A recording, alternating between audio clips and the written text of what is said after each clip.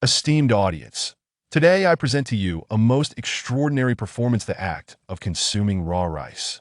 Recently, the viral Rice Immortal Challenge has piqued Lin Tian's interest, and he has prepared a bowl of rice adorned with an enticing piece of chicken. After all, one must earn a living, right?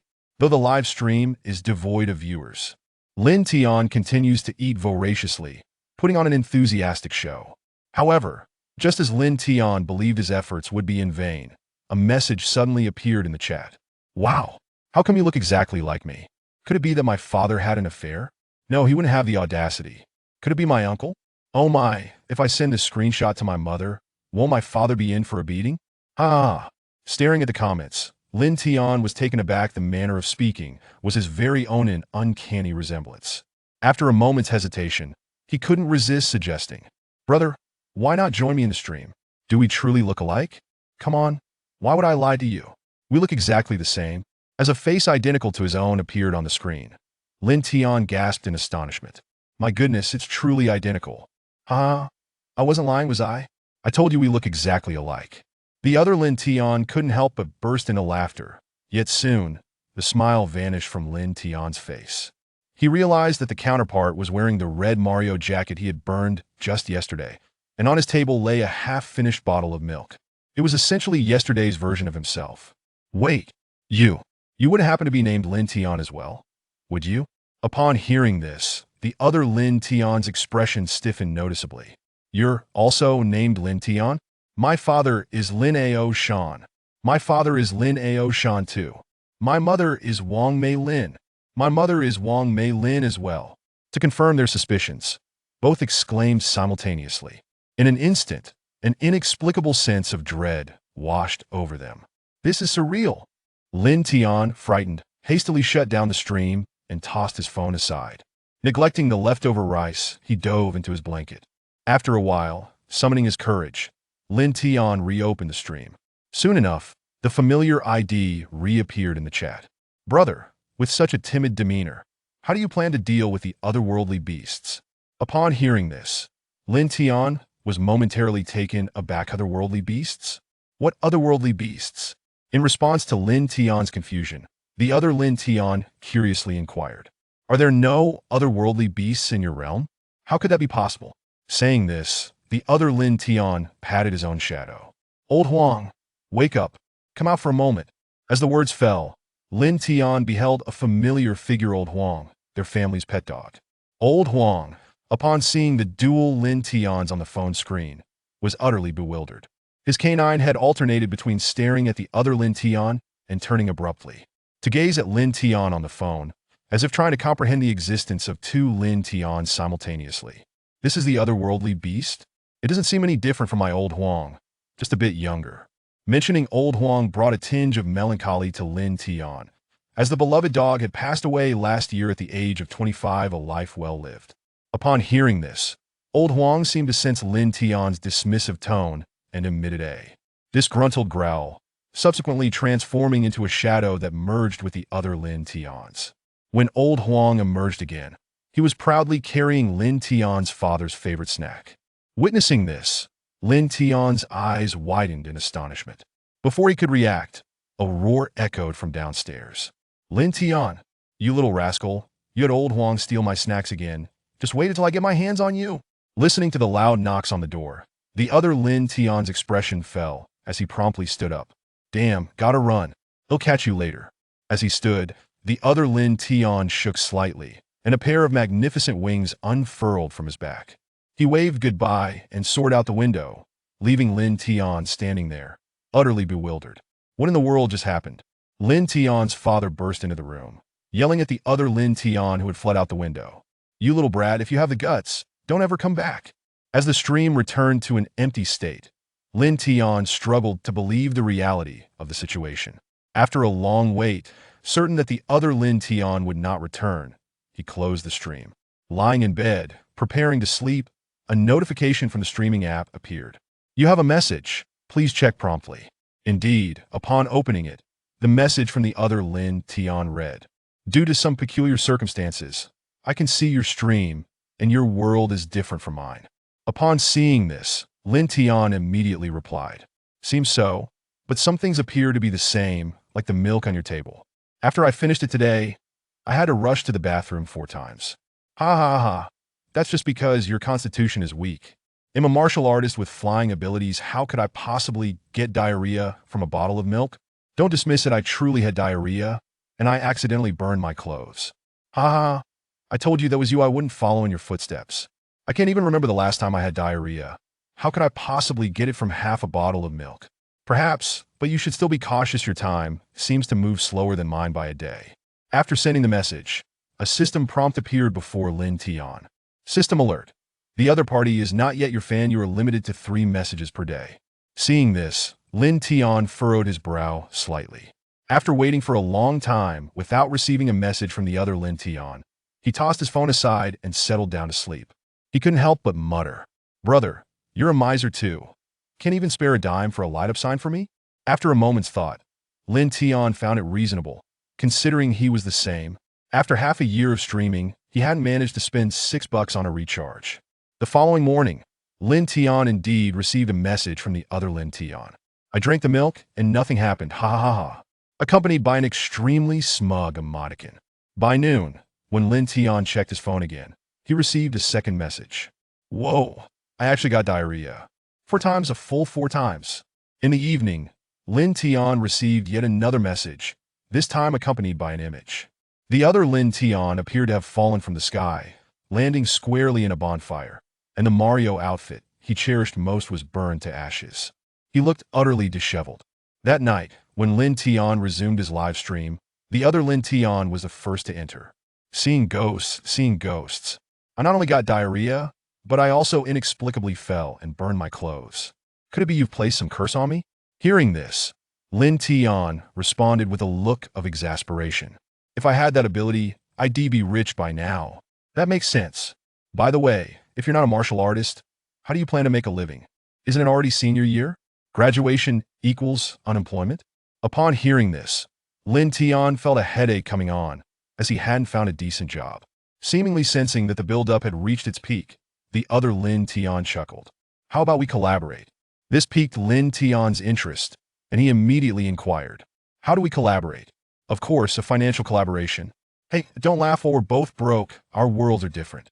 I have enhancement agents here. You don't have those, do you?" Upon hearing this, Lin Tian's eyes sparkled with intrigue. Propping his chin with one hand, he nodded slightly. "Go on, tell me more." The other Lin Tian began explaining. Enhancement agents are concocted by extracting the essence of various herbs, mixed in specific proportions, and as the name suggests, they enhance physical capabilities. As long as you manage to produce this, wouldn't making some money be a piece of cake? Hearing this, Lin Tian's eyes lit up, as though he could see a flood of riches approaching.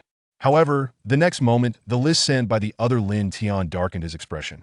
Black dog grass, 100 flowers core, Lioli crystal powder. I've never even heard of these materials. How am I supposed to make enhancement agents? Upon uttering these words, the other Lin Tian across from him was left utterly devastated, furiously typing. "Is it possible? You don't even possess the most fundamental materials? My heavens, how impoverished is your world? Am I to blame?" Lin Tian wore a face full of helplessness. As the two fell into a mutual silence, a message gradually floated through the live stream. "The mere thought that you are another version of me from a different world fills me with shame." Before either could fully comprehend, a loud horn suddenly blared through the live stream. "Welcome the Supreme Genius, the unparalleled Emperor LV99999 Lin Tian Emperor to the live stream." Witnessing the 9-minute-long animated interlude and an array of special effects flashing across the screen, the expressions on Lin Tian and the other Lin Tian were nothing short of spectacular. In unison, a thought echoed in their minds. "Damn, this guy is all show. Damn, this guy is all show." Once the interlude concluded, Lin Tian Emperor generously rewarded them. "Never mind, seeing as you are but the youthful versions of myself, I shan't hold it against you. Consider this small sum a token of our first encounter." System notification. Lin Tian Emperor Supreme Genius Unparalleled Emperor LV99999 has issued a super red envelope in the live stream. Hurry and claim it. Curiosity piqued, Lin Tian opened the grand red envelope in the live stream, and in the next moment his phone buzzed with a bank notification. System notification. Your live stream income has increased by 10 million. After deducting a 20 tax rate, your net amount is 800,000. Damn, damn, damn, damn. Both Lin Tian and the other Lin Tian were evidently stunned by Lin Tian Emperor's extravagant display. In the next moment, Lin Tian quickly regained his composure. Wait, if the reward system is universal, does that mean you can also provide tangible items? Chapter 2. The awakening of the warrior Lin Tian imparted some delightful news. I am getting married to Ming Ming. Upon hearing this, Lin Tian was momentarily taken aback, his hand hovering mid-air as he was caught in a daze. He had never even kissed a girl, and yet De Zhuang was already on the verge of marriage and starting a family. He cast an incredulous glance at Lu Mingming, who, with a bashful demeanor, promptly corrected De Zhuang's misstatement. It's not marriage yet. We are first getting engaged. Once De Zhuang's job stabilizes, we will proceed with the wedding. Though Lin Tian. This distinction seemed rather inconsequential. How infuriating such envy. After a deep exhale, Lin Tian turned to the boss, waving his hand and exclaiming, "Boss, add 5 more dishes and a case of wine. Tonight, I shall treat with that." He pulled out his phone and sent 2 substantial red envelopes to Zhang Zhuang and Lu Mingming. When Lu Mingming saw the sum, her mouth fell agape, while De Zhuang was equally astonished. 9999, 1314. I hereby wish both of you a lifetime of happiness. Initially, they had thought that Lin Tian would give no more than 500 or 1,000. Considering his family was quite average and he surely wouldn't have much money on him. However, the sudden generosity of over 10,000 left them utterly flabbergasted. At that moment, they both stammered in unison. This is too much, indeed. We are merely engaged, not yet married. We cannot accept such a lavish gift. Just as Lin Tian was about to respond, a group of people had inexplicably gathered around them.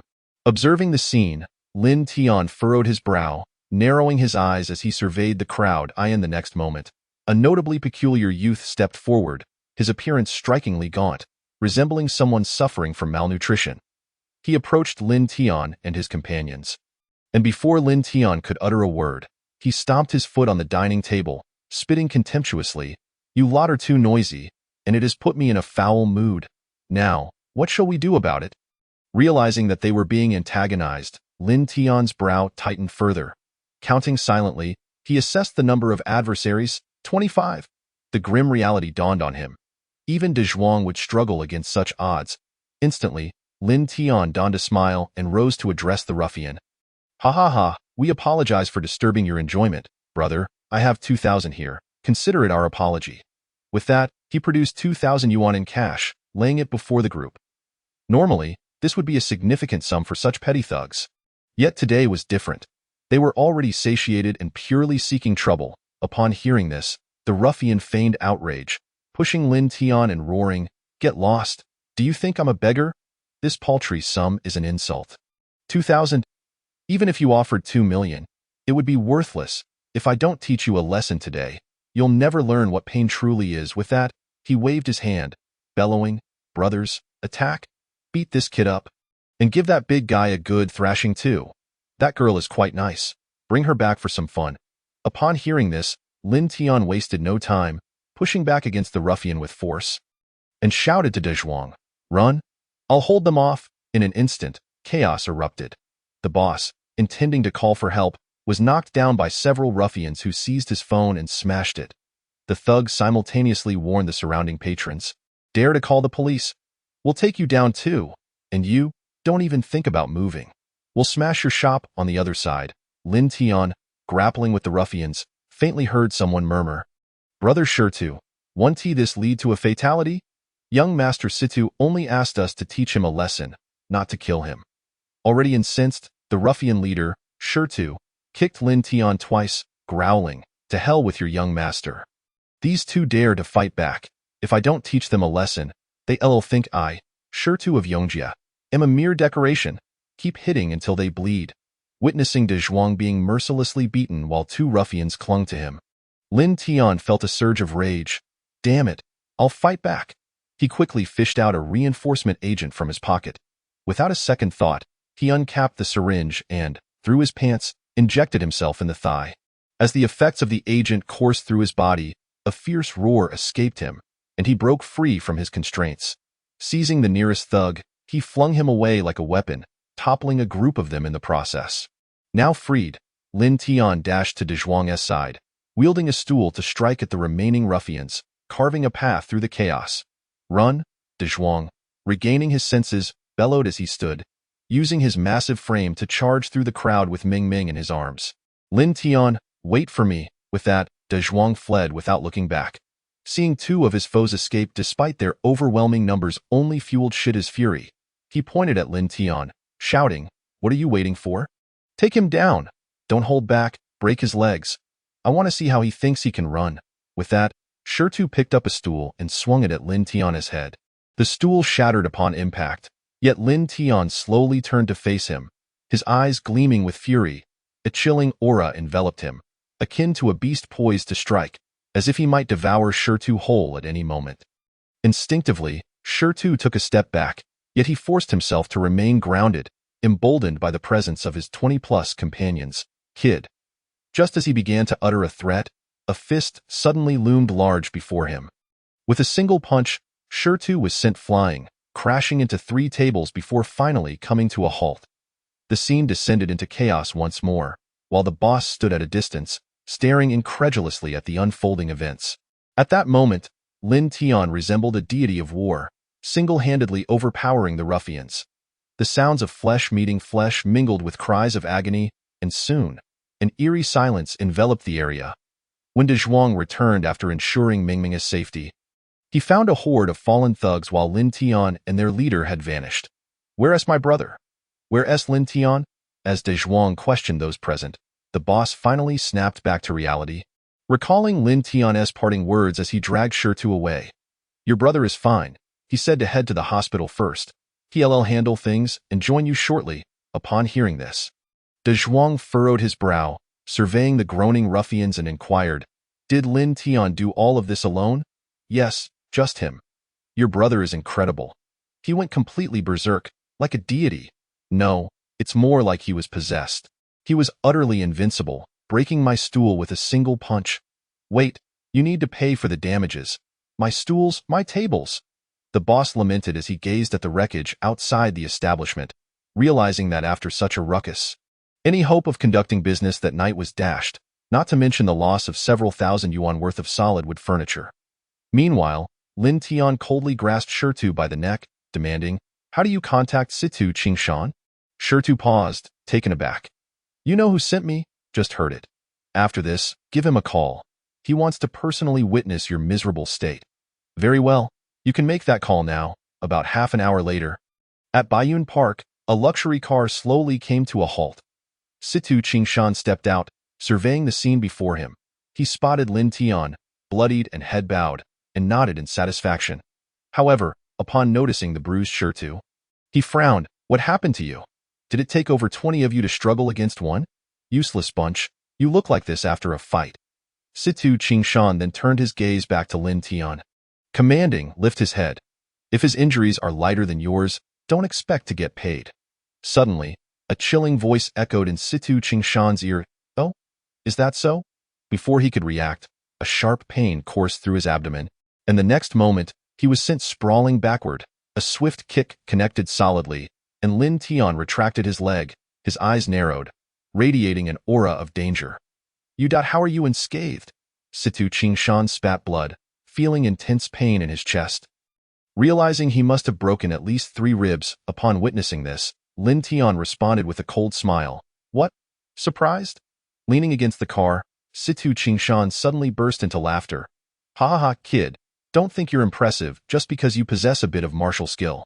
You must understand that in this world, there are heavens beyond heavens, and people beyond people."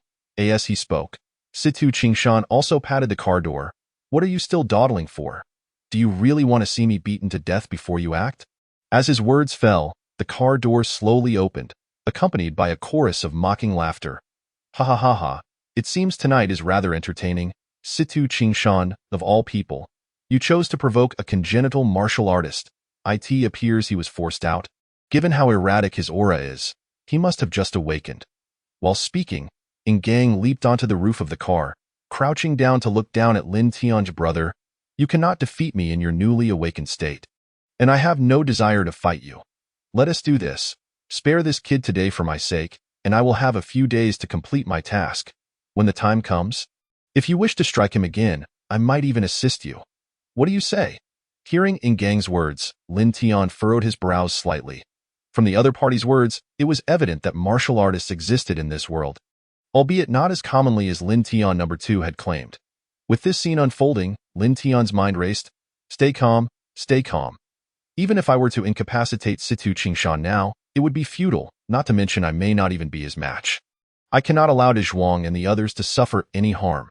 Continuously reminding himself to remain composed, Lin Tian finally exhaled deeply after a few seconds, gazing at Ingang. "Fine, for your sake.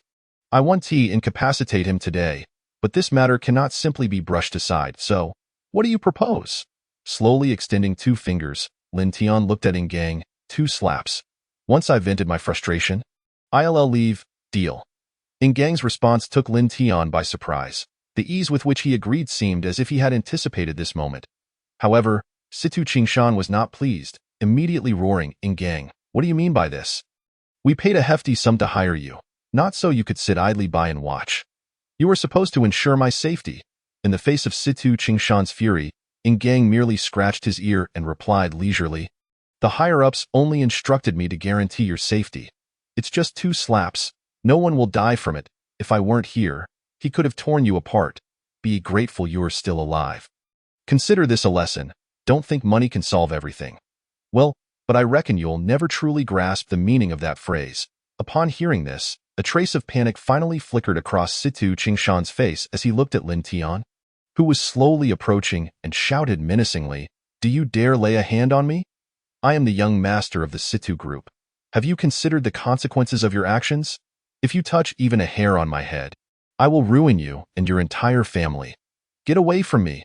I command you to back off." With the sharp sound of 2 slaps, 2 teeth flew out and landed on the ground, while their owner, Situ Qingshan, collapsed, his head tilting as he fainted. Ingang, seeing this, clapped his hands and laughed heartily, refreshing, exhilarating. "Truth be told, I've wanted to do this for ages. This brat annoys me. It's a pity I can't lay a hand on him."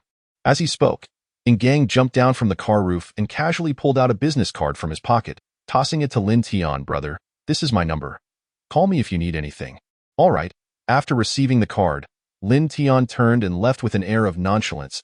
He was acutely aware that after striking Situ Qingshan, the latter would undoubtedly seek retribution. He needed to prepare. Just as he was about to call De Zhuang to report his safety, he discovered, to his dismay, that his phone seemed to be broken.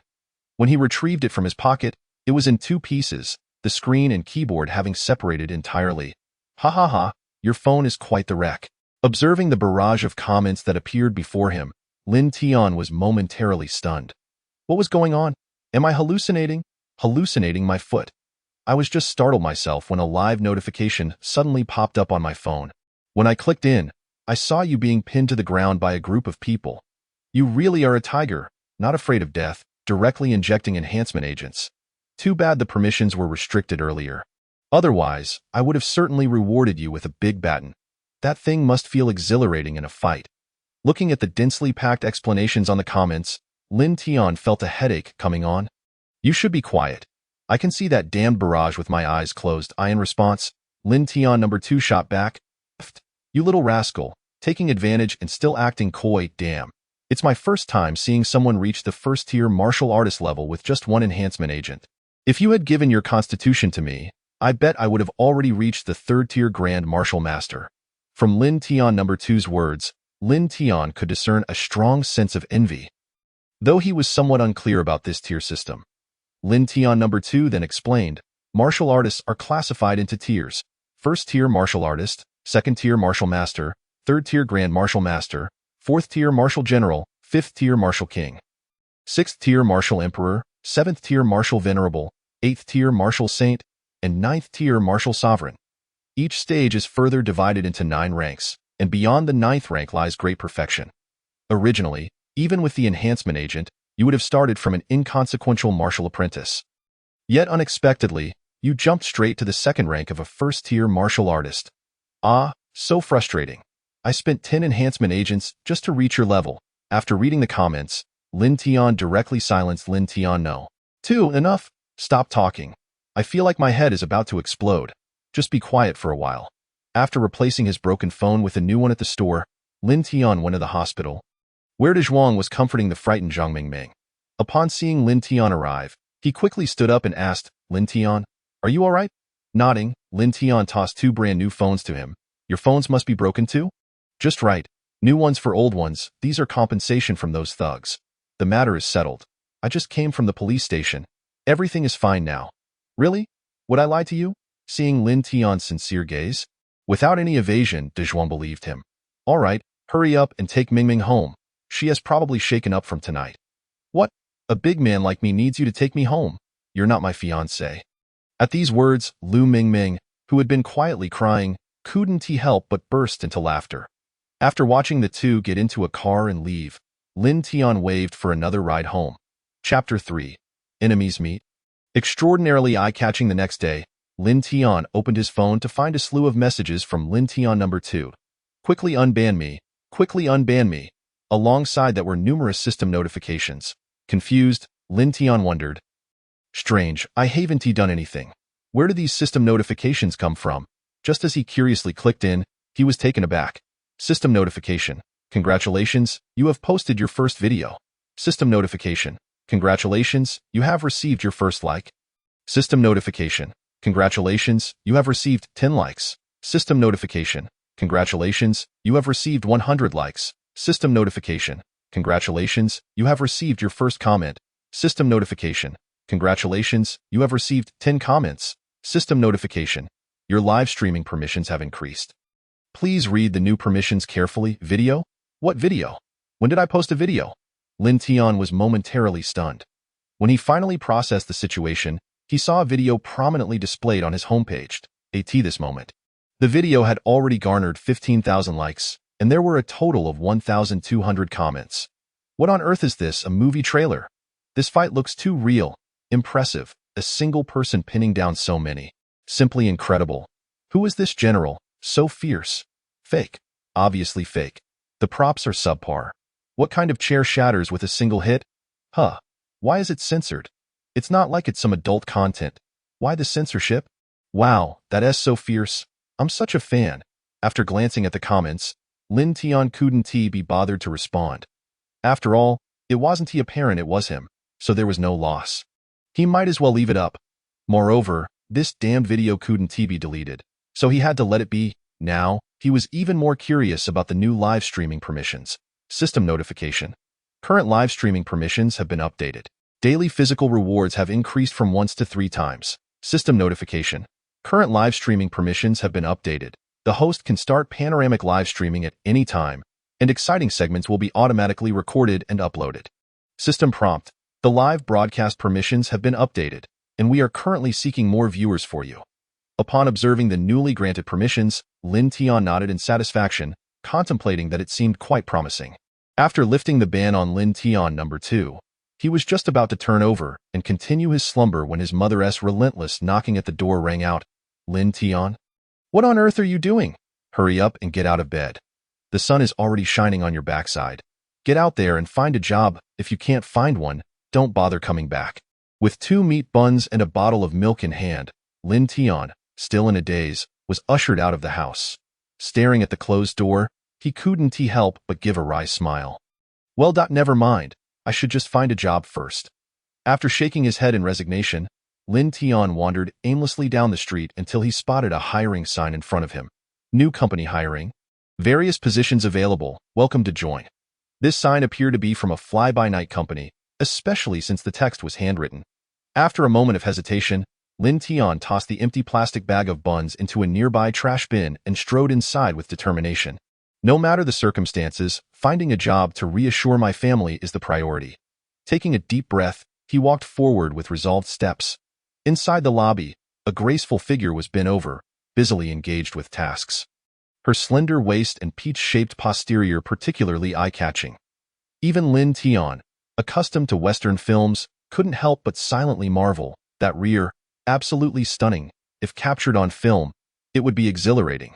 Despite his inner musings, Lin Tian maintained a serious demeanor and casually inquired, "Hello, may I ask if you are hiring?" Hearing this familiar voice, Liao Lily was momentarily taken aback. The voice was recognizable, yet she couldn't quite place it. When she turned around, both Lin Tian and Liao Lily were momentarily stunned. Lin Tian, the class monitor? In Liao Lily's eyes, Lin Tian was typically quiet, rarely engaging in conversations with anyone other than Zhang Zhuangzhuang, and thus he was almost invisible within the class.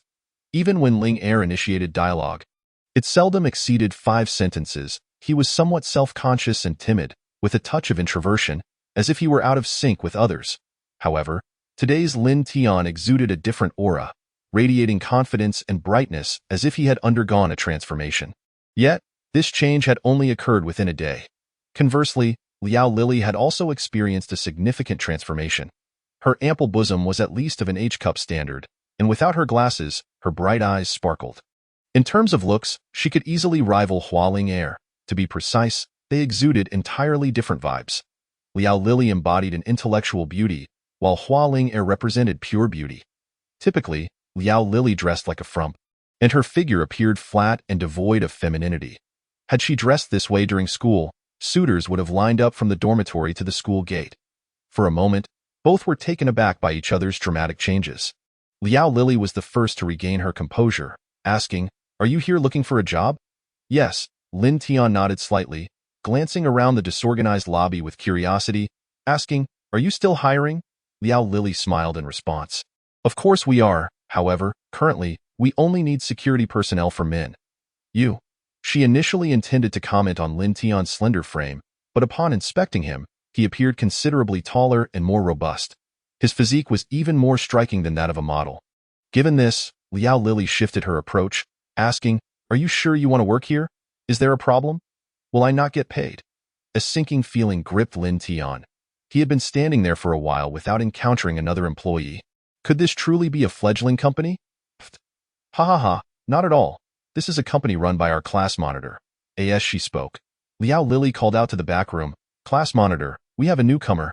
Do you want to interview him?" Soon, Hua Ling Er's voice echoed from inside, laced with 7 parts playfulness and 3 parts dissatisfaction. "Lily, how many times have I told you? Call me boss, at least during working hours." Yes, just come out and see who is applying." "Who is it?" Rapidly, the sound of high heels echoed as Hua Ling Er emerged from the back room, dressed in professional attire. Though Lin Tian had caught glimpses of her countless times in school, he still found himself momentarily dazed when she stepped out. With her high ponytail and impeccably professional appearance, she radiated youthful vibrancy. Her agile hands, pert little nose, and soft pink lips adorned her exquisitely crafted face. Seemingly sculpted by divine hands, Hua Ling Er appeared as if she had walked out of a painting, now vividly standing before him. Lin Tian? Clearly, Hua Ling Er was also somewhat surprised, especially since she had invited him to the Bai group just yesterday. Only to have him decline. She hadn't anticipated that he would come to her company today. "Hee, it's me. Should I call you class monitor or boss?" Calling her class monitor means he wasn't hired. Calling her boss means he was. Hua Ling Er pouted, "It's up to you. You can come if you want, I'm not stopping you." In response, Lin Tian smiled slightly, saying, "Then it's boss during working hours and class monitor after. However, what will my job responsibilities entail? And what is the salary?" Upon hearing this, Hua Ling Er couldn't help but roll her eyes at Lin Tian, then handed him the items from Liao Lily's hands. "First, you'll assist with miscellaneous tasks. Your job will be to organize the front desk area, and you'll also help with physical labor within the company. Secondly, you'll take on security duties. Aside from company personnel, no men are allowed entry. Remember, I mean no men at all. As for the salary, that's straightforward. You'll receive a 13th month salary, triple pay on holidays, 5 types of insurance and 1 fund, 2 days off each month. A base salary of 7,400 and year-end bonuses at the 7th tier. For overtime, you'll earn between 200 to 500 a day." Lin Tian raised his eyebrows at this point. 7,400 is certainly not a low salary. Especially with the added benefits and overtime paid. In terms of salary alone, it was nearly on par with what his father made. Moreover, the job seemed easy and required little mental effort. This was practically a dream job. Instantly, Lin Tian nodded in agreement, exclaiming, "Thank you, boss. I will dedicate myself wholeheartedly to this position." Humph, smooth talker. "Once you're done packing, head to the back clothing store. I've ordered uniforms there for you. You're in the security position. So you'll receive 6 outfits in total, 3 for winter and 3 for summer. You must wear the security uniform to work every day, and they will be replaced every 3 years. Understood. Understood, good. Now continue tidying up. Once you're done, go collect your uniforms. As Lin Tian busily organized, his phone suddenly buzzed in his pocket. Lin Tian, are you okay? Hearing the anxious voice of Lu Mingming on the other end, Lin Tian instinctively furrowed his brow. What happened? I thought I got fired, and Dai Zhuang lost his job too. Having worked for a few years, Lu Mingming had been doing well, yet she sensed something was amiss upon suddenly being dismissed. Upon hearing this, Lin Tian's eyes narrowed slightly. Without a doubt, this was the handiwork of Situ Qingshan. He immediately reassured Lu Mingming, don't worry, I'm fine to be by the way, I found a job. Hold on a moment. Let me ask the boss if we're still hiring. With that, Lin Tian hung up and inquired of the busy Hualing Air and Liao Lily. Boss, are we still hiring? De Zhuang and his wife are looking for work. One for security and the other for accounting. Upon hearing this, Hualing Air was taken aback. Wife? You mean Zhang Zhuang's wife? You didn't know? De Zhuang has had a girlfriend for several years now. They're about to get engaged. This revelation piqued Hualing Air's interest completely. Then let us bring her in. I happen to need a rather intimidating security person. That way, we can ward off unwanted visitors. The company also needs an accountant. As long as De Zhuang's wife is competent, she can join us. Before long, De Zhuang arrived at the company with Lu Mingming. After a brief assessment, Hualing Air was more than satisfied and nodded in approval. This is even better than I anticipated. You'll handle the accounting matters for the company. Here is the contract. Please sign it. Lin Tian didn't even glance at it before signing his name. While Lu Mingming gasped upon seeing the terms. There's employee housing, meals provided, and I get paid 8,000 a month, plus year-end bonuses and red envelopes. This salary is nearly double what I was making before. Lu Mingming could hardly believe her eyes. The provision of meals and accommodation implies that a monthly salary of 8,500 is essentially pure savings. When considering the year-end bonuses and additional holiday benefits, she may end up with over 150,000, nearly 3 times what she earned at her previous company. The crucial point is that her expenditures are minimal. Approximately 10,000 for living expenses over the year suffices. Leaving the remainder as savings. With this in mind, Lu Mingming could not contain her excitement as she exclaimed to De Zhuang, in just a few years, we'll be able to buy a house. At that moment, De Zhuang, gazing at the contract, was momentarily taken aback. Although his salary was not as high as Lu Mingming's, his meals were covered, and the proximity of this place to his home was advantageous. Lu Mingming resided in the employee dormitory, sparing him the need to traverse half the city as he had before. Observing their exhilaration, Hualinger smiled and said, all right, calm down, and sign the contract quickly. After signing, remember to collect your uniforms. Yes, thank you, boss, thank you, boss. Lu Mingming hurriedly signed her name, nudging De Zhuang with her elbow to prompt him to sign swiftly. Upon realizing, De Zhuang quickly scribbled his name, grinning as he returned the contract. The two officially commenced their positions, standing side by side at the entrance, drawing the attention of passers-by. De Zhuang occasionally adjusted his security uniform, appearing somewhat anxious in contrast. Lin Tian yawned and remarked, stop fussing. Your tie is even crooked. After witnessing De Zhuang fidget with his tie 7 times in 1 hour, Lin Tian felt utterly exasperated. Meanwhile, De Zhuang, with a look of admiration, remarked, but this outfit is incredibly stylish. Gazing at his reflection in the shop window, he continued, if I had such a handsome outfit for my wedding, that would be amazing. One must commend Hualinger's exquisite taste. This security uniform was a far cry from the ordinary, blending elements of a suit and military attire, with the most striking feature being the grand cape. Standing there, De Zhuang undoubtedly appeared to be the most dashing figure on the entire street. Just as De Zhuang was enamored with his outfit, 3 luxury cars glided to a stop. Upon seeing the license plate, Lin Tian could not help but frown slightly. Situ Qingshan. However, it was Gang who first greeted Lin Tian. Unable to resist commenting on Lin Tian's flamboyant black security uniform paired with that red cape, brother, you look ridiculously stylish. Dressed like this, I almost thought you were a gigolo. By the way, how did you end up in security? If not, I could introduce you to a great job. To which Lin Tian rolled his eyes, thinking to himself, aren't you also working as a bodyguard for a spoiled rich kid? Meanwhile, Situ Qingshan snorted dismissively, completely ignoring the two as he prepared to enter. However, He was taken aback when Lin Tian stepped in front of him, stating firmly, "I'm sorry, but our company does not serve males. Men, please refrain from entering." Upon hearing this, the bodyguards behind Situ Qingshan instantly surrounded Lin Tian. Gang lazily warned, "Don't say I didn't warn you. Together, you can't even take him down. He's only slightly weaker than me." At this, the bodyguards felt a chill run down their spines. They had personally experienced Gang's strength. One man, in 1 minute, could incapacitate an entire squad of 60 bodyguards. Even their captain, a retired Special Forces soldier, had not lasted 3 moves against him. Situ Qingshan frowned and warned Lin Tian, "I am Linger's fiancé. I am not just a client. Why should you prevent me from seeing Linger? Do you think I won't have Linger fire you on the spot?" Hearing this, Lin Tian merely smiled slightly. He finally understood why Liao Lily had emphasized that no males were allowed inside. Presumably, this was also Hua Linger's intention to block certain individuals. Clearly, if the team leader wanted to meet Situ Qingshan, she would have come out by now. With that thought, Lin Tian reiterated, "I'm sorry, but our company does not serve males. Men, please refrain from entering." Seeing Lin Tian's unwavering stance, Situ Qingshan's expression darkened. He snapped his fingers, tossing a stack of cash in front of Lin Tian, declaring, 50,000, move aside. Yet Lin Tian maintained a facade of forced politeness, repeating, "I'm sorry, but our company does not serve males. Men, please refrain from entering." When both threats and bribes failed, Situ Qingshan could only laugh in anger, pointing at Lin Tian. "All right, fine.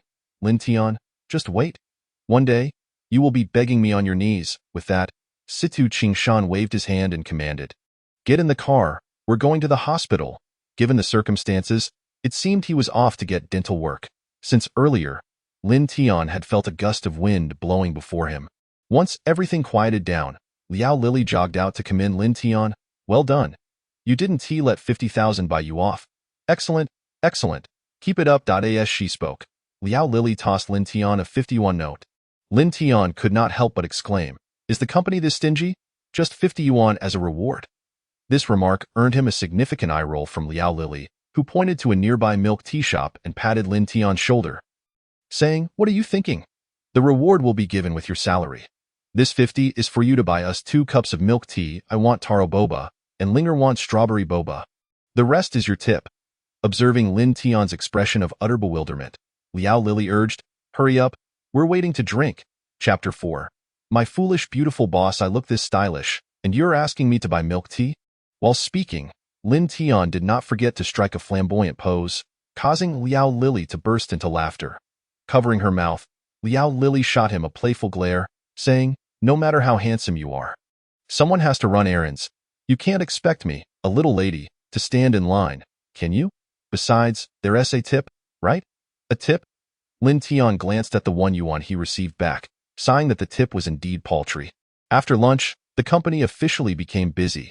Despite having only 5 employees, they still maintained an impressive presence.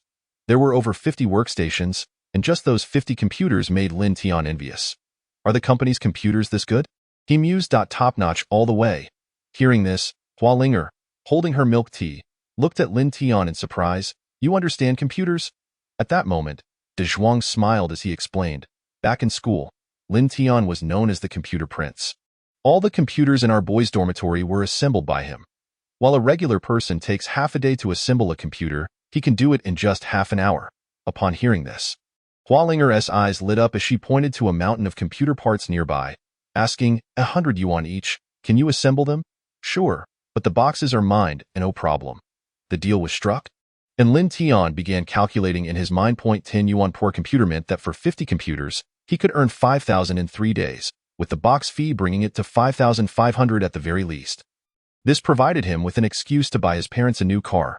With this thought, Lin Tian felt invigorated. After lunch, with De Zhuang guarding the door, he began installing computers quickly under the watchful eyes of Hua Linger and Liao Lily. Seeing this, Qin Tian inquired while installing, "By the way, what system should we use? Should we distinguish between local area network and internet office? HYGK, full mode, KIUU, half mode. Which do you prefer? Control the mainframe." Before Lin Tian could finish, Liao Lily interrupted, frowning, "We don't understand anything you're saying. Can you speak a bit slower?" At this, Lin Tian's mouth twitched slightly in disbelief as he turned to the two ladies. Asking again, wait, you know nothing and have opened such a large company? And directly bought all these top-tier computers? Hualinger paused, scanning the office before responding in confusion. Is it large? It's fine. This building was a birthday gift from my dad. The office is below, and the dormitories are above. I'm only using 3 floors. That shouldn't be considered large, right? A classic case of comparison makes one feel inferior. Lin Tian was too exasperated to comment. He had begged for an independent study for ages, only to end up transforming an attic full of old junk at home. And here was Hualinger, who had an entire building at her disposal. Rubbing his temples, Lin Tian couldn't help but suggest, perhaps you should hire a professional for this. I know someone who specializes in servers and company networks, though they charge a bit much. Hualinger waved her hand dismissively. No worries, expensive has its advantages. Seeing Hualinger spend money so freely, Lin Tian couldn't help but ask, so, what exactly is our company's business? I mean, in terms of main operations? We not just playing house, are we? Playing house? You're the one playing house. Hualinger, visibly dissatisfied, rolled her eyes and then produced a card, placing it before Lin Tian. This contains our entire startup capital, 50 million. Should this capital be exhausted without any progress, I shall have no choice but to marry and raise children. I refuse to treat my life as a mere game. Upon hearing this, Lin Tian furrowed his brow. 50 million? He scanned the computer components present. The minimum configuration for a single computer would cost at least 40,000. This implied that the 50 computers would require a minimum investment of 2 million. Yet, they hadn't even begun hiring personnel, and the office supplies had already consumed 200,000. Is this not a trivial pursuit? Contemplating this, Lin Tian decisively called an old friend, activating the speakerphone. Mouse, I have an order for you. How much for 50 office computers, complete with the necessary systems, plus a server? The computers need not be top of the line. They just need to be functional. The voice on the other end replied promptly, that's straightforward. Renting the computers will only cost about 100 per month. If we purchase them, each will max out at 2,000. Lin Tian glanced at Hualinger and Liao Lily, both evidently taken aback by the prices mentioned by Mouse. To think they could procure 20 computers for the price of one? Clearing his throat, Lin Tian deliberately reminded them, this is a large company, you know? Wouldn't low-quality computers tarnish our reputation? To this, Mouse responded without hesitation. What is the issue? We can craft a dedicated casing for them. Using fiberglass ensures they appear both clean and stylish, costing just over 100 for bulk production. Most people lack the expertise to discern computer components. They wouldn't open the cases to inspect them. Even if they did, I could modify them to display top-tier specifications, sufficient to impress. Additionally, I can provide a batch of oversized screens. Refurbishing second-hand ones is economical, particularly for their size. Once we affix an Alienware logo, anyone will recognize them as high-end merchandise. With this setup, anyone entering will associate the Alienware branding and screen size with luxury. Rest assured, even top-tier enterprises will pale in comparison to you. The total cost for 50 computers would be around 14,000, and we can deliver within a week. As Lin Tian was about to agree, Hualinger quickly interjected, typing on her phone, then let us make it 200. Nodding slightly, Lin Tian replied, fine, send one over for me to assess. If it meets my standards, I'll order 200 and ensure you make a substantial profit. However, you must assist with the subsequent system maintenance. The other party huffed, do you doubt me? Forget it. I'm too lazy to argue. Provide me with an address, and I'll send a sample unit along with a master unit first. If you're satisfied, I'll arrange for the remaining machines. We can have everything ready in about 2 weeks, with 50 units available for your use within 3 days. Sounds good. Lin Tian nodded in agreement. After hanging up, he turned to Hualinger, stating, we've come to an agreement. The total for the server and monitors will be 850,000. Hualinger stared in astonishment at the fact that they could obtain quadruple the equipment for less than half the expected cost. For a moment, she was at a loss for words. Saving over 1 million was significant, although not an enormous sum for her. With only 50 million remaining on her card, even 100,000 felt substantial. Thank you. Hualinger began to express her gratitude, but Lin Tian had already commenced packing up the computers. Let us keep these too. As the boss, you must utilize genuine products. The other unit should be displayed prominently. It will serve as the company's facade, ensuring that visitors do not question the authenticity of our other computers. As for the rest, They remain unopened and can be returned, of course. We must verify the new computers are in order before proceeding with any returns. She replied decisively. This meant Lin Tian's afternoon turned into a cleaning endeavor. With an additional 150 computers, the office space would need to triple in size, necessitating the utilization of the upper floor. Hualinger began contemplating how to renovate the company with the blueprints in hand. Lily, what do you think about transforming this area into a tea room? And we need a VIP lounge. Oh, and let us install a row of refrigerators here. Listening to Hualinger, Lin Tian couldn't help but roll his eyes. The money he had just saved her was about to be spent again. After clearing his throat, he earnestly suggested, we don't need high-end refrigerators. They're just for personal items. A decent fridge will suffice in the lounge. As for the sofas, let us check out the second-hand market. With good covers, they look as good as new. Since we haven't officially opened yet, we can also source tables and chairs from the furniture market to save considerable costs. The concept of saving money was entirely new to Hualinger.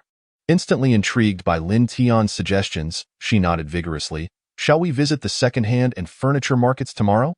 No, let us go now.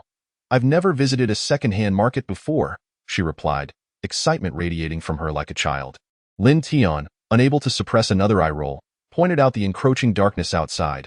Let us postpone until tomorrow. It's already late. Plus, your attire isn't suitable for such places. Opt for casual sportswear tomorrow. Ah. Hualinger's disappointment was palpable upon hearing they couldn't go today, but she quickly regained her composure, nodding, all right, I'll arrange for someone to pick you up tomorrow. Let us conclude our meeting for today. Lin Tian stated. After Hualinger and Liao Lily departed, the quiet Lu Mingming, who had been silent, finally murmured to Lin Tian, this company seems a bit unreliable. I can't shake the feeling it won tea last year. Lin Tian responded with a wry smile, funny enough, I feel the same way, though I suspect it might not even last 3 months. With a deep sigh, as if seeking self-comfort, he continued, but it should be fine. The bulk of our expenses will be rent and such. If it comes to it, I could suggest converting the upper floor into a hotel. We should be able to hold on, and the only thing we can do is take it step by step. Once we acquire the furniture, there won't be much left to spend. We should be able to make it through a few years without significant issues. Yeah, it shouldn't be too bad. He almost believed his own words. Not too bad. This was a massive issue. Hualinger was evidently a novice at being a boss. With only 5 people in the company, they hardly constituted a proper team. As the accountant, Lu Mingming was acutely aware of the challenges. But now that she had been dismissed, she was grateful to have any company at all and could only proceed cautiously. Riding his newly purchased electric tricycle back home, Lin Tian bore a hint of fatigue on his face. Observing this, Lin Ma inquired with concern, how is work? Are you tired? Does the company provide transportation? Lin Tian promptly pulled out an invoice and a stack of cash, lying effortlessly, I bought the vehicle myself. Mom, from now on, when you go grocery shopping, use the new one. Let me use the old one for commuting. By the way, this is a side job I secured. Helping the company assemble computers, I can earn over 5,000 in just over a week. Here is my employment contract for security work. Over 7,000 a month, meals included. Lin Ma's smile broadened, her face nearly splitting with joy as she repeatedly examined the cash and contract. Exclaiming, ha ha ha, that's wonderful. You must work hard at the company. Don't let disagreements with others get to you.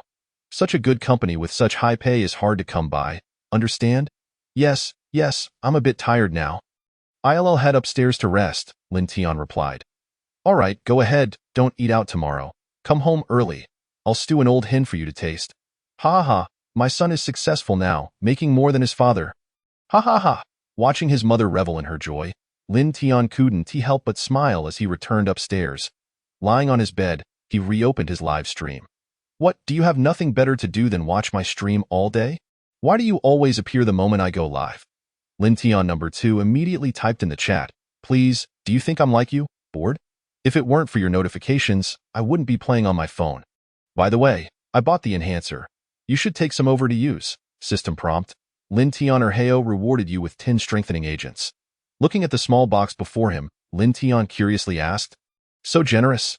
Is there something you need from me? In response, Lin Tian Erheo candidly admitted, yes, I require the essence blood of Ingang. After you have injected the strengthening agents, there is a blood extraction function on the reverse side. Just draw a vial of blood for me. This Won't cause any problems, will it? Nonsense. It will only be a bit painful. As a 7th-tier martial artist, what could possibly happen to him? Well then, after some contemplation, Lin Tian decided not to refuse, as these strengthening agents were indeed valuable. After administering 2 injections, Lin Tian soared from a 2nd-tier martial artist to the pinnacle of martial artists. One step further would elevate him to a 2nd-grade martial master. Feeling the continuous surge of power within him, Lin Tian inquired curiously, "Are you certain I can defeat him?" "Of course. You have reached the pinnacle of martial artists. Why fear a mere 7th-tier martial artist?" "All right, I'll give it a try." With a swift roll, Lin Tian descended the stairs and hailed a cab to the location he had just agreed upon with Ing Gang over the phone. Before long, Ing Gang appeared before him. "What do you want from me? Can't you just clarify it over the phone?" Lin Tian shrugged helplessly, saying, "There's no choice. Someone paid me to give you a beating and draw a bit of your blood." "You?" Ing Gang was taken aback, then burst into laughter. "Ha ha ha, you just awakened as a martial artist. Although your talent is impressive, the gap between us is monumental. I have been practicing martial arts since childhood and awakened at the age of 15. My strength places me among the talented of my generation, and I have mastered several martial techniques. One hand is more than enough to deal with you. Who is the fool that sent you to your demise? If it comes to blows, I won't hold back." Facing Ing Gang's self-aggrandizement, Lin Tian merely sent a message saying, "No need to heed his boasting. Just mimic his actions, and I assure you will emerge victorious." Chapter 5. My beautiful boss is a glutton at a duel. Is that youth not yearning to traverse the world with a sword? However, Lin Tian's aspirations were thoroughly extinguished by De Zhuang during middle school. In the first year, De Zhuang already stood at a height of nearly 2 meters. He would never forget the day De Zhuang single-handedly subdued a gang of ruffians. Taking a deep breath, Lin Tian nodded slightly at Ing Gang, "Then let us give it a shot." Upon seeing Lin Tian's seriousness, Ing Gang set aside his playful demeanor. However, a hint of disdain lingered in his gaze. For even if Lin Tian were a rare talent, defeating him was out of the question. As both moved, they launched forward, each throwing a right fist. A dull sound reverberated, accompanied by a shockwave that spread outward. At that moment, the astonishment in Ing Gang's eyes was unmistakable. Tiger Step Punch. This was an intermediate 2nd-grade martial technique. Though it appeared similar to an ordinary forward punch, the internal dynamics of blood energy were entirely different. A typical forward punch could muster merely a ton of force, while a perfected Tiger Step Punch would start at a minimum of 5 tons.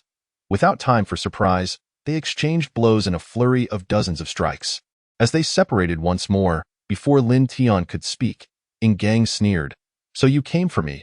I thought it impossible for someone to awaken and reach the martial artist realm so quickly. Turns out you're a monster. Dio, you wish to devour me and usurp my position within the Martial Artist Association? Monster? Eat people?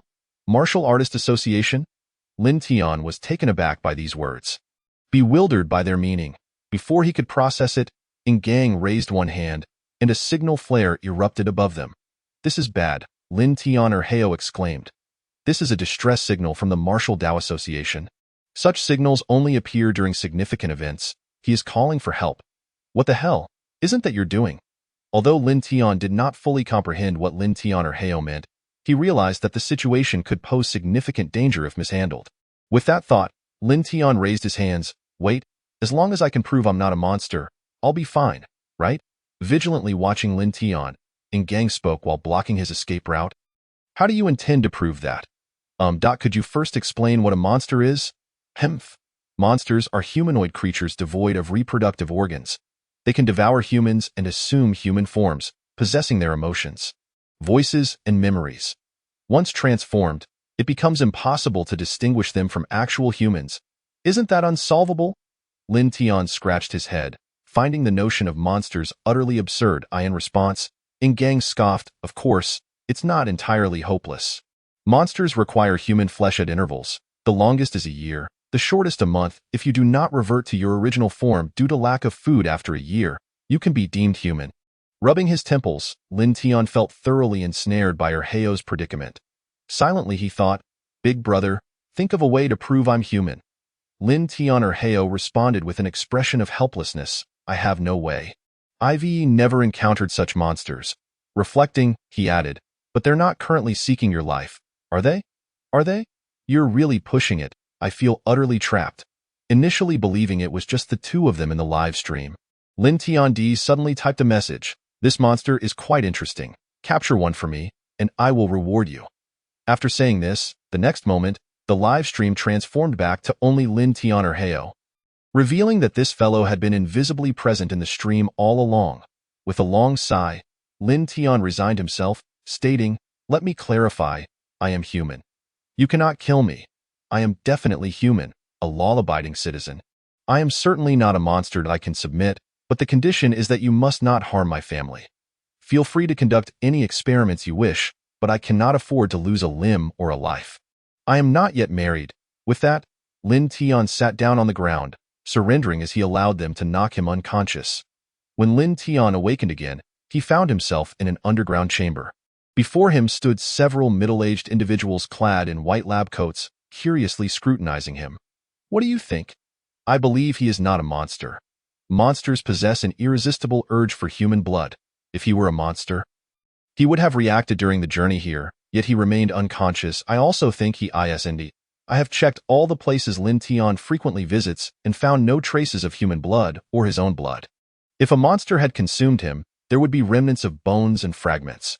At the very least, there should be bloodstains, right? During this time, there have been no reports of missing persons in Lin Tian's vicinity.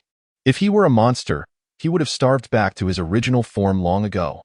After enduring blood draws and biopsies, Lin Tian felt like a lab rat. Wasn't until dawn that he was released. And Yin Gang, looking rather sheepish, said, I may have misjudged. It's all your fault for saying you wanted my blood. That's why I suspected you were a monster. You must know that monsters crave the blood and flesh of martial artists." Hearing this, Lin Tian rolled his eyes. "I said from the start I wasn't. Monsters? What a term I've never even heard of." Yin Gang offered a sheepish grin in response. "Hee, my mistake. But it works out. Since you've come to the Martial Dao Association, I'll help you register. The identity of a martial artist is quite advantageous." With that, Yin Gang handed Lin Tian an envelope containing a certificate and an identity card, saying, "Just swipe the card, and you can access most places." Observing Lin Tian's nonchalant attitude, Yin Gang reminded him, "I know you don't believe it, but this is an entirely different world you've never encountered. Whether or not you wish to step into this world is entirely up to you. Remember, anything gained comes with a price," he reiterated. "If you need anything, just give me a call." In response, Lin Tian smiled slightly and pulled out his phone. The next moment, Yin Gang's phone began to ring. "Let me draw a vial of your blood. Consider it a favor owed." Upon hearing this, Yin Gang's lips twitched. Did this fellow have some peculiar obsession with his blood? Reflecting on how his misunderstanding had led to such a significant blunder with Lin Tian, Yin Gang gritted his teeth and replied over the phone, "Fine, just a vial of blood. I'm a martial artist. Don't think that even half a vial will kill me." Half a minute later, as Lin Tian looked at Yin Gang slumped on the sofa like a lifeless dog, he shook his head slightly. "Is this it? After all that boasting, just a vial of blood leaves you like this? Drawing another vial might send this guy straight to the afterlife. Whether he lives or dies, he doesn't know. But this guy sure has a tough mouth. I'm fine. Really. If you have something to attend to, you may head home first. I merely have a slight case of low blood sugar. I will be fine in due time." As he spoke, Yin Gang raised his trembling arm to gesture to Lin Tian that he could leave if necessary. After directly giving Lin Tian the blood, Lin Tian took a taxi back home.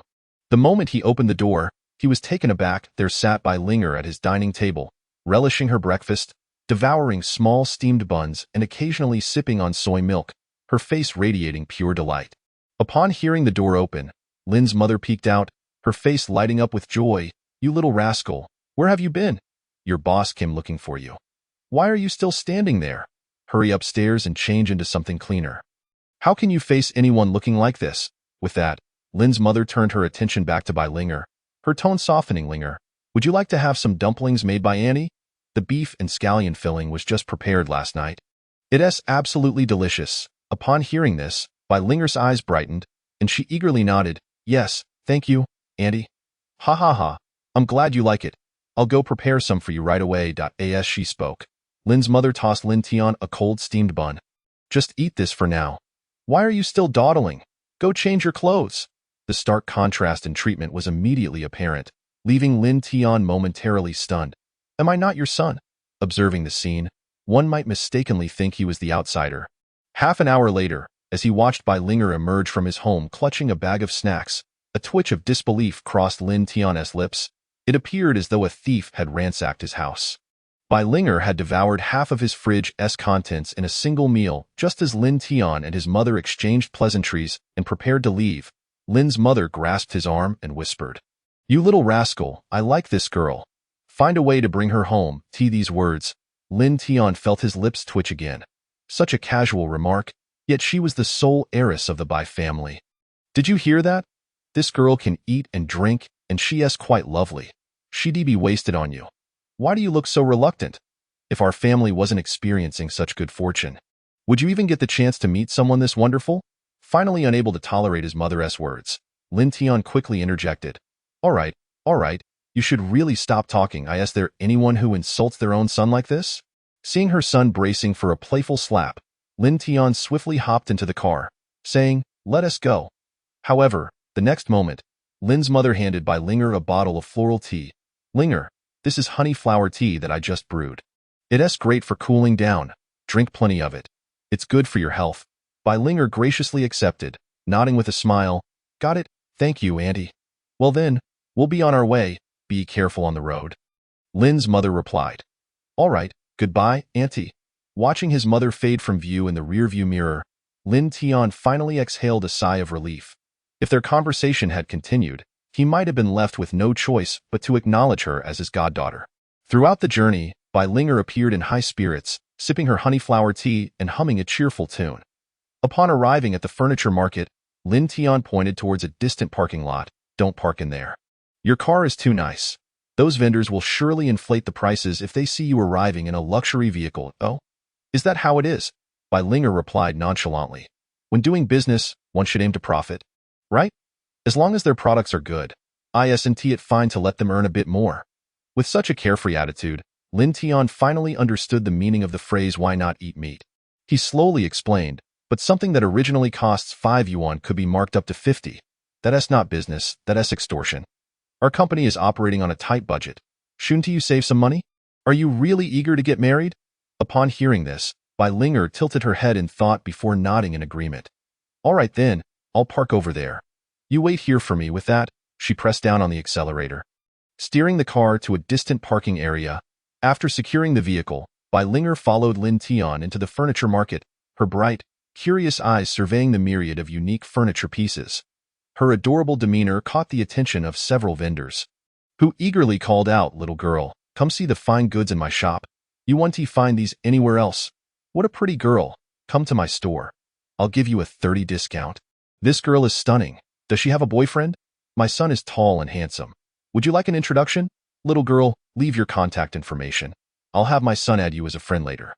What was supposed to be a simple furniture shopping trip almost turned into a matchmaking event, resulting in the two of them purchasing very little furniture and nearly getting trapped inside. After finally escaping, Lin Tian wore an expression of utter exasperation. This wretched world is so obsessed with appearances. Observing Bai Linger, who was still excited and eager to return for more shopping, Lin Tian doused her enthusiasm with a bucket of cold water. "I'll go by myself. Just give me the list of things you need. Stop smiling. If you keep moving at this pace, you'll end up getting sold off, and you're still smiling." After shoving Bai Linger back into the car, Lin Tian returned to the furniture market to purchase items in bulk, confirming via video call with Bai Linger that they were indeed the correct choices. By noon, Lin Tian finally returned to the company, looking utterly exhausted. "Isn't this just a furniture shopping trip? Why do you look like you've just run a marathon, all sweaty and tired?" Liao Lily's two comments left him speechless. Lin Tian glanced at her, too weary to argue, and simply found a place to sit down. He was indeed suffering the consequences of his own choices. If he had known better, he wouldn't have accepted that task yesterday. After running around all morning, he was nearly ready to collapse, especially since he hadn't slept a wink the previous night. Bai Linger noticed and cheerfully said, "All right, you've worked hard this morning. You should rest in the lounge. Also, let me know what needs improvement in there." This was the first sensible thing she had said. Nodding, Lin Tian made his way to the lounge, turned on the air conditioning, and indulged in a much-needed nap. However, less than 3 hours into his slumber, the noise from outside jolted him awake. Chapter 6. Extraordinary Trends. Master Hua opening the window of the second-floor lounge. He peered down to see De Zhuang sparring with an elderly man. De Zhuang was executing his military-style boxing with vigor, each punch slicing through the air with a resounding whoosh. A normal person wouldn't just be unable to withstand a hit. Even a mere graze would likely be unbearable, yet the elderly gentleman before him wore a smile, appearing entirely unfazed. Impressive. After just a few glances, Lin Tian could tell that this old man was no ordinary person. With a single grappling move, he had De Zhuang pinned down, leaving him unable to retaliate. Young man, your physical fitness is quite commendable. If I had your physique back in my day, I could have easily taken down that old fellow from the Huangfu family. Hua Wuqing praised, patting De Zhuang on the shoulder with admiration. He then released his hold on De Zhuang, effortlessly restraining both of De Zhuang's arms with just one of his. Under normal circumstances, Lin Tian would never believe that an old man could achieve such a feat. Witnessing this, Lin Tian felt a surge of excitement. He promptly flipped over the railing and dashed towards the elderly gentleman, while also calling out a warning, "Old man, watch out." Seeing another security guard approaching, Hua Wuqing raised an eyebrow. Perfect, just as I was not finished having my fun. With a glance, he signaled his bodyguards to step back. Initially, he had assumed Lin Tian wouldn't be much different from De Zhuang in terms of skill. However, the next moment, surprise washed over Hua Wuqing's face. This young man was employing the Hua family's grappling techniques.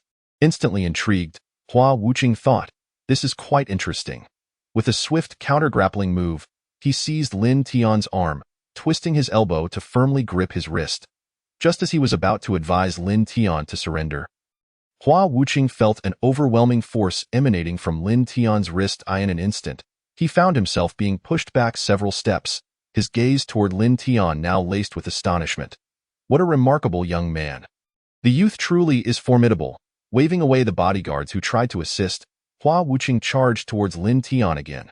Since he couldn't match Lin Tian in strength, he would rely on technique instead. The Hua family's dual grappling techniques. In an instant, it was as though Hua Wuqing had sprouted several extra arms, closing in on Lin Tian from all sides. Let us see how you defend against this move, he thought. Hua Wuqing had anticipated that Lin Tian would only be able to evade his strikes. However, to his astonishment, Lin Tian seemed to have sprouted numerous arms of his own, executing the Hua family's dual grappling techniques in perfect synchronization. Within just a few exchanges, Hua Wuqing could clearly ascertain that this young man was merely mimicking his moves. The techniques were identical, even down to the bad habits he had developed. It was impossible for someone to master the Hua family's dual grappling techniques in such a short time. The more he observed Lin Tian, the more satisfied Hua Wuqing appeared, and he couldn't help but exclaim, "How intriguing, truly fascinating. You are quite the prodigy." With a satisfied grunt, Hua Wuqing held nothing back. With deliberate intent to eradicate his own bad habits, Hua Wuqia imparted the entirety of the most orthodox Hua family's grappling techniques to Lin Tian. Meanwhile, he did not forget to verbally remind him, "Grappling is not merely a skill of the hands. Pay close attention to my legs. The waist drives the upper body. Hands are not just claws. They can also serve as whips." Upon finishing his words, Hua Wuqia's hand appeared at an extraordinarily peculiar angle near Lin Tian's temple. With just a gentle touch, Lin Tian felt a wave of dizziness wash over him. Hua Wuqia had shown restraint. Otherwise, he would likely have fainted on the spot. Observing this, Lin Tian also twisted his waist, imitating the earlier action of a snake flicking its tongue, as his fingers halted at the opponent's temple. Hua Wuqia's fingers likewise paused before Lin Tian's eyes, double finger gouge. Seeing the two halt simultaneously, Hua Linger, who had just emerged, let out a piercing scream, "Ah, Grandpa!" Watching his precious granddaughter rush towards him, Hua Wuqia immediately withdrew his hands. Smiling, "Little darling, come here to Grandpa." After lifting Hua Linger into his arms, the smile on Hua Wuqia's face grew ever more pronounced, as he declared, "Ha ha ha ha, heavier, heavier. Heavier is good. This is the weight a young lady should possess. You used to be so light and Grandpa didn't like that." After setting Hua Linger down, the old man looked contentedly at Lin Tian and said, "All right, stop standing there. Let's go inside together." This De Zhuang, who was nearby, was momentarily taken aback. Wasn't it said that gentlemen should remain outside? Just as he was about to speak up to stop Hua Wuqia, Lin Tian shot him a glance that silenced him, stating, "De Zhuang, stand your ground and don't move." Receiving the order, De Zhuang nodded in understanding, standing at attention to continue his duties. By this time, the company had already completed more than half of the setup. For when one has money, everything proceeds swiftly. After surveying the surroundings, the old man nodded in satisfaction, saying, "Not bad. Not bad in less than 2 days. You've accomplished this much. However, with such excellent office equipment, you must not have much money left. Right? If it's insufficient, remember to let Grandpa know. I can support you with a little reserve." Observing the stylishly dressed elder, Lin Tian was not particularly surprised by his familiarity with computers, standing quietly to the side without speaking. Instead, Hua Linger cheerfully chimed in, "It didn't cost much at all. The office system and equipment together are less than 2 million. Less than 2 million? This price clearly astonished Hua Wuqia, who immediately pointed at the large alien monitor and exclaimed, "Isn't that thing supposed to be quite expensive? All these units combined must be worth nearly 1 million, right? Not to mention the computers. They must be high-end products. That case alone must have cost a pretty penny." In response, Hua Linger's smile broadened as she stood on her tiptoes to whisper playfully in Hua Wuqia's ear, "Hee hee, these are just for show. Though the parameters of the devices are identical when powered on, they're all fakes. They are quite functional, but they cost only 1/10 of the genuine articles." While saying this, Hua Linger gestured for Lu Mingming to bring over the invoices and accounts. Upon seeing the figures and receipts, Hua Wuqia raised his eyebrows and laughed heartily. "Ha ha, my little darling is so clever. You nearly tricked me. Your father asked me to check the accounts, and I thought you had spent a fortune.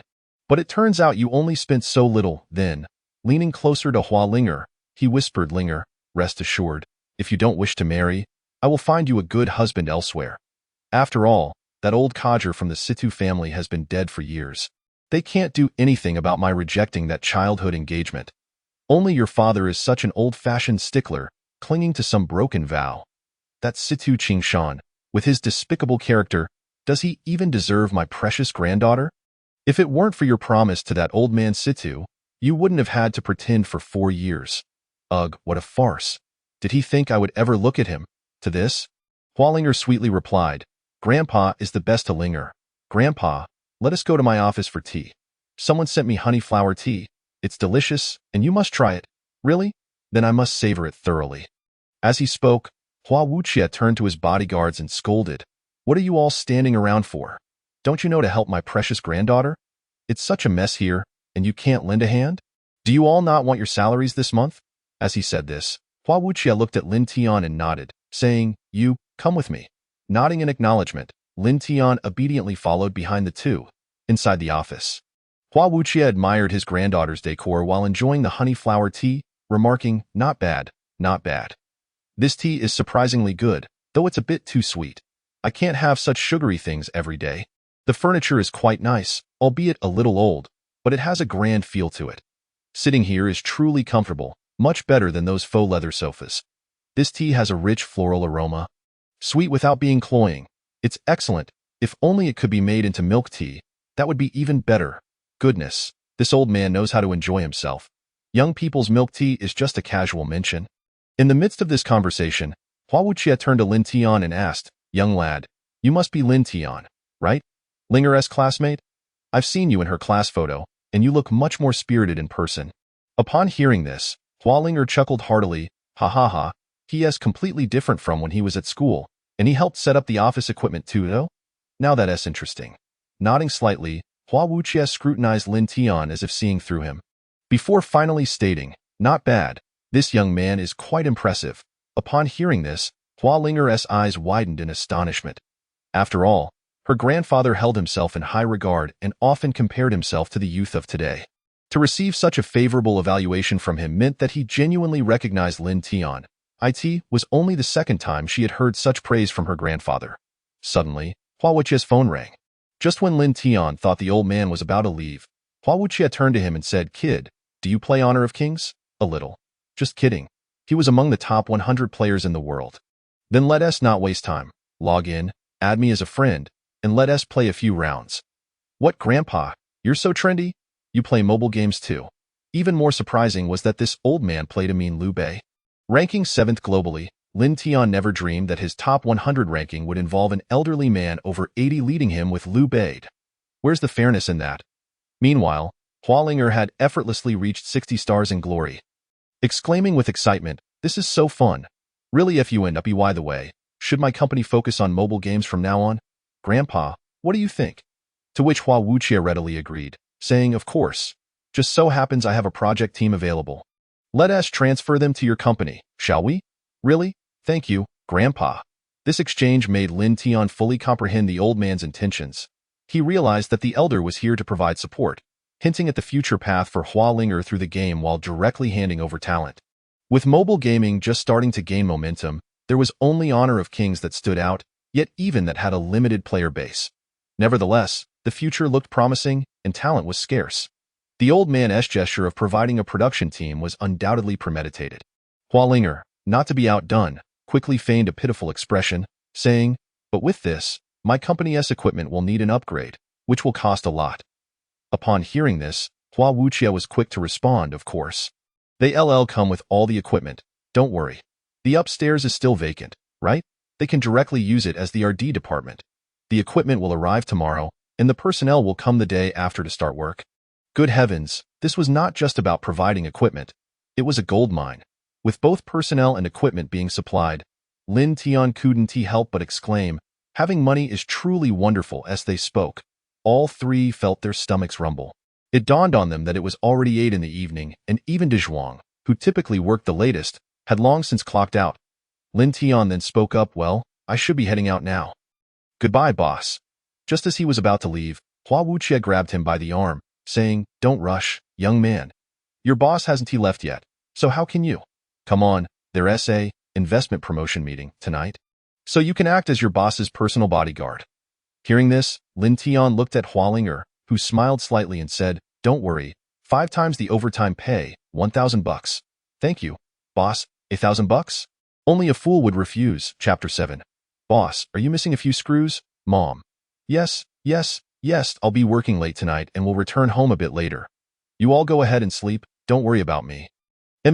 Understood. Listening to his mother's excited chatter on the other end of the phone, Lin Tian was 100% certain that she was likely indulging in fanciful thoughts at that moment. After hanging up, he couldn't help but roll his eyes. He guessed that upon returning home tomorrow, he would be subjected to a barrage of subtle inquiries. Meanwhile, Hualinger, who was currently driving, furrowed her brows and remarked, "Ive felt something was off since this morning." In response, Lin Tian replied, "You just realized? Miss, your fate as my mother's chosen daughter-in-law is practically sealed, and only now do you notice?" Nodding seriously, Hualinger retorted, "I am the boss, am I not?" "Indeed. Then why am I the one driving?" "Ah?" Lin Tian was momentarily taken aback, realizing that this was her concern. With a heavy sigh, he weakly replied, "I don't have a driver's license."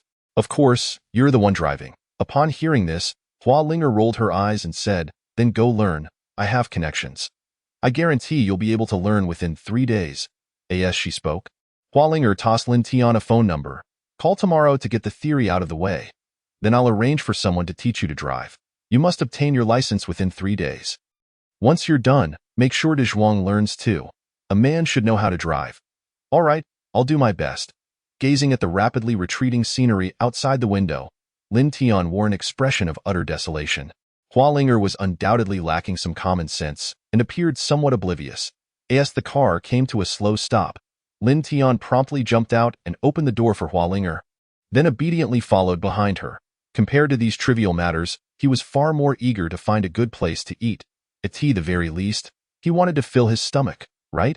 Observing the scale of the banquet before him, Lin Tian couldn't help but mutter to himself, "Well, you should stay over there in the bodyguard area. Eat whatever you want, after all, the host is footing the bill." Pointing towards the corner where the bodyguards were gathered, Hualinger provided Lin Tian with a clear direction. Upon realizing this, Lin Tian felt a surge of joy. "Thank you, boss." After acknowledging her, he dashed over with enthusiasm, finally on the verge of obtaining something to eat. Just as he settled down, Lin Tian grabbed a nearby tablet and ordered a mountain of grilled meat for himself. In the grand scheme of things, nothing was more important than satisfying one's hunger. After a prolonged silence, Lin Tian number 2 finally spoke up. Wow, you're eating so well? Care to share? Lin Tian rolled his eyes at this. Goodness, it turns out his companion had such thick skin. Without hesitation, he divided the grilled meat into 2 portions, handing one over to Lin Tian number 2 like a physical red envelope. Soon, the stream of comments erupted. Wow, is this what a wealthy person's banquet looks like? This grilled meat is absolutely delicious. More, please. Is there a menu? Let me see. I want to order something too. At that moment, Lin Tian's face was painted with exasperation. This guy truly didn't treat himself as an outsider. Quickly, Lin Tian noticed the subtle differences in their dining preferences. He preferred spicy food while Lin Tian number 2 had a fondness for sweets. Moreover, his companion's appetite was insatiable. As he watched the 8th plate of grilled meat disappear, Lin Tian became aware of the increasing number of gazes directed at him from those around. He then murmured, "Isn't it about time to stop? If we keep eating, we'll give ourselves away." Lin Tian number 2 responded with a satisfied expression, then sent a message saying, I'm full. Free food tastes the best. Next time there's such a good thing, remember to share it in advance. If I hadn't checked my phone today, I would have almost missed out. Setting down his knife and fork, Lin Tian leisurely picked up a glass of cola to cleanse his palate. Unbeknownst to him, nearly 2 hours had slipped by. Just as he estimated that the event was nearing its conclusion, a server hurriedly approached him. Who is Lin Tian? Please come with me. Upon hearing this, Lin Tian's brows furrowed. He stood up and raised his hand, replying, That's me. Quick, follow me. The server turned and led Lin Tian to the 2nd floor of the banquet. An ominous premonition washed over him. And sure enough, as soon as he stepped into the hall, old Master Hua was waving him over with great enthusiasm. Good apprentice, come here, come here. Let your grandpa Huang Fu see just how remarkable you are. At that moment, Lin Tian instantly understood the old man's intentions. He was dragging him here for this very reason. Huang Fu Zhengxiong raised an eyebrow upon seeing that the old coot had indeed brought along a so-called apprentice. Clearly intrigued, young man, how old are you? 21.21. It was evident that Lin Tian's age had taken the other party by surprise. Huang Fu Zhengxiong's brow furrowed as he looked at old Master Hua, exclaiming, You old fool, you didn't just randomly find someone to fool me, did you? To this, old Master Hua snorted, Am I that kind of person? My most prized Hua family grappling techniques have all been learned by him. You might not even be able to gain the upper hand against him. Obedient apprentice, go on and teach your grandpa Huang Fu a lesson. Show him what a genius looks like. As soon as these words left old Master Hua's mouth, Huang Fu Zhengxiong's face flushed with anger. After all, he was a seasoned expert, and how could he tolerate being mocked by old Master Hua? He slammed his hand on the table angrily and declared, You old man, don't provoke me. I truly don't believe that a young lad in his 20s could have mastered all of your Hua family's techniques. Seeing that Huang Fu Zhengxiong had stood up, the onlookers swiftly dispersed, creating a vast open space in the hall. Rubbing his nose, Lin Tian glanced at old Master Hua out of the corner of his eye, who was only too eager to fan the flames. Saying, Give him a lesson. Don't be afraid of him. If anything happens, I'll take the blame. What utter nonsense. My iron arm fist could possibly fear your Hua family's grappling techniques? Before old Master Hua could respond, Huang Fu Zhengxiong charged forward. With a powerful iron arm strike aimed directly at Lin Tian's face, the force of the punch rushed toward him. Fortunately, Lin Tian reacted swiftly and sidestepped just in time. Executing a snake coiling up move, his arm moved like a wraith, climbing up Huang Fu Zhengxiong's arm. Then, with a swift motion resembling a venomous snake striking, he aimed for Huang Fu Zhengxiong's throat, only for it to be easily deflected by Huang Fu Zhengxiong's right hand. In that moment, the look in Huang Fu Zhengxiong's eyes shifted completely. The previous disdain had vanished. Interesting. Now you're playing for real. Be careful. With an angry roar, Huang Fu Zhengxiong's aura underwent a tremendous transformation. A warrior? Lin Tian was taken aback, sensing the surge of energy within Huang Fu Zhengxiong, a clear indication of his martial prowess. Observing this, old Master Hua exclaimed in shock, You old fool, what do you think you're doing? Isn't it just a friendly spar? Why are you going all out? You old man, do you have no shame? Bullying a younger generation? Before Huang Fu Zhengxiong could respond, Lin Tian executed a tiger step punch. sending Huangfu Zhengxiong flying amidst the astonished gazes of the crowd. The speed was so swift that even Huangfu Zhengxiong didn't see it coming, and he quickly found himself crashing against the wall. Instead of being enraged, Huangfu Zhengxiong laughed heartily. Goodness, you held back just now, didn't you? Ha ha ha, Hua Wuqiu, your cover is blown. This lad is beyond your teaching. He far surpasses you. Upon hearing this, Hua Wuqiu's mind raced. Attempting to concoct an excuse, but unexpectedly, Lin Tian turned to him first and respectfully said, Master, is this sufficient? You don't believe me? I can directly become your disciple, can I? Lin Tian's words served as a definitive conclusion. Old Master Hua threw his head back and laughed, the wrinkles on his face seeming to diminish, making him appear a decade younger. Ha ha ha, good apprentice, go help your grandpa Huangfu up. He is not young anymore. He should know to take it easy. Watching the two perform their little play before him, Huangfu Zhengxiong was seething with frustration, yet found himself powerless to retaliate. He could only wave his hand and say, Enough. I am no match for him. I can't even pretend to be hurt. Having completed the act, Lin Tian quietly withdrew from the crowd. As his role was done at that moment, Hua Linger emerged alongside him. Let us go. The show is over, and it's no longer our affair. I'll drop you off at home before heading back. Hearing this, Lin Tian couldn't help but frown. There was something peculiar about her words. As the car came to a stop at the entrance, Hua Linger rolled down the window and reminded Lin Tian, Wake up early tomorrow. I'll be passing by your house on my way to work, so I'll pick you up. That sounded a bit odd.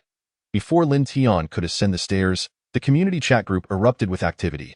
Pictures of Lin Tian disembarking from Hualinger's car, along with snapshots of their farewell, were being fervently shared out. Of course, Lin Tian was completely unaware of this. Lying in bed, Lin Tian queried Lin Tian number 2, Strange, wasn't it said that permissions were elevated? Why are there still only the 3 of us? 3 people? I thought it was only the 2 of us, Lin Tian number 2 responded, equally taken aback.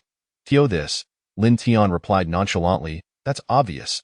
Lin Tian possesses terrifyingly high permissions. He could very well be invisible in the live stream. How would we know he's here if he doesn't speak? You have a point there, Lin Tian number 2 conceded. But perhaps it's because you haven't been streaming long. Live streaming requires consistency. Otherwise, you might as well stream all day since you have nothing else to do. I can even keep track of your streaming duration, increasing the chances for others to enter the live stream. Alright, then I'll just stream while I sleep. Let it be, Lin Tian decided. Sounds good to me. After a night passed, Lin Tian examined the visitor log of the live stream and indeed noticed an anonymous visitor had entered, though it seemed they left shortly after.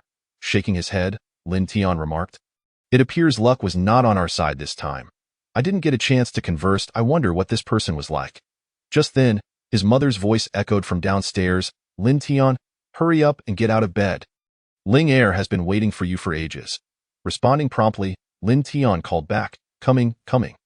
After a quick wash, Lin Tian found Hua Ling Er sitting in his usual spot, one hand clutching a large meat bun, the other hand gripping another. He now suspected that her presence was merely an excuse to mooch off his meals. Taking a seat, Lin Tian inquired, Mom, what am I supposed to eat? Observing Hua Ling Er fiercely guarding the remaining 4 meat buns, Lin Tian felt a wave of helplessness wash over him. Wasn't this his home? Just eat whatever, she replied casually. Lin Tian's mother tossed him 2 steamed buns she had bought that morning, alongside a bottle of milk and a fried dough stick. Is this all I'm having? He asked, glancing at his meager breakfast before shifting his gaze to the lavish spread before Hua Ling Er. In addition to the meat buns, she had an entire bowl of a thick, gelatinous soup, brimming with a multitude of ingredients that were clearly the result of his mother's early morning shopping and meticulous preparation. He hadn't seen such a bountiful soup even during the New Year celebrations. The disparity was simply absurd. Seemingly aware of Lin Tian's gaze, Hua Ling Er slid the bowl of soup closer to herself while reminding him, Mine. Lin Tian's mother chimed in, If you want to eat, then eat. There's plenty more in the pot. Thank you, Auntie, I'll have another bowl. Hua Ling Er responded eagerly. Lin Tian could only shake his head in disbelief at the scene before him. It was as if they were raising pigs here. With no other recourse, he resigned himself to nibbling on his cold steamed bun and sipping the icy milk, mirroring the chill in his heart at that moment. After breakfast, Lin Tian's mother took it upon herself to personally see the two out, gently reminding them, Be careful on your way to work. Drive slowly. All right, got it, they replied in unison. Ling Er, what do you want to eat tomorrow? How about fish meat soup? Dad makes it particularly delicious. I can ask him to prepare some for you tonight. Really? That sounds great, Hua Ling Er exclaimed, her mouth practically watering at the thought. I'll come by early tomorrow. At this point, Lin Tian found himself too exhausted to comment further. Instead, he pointed at the time and urged Hua Ling Er. Boss, we're going to be late. Technically, they were already late, and stepping outside now would mean navigating the peak morning traffic. It would be miraculous if they weren't late. Hua Ling Er shrugged, unconcerned. It's fine. I'm the boss. Being late 1T cost you any wages. Chapter 8. The beginning. A bowl. Lin Tian no. 3. In the car. Lin Tian observed Hua Ling Er stealthily indulging in the small cookies his mother had baked. Unable to suppress his curiosity. Your family is so wealthy. You surely wouldn't be lacking in food, would you?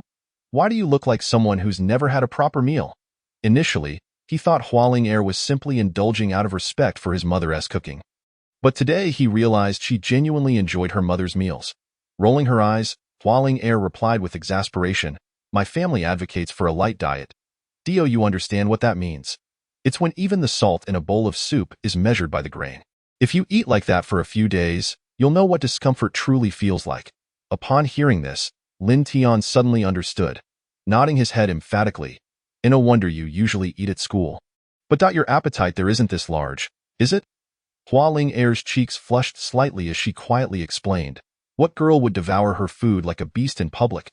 Didn't you notice that I always take several portions back to the dorm? With this revelation, Lin Tian finally connected the dots.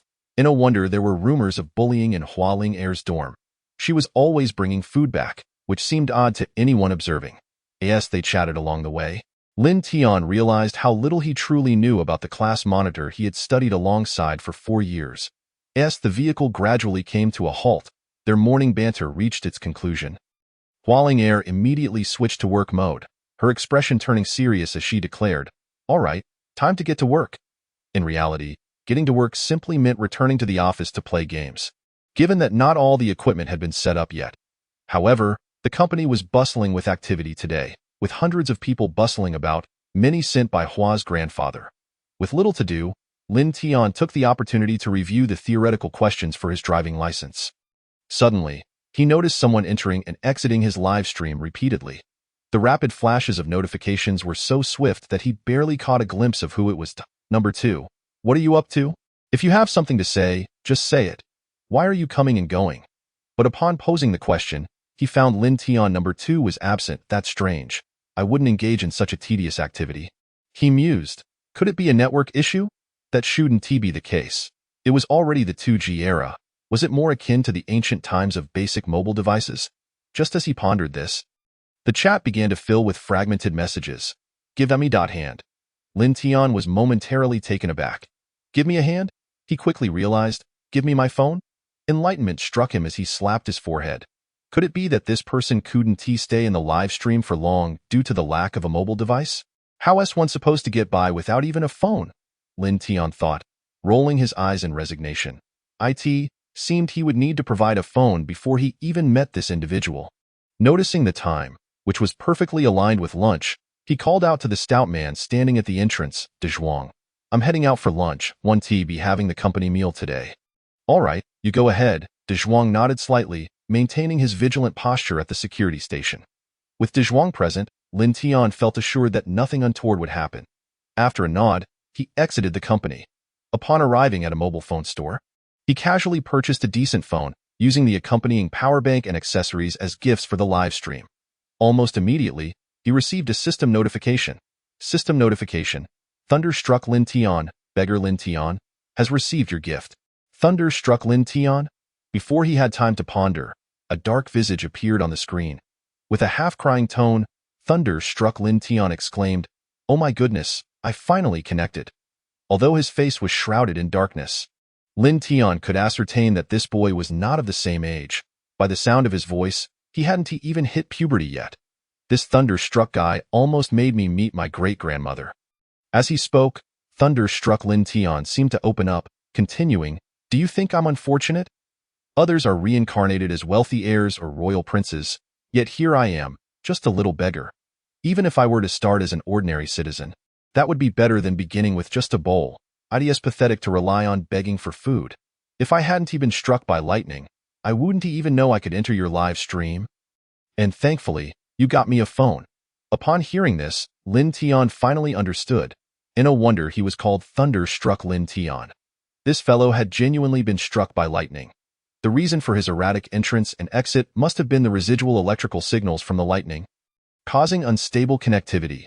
Before Lin Tian could respond, Thunderstruck Lin Tian, as if they were old friends, directly implored, "Stop talking. Just get me something to eat. A porridge or something would be fine, along with steamed buns. Make sure the portions are generous. I have a bunch of little brothers." Hearing this, Lin Tian couldn't help but retort, "Even in your dire situation, you still have little brothers. Enough talk, just hurry with the porridge and buns." "Well, just the buns and meat buns will do." With that, Lin Tian took the initiative to reserve an entire breakfast stall, packing up all the remaining food. He then sent it over to Thunderstruck Lin Tian as a streamer red envelope gift. "Heh, this should be enough. I'll get in touch later. I have something good for you then." After saying that, Thunderstruck Lin Tian exited the live stream.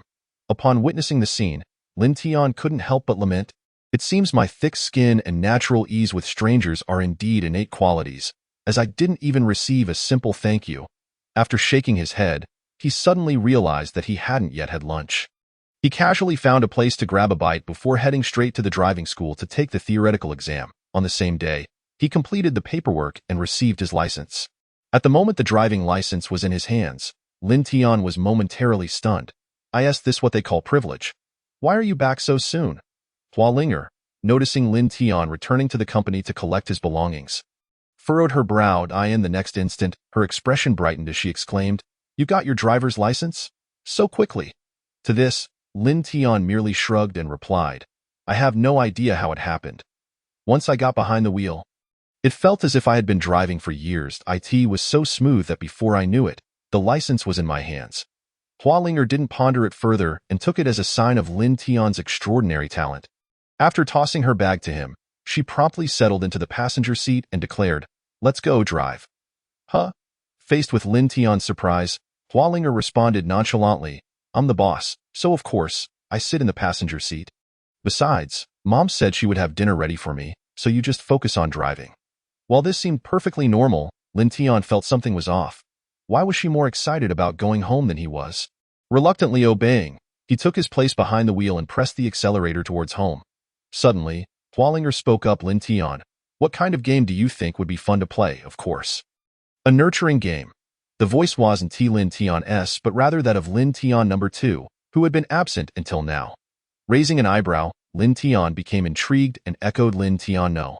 2's words, "Of course, a nurturing game." A nurturing game. Hua Linger appeared taken aback, as the current gaming charts featured only one major title, King of Glory, while the rest were mere minigames that couldn't compete. This had led many game developers to focus on smaller games, avoiding competition with the dominant King of Glory. The term nurturing game was new to her. Seeing her confusion, Lin Tian number 2 clarified, "It involves gradually upgrading an initial account to a higher level. Leveling up will be the main gameplay mode. Additionally, players will gather resources and equipment, with character collection also playing a role, as different characters possess unique skills to tackle various challenges. Resource collection will include materials for building houses, such as wood and stone, as well as various furniture. Most importantly, there should be a plethora of free items to captivate the players." Upon hearing this, Hua Linger frowned and questioned, "Free items? How do we make money then?" Lin Tian number 2 chuckled and replied, "Free items are the most expensive. Once the game gains popularity, we can arrange co-branded events, limited items, and giveaways. We can set up initial charges for in-game purchases, which will be the first source of revenue, containing items players can typically collect but in larger quantities if they buy the item package. They can save a significant amount of time. Would you be willing to spend $6 to expedite the construction of your new home?" Hua Linger appeared to ponder the feasibility of Lin Tian's proposal. Seemingly open to the idea, "Do you have more specific gameplay mechanics in mind?" "Indeed, I've designed a game that would be perfect for the company." Soon as he said this, Lin Tian furrowed his brow, realizing that Lin Tian number 2 was leading him into a trap. "What do you know about game development?" However, Hua Linger brightened at this news, her eyes sparkling with excitement. "Really? Show me right away." just as Lin Tian was about to decline. Lin Tian number 2 interjected, "Promise her this, and I will send you the computer with a tangible reward. There's a minigame included. You will see how enjoyable it is, with the source code intact and the password set. The technical team there won't be able to breach it anytime soon. Just arrange for the visuals later." Seeing that Lin Tian number 2 had gone this far, Lin Tian begrudgingly agreed. "All right then, after dinner. I'll let you have a look." Upon hearing that her first project was underway, Hua Linger felt invigorated, immediately waving her hand. "Go, go, go." After executing a perfect drift and parking the car, Lin Tian couldn't help but marvel at the effects of the enhancement agent. It wasn't just his physical prowess that had improved. It felt as though his mind had been rejuvenated. Had it not been for his active participation in the driving maneuvers, he would have questioned his own identity. The next moment, Lin Tian received a sharp rap on the head from his mother. "You little rascal, if you drive like that again, I'll break your legs. What are you still standing there for? Hurry up and bring Linger her bag so we can eat." As the three of them returned indoors, the neighborhood chat groups buzzed with excitement that night. News of Lin Tian being courted by a wealthy woman spread like wildfire among the various community groups. "Extra! Extra! The young man from the Lin family has found himself a wife. Is that for real? My son is over 30 and still hasn't found a girl. How did the Lin family manage to find one? Of course, I have a photo as proof." "What kind of rubbish photo is that? You can't even see her face. So what if you can't see her face?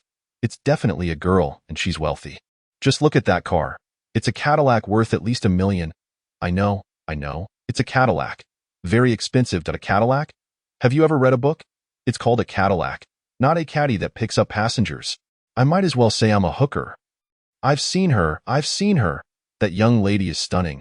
I thought she was a fairy come down to earth. No wonder. I've noticed the Lin family bringing home bags of groceries every day lately. It seems something good is on the horizon. Keep dreaming. Unless I see it with my own eyes, I won't believe it. Not for a second." Chapter 9. Rival, Jean Schwer. Upon returning home, Lin Dad was taken aback at the sight of Hua Linger devouring her meal with gusto. Instinctively stepping back to double-check the house number. After confirming that he hadn't made a mistake, he couldn't help but mutter, "This is definitely my house, right? Did my wife move without telling me?" After reassessing that he hadn't entered the wrong home, Lin Dad gazed at Hua Linger in bewilderment. Fortunately, she took the initiative and greeted, "Hello, Uncle Lin. I'm Lin Tian's classmate. Here for dinner." "Oh, I see. Your little Tian's classmate? You startled me. I was wondering how a fairy ended up in my house." "Haha, Uncle, you're quite the joker. Have you eaten yet? Let me get you a bowl of rice." No, just let that rascal take care of it. You focus on your meal." Saying this, Lin Dad shot Lin Tian a glance, who reluctantly stood up to serve rice. Lin Mom, meanwhile, kept reminding him, "Just grab a little to eat. Did you see the chicken is prepared just for you? Go to the kitchen and make Linger a cup of honey flower tea. Didn't you see she almost choked? How can a grown man lack such basic awareness? No wonder you're still single after graduating from university, destined to be forever alone." After the meal, Lin Tian felt as if he had endured a form of torture. "And Mom, could you please refrain from using so much internet slang?" Of course, he only dared to grumble this in his mind. Suddenly, the system emitted a series of notification sounds. System notification. "Congratulations, the host's new video has received over 1,000 likes." System notification. "Congratulations, the host's new video has received over 1,000 comments." System notification. "Congratulations, the host's new video has received over 10,000 likes." A new video? Curious, Lin Tian opened his homepage, only to find Hua Linger's eating broadcast prominently displayed at the top. Wow, this beauty makes eating look so appetizing. "I can't take it anymore. I'm starving. Time to order takeout. She eats so much. How much would it cost to keep her? She is a person. How can you quantify her worth by the amount of food? But if I were to take care of her, forget I said anything." Suddenly, he felt a desire to date. "Blogger, could you leave some contact information?" Looking at these comments, Lin Tian rolled his eyes. They were from a completely different world. So why were they getting so worked up? After dinner, Lin Tian was the first to head upstairs to tidy up his room. Hua Linger, having finished her meal and fruit, followed her curiosity upstairs, oblivious to the excited looks exchanged between Lin Dad and Lin Mom. "Honey, don't you think we should send some fruit up?" Lin Dad's suggestion was met with a sharp glare from Lin Mom. "Are you an idiot? They haven't even developed any feelings for each other yet. Why rush? Stop talking nonsense. Come with me to buy groceries. Buy groceries? What are we buying at this hour? How did I end up with such a fool? We shall not depart. How could a young couple truly cultivate their feelings in such a manner? As she spoke, Lin's mother raised her voice and called up to the second floor. Linger, your uncle and I are heading out to buy groceries. You stay here and take your time. On the table, there were fruits and milk tea, and she added, if you wish to eat or drink, feel free to come down. With that, a loud slam of the door seemed to echo as a reminder to the two upstairs that it was now their time alone. In response, Lin Tian could not help but roll his eyes, thinking that this couple had likely watched too many romantic comedies. Casually opening the notebook sent by Lin Tian No. 2, he turned to Hua Linger and said, This is it, my Genshin Impact. Why Genshin Impact? What a peculiar name. After a brief moment of jest, Hua Linger began clicking into the game. Yet, in an instant, she was completely captivated by what lay before her. The pixelated modeling and the square-shaped characters did nothing to diminish the game's playability. Merely half an hour later, she closed the computer and, with an intense gaze fixed on Lin Tian, who lay sprawled on the bed playing the game, exclaimed, You are nothing short of a genius, an absolute genius. This game is incredibly fun. I guarantee it will become a massive hit. Before Lin Tian could respond, Hua Linger picked up the computer and urged him, Stop dawdling. Let us get back to the company? Huh? Lin Tian was momentarily taken aback, and before he could process it, Hua Linger had already dragged him downstairs. Watching her son being pulled out the door, Lin's mother beamed at Lin's father, boasting, See? They're in sync now. I don't know. Does a date involve rushing with a laptop? It looks more like they're heading back to work. He replied skeptically, It's just your imagination. Enough of this chatter. It's time for a bath and bed. Who knows, by next year I might be able to show off my grandson. Inside the company, the technical team was fervently gathered, examining Lin Tian's computer. Fascinating, utterly fascinating. This is the game we should be developing. Isn't it infinitely more enjoyable than Temple Run? No, we could even incorporate escape elements into this game. Indeed, the playability is astounding, and we can create our own levels. Who knew chopping trees could be so engaging? I'm addicted. Let me have a turn. However, soon, the expressions of the crowd turned grave. Noticing this, Hua Linger could not help but ask, What's wrong? Is there an issue? As the leader of the technical group, Feng Hua adjusted his glasses and replied, It's a configuration issue. The playability of this game is indisputable, and it's already halfway completed. We just need to apply textures to enhance the modeling that I see. We already have backup blueprints in the game library. This meant that in just 3 months, we could perfect this game, but a problem arises. The game is too large. While it may run smoothly on computers, on mobile devices. Based on my current knowledge, our 2G phones cannot support running this game. Although phones are updated rapidly, launching this game in the short term would be quite challenging. Upon hearing this, Lin Tian lazily replied, Then we'll go with PC gaming. Just don't forget to develop a mobile version. Then the server data communication won't be a significant issue. Are you suggesting that phones will eventually become computers, and computers can function as phones? Games interconnected. Yes, that resolves the problem. It was as if a new world had been unlocked, and the crowd instantly became invigorated. Zhang Hua promptly shouted orders, What are you all waiting for?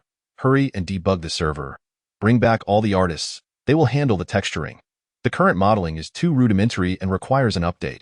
Quickly, fire up all the machines upstairs and get each team in position. For those who aren't here, tell them to return to the company. This is a chance to make history. Additionally, recruit more artists. We need every detail to be perfect. No small element can be overlooked. Everything must be of the highest quality. In an instant, the entire company was ablaze with activity. Even De Zhuang, who had just left work, was pulled back in to maintain order. Meanwhile, Lin Tian lay in the break room, curiously asking Lin Tian No. 2, Are you sure there won't be any issues? Will this game really be a hit? Hearing this, Lin Tian No. 2 became agitated, retorting confidently, Of course it will be a hit, and a massive one at that. This is one of our most popular games. It's just that your phones are too outdated to keep up with the times. The core idea is what I shared with you today. Free is the most valuable. If we continue down this path, we can ensure it remains popular and continues to generate significant revenue. Lin Tian listened with a hint of skepticism, aware that the world was different. What thrived in one place might not necessarily flourish in another. Just as their conversation reached a crescendo, Lei Pai Lin Tian, the beggar Lin Tian, no. 3 entered the live streaming room. My goodness, I finally had a hearty meal. That was close. I almost starved to death and had to reincarnate. Noticing the newcomer, Lin Tian number 2 perked up. Finally, a new face. Brother, how have you been? Clearly, he was still impressed by Lin Tian's generous tipping during their last encounter. With a chuckle, Lin Tian interjected, "Don't get your hopes up. He's just a beggar. A little beggar reincarnated in ancient times. Get ready for some poverty alleviation." Huh? Lin Tian number 2 was taken aback. At this moment, Lei Pai Lin Tian expressed his dissatisfaction. "You guys don't understand a thing. This is a semi-cultivation world." Upon hearing this, both Lin Tian and Lin Tian number 2 were instantly intrigued. Semi-cultivation. I previously saw someone flying in the air, and I have access to high-level cultivation manuals here. Hearing this, Lin Tian number 2's interest was piqued.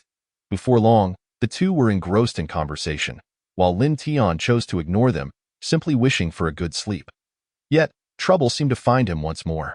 Just as he closed his eyes, having rested for only a few minutes, a commotion arose downstairs. When Lin Tian opened the window to investigate, he saw a fiery young woman pointing an accusing finger at Dezhuang. Shouting, "Do you dare to stop me? Believe it or not, I can have someone turn you into a fool, you worthless scum. Poor wretch, trash, useless. Don't you dare block my way." Undeterred, Dezhuang stood his ground.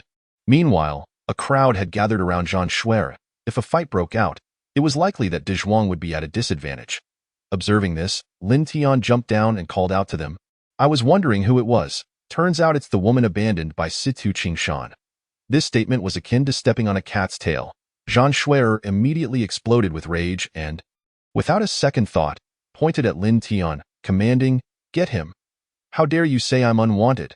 Break one of his legs, so he knows what it means to live with his tail between his legs." Seeing the approaching bodyguards, Lin Tian's lips curled into a slight smirk. Swiftly, he maneuvered through the crowd like a wraith. In mere moments, Zhang Shuai's small gang was left sprawled on the ground. Just as Lin Tian was preparing to teach Zhang Shuai a lesson, Hua Linger, who had appeared out of nowhere, gently interjected, "That's enough, let her go." Despite Hua Linger's kindness, Zhang Shuai did not appreciate it. Instead, she shot a glare and warned, "This matter isn't over. Qingshan is mine.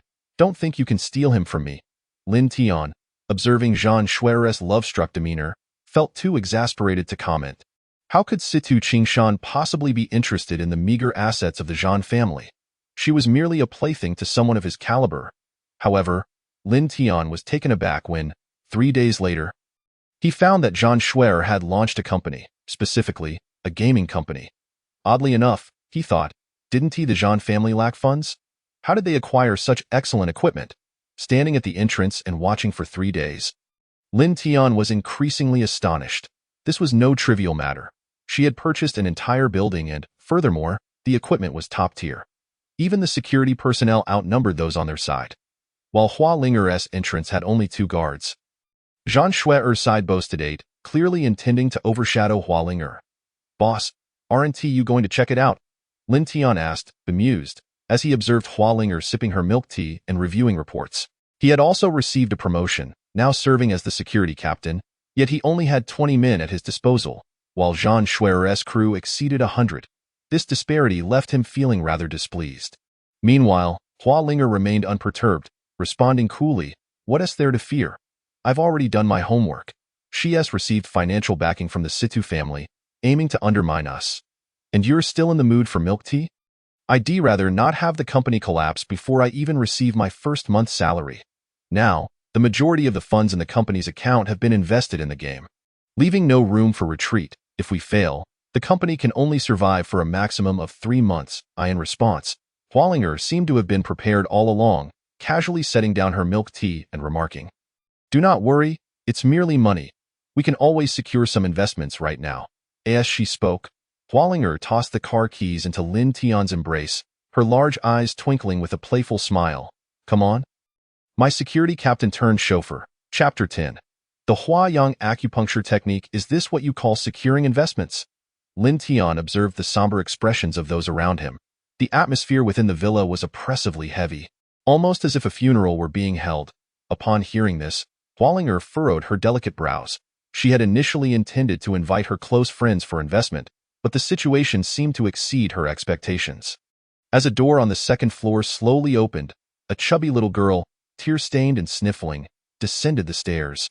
The moment she spotted Hualinger, she rushed towards her, and had it not been for Lin Tian's supportive hand on Hualinger's back, she might have been knocked off her feet. Linger, what should we do?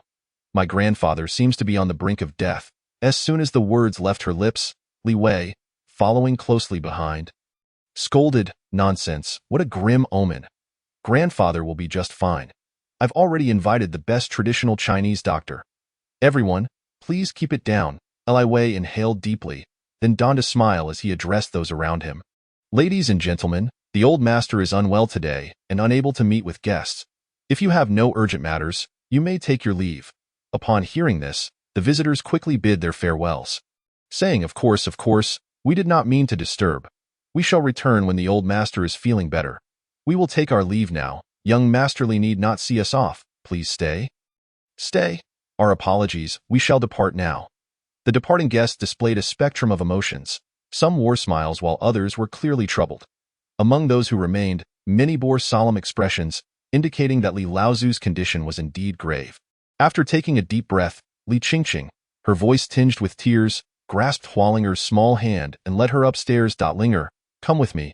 I will take you to see grandfather. He adores you and will surely be delighted to see you. Hualinger nodded slightly, then turned to signal Lin Tian to follow. As they entered the sick room, Lin Tian was immediately struck by a foul odor, reminiscent of decaying flesh. Witnessing this, Lin Tian remarked, interesting, it appears this old gentleman has been poisoned. Poisoned? Lin Tian questioned, slightly perplexed. Yes, indeed. The toxin is not particularly potent, but it has lingered in the body due to unsuccessful detoxification, resulting in his current state. Can it be cured? It should not be an insurmountable challenge. Just as Lin Tian and Lin Tian engaged in their private conversation, the door to the room swung open once more. This time, a familiar figure entered. Situ Qingshan, accompanied by an elderly man with graying hair. Situ Qingshan led the way, while the elder followed at a leisurely pace. In that moment, Situ Qingshan exuded an air of servitude. Upon glimpsing the elder's face, everyone gasped in unison, Master Hua. What brings you here? Master Hua. It was indeed the renowned Master Hua. Hua Lin paid no heed to the crowd and approached Li Laozu directly. With a resigned shake of his head, he lamented, what a pity, what a pity. At this utterance, the hearts of those present sank. If even Master Hua expressed such sentiments, it was tantamount to issuing a death warrant for Li Laozu. Li Qingqing, unable to contain herself, stepped forward and implored, Master, is there truly no hope whatsoever? If you can save my grandfather, money is no object. You may take whatever you require from the Li family. In response, Master Hua simply shook his head, stating, I have already received my consultation fee and will not accept yours. It is not that saving him is impossible, but I lack one crucial element. What element? Upon hearing there was still hope, the Li family members' spirits lifted. Although the Li family of the capital was not a top-tier clan, they were not overly concerned with money. Li Wei boldly declared, whatever medicine or equipment you need, it will be delivered to you within a day. Yet Master Hua continued to shake his head. That is not the issue. What I require is a person. What kind of medical talent do you need? We can find one. Seeing the excitement among the crowd, Master Hua slowly elucidated. What I need is someone proficient in the Huayang acupuncture technique, with skills comparable to my own. Perhaps 5 years ago, with my master, the Huayang Zhenren, by my side, the two of us could have easily handled this poison.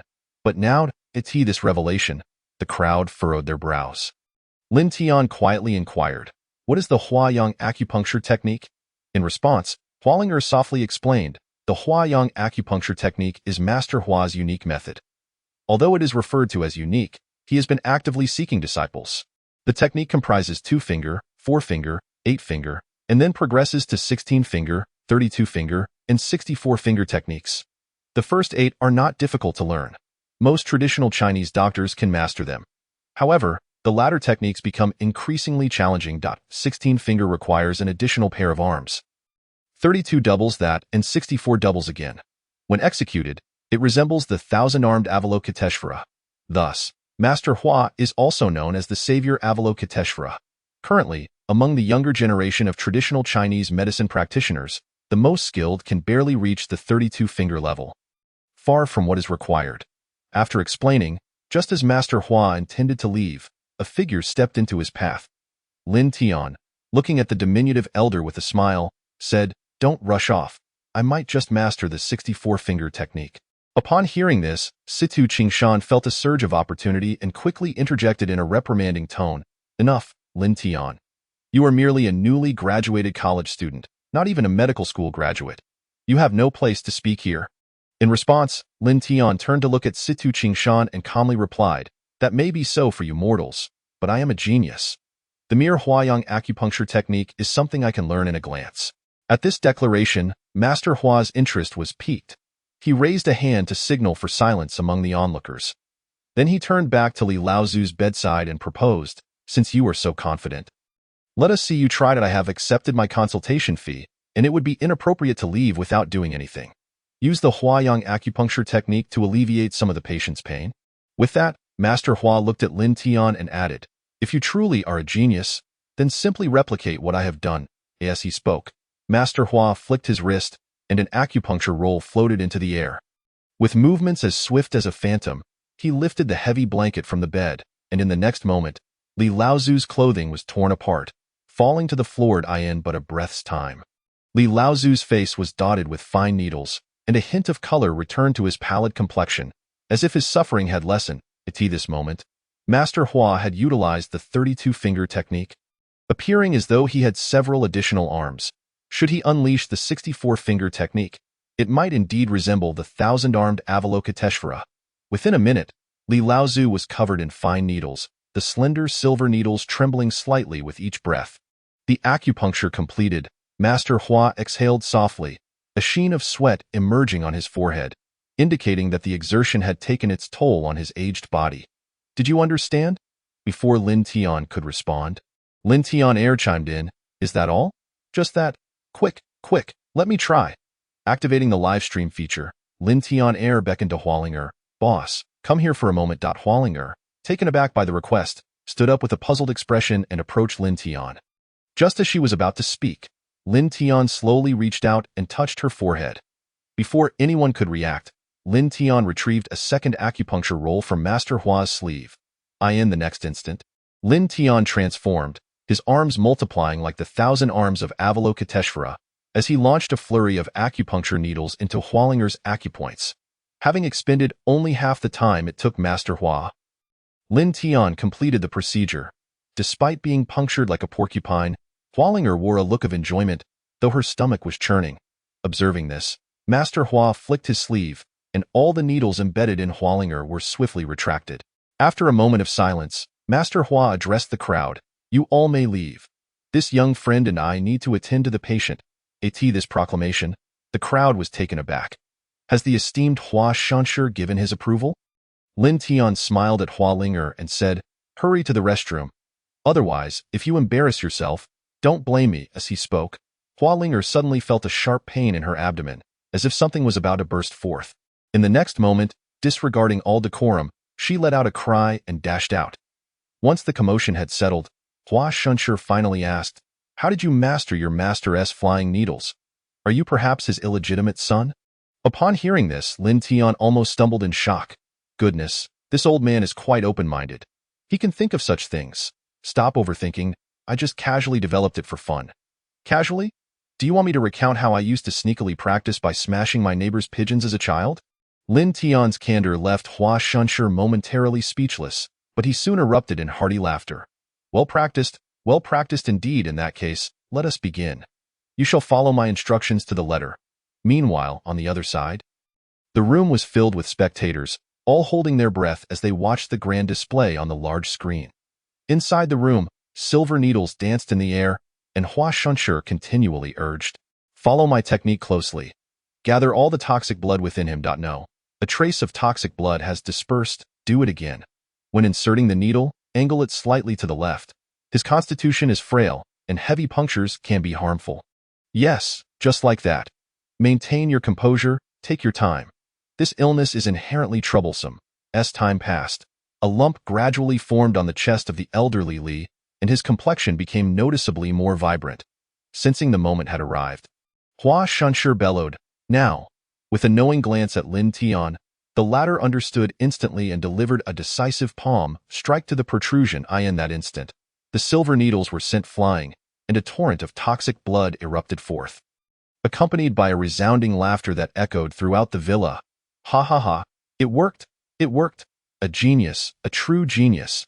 This is the first time I have witnessed a young person apply the Huayong needle technique to such an extent. Ha ha ha, what a relief! It has been so long since I treated a patient with such satisfaction. Come, let us celebrate with a sumptuous meal. I shall treat you all with that." Hua Shanshi opened the door and glanced at the eager crowd outside. He then turned to Situ Qingshan and said nonchalantly, "I shall forego the consultation fee. This time, it is not solely my endeavor. Should you require my services again, feel free to reach out. Consider it a favor owed." Upon hearing this, Situ Qingshan's expression remained unchanged. Although he did not achieve his intended goal, receiving such a statement was not entirely in vain. However, he realized he must keep an eye on Lin Tian. As he had not anticipated the latter's ability to earn Hua Shanshi's recognition, he smiled and replied, "Hua Shanshi, you are overthinking. There is no need for such formality. This is what I ought to do. In the future, should you have any needs, simply give me a call, and I shall do my utmost to fulfill your requests." It must be said that Situ Qingshan was quite adept in matters of social etiquette, his words flowing seamlessly to At that moment. Members of the Li family and other guests surged into the patient's room. They gazed in astonishment at the now rosy-cheeked and stable-breathing elderly. "Incredible! He has truly been cured. Let me see. Indeed, Elder Li's breathing has evened out. Remarkable, simply remarkable. How could it reach such a level of healing? Look, it seems Elder Li is about to awaken. His eyelids are fluttering." Upon hearing this, the entire scene erupted into chaos. As one of the main contributors, Lin Tian was jostled by the crowd. Just as he managed to break free, he intended to contact Hua Linger, only to be seized by her hand. Hua Linger whispered, "Don't look. I'm right here. Follow me. I know where to find delicious food." Goodness, where did this Hua Linger procure a chicken leg? As she munched on it, she declared, "Once everything has settled down, everyone will remember the two main characters of this event. But Hua Shanshi and Lin Tian have already departed from the Li Villa." Chapter 11. Have I become a divine physician? What? You didn't secure any investments? On the way home, hearing Hua Linger's words, Lin Tian nearly spat out blood. Hua Linger replied with an air of righteousness, "Of course not. We saved a life. After all, how could we take advantage of someone in such a vulnerable moment?" Hearing this, Lin Tian couldn't help but twitch his lips. After all his efforts, was the outcome merely a meal, and accompanied by an old man at that? Once the meal was finished, that old man simply patted his behind and left without a word. At that moment, the live stream's Lin Tian too was filled with laughter. Now, this is the Hua Linger I know. This is the essence of it. Ha ha ha, how amusing, truly amusing. Ignoring Lin Tian 2's comments, Lin Tian turned his focus back to Lei Pai Lin Tian, Beggar's Lin Tian, who had been eerily quiet lately, merely sitting in the live stream every day. After yawning, Hua Linger, looking drowsy, said, "Let's head straight back to the company. We have overtime today." Overtime? Lin Tian's expression darkened. He hadn't returned home in 3 days due to the chaos at the company. Since the game design bore his name, he naturally had to address everything. Thus, while driving, Lin Tian asked, "With all this overtime, shouldn't I be entitled to a game consultant salary?" "That works. Starting next month, I shall pay you 3 salaries." Hua Linger seemed to have little concept of money, casually offering 3 salaries. "Wait a moment, 3 salaries?" Realizing something was off, Lin Tian questioned, "Is driving also compensated?" With a mysterious smile, Hua Linger replied, "You'll find out tomorrow." Due to the long hours of overtime, Lin Tian had been assigned a single occupancy room at the company. Though termed a single room, it resembled a hotel suite, complete with a bathroom and a large bed. Just as he finished his shower and prepared for a good night's sleep, at the break of dawn, Lin Tian heard a knock at the door. Expecting it to be someone from the project team, he was surprised to find an elderly lady at the door. "You are Lin Shanshi, correct, Lin Shanshi?" Upon hearing this, Lin Tian was taken aback. When had he become a divine physician? "I am Lu Fei, seeking your treatment. Just give me a needle." Before Lin Tian could respond, Hua Linger rushed over with a cheerful demeanor. "Granny Lu, You are quite eager. Please return to your room. I will fetch Lin Shansher to treat you. Rest assured, he won't escape. With a wave of her hand, 2 security guards assisted Lu Fei back upstairs. Seeing this, Lin Tian grabbed Hua Linger, who was attempting to leave, and asked, "Wait a moment, shouldn't you explain what is going on here?" Hua Linger giggled and replied, "Your performance yesterday has already spread. Although Hua Shansher rarely leaves his Divine Physician Valley, he never discriminates based on status when treating patients. Everyone must queue, and unless critically ill, no one can cut in line. This has led many prominent figures in the capital to refrain from seeking him. Now, your display yesterday has elevated you to the same level as Hua Shansher. I received numerous appointment requests while we were dining yesterday." Upon hearing this, Lin Tian finally understood. No wonder this girl seemed unconcerned about the company's finances. She was treating him like a money tree. Absolutely not. I truly know nothing. I merely learned on the spot. If this goes awry, it could cost lives. The one who logged in yesterday was Lin Tian too. Even if he experienced it, he only learned about 80%. If left to me, I wouldn't dare take that risk. Hearing this, Hua Linger's expression fell. She had thought Lin Tian was a master. Instead, he was a novice. This was disastrous. She then inquired, "What about yesterday when you were needling me? I felt so much lighter afterward." Lin Tian rolled his eyes and replied, "That was because you've been overeating lately, leading to digestive issues. The few needles I inserted were primarily to promote intestinal peristalsis. If you felt lighter, it was simply because you relieved yourself. By the way, did the Li family's toilet not get clogged by you?" As Lin Tian finished speaking, he felt a pang in his stomach. Hua Linger shot him a glare and, with a flick of her ponytail, declared, "I don't care whether you can do it or not. If you can't, you still have to try. The consultation fee will be split evenly between us. It's settled." Upon hearing there was money to be made, Lin Tian too jumped in, "Let us do it. I could use the cash. The cultivation techniques, enhancement potions, and elixirs all require financial investment. The stronger I become, the more advantageous it is for you, is it not? Come on, I'll take control. You should learn from me and strive to master your skills sooner. Learning more can never be a disadvantage. Having a plethora of skills is always beneficial. Wouldn't you agree? One must admit, it is indeed oneself who must offer counsel." Lin Tian Hao's words quickly resonated with Lin Tian, who inherently believed in the philosophy of acquiring diverse skills. If there is an opportunity to learn more, one should seize it. Very well then, let us proceed as you suggest. You take the lead while I observe and learn. Lin Tian found the experience of taking control rather enjoyable. He felt akin to both an observer and an executor, acutely aware of his actions and desires. This peculiar sensation was quite addictive. On to the next. Lin Tian Hao called out to the door. However, the next individual to enter was Hua Linger.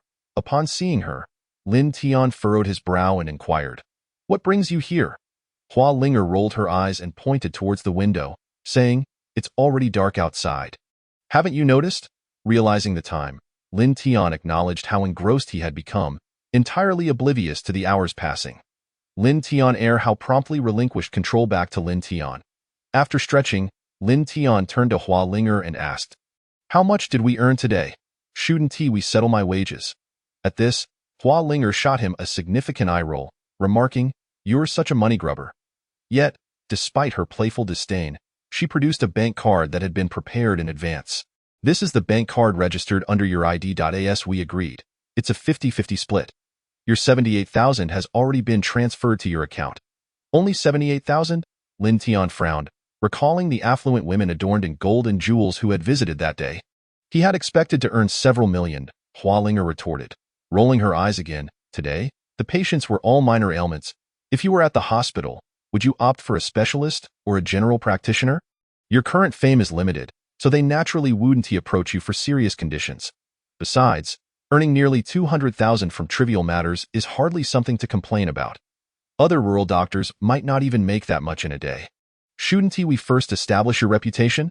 The fact that they trust you enough to bring their elders for treatment is already a sign of respect. Under normal circumstances, even a deputy director at a hospital wouldn't have access to such clientele." "Oh, I see." Lin Tian nodded, not dwelling on it further. He then decided to allocate all the money to Lin Tian Hao. For the moment, he wasn't in need of funds. It was better to assist Lin Tian Hao in enhancing his abilities, especially given the hints of turmoil in that world. While speaking, Lin Tian pulled out a list and said, "Please arrange everything on this list and ensure we have extra needles. IT details everything we need. Just go purchase it." Hua Linger nodded in understanding. "Shall we have a meal first?" "Yes, let us eat." Speaking of meals, the company had recently set up a cafeteria, which was essentially a repurposed hotel. Establishing a cafeteria meant hiring staff. To guarantee that food wouldn't cause any issues, Hua Linger had promptly hired 2 chef teams. Upon seeing the exquisite dishes before him, Lin Tian frowned and, noticing Hua Linger enjoying her meal, couldn't he help but ask, "Didn't you claim to be short on funds? Why the extravagance? Why hire so many people? Each chef team is a significant expense, yet you've hired 2." In response, Hua Linger smiled and explained, "It's fine. The Game Expo is approaching, and I've secured an invitation. Once we establish our name at the expo, our game will surely sell." Lin Tian rolled his eyes and reminded her, "Didn't I say that free things are the most expensive?" Su Linger interjected, "You understand this, yet you still plan to charge for the game?" Hua Linger, savoring a piece of braised pork, responded with a grin. "That's why you're not cut out to be a businessman. This is merely a smokescreen. I'll leak some information about the game. There will undoubtedly be imitators rushing to finish their projects and heavily promoting their games. In the end, I'll offer a free play session and a grand opening gift pack. Can you imagine their expressions?" Lin Tian looked at Hua Linger, surprised by her cunning strategy. However, he voiced his concern. "But what if they decide to offer their games for free right from the start? Don't forget, Situ Qingshan aims to undermine your company. If you wave the flag of paid services, he'll counter with free offerings. In that scenario, even if you switch to free, others will perceive it merely as a reaction to their prior free offering, forcing you to comply."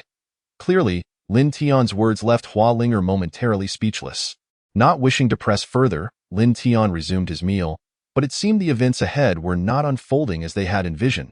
On the following day at the Game Expo, they were utterly taken aback upon seeing their designated area. Hua Linger, rarely showing anger, confronted a nearby staff member, demanding, "What is going on here? Why is our exhibition space tucked away in a corner? There are hardly any attendees. What purpose does this serve?" The staff member, wearing a dismissive expression, responded leisurely, "Having an exhibition space is already a privilege. You should consider how many game companies are outside trying to promote their products. A little-known game company should be grateful for the opportunity to be here, rather than making demands." With that, the staff member rolled their eyes and turned away, exuding an air of arrogance. Chapter 12. Promotional Tactics. A table, a chair, a small booth. Upon witnessing this so-called exhibition area, Hua Linger felt a surge of frustration rising within her. Lin Tian, adding fuel to the fire, remarked, "This is wonderful. Just put a door on it. Who could even distinguish whether this is a restroom or a game exhibition hall?" In response, Hua Linger shot him a fierce glare. "Dio, you want to forfeit your salary? You should be thinking of ways to promote our game in this desolate place." Suddenly, a burst of laughter echoed around them. Zhang Shuer approached Hua Linger with a swagger, covering her mouth as she mockingly exclaimed, "Sister Linger, is this your exhibition space? Ha ha ha, I almost didn't recognize it. Why Dog's bathroom is larger than this? How did you become so impoverished that you can't even afford a decent booth? Why not come to my space? I can spare a bit of room for you. It's certainly better than this doghouse." Though her words dripped with sarcasm, she turned and sashayed away, clearly having come merely to annoy them. Witnessing this, Hua Linger stomped in frustration, feeling utterly powerless. The project team leader cautiously asked, Boss, should we continue to set up here?" "Set up? Of course," Lin Tian interjected with a smile, pointing outside. "But not here. We'll set up out there." The team was momentarily taken aback, and soon voices of concern erupted. "Outside? That's where all the disreputable game companies are. Many of which are scams. If we display alongside them, our game will be tarnished before it even launches. How will we survive in this industry?" "Exactly. Many of those game companies deal with restricted or gambling-themed games, which are expressly forbidden by the state. In a way, we absolutely cannot go outside. It's better to just go home and sleep." Amidst their protests, Hua Linger turned to Lin Tian, her brow furrowed. "Dio, you have a good plan?" "Of course I do," Lin Tian replied with a smile, "but it requires a bit of investment." "How much?" "About 100,000 or so." 100,000. For the old Hua Linger, this was a trivial sum. But now she found herself hesitating. While casually spending 100,000 didn't faze her, The thought of it potentially causing trouble and requiring additional funds to resolve was daunting. Do you have confidence? Not much. How little is not much? Approximately 99.99%. Are you joking with me? Seeing Hua Linger's displeasure, Lin Tian chuckled. Don't worry, I'll handle it. Let us first proceed to dine. For I have ventured out early this morning without partaking in breakfast, and I am utterly famished. Very well then, let us have our meal. Upon arriving at the nearest breakfast establishment, Hua Linger, just as she was about to place her order, was abruptly pulled up by Lin Tian, who exclaimed, "What are you doing? Who said you could eat?" With that, Lin Tian turned directly to the proprietor and loudly declared, "Boss, pack up some buns, steamed bread, milk, tea eggs, and fried dough sticks. 1 portion of each, and put them in separate bags. Pack as many as you can."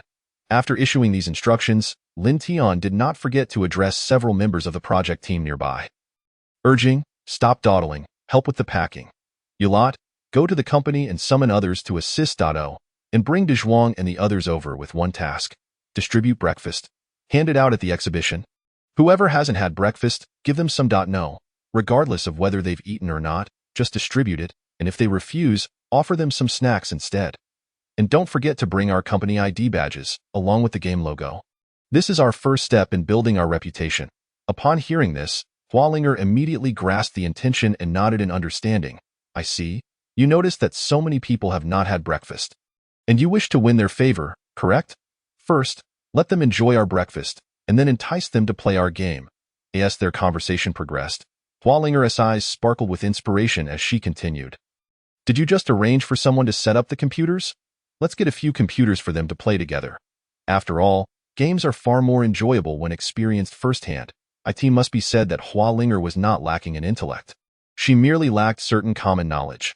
Lin Tian smiled appreciatively, nodding in response, "Close enough. I've rented over 10 trucks.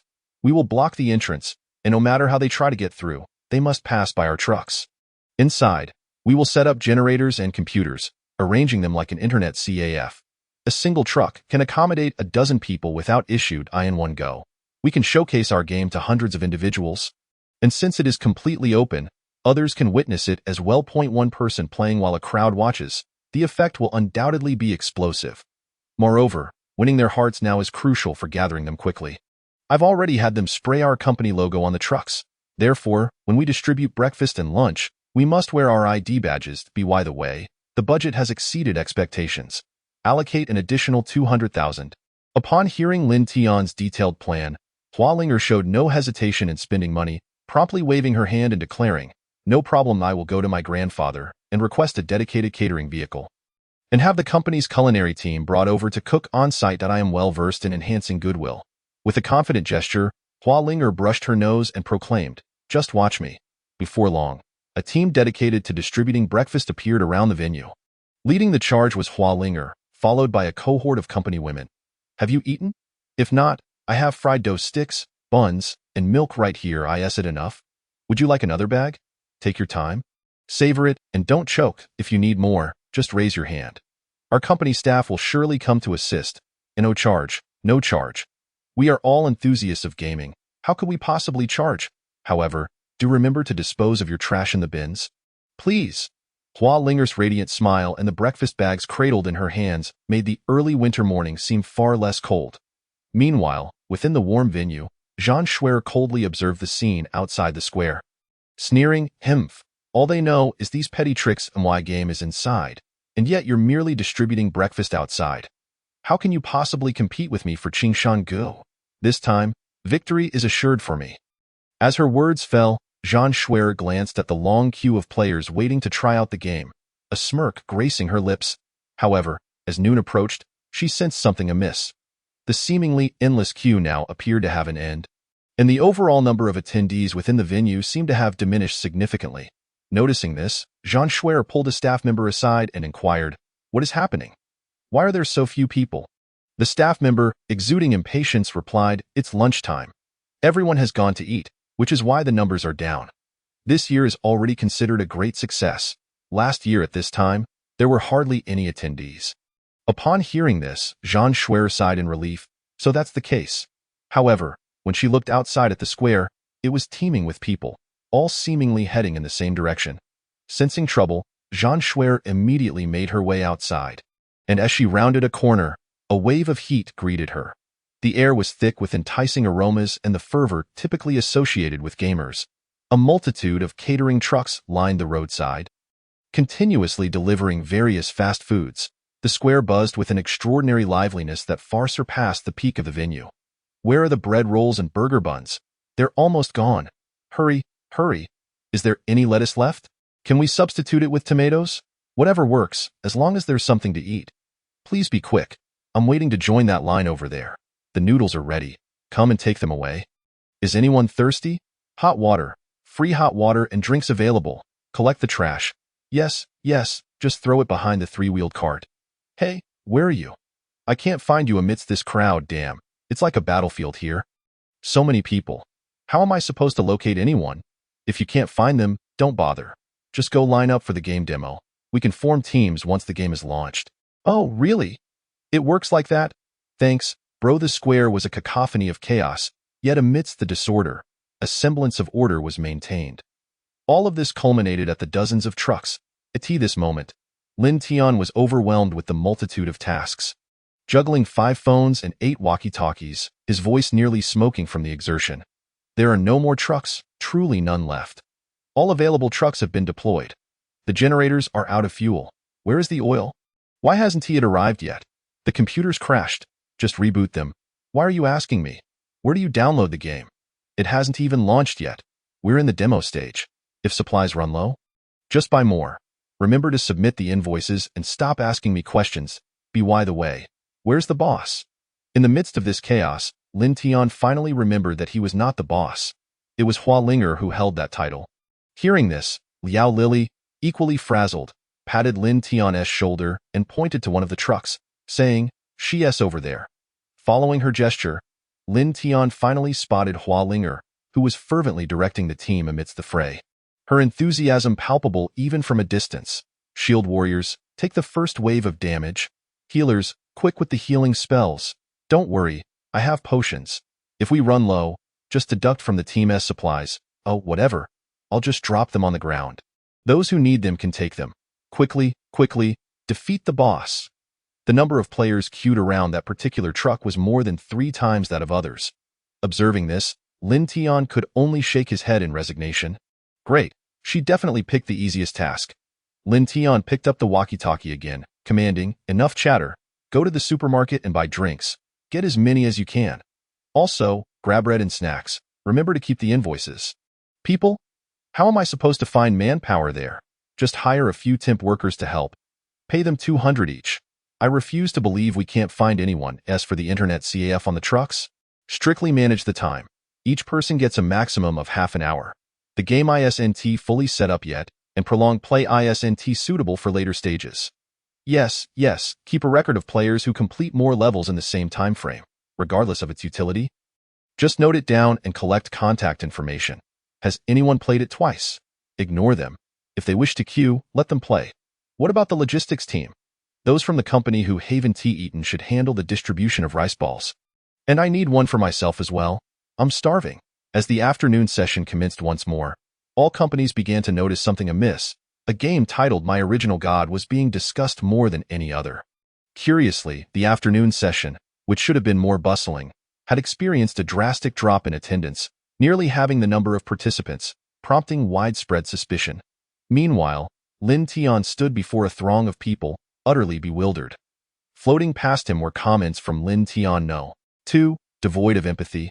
Ha ha ha, it's exploded. This is an absolute sensation. It's more vibrant than the New Year's celebrations. I am utterly amused. It seems you will find it quite challenging to conclude your day on a positive note. Prepare yourself for some overtime. Just as Lin Tian Heo stated, this busyness will extend well into the evening hours. Even so, many individuals were still ushered out, their reluctant expressions suggesting that Lin Tian was akin to a beloved partner to them. In contrast, Hua Linger joyfully bounced over to him, exclaiming, "This is delightful, absolutely splendid. It is my first time witnessing such a crowd. By the way, is there any food left? I feel as though my stomach is about to collapse from hunger." Upon hearing this, Lin Tian could not help but roll his eyes, glancing at the cleaning lady with a sense of helplessness. And you still think about food? Tomorrow, there will likely be even more people. The budget is quite limited. Not enough. Hualinger was momentarily taken aback, for she had directed all the available liquid funds to Liao Lily at that moment. Liao Lily wheeled over a cart, stating, "Indeed, it is insufficient. This is the final batch of invoices I calculated. Today's expenditures exceeded 1.35 million. Hearing this figure, Hualinger exclaimed in disbelief, "How could the costs be so high? Isn't it merely distributing food and beverages for free?" To this, Liao Lily offered a wry smile. "You just activated a supermarket card that is now a top-tier VIP. What do you expect? We cleared out 3 supermarkets, and by evening, we were reduced to instant noodles. The distance from the city center is considerable. We spent nearly 100,000 on labor alone. Overall, it has been quite frugal, especially considering the current promotional impact." As she spoke, Liao Lily pulled out her phone. Scrolling through the news for Hualinger to admire, now, every major news outlet's gaming section features our company's name and game images. Normally, even spending 10 times the amount wouldn't yield such favorable results. Furthermore, the discussion surrounding us is quite intense. Our game has become a topic of conversation across forums and online communities. I've already instructed the other ladies to return and keep posting, ensuring that the buzz remains throughout these 3 days of the Game Expo. In response, Hualinger nodded slightly, saying, "I understand. Let us withdraw another 2 million from the company account for now. I will find a way to raise funds." Sitting in the car, Hualinger couldn't help but ask, "How much do you think I could sell this car for?" Lin Tian rolled his eyes once more, replying, "If you sell the car, we'll have to walk back to the company." Instead of pondering this, why not see if anyone needs medical treatment? Earning some extra money through acupuncture would be more practical than your current musings. To this, Hualinger shook her head. Medical treatment can only be a supplementary service. Occasionally, someone comes in, but yesterday's crowd was merely curious about your abilities. Gaining their complete trust will take time. Relying solely on this for income would lead us to starvation. With a sigh, Hualinger lamented, "Over 1 million a day. At this rate, we could burn through 5 million in 3 days. While the results are impressive, the costs are indeed daunting." After a deep breath and a prolonged silence, Hualinger suddenly brightened, her eyes sparkling with excitement. "I have it. Fundraising, fundraising." Lin Tian looked at Hualinger, puzzled. She quickly elaborated, "It's akin to what typical gaming companies do when they lack funds, to prevent their games from failing. Of course, many companies merely use this as a guise to scam money and disappear. Rarely do companies engage in such practices at gaming expos." Lin Tian raised an eyebrow in surprise. "I didn't expect you to have researched gaming expos. I thought you spent your days indulging in snacks and milk tea." Receiving a roll of her eyes from Hualinger, Lin Tian listened intently. "While others may shy away from such actions, we are in a position to proceed. However, we must not ask for excessive funds. We need to set a limit. Each individual can donate a maximum of 10 yuan, and we require their contact information to grant them an exclusive in-game title in the future. How does Kind Traveler sound? With 10 yuan from each person, 1,000 individuals would yield 100,000, which should sufficiently cover our expenses. In a few months, the complete game will be ready for launch. And if we can endure this period, we will triumph." With the most significant financial issue resolved, Hualinger felt her rationality wane once more. With a wave of her hand, she commanded, "Let South go to your place. We must have a hearty meal first. After eating, we'll return to the company for rest. We have to continue our busy schedule early tomorrow." Busy? The following day, as the two arrived at the venue, dawn had yet to break, yet a queue had already formed outside the truck. It appeared that many employees had opted to sleep nearby, even choosing to camp out on the truck itself. "What on earth is happening here?" Lin Tian inquired. Liao Lily, with a helpless expression, replied, "I have no idea. When we arrived this morning, it was already like this. Many must have come to queue overnight. The chefs have already begun boiling noodles. Would you like to sample some?" The explosive popularity of the second day exceeded everyone's expectations, prompting even the organizers to approach Lin Tian and his team.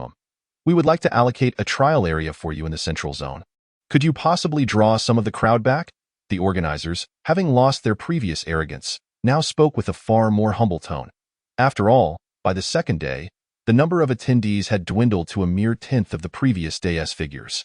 If this trend continued, it would equate to them merely serving as a backdrop for Lin Tian's success. Remaining silent, Lin Tian refrained from commenting, allowing Hualinger to take the lead. After a moment of contemplation, she adopted an innocent expression, her large eyes blinking as she said, "What does this have to do with us? We never restricted anyone's movement, and everything is happening outside the venue. It seems we have not done anything wrong." Upon hearing this, the leaders of the gaming expo felt a wave of frustration wash over them. Lin Tian seized the moment to interject, "Of course, if you are willing to provide better services, I believe many players would still wish to return to the exhibition hall." Their words bordered on an outright request for financial compensation. Typically, gaming expos do not allocate extra funds. Otherwise, they wouldn't have set up in such a remote area of the capital. Lin Tian's statement was undoubtedly aimed at extracting concessions from them. Noticing the organizer's reticence, Hualinger delivered a follow-up jab. "Indeed, service is the cornerstone of everything. I have been busy since this morning and have not even had a bite to eat. Yet I have been constantly guiding the players." Guiding? A few of the leaders nearly choked at her words.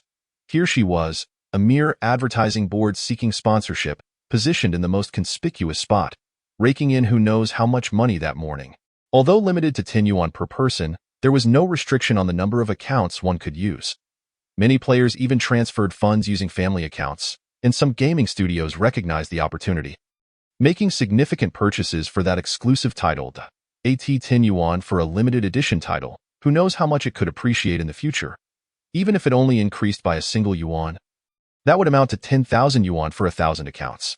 Players who initially intended to purchase games, merchandise, or in-game items began opting to spend their money on Hualinger instead, leading to a sharp decline in their income.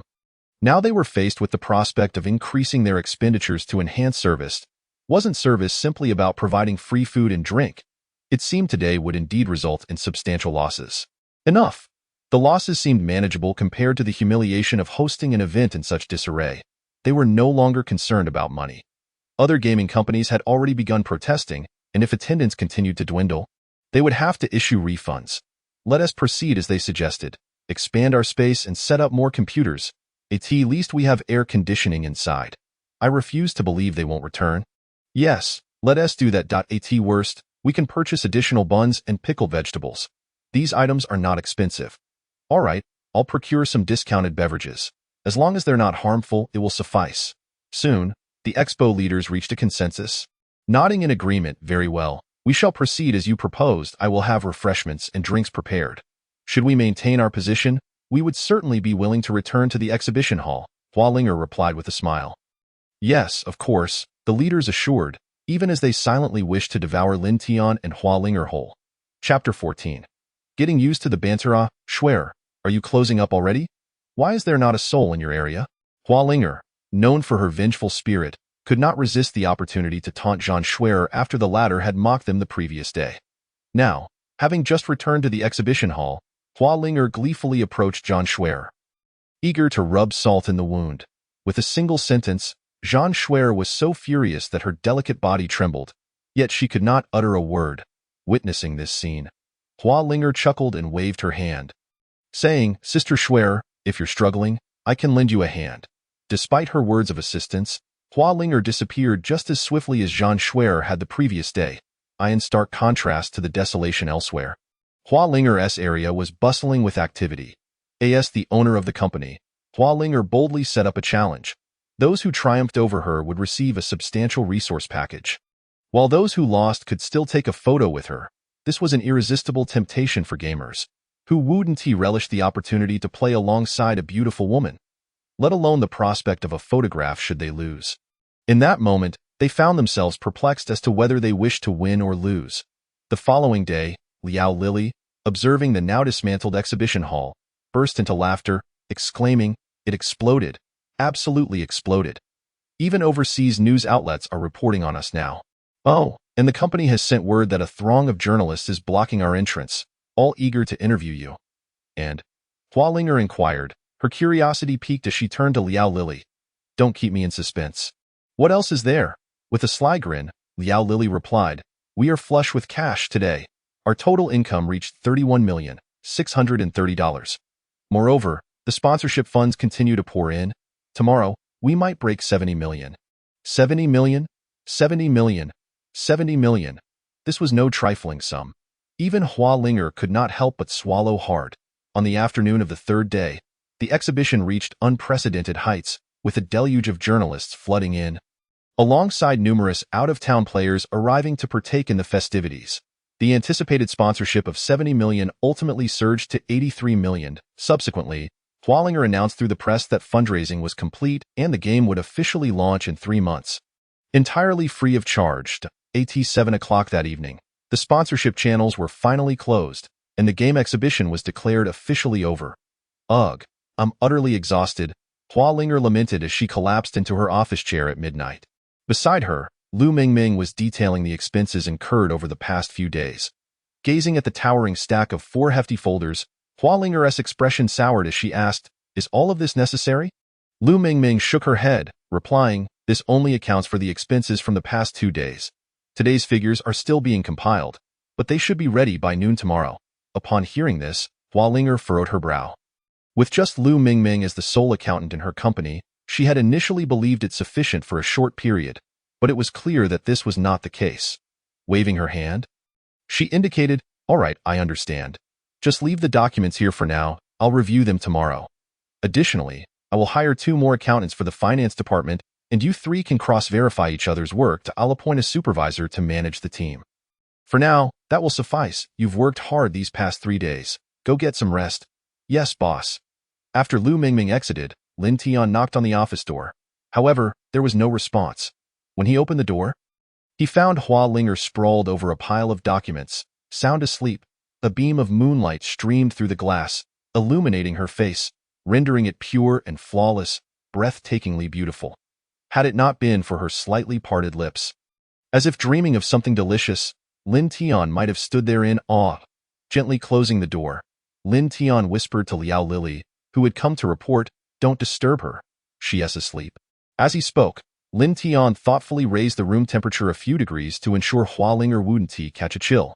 Meanwhile, C2 Qingshan's expression darkened upon seeing the reports. After spending so much money, he realized that he and the Zhan family's Shengyu Game Company had failed to secure a spot in the top 5 of the game exhibition rankings. To be precise, aside from his own game, Genshin Impact, the other games had garnered pitifully few votes. Typically, 5,000 votes would secure a place in the top 10. Now, it required fewer than 1,000. Damn Lin Tian, a bunch of useless fools. I've invested so much, and the game I created is outperformed by a mere college student. Get out. All of you, get out. The sound of his furious roars echoed from C2 Qingshan's office. At that moment, Lin Tian was in the streaming room, observing Lin Tian 2 and the little beggar Lin Tian chatting idly. From the chat records, it appeared that their worlds were nearly identical, at least in terms of environment. Herbs, exotic beasts, all were the same. "Thanks to you guys these past few days, or else many people here would have starved," the beggar Lin Tian remarked. "Once we get through this winter, life should improve next year." The beggar Lin Tian grinned, but in the next moment, he coughed up a mouthful of black blood onto the screen. The world spun, and his phone slipped from his grasp. At that moment, Lin Tian received a system prompt. "System prompt. Do you wish to assist the third viewer in your live stream?" After a moment of hesitation, Lin Tian clicked agree. As he slowly opened his eyes, a wave of dizziness washed over him. Memories from the beggar Lin Tian flooded back, helping him quickly grasp the situation. "I am the live stream." Lin Tian 2 reminded him. "Use the enhancement agent to boost your physical resilience against the toxins. Just wait. I'll fetch you a weapon." Nodding slightly, Lin Tian disregarded his own condition, injected himself with the dose, and promptly grabbed his phone before leaping down from the dilapidated temple. Inside the temple, anguished cries filled the air, with only the old beggar standing resolutely in the center. Surprised to see Lin Tian unharmed, the old beggar exclaimed, "Oh, you're not hurt? I distinctly remember administering the most potent poison to you. Under normal circumstances, you should have been rendered unconscious. Could it be your age has granted you some fortitude?" Upon hearing this, Lin Tian narrowed his eyes at the old beggar and coldly inquired, "Why would you do such a thing? If you intended to kill us, why save us only to bring us back?" From the memories of the beggar Lin Tian, the old beggar was the savior of all. He could not fathom why the old man would act this way. Suddenly, the old beggar burst into laughter, his twisted face reflecting sheer madness. "Ha ha ha ha, do you really think I saved you beggars out of kindness? I am but a step away from completing the ritual, the corpse soul array forged from the bones of 500 boys and 500 girls. I will use your blood, lifespan, and potential to cleanse my foolish bones. Only then can I tread the path of martial arts. Fear not.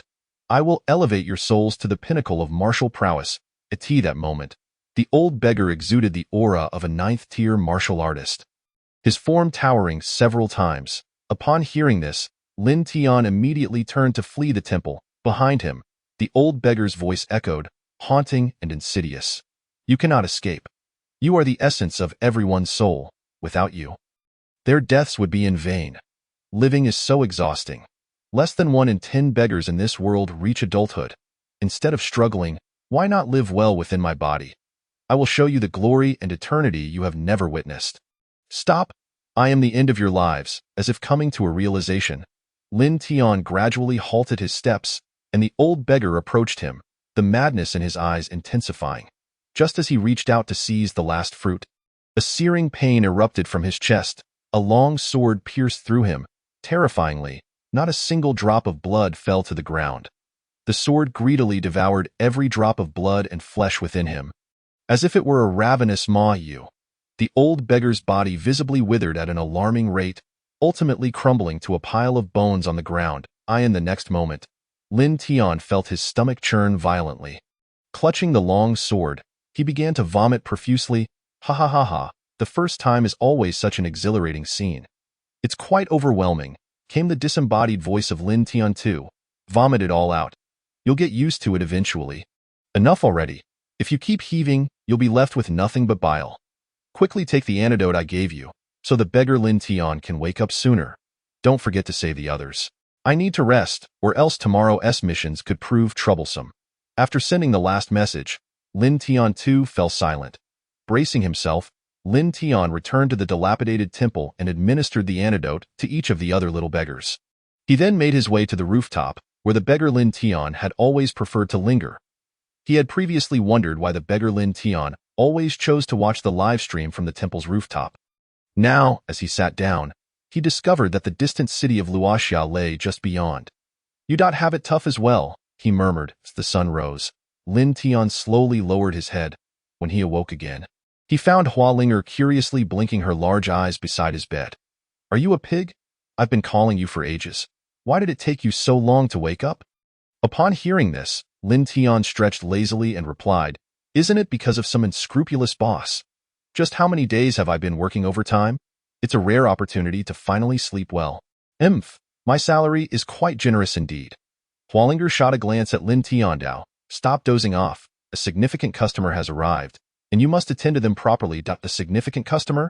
Upon Lin Tian's arrival at his exclusive treatment room, he couldn't help but twitch the corners of his mouth at the sight of Wachuocho, who was only waist-high to him. Isn't this your cousin? Observing the porcelain doll-like cuteness of Wachuocho, Lin Tian furrowed his brow slightly. How has this little one lost so much weight? A year ago, when they met at school, her cherubic face was still adorably plump. Now, her cheeks appeared gaunt, reminiscent of malnutrition. Noticing Lin Tian's frown, Hualinger cautiously inquired, Can you treat her?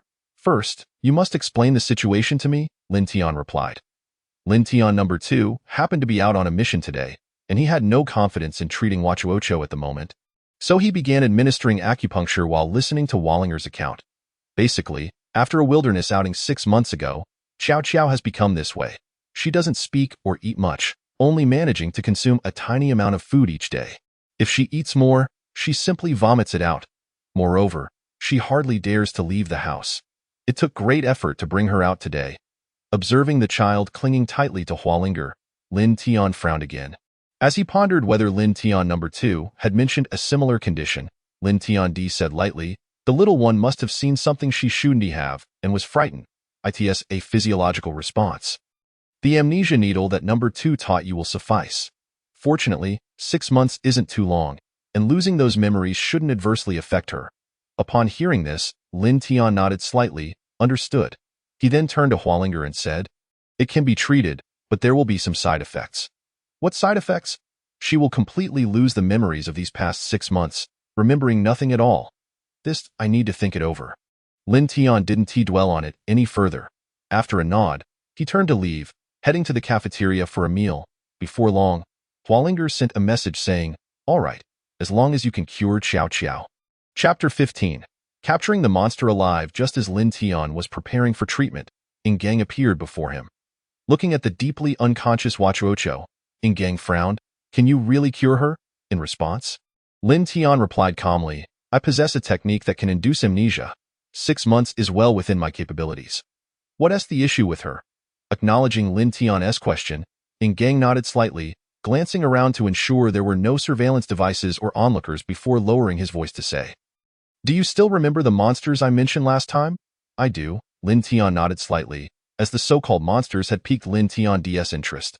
The child likely witnessed the feeding scene of the monster. Today, I found a fixed location near where she went on her wilderness outing 6 months ago, where the monsters have been feeding. I've also investigated her recent abnormal behavior, which I suspect stems from that fright. So you want her to identify which one is the monster? Yes. Hearing this, Lin Tian slowly set down the silver needle and took a seat on the nearby sofa, casually asking, Now, tell me more about this case. Interested? Ingang looked at Lin Tian in surprise, as he had assumed Lin Tian would show no interest in this matter. Somewhat. By midday, Wachuocho was escorted away by a team of people. Standing at the door, Hualinger frowned deeply as she watched them take Wachuocho, while Lin Tian merely said, Don't worry, they have a treatment plan for Chow Chow as well. What about your own matters? Hualinger asked, confused. What matters could I possibly have? Lin Tian pointed at a few individuals not far away. You seem to be quite famous. Those should be paparazzi, or perhaps your fans. Didn't you notice them photographing you? Me? Hualinger seemed entirely unaware of her current popularity.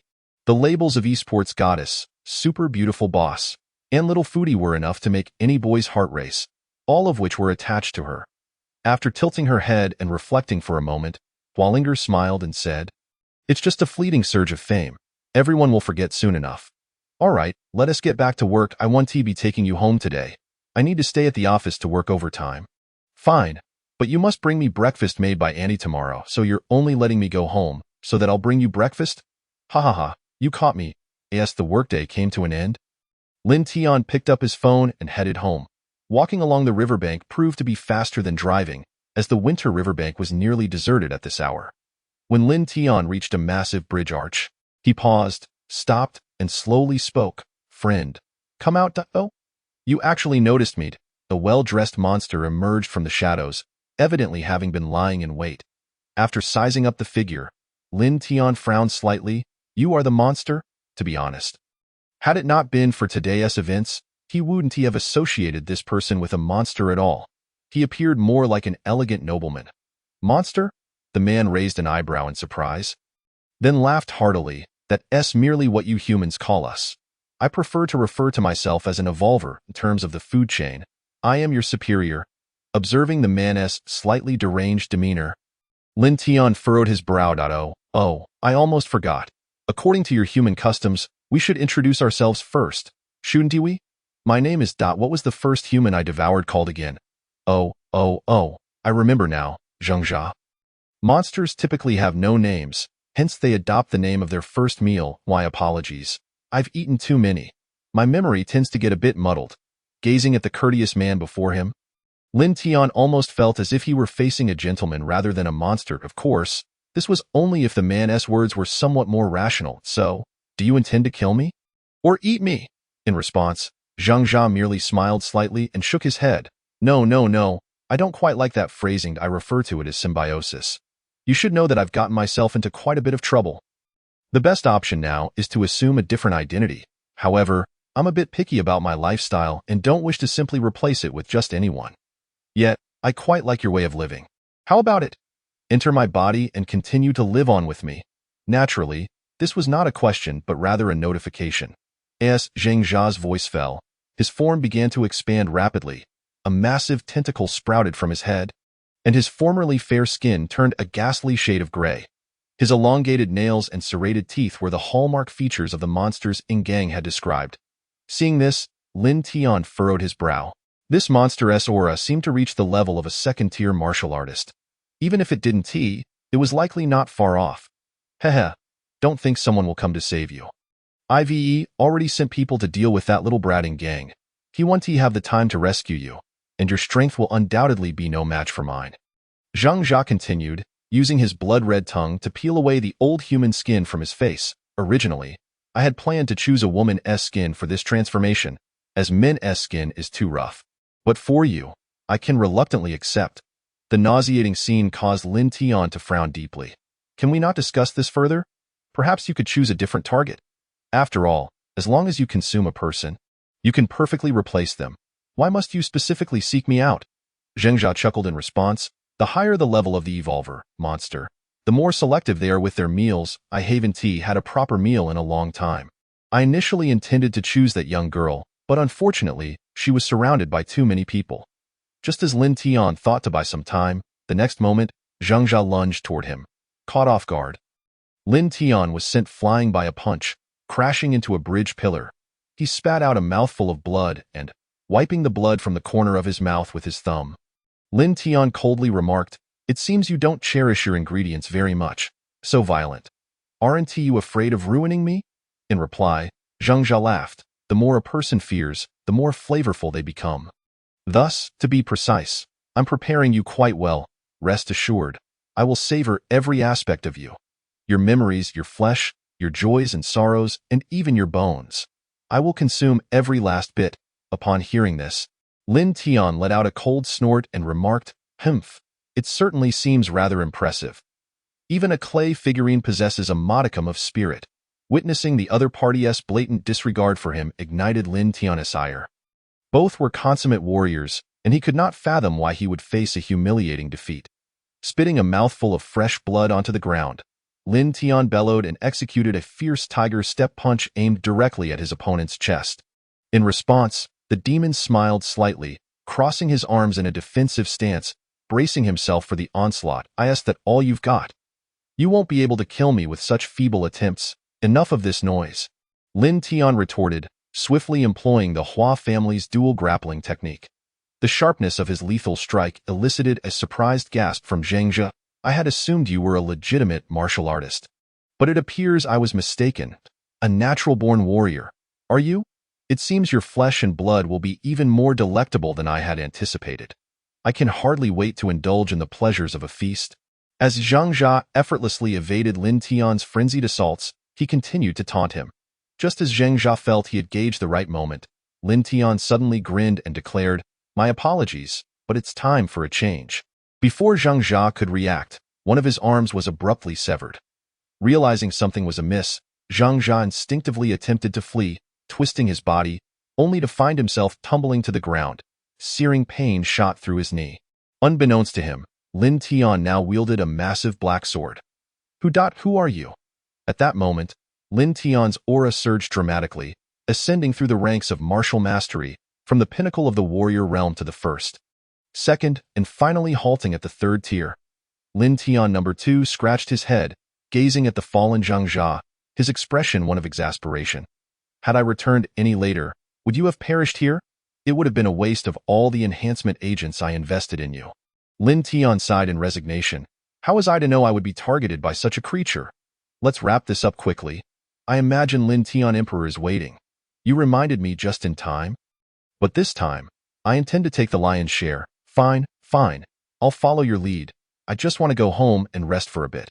After finalizing their deal, Lin Tian No. 2 revealed a cruel smile. Swinging the black sword once more, severing Zheng Jia's remaining arm, the pungent scent of blood instantly permeated the entire bridge tunnel. Just as Zheng Jia was about to plead for mercy, he felt a sharp pain in his mouth as his tongue fell to the ground. With a colossal glass dome enclosing Zheng Jia, Lin Tian No. 2's plan of capture reached its conclusion. "All right, I'll take my leave now.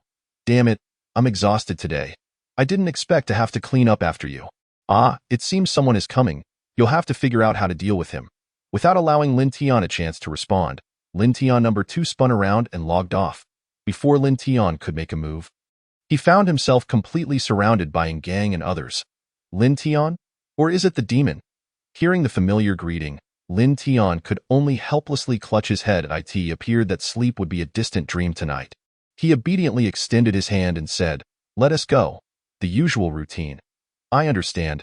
A night filled with interrogation and testing left Lin Tian feeling that had he not reached the martial master level, he might have lost his sanity. Feeling the sun's warmth on his skin, Lin Tian glanced at Gang beside him and remarked, "I say, big brother, could you at least give me a heads up next time you have a plan?"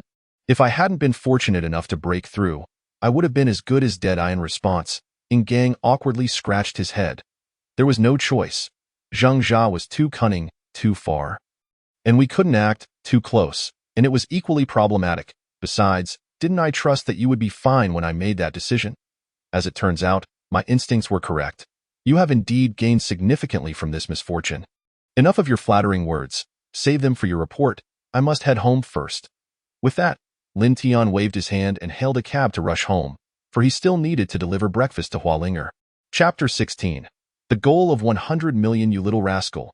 No stealing food. It's all prepared for Linger. If you dare to take a bite, I'll break your legs. Why are you just standing there? Quickly deliver it to Linger. It'll be inedible if it gets cold. If you take too long, just wait until I get back. I'll peel your skin off. Listening to the barrage of threats behind him, Lin Tian felt utterly helpless. Your precious son almost got eaten yesterday, and yet you.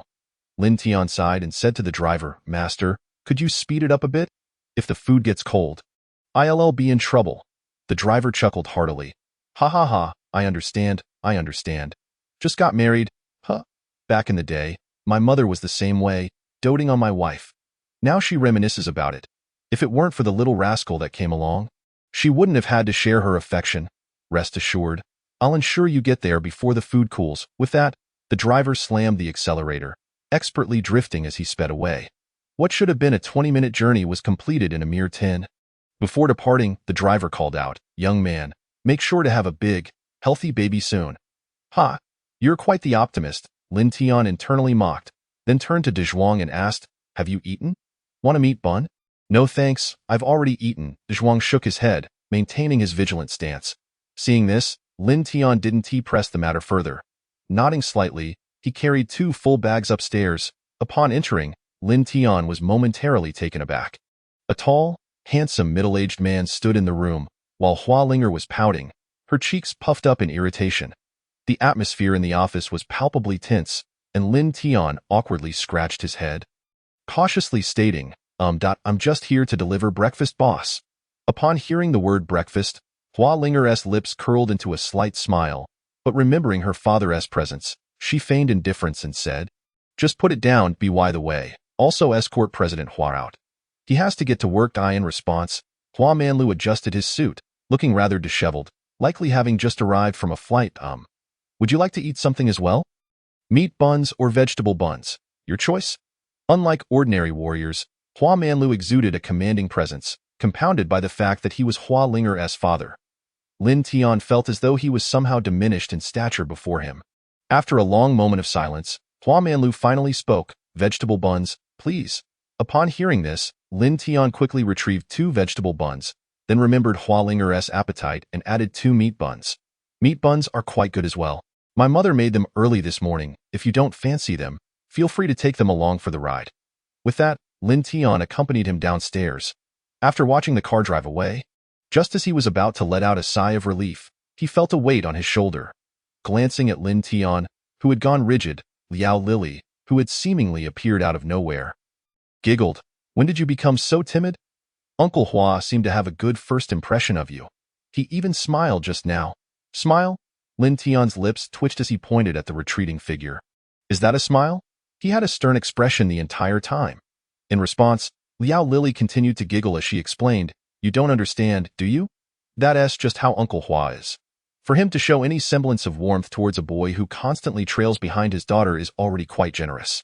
Had you exhibited any inappropriate behavior towards Linger, you would have likely been disposed of by now. Upon hearing this, Lin Tian felt a chill run down his spine, so his continued existence was contingent upon Hua Manlu's lack of murderous intent. Realizing this, he frowned at Liao Lili and asked, You're not one of the watchers, are you? Guess. With that, Liao Lili skipped away, hands behind her back, returning to the company. Meanwhile, Lin Tian received a message from Hua Linger. Come upstairs.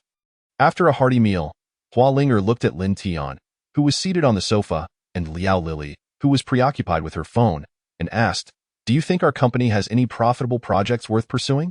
Upon hearing this, Lin Tian frowned and responded, Isn't the game project development going smoothly? You have the funds and manpower now, with high market estimates. Do you really need to develop a new project? In response, Hua Linger rolled her eyes and said, Do you think I want to? It's just that my stubborn old dad said, since we're using the Hua family's resources, our annual revenue must exceed 100 million. Otherwise, the bet counts as a loss for me. 100 million. Upon hearing this, both Liao Lily and Lin Tian gasped in disbelief. In an era where the average salary barely surpassed 3 or 4,000. The notion of 100 million was no trivial matter. Although their company currently boasted a balance of 100 million, earning another 100 million was no simple feat. Doubling the profit. It is enough to drive many into a frenzy. Lin Tian furrowed his brow and remarked, "This poses quite a challenge. After all, we're talking about 100 million. Why not pursue a career in stardom instead?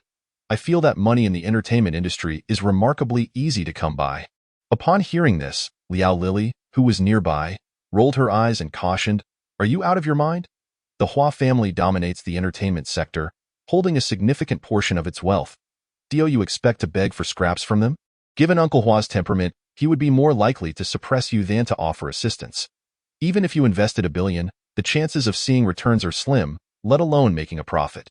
That world is far too treacherous for us to navigate." In response, Lin Tian clapped his hands and said, "Then there's no need to ask me. I'm merely a security team leader.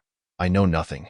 With that, he stood up with utmost seriousness, saluted the two, and exited the office.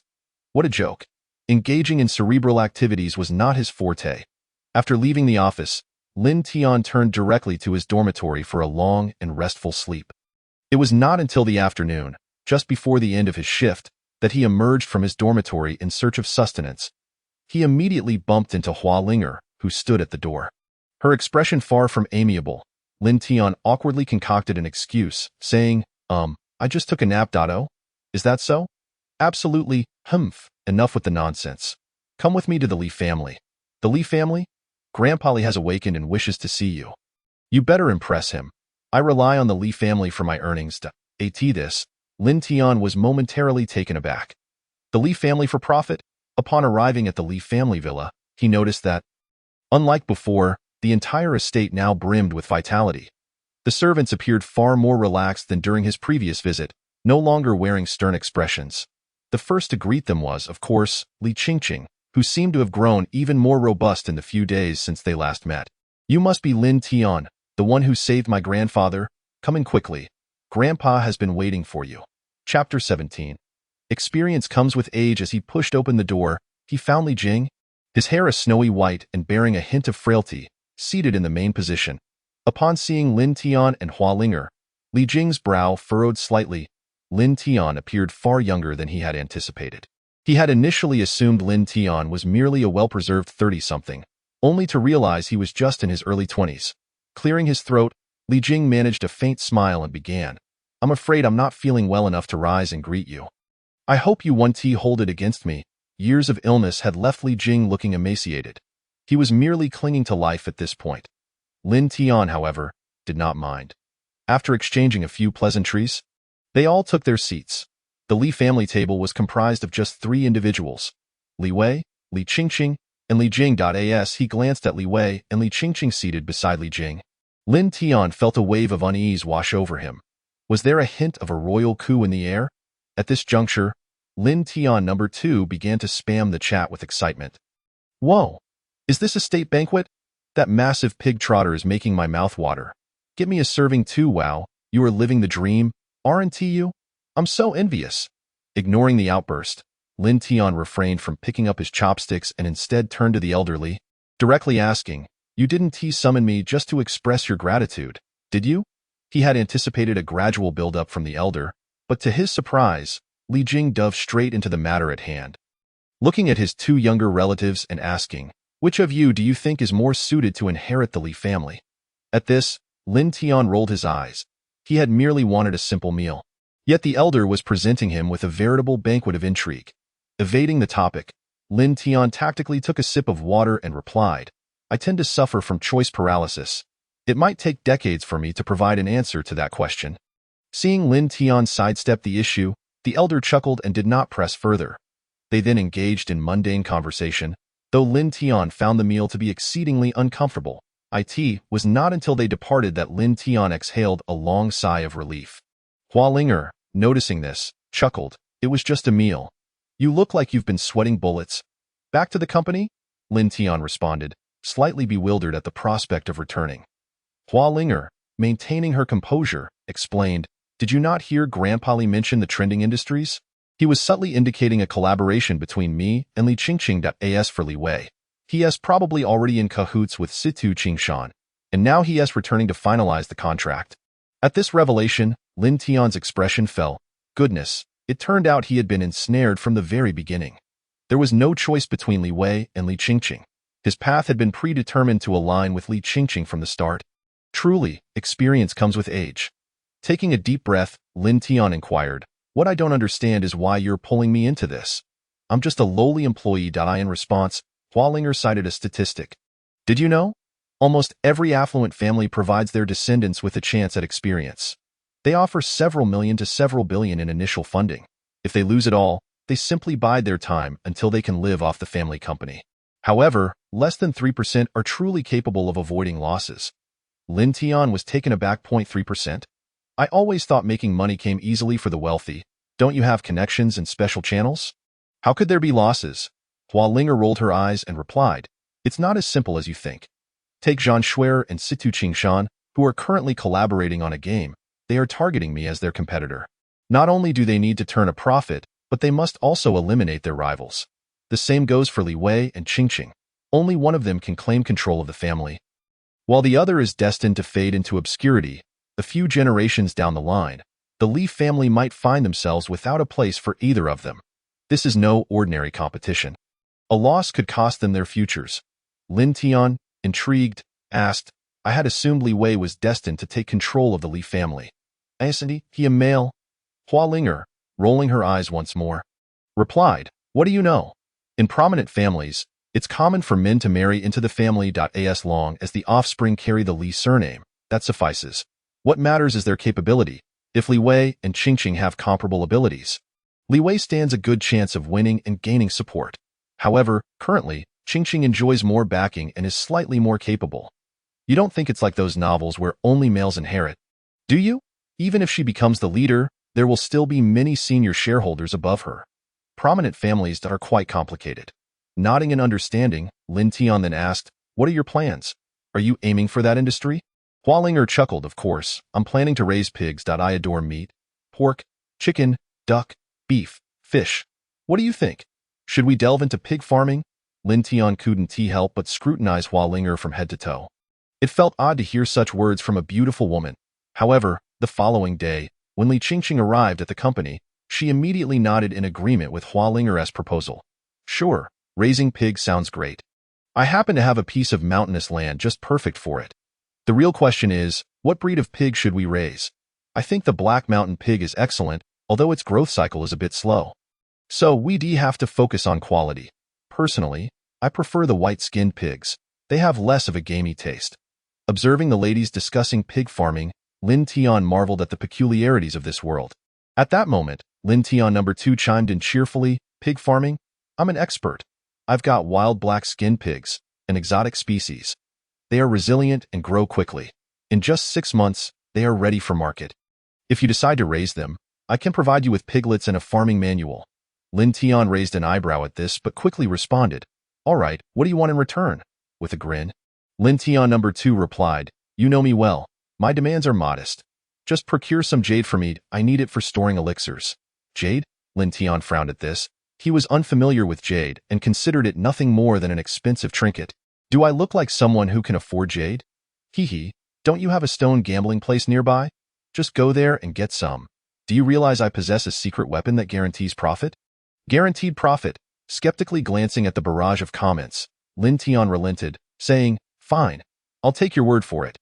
Having finalized the collaboration with Lin Tian number 2, Lin Tian raised his hand to address the gathered crowd, saying, "My uncle has cultivated a new breed of pig. Would you like to take a look? A new breed? Really? Could you bring one over for me to taste? Taste it first? I want some too. I'll go ask the kitchen to prepare. Let's have everyone in the company sample it. If it's delicious, we shall proceed."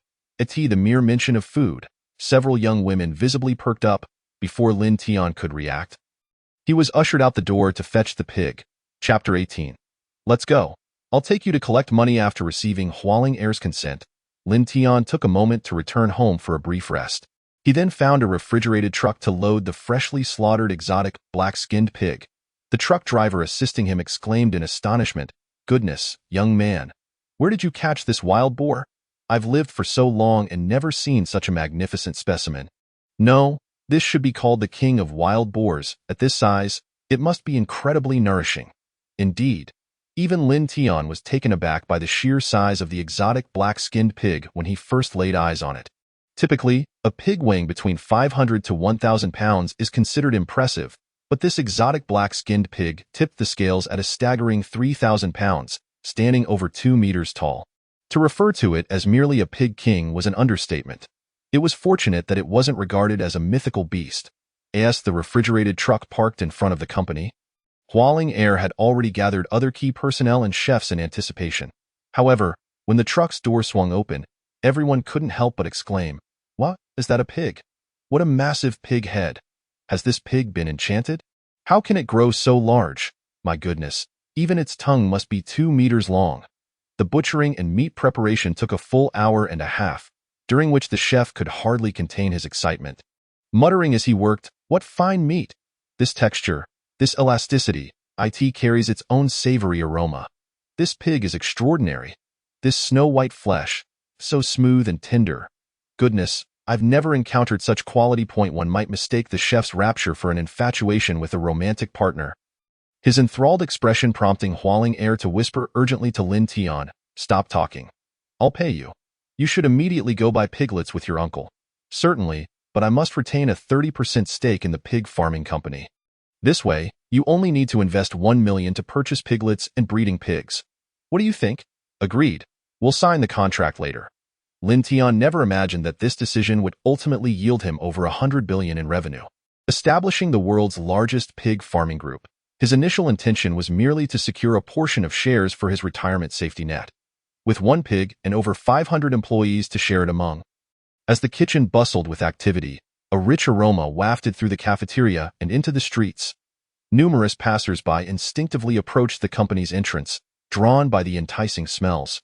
What delicious food are they preparing? Are they opening a new restaurant? I must come by frequently, Mom. It smells so good.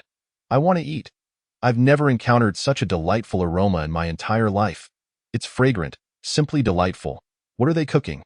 When the dishes were finally brought out, Hualing Air surveyed the attendees and, forgoing any pleasantries, clapped her hands and declared, "Everyone has worked hard during this time. After this meal, feel free to return and rest.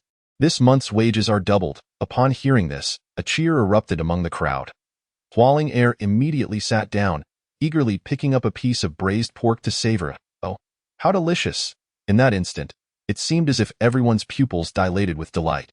"It's so good, I want more." Li Qingqing dove into the food with fervor, prompting others to hasten their pace lest they miss out. The speed at which everyone ate dramatically increased, and what was originally expected to be an hour-long celebration concluded in a mere half hour. As they boarded the vehicle, Hualing Air curiously asked Lin Tian, "Why are you taking food with you?" Lin Tian rolled his eyes and replied, "This is pork crackling and lard. I'll make meat buns for you tomorrow. I'll have my mom prepare the crackling into pork jerky. Trust me, it'll be irresistible." Upon hearing that she would have a share, Hualing Air eagerly urged, "What are you waiting for? Hurry up and get in the car. Don't let anyone else see." As Lin Tian drove, he mentioned, "By the way, I want to take a day off tomorrow to visit the Jade Market. I'll go too." Without a second thought, Hualing Air, who was sneaking bites of the pork crackling, responded, "What are you going for? What are you going for? Fine, but you can't steal my raw stones. I don't know anything about them." "What's there to steal?" Rolling her eyes, Hualing Air tossed a piece of lean pork crackling into her mouth. With her eyes closed, she rested her chin on her hand, exclaiming, "I never realized pork could be so delicious. It's so fragrant, simply divine. This pig is bound to sell exceptionally well." "Sell exceptionally well? It's not just that," Lin Tian remarked, surprised by the exquisite taste of this exotic creature. The quality was in an entirely different league. Looking back, he thought the pork he had eaten before was akin to tasteless meat. Lin Tian number 2 chuckled. "Now you understand the deliciousness, right? Hurry and acquire some high-quality jade for me tomorrow so I can buy piglets for you. By the way, do you want some Taishan chicken? That is also delicious. I usually don't even allow myself to eat it. If you can raise them in bulk, I could save quite a bit." Observing the comments, Lin Tian curiously replied, "Is raising Taishan chicken very demanding?" "Yes, much more than this exotic black-skinned pig. However, the taste is significantly superior to regular chicken, especially the golden chicken fat, which makes for an exceptional broth. But these chickens are skittish and prone to die easily. Despite their name, Taishan chicken is quite delicate. They require a stable environment, but you should be fine since there are no exotic beasts nearby. Just ensure they aren't exposed to any threats. And feed them pure mountain spring water, rice grains, and mealworms. Avoid any commercial feed." Lin Tian nodded in agreement. "All right, let's conduct a trial run. If it works, we'll proceed with the farming. Great. I'll handle the paperwork. You prepare the funding." With matters settled, Lin Tian focused on driving.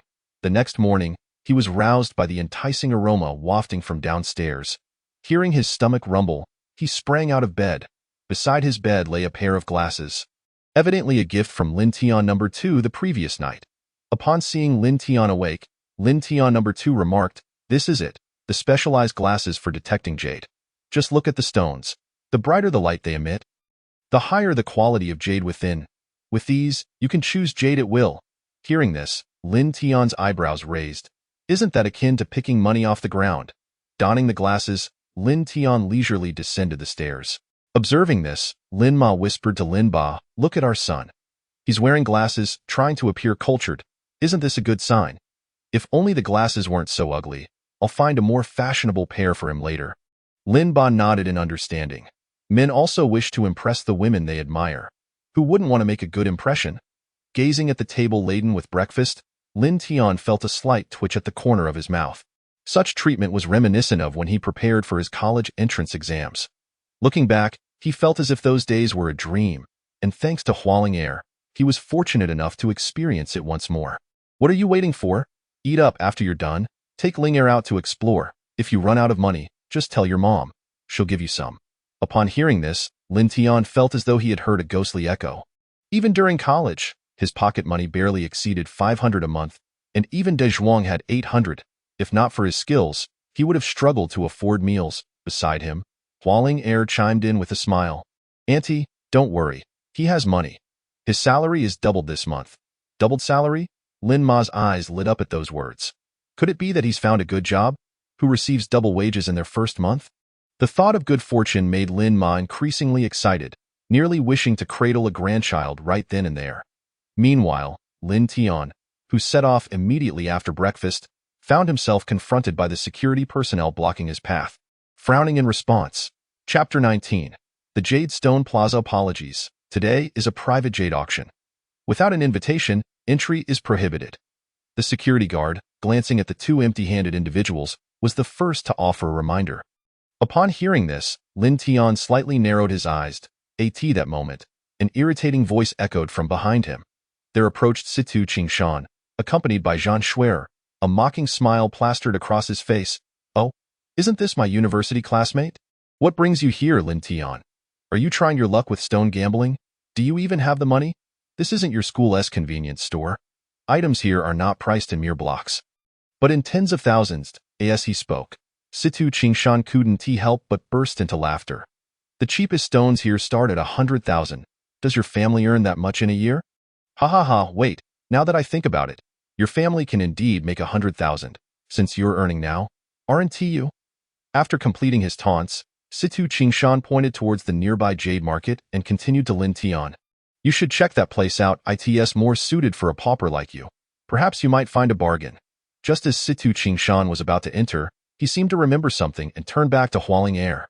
"Ling Air, stop struggling. I know you want to collaborate with Li Qingqing to raise pigs, but unfortunately, the latest batch of foreign breeding pigs and piglets are in my uncle's hands. You want to find better breeding stock than mine. So I advise you to abandon that idea. Wouldn't it be better for both of us to marry sooner?" With that, Situ Qingshan laughed heartily as he walked inside. Upon witnessing this scene, Lin Tian's lips curled into a slight smile. Just as he was about to turn away, Hualing Air grasped his arm and said, "Don't go, I absolutely must get in today." "An invitation, you say?" "I have one." With that, Hualing Air pulled an invitation from her bag. But at that moment, Situ Qingshan had already swaggered away. He had anticipated that Hualing Air would possess an invitation. He merely wished to provoke Lin Tian. Stepping back slightly, Lin Tian smiled as he replied, All right, you go ahead and I'll take a look over there. The auction is about to start for you, so call me when you need me. Although unsure of Lin Tian's intentions, Hualing Air glanced at the bustling market in the distance and the inviting hotel before her, ultimately opting for the latter. All right then. Remember to call me. Without the burden of Hualing Air, Lin Tian moved quickly towards the jade market. Without waiting for the auction items, he headed straight for the fixed price area. He gathered all the shining stones, leaving the onlookers in astonishment. Several kind-hearted souls couldn't help but quietly caution Lin Tian, "Little brother, you can't gamble with stones like this, indeed. Although they're only a few $100s worth of small stones. You shouldn't play like this, you'll surely incur losses. Better to stop while you can." Side out Y1T listen? Another kid who read too many novels and thinks he can try his luck. Lin Tian, however, ignored their well-meaning advice. After selecting the stones, he sent them off for cutting. He needed to secure a sum of startup capital. During this time, all his money had gone to Lin Tian too and the beggar Lin Tian. The 100,000 he had left was his last capital. Soon, a wave of exclamations erupted from the cutting area. Yes, there's jade, real jade. The quality isn't perfect, but it should be able to recoup the costs. Ha ha ha, a slight increase. This piece has appreciated a bit. What luck this young man has. Oh, this one is good, though it has a bit of cotton. Still, it's quite valuable, good size, and it can yield a decent profit. Tsk. I thought a deity had descended. That piece is jade. Finally, a black stone has emerged. This one has cut poorly. What a pity. If only the texture were better, what a waste. The young man's luck seems to be holding. He has opened jade once more, making a modest profit. Interesting. With luck like yours, you should be buying lottery tickets instead of cutting stones. In the end, a total of 250,000 flowed into Lin Tian's account. Witnessing this, Lin Tian too couldn't help but exclaim anxiously, "You only doubled your money in one go. Are you trying to kill me with worry?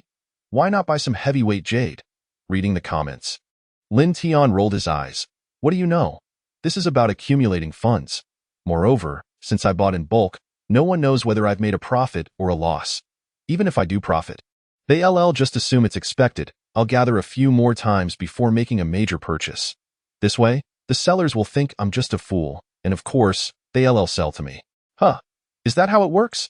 Lin Tian too was clearly taken aback, and Lin Tian smiled as he replied, "Gambling with stones is all about psychology. Now, enough chatter. Let us just watch quietly." With that, Lin Tian began his second round of jade purchases. By the fifth round, his account had surpassed 350,000 AT. That moment, a middle-aged man stepped in front of him, grinning broadly. "Young man, interested in some big goods?"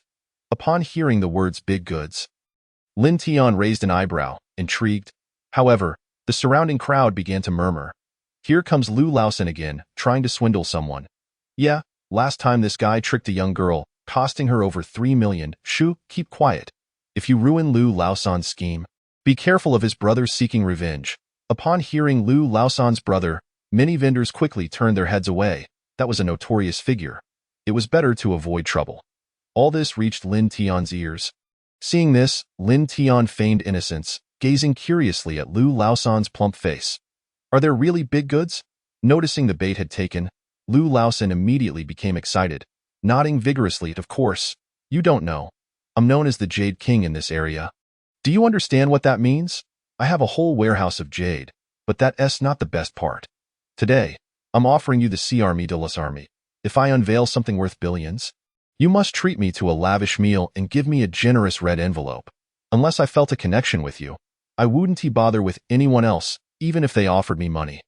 It is all about fate, little brother. You'll surely make a fortune." Lu Laosan's eloquence was remarkable.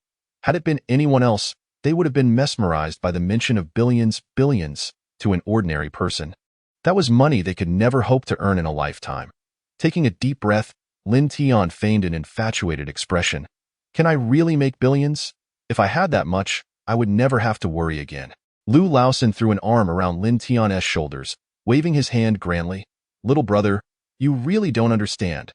This is the Jade Plaza. Billions are merely a drop in the bucket." As he spoke, Lu Laosan appeared to reminisce. "Do you know? The top bid here once sold for 15 billion, which directly cut a profit of over 30 billion. That's what you call making big money. Billions? Just pocket change. When you have money, Don't forget your brother. With that, Lu Laosan pulled Lin Tian into his warehouse. Inside, there were indeed piles of stones. However, the vast majority were merely ordinary stones. Lin Tian could easily discern their lack of value without even needing glasses. Interestingly, among them was a large stone that shimmered with an extraordinary brilliance. This piece of jade shone brighter than all the jade Lin Tian had seen combined, likely the finest goods here. Observing this, Lin Tian couldn't help but think, interesting. It seems that sometimes luck is inescapable. Wealth truly seeks those destined for it. Chapter 20. Deception by Lu Laosan. Watching Lin Tian, who was gazing around like a novice. Lu Laosan couldn't help but chuckle inwardly. It seemed today he was about to reel in a big fish. Giving Lin Tian a friendly pat on the shoulder, he pretended to be generous. Little brother, choose whatever you liked. I consulted a master, and I assure you, there's over $1 million worth of goods among this lot. Whether you find it depends on your luck. Once you've made your selection, we'll exchange cash for goods. This, Lin Tian nearly burst into laughter. A master? Fortune-telling? You dare to say that? About half an hour later, the warehouse door swung open again. Lu Laosan eagerly peeked his head out and asked, Little brother, have you found the treasure? We're all waiting to feast our eyes on it and share in your good fortune. Hearing this, Lin Tian smiled slightly, unable to hold back any longer. Lin Tian gave a slight nod, then pointed to the target stone and 3 non-target stones, feigning a troubled expression as he said, These few look rather good, but I only have 3,500,000. Upon hearing that Lin Tian possessed 3,500,000, Lu Laosan nearly burst into an excited exclamation. However, he quickly stifled the exhilaration bubbling within him. With a light cough, he feigned a troubled demeanor and remarked, While it is a bit lacking, it should still be sufficient to purchase 1 stone. It seems we are fated to meet. Feel free to choose any of these stones. Even if some are priced above 3,500,000, I shall sell them to you at this price. What do you say? Really? Lin Tian's face lit up with excitement at these words. The performance left Lin Tian number 2 momentarily stunned. Damn, are you majoring in acting at school? If I didn't know what was really on your mind, I might have believed it. Lu Laosan, too, was thoroughly taken in by Lin Tian's act, seemingly envisioning the money flying his way. He heartily patted Lin Tian on the shoulder. Laughing exuberantly, ha ha ha, of course. Hurry and choose. Once you've selected, just sign and transfer the funds. Young brother, I see fortune written all over your face. You're bound to strike it rich, ha ha ha, truly, I feel the same way. Once the transaction was completed, Lin Tian personally dragged the 2-meter-tall boulder out. Onlookers shook their heads in resignation, muttering, Another young man blinded by desire. I hope Lu Laosan doesn't fleece him too shamelessly. Otherwise, I truly fear this youth might do something impulsive in response to the shock. I heard this stone sold for over 3 million. What? Over 3 million? Did Lu Laosan's conscience get eaten by dogs? I've seen that wretched stone before. It showed no promise whatsoever, not even allowing light to penetrate. Such a piece of rubbish, hardly fit for the street, and he dares to sell it for over 3 million? That's downright heartless. If this stone is all he has, I reckon the lad will end up in the hospital. Indeed, he doesn't seem to be wearing anything exceptional. I doubt he has that kind of money. But alas, it's already a done deal. There's no changing it now. As Lu Laosan closed yet another lucrative deal, the elderly patrons of the jade market gathered around, for such gullible targets were a rarity nowadays. They were more than eager to witness the spectacle. With the roar of the saw, the entire process unfolded over the span of half a day. Countless streams of grayish-white wastewater flowed out until a loud shout pierced the air. It's open. It's been cut. At that moment, Lu Laosan ambled back, having long anticipated that the stone would yield nothing of value, and thus he had little desire to wait. He returned merely to witness the expression of despair that Lin Tian would undoubtedly wear. He relished the spectacle of others' fortunes rising and falling. However, Lu Laosan could never have imagined that today it would be he who experienced the drastic shift. It's rising. It's skyrocketing, someone shouted. And in an instant, a crowd surged forward. Soon, voices erupted in excitement. It's rising, absolutely skyrocketing. My heavens, this must be this year's Jade King. It's large and vibrant. Ha ha ha, I never expected to see such a top-tier raw stone. This is a bonanza. The smooth-cut surface of the jade sparkled with clusters of green. Although the quality varied, the sheer volume was impressive. Among them, the few clusters of imperial green were particularly dazzling. While the exact quality remained uncertain, there was no doubt this was a significant surge, or rather, a violent spike. I'll offer 50 million. Young brother, sell it to me. Get lost. Such a massive raw stone? 50 million? You think you can snag a bargain here? Young brother, don't listen to him. I'll offer 80 million. 80 million.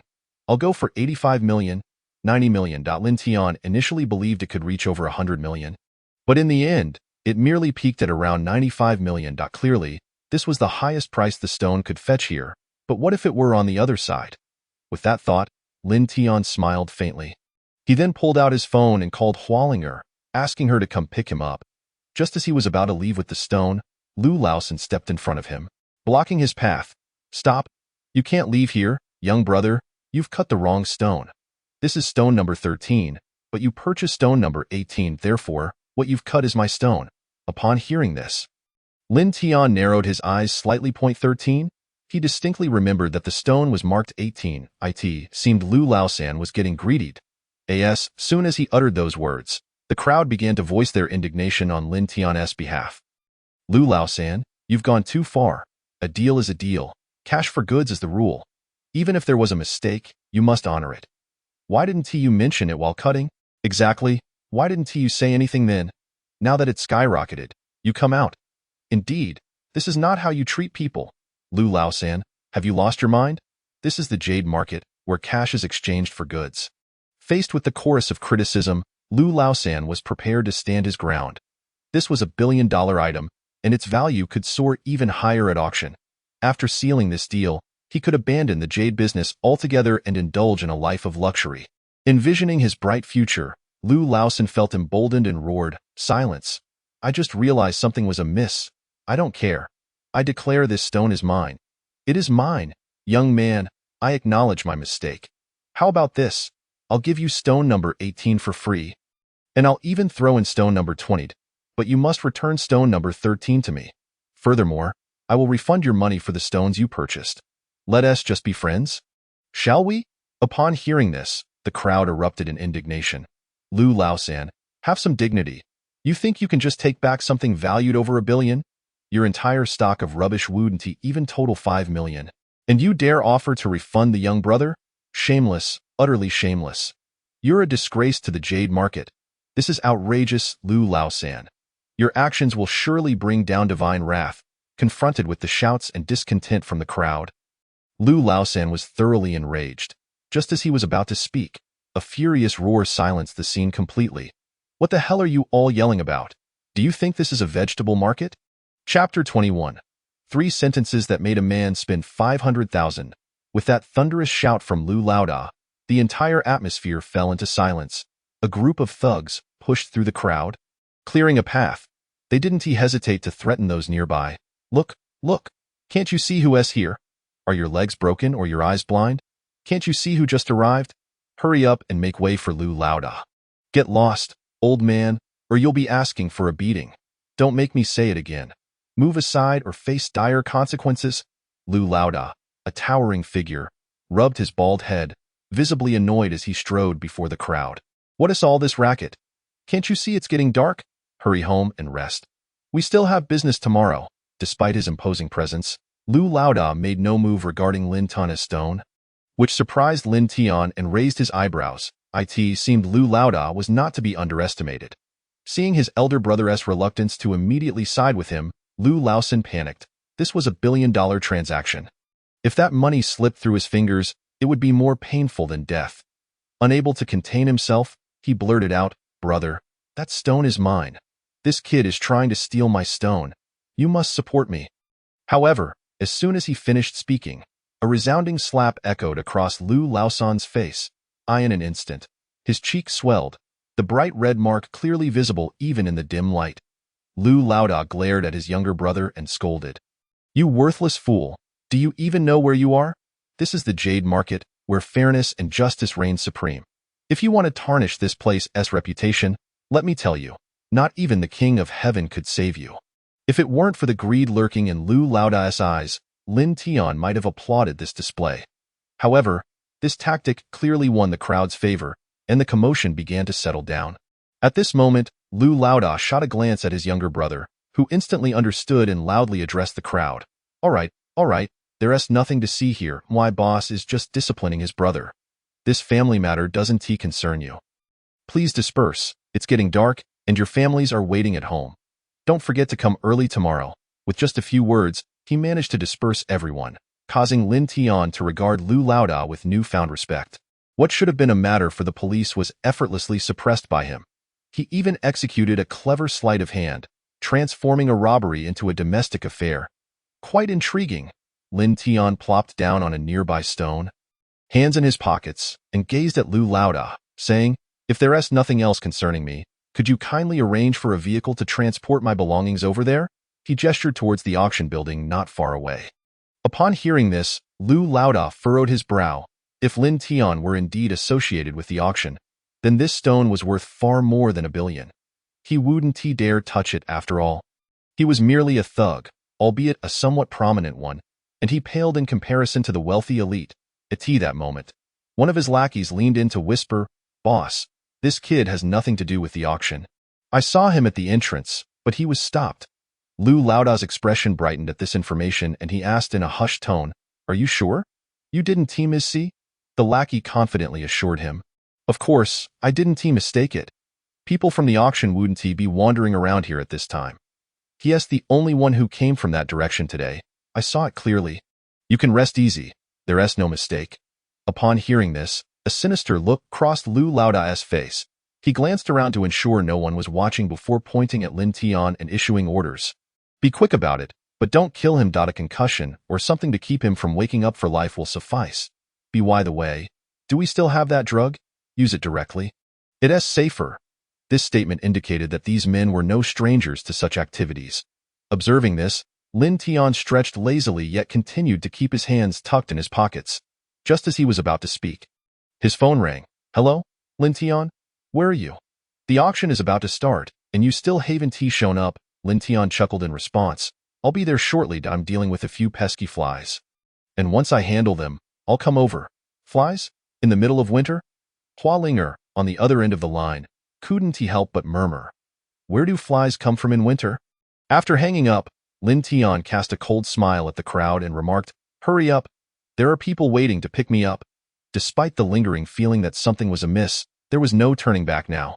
Having said what he did, Lu Laoda understood that even if he refrained from taking action, his adversaries wouldn't let him off the hook. He then ripped open his shirt, revealing his muscular torso, and looked at Lin Tian, saying, "It seems you have quite the confidence in your abilities. Too bad, in 82. I was boxing in Southeast Asia." Before he could finish his sentence, Lin Tian felt a sharp pain in his abdomen as a fist buried itself deep within him. As darkness threatened to envelop him, he caught a glimpse of Lin Tian, moving with ghostly speed, decimating his lackeys. Minutes later, Lin Tian surveyed his handiwork, and with a satisfied clap of his hands, he addressed the naked Lu Laoda and his men hanging at the entrance of the Jade Square. "Well, this should suffice. I've left you with a pair of underpants to save face. I hope you appreciate it." With that, Lin Tian began to stroll towards the auction venue, whereby Linger was animatedly gazing at the auction items. The next moment, she felt a sudden pain in her head, and upon turning around, she heard Lin Tian's exasperated voice, "Didn't you say you would come to pick me up? I've called you over a dozen times. Why haven't you answered?" Startled, Hua Linger pulled out her phone and confirmed the missed calls. Embarrassed, she stuck out her tongue and replied, "Hee, sorry. I didn't notice. I just got caught up with several auction items I really liked. But unfortunately, I can't afford them. If only my grandpa were here. He would definitely buy them for me." Lin Tian took a seat, and Hua Linger, now curious, asked, "By the way, how did you get in?" "The auction isn't open to just anyone, and I didn't go out to meet you." Lin Tian replied lazily, "I climbed over the wall, of course. With the auction underway, there were fewer people outside. So I slipped in. Once inside the hall, they wouldn't ask for any invitation. Is that really possible?" Hua Linger's surprise was evident. She clearly hadn't heard of such a method before.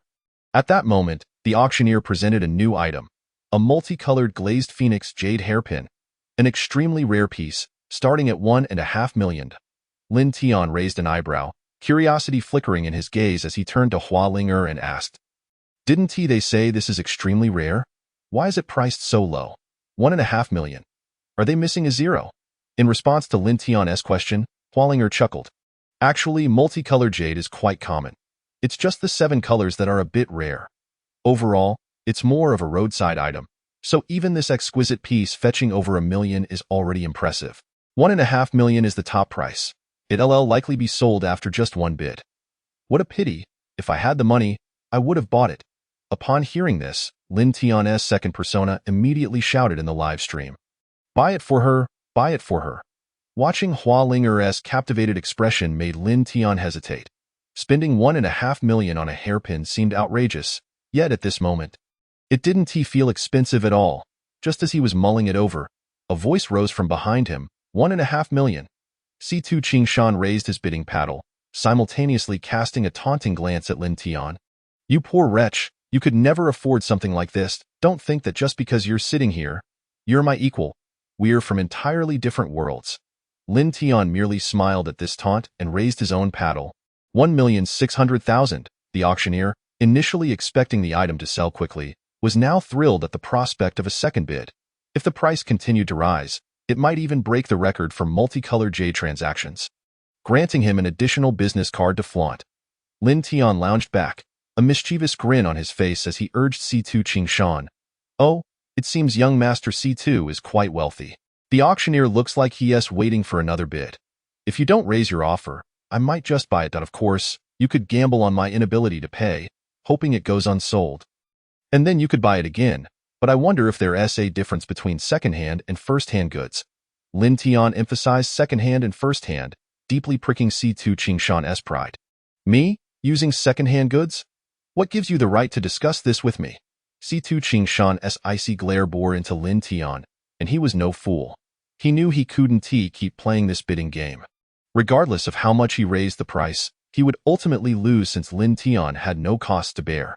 With a quick flicker of his eyes, he devised a plan and boldly declared, "I'll bid 2 million. If you want to go higher, it's yours. Don't worry. As long as you call out that price, I can arrange for you to pay it. Your house and savings wouldn't be enough? But I can cover the difference since we're classmates." C2 Qingshan's tactic was undeniably ruthless. Should Lin Tian dare to raise the bid, he would become his debtor. Lin Tian would then have to think twice if he really lacked the funds. After delivering his warning, C2 Qingshan raised his paddle, declaring 2 million. The auctioneer was elated. Just as he expected Lin Tian to raise the bid again, he was taken aback when Lin Tian lowered his paddle, shrugging as if to indicate he wouldn't bid higher. 2 million. Once, 2 million, twice, 2 million, thrice. Congratulations to young Master C2 Qingshan for winning this jade hairpin. The crowd erupted in applause, and C2 Qingshan couldn't resist taunting Lin Tian. "So, do you now understand the gap between us?" However, C2 Qingshan hadn't anticipated that Lin Tian wouldn't even glance his way. Instead, he turned to Hua Ling'er and asked, "Class monitor, do you know what this is called?" Hua Ling'er, her big eyes filled with confusion, replied, "What is it called?" "This is called making a man spend 500,000 with just 3 sentences."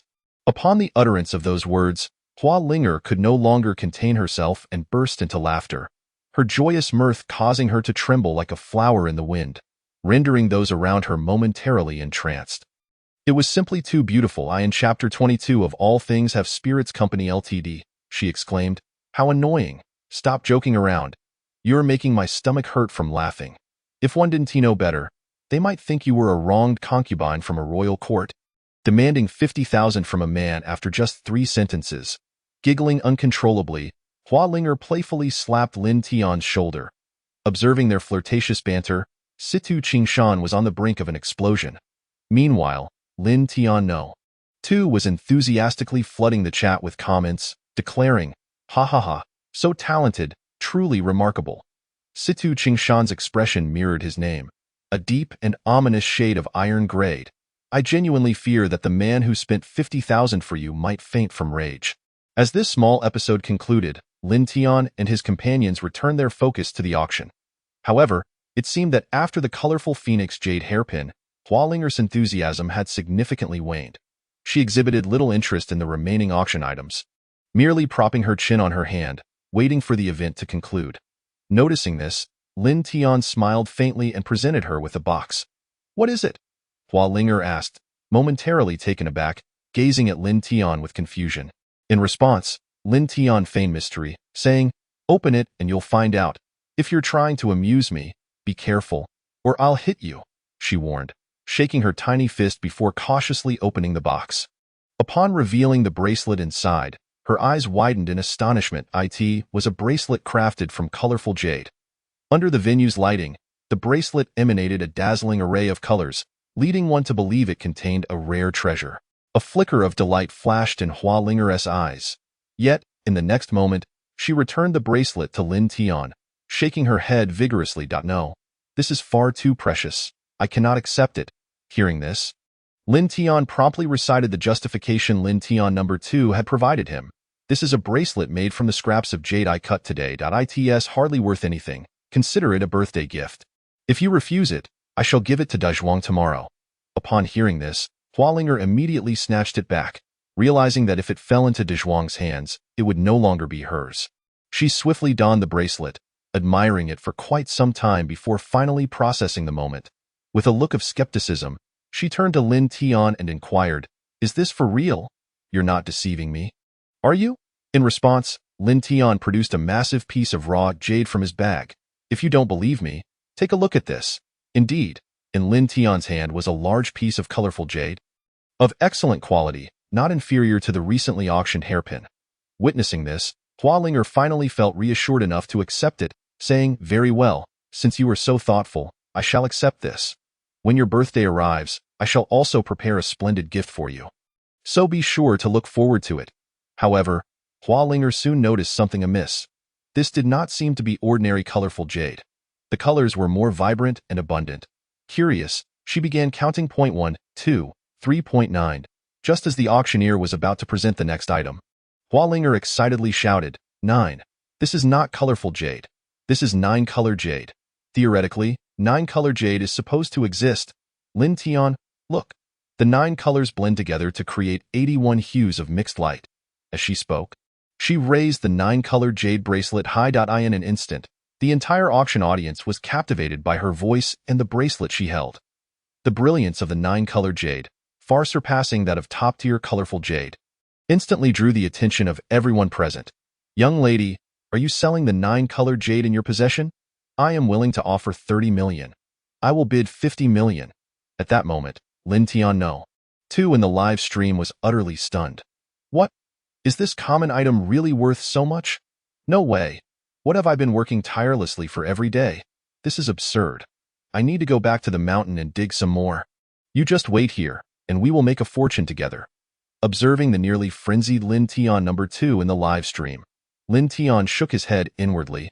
After clearing his throat, he cast a glance at Hua Linger. At that moment, she had regained her composure and stood up slowly, scanning the crowd before graciously thanking everyone. "Dear uncles and aunts, I shall not be selling this for the time being. Should I decide to sell it, I will place it in the Yonghui auction house. If any of you particularly desire it, please contact my company, All Things Have Spirits Company Limited, after the auction concludes." Upon hearing this, the crowd finally calmed down. Though many women continued to gaze intently at the bracelet in Hua Linger's hand, their admiration uncontainable. As the auction resumed its normal course, Lin Tian smiled slightly and announced, "Next up, we have the auction item that I just cut today." The sight of the nearly 2-meter-tall raw stone made many businessmen's eyes sparkle with anticipation. This item can be gambled on. After a deep breath, the auctioneer, brimming with excitement, declared, "Ladies and gentlemen, please observe. This is an expedited auction item from a seller who wishes to remain anonymous. However, rest assured, the auction house has verified its legitimate provenance. You all have 15 minutes to come up and examine its quality. Additionally, I would like to mention that the starting bid for this item is 100 million. Those with insufficient funds may want to arrange for cash in advance." Upon hearing this, the crowd reacted with surprise and delight. An item with a starting price of over 100 million is a rarity indeed, especially raw stones, suggesting that its actual value may be significantly higher. At the very least, the piece that had just been cut was worth 100 million. With this thought, many attendees stood up to inspect the quality of the raw stone. Situ Qingshan, 2, rose and made his way over, as his family was in the jade business, and he naturally wanted to take a good look. However, Lin Tian, still seated, gently advised, "Young Master Situ, I suggest you refrain from purchasing it. You will surely regret it." Situ Qingshan merely scoffed at this, unwilling to engage in a verbal spar with Lin Tian, and proceeded toward the jade stone. Lin Tian couldn't help but touch his nose, bemused. His good intentions were met with disregard. Despite his warning, Situ Qingshan pressed on, imagining the moment when Situ Qingshan would spend a fortune only to discover that it was his own item. Lin Tian couldn't suppress a chuckle. "What are you laughing at?" Hua Linger sensed something was off and furrowed her brows at Lin Tian. "Oh, it's nothing. I just have a feeling that an entertaining scene is about to unfold. And I'm a bit pleased." "Humph, you think so? Such a large raw stone hasn't he appeared at an auction in quite some time. Look at those buyers. They are already making phone calls, probably reporting their findings. This could very well break the 200 million mark." Hua Linger remarked, her eyes gleaming with greed. Lin Tian rolled his eyes at her avaricious demeanor. "If it were yours, wouldn't I be left starving?" Chapter 23, 240 million, 150 million. As the auction commenced, the first bid astonished everyone present. The bid of 150 million exceeded the starting price by 50%, causing many participants to hesitate. The initial eagerness of the crowd was swiftly diminished. Hua Linger glanced at the bidder and exclaimed, "It seems that the Zhang family from Beihai City is determined to secure this." Lin Tian, intrigued, inquired, "Beihai City? Isn't that quite far? What brings them here? Is that even a question? This is the annual exclusive jade auction. It's the best time to acquire high-quality goods. Did you not see the luxury cars outside? Most attendees are here for this," Hua Linger explained, rolling her eyes. "However, a direct 50% increase in the auction price is rather uncommon. Clearly, many are willing to take a gamble, suggesting this item may surpass expectations." Lin Tian smirked. "Well, that is good. Why are you pretending? One might think that piece of raw stone belongs to you." "Perhaps it does." Hua Linger shot him a disapproving glance. Meanwhile, the bidding continued to escalate. 180 million, 190 million, 200 million. As the price soared to 200 million, it became increasingly challenging to maintain the bids, and many participants relinquished their paddles, choosing to withdraw. Having exceeded the estimated value by nearly double, Lin Tian felt satisfied. However, unbeknownst to him, the auction had only just begun. Situ Qingshan waved his hand decisively and declared, 210 million. Upon hearing this, Lin Tian could not help but glance back at Situ Qingshan. He had assumed that after his initial shout, he had given up, thinking the other party was no longer interested. To his surprise, the bidding had resumed. Observing this, Lin Tian smiled and gently reminded, "Young Master Situ, perhaps it would be wise to refrain from further bids to avoid greater disappointment later." In response to Lin Tian's well-meaning advice, Situ Qingshan merely let out a cold laugh, not even sparing him a glance. Situ Qingshan called out 240 million. The initially bidding rotund member of the Zhang family from Beihai City slapped his thigh in frustration and chose to withdraw. Situ Qingshan nodded slightly, signaling to the crowd. Meanwhile, Lin Tian was shaking slightly, struggling to suppress his laughter. "What are you laughing at?" Hua Linger asked, her face a picture of confusion. Is Lin Tian losing his mind? "Nothing much, you'll understand soon enough," he replied. The subsequent auction items saw prices soar, largely due to the influence of this particular piece of raw stone. As the auction concluded, the crowd began to disperse. Situ Qingshan approached Lin Tian with a cold smile, saying, "Regretful? I believe it is you who should be regretting. I have already engaged the finest jade sculptor for this stone, and its value will double. The more money I have, the higher the likelihood of your failure," he continued. "Do not presume that a mere game can sustain you indefinitely." Lin Tian scratched his ear, casually flicking away some earwax as he disdainfully replied, "I suggest you refrain from being overly confident. We shall meet again shortly." "Shortly?" Situ Qingshan was taken aback, then retorted with an air of condescension, "Do you really think you are qualified to attend the upcoming soiree? That is certainly not a place you can simply waltz into. Best return home to your instant noodles, you impoverished boy." Feigning surprise, Lin Tian exaggeratedly exclaimed, "My goodness, is there a dog around? How could my private conversation with the class monitor be overheard? Surely, dog ears are not that keen." At this, Sidu Qingshan's face turned a deep shade of crimson. Beside him, Hua Linger stifled a giggle behind her hand. Sidu Qingshan, lacking Lin Tian's sharp tongue, was left speechless, ultimately storming off in frustration. Witnessing this scene, Hua Linger looked at Lin Tian in astonishment, as he had always been the epitome of silence at school. She had not expected him to so easily best Sidu Qingshan in a verbal spar. Lin Tian raised an eyebrow, narcissistically addressing Hua Linger. "Do not idolize me. I am but a legend. Please," Hua Linger replied, making a face at the self-satisfied Lin Tian. "You merely bullied Sidu Qingshan a bit. What is there to be proud of? All right, let's go. It's time for dinner," she said, starting to walk ahead. However, when she turned back, she noticed Lin Tian heading towards the VIP room. She had only been there once with her grandfather and quickly pulled Lin Tian's arm, exclaiming, "What are you doing? The exit is over there. This is the VIP room, where sellers and buyers converse. We haven't purchased anything." Before Hua Linger could finish her sentence, a server approached respectfully. "Mr. Lin Tian, please follow me." At this, Lin Tian mischievously winked at Hua Linger and strode confidently towards the VIP room, reminding her, "Why are you still dawdling? Hurry up and catch up." Realizing what Lin Tian had kept from her, Hua Linger hastened to follow. Moments later, as the VIP room door opened, Sidu Qingshan, who had been smiling moments before, found his expression frozen in disbelief. "It's you," he exclaimed. "Indeed, it is I," Lin Tian replied, grinning. "How could it possibly be you?" Sidu Qingshan stammered. "Why not?" Lin Tian said, clapping his hands together and spreading his arms with a smile. "I did warn you that you would come to regret this." Sidu Qingshan scoffed. "Even if it is you, I will not incur losses on this deal. Once the sculptor completes the work, you will truly know regret." With that, he stormed off, leaving Lin Tian to smile faintly, snapping his fingers at Hua Linger as he declared, "Let us go." We've witnessed the final act and it's time to head home. As they sat in the car, Hua Linger increasingly felt that something was amiss. Hadn't she brought Lin Tian out to broaden his horizons?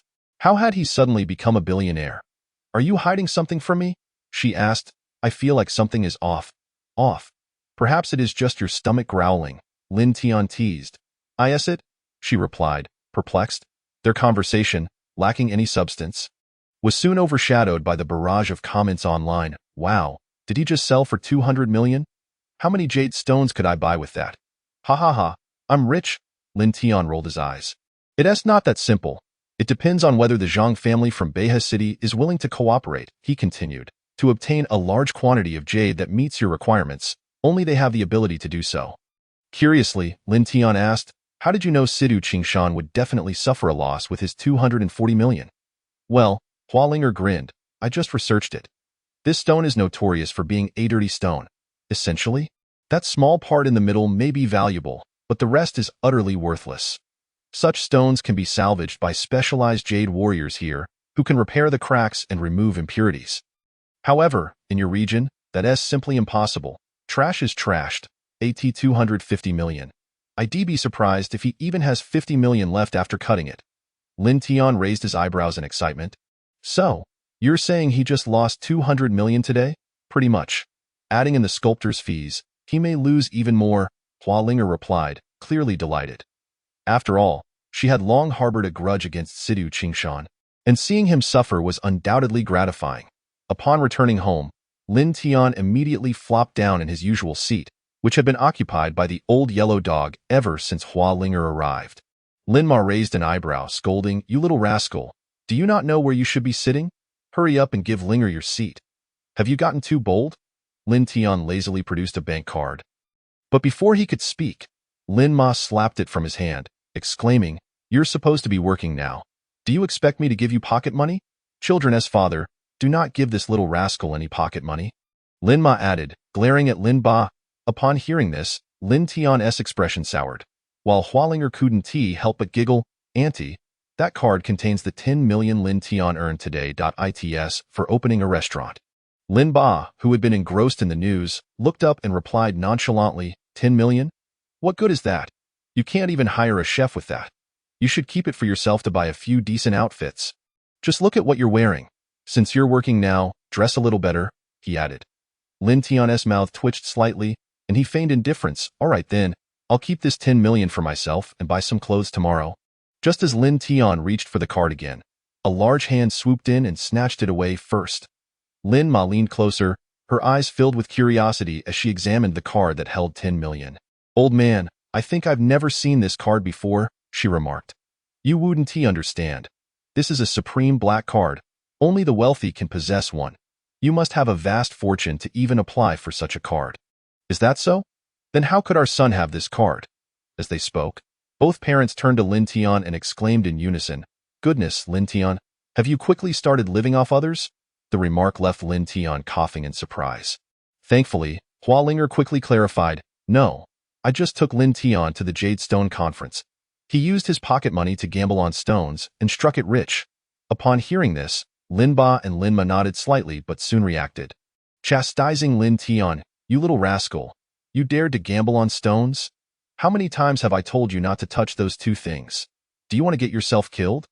At this, Lin Ma chimed in, tugging on Lin Ba's ear. 2 things? I remember it being 3 things. You tell me, is it 2 things or 3? Lin Ba was momentarily taken aback. Read your original vow to me. I, Huang something, slap I. Lin something, vow to never be associated with gambling or drugs in this lifetime.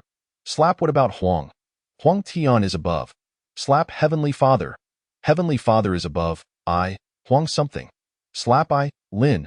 Observing the affectionate display of his parents, Lin Tian couldn't help but roll his eyes and remind, Mom, the chicken is about to burn. Upon hearing this, Lin's mother finally released his father from her grasp. However, Lin Tian, having just settled into his seat, received a swift kick from his father, who pointed directly at the spot beside Hua Linger and scolded, You little rascal, do you really have the audacity to sit here, without Linger to broaden your horizons? Would you have earned so much money? Sit properly over there and don't provoke me into striking you. And from now on, no more gambling with stones. This is a treacherous game that you cannot navigate. Opening a small restaurant doesn't require that much capital, several 100,000 at most. The rest of the money will be saved for your future marriage. Listening to this, Lin Tian wore an expression of helplessness. It sounded as though his ability to earn such a fortune was entirely unrelated to him, with all the credit going to Hua Linger. He noticed Hua Linger sneaking a playful face at him before naturally taking his place. Meanwhile, Lin Tian number 2 was fervently spamming the comments section, exclaiming, 6666666. Ha ha ha, still the same flavor. I knew he was my dad. Feeling frustrated? Frustration is exactly what you should feel. Ha ha ha. Unable to contain himself at Lin Tian no. 2's gloating, Lin Tian rolled his eyes again. Taking a deep breath, he resigned himself to the meal. After all, with this 10 million, the family's life would surely improve. His father wouldn't have to toil in harsh weather transporting goods every day, and his mother could enjoy a bit of ease, allowing them to spend more time together as a family. However, Lin Tian was oblivious to the hint of envy in Hua Linger's gaze. The next day, as Lin Tian entered the office punctually, he was immediately surrounded. Lin Tian, lend me some money. Faced with Liao Lily, who seemed ready to pounce, Lin Tian cautiously took a step back and said, Let us stick to business. Don't tempt me so early in the morning. Emph, you wish. After casting a disdainful glance at Lin Tian, Liao Lily whispered, Lend me 5,500,000. Lin Tian couldn't help but exclaim, Have you lost your mind? What do you need 5 million for? That's none of your concern, and don't tell Linger. Seeing the urgency in Liao Lily's eyes, Lin Tian nodded and extended his hand, saying, Give me the card that I've sent it to your phone. Fine. With 5 million transferred, Liao Lily nodded in thanks. Thank you, I'll pay you back as soon as I have the money. After taking a deep breath and regaining her assertive demeanor, she exited with a light step. On the other hand, Lin Tian called in Gang, saying, Help me investigate a person. Liao Lily from my company. I want to know what she spent that 5 million on. Gang paused for a moment before refusing. I'm not a private investigator. You should hire a detective for that sort of thing. Come on, I'm in security, Lin Tian replied, tapping his fingers on the desk leisurely. Don't play me for a fool. I have plenty of spies from the Martial Arts Association watching me. If you're not doing intelligence work, at least compensate me for the surveillance. Without giving Gang a chance to negotiate, he ended the call. Fine. You've got some nerve. Gang sighed as he hung up, subsequently arranging for Lin Tian's request to be fulfilled. Chapter 25. The Pig Farming Venture. After hanging up, Lin Tian was about to find something to occupy his time when a small, chubby face peeked in. Upon recognizing Li Qingqing, he immediately asked, "What do you want, little chub?" Li Qingqing responded with an eye roll and, after ensuring no one was around, slipped inside at Oh, are you here for some romantic fortune? Lin Tian number 2 chimed in at the opportune moment. Even the usually quiet beggar, Lu Tian, commented, "I doubt it. It's probably not that fortunate. But if this little chub loses some weight, she could rival Hualinger in beauty. Indeed, I concur. This little flirt not only looks good, but I've heard she is quite wealthy too. Living off a woman? That's the pinnacle for a man. No, no, no. Living off a woman through hard work is the true pinnacle for a man." Ignoring both, Lin Tian turned to the sneaky Li Qingqing and asked, "What is going on? Why the secrecy?" Li Qingqing rolled her eyes dramatically. "Don't you know? C2 Qingshan is also getting into pig farming, and he is teaming up with my brother. It's an all-out war now. Do you understand what that means? How can you be so relaxed?" Lin Tian rolled his eyes in response. "Little chub, your information is outdated. I've known about this for a while." "Known?" Li Qingqing furrowed her brows. Disbelief etched across her face as she looked at the nonchalant Lin Tian. "That is impossible. They just announced it today." Lin Tian, uninterested in explaining, waved his hand to dismiss her, saying, "All right, if there is nothing else, you can leave." Upon hearing Lin Tian wanting to send her away, Li Qingqing immediately clapped her hands in protest. "Who says I have nothing to do? What is it? Do tell." "Hee hee." Li Qingqing giggled, then, extending her chubby little hand, said, "I want to eat pork." The last pig was just too delicious. She instinctively licked her lips. It was simply irresistible. So you are just a little glutton," Lin Tian said with a resigned expression as he pressed the remote to open the door, ushering her out. "At this rate, before we even start farming pigs, you'll have eaten them all. Off you go.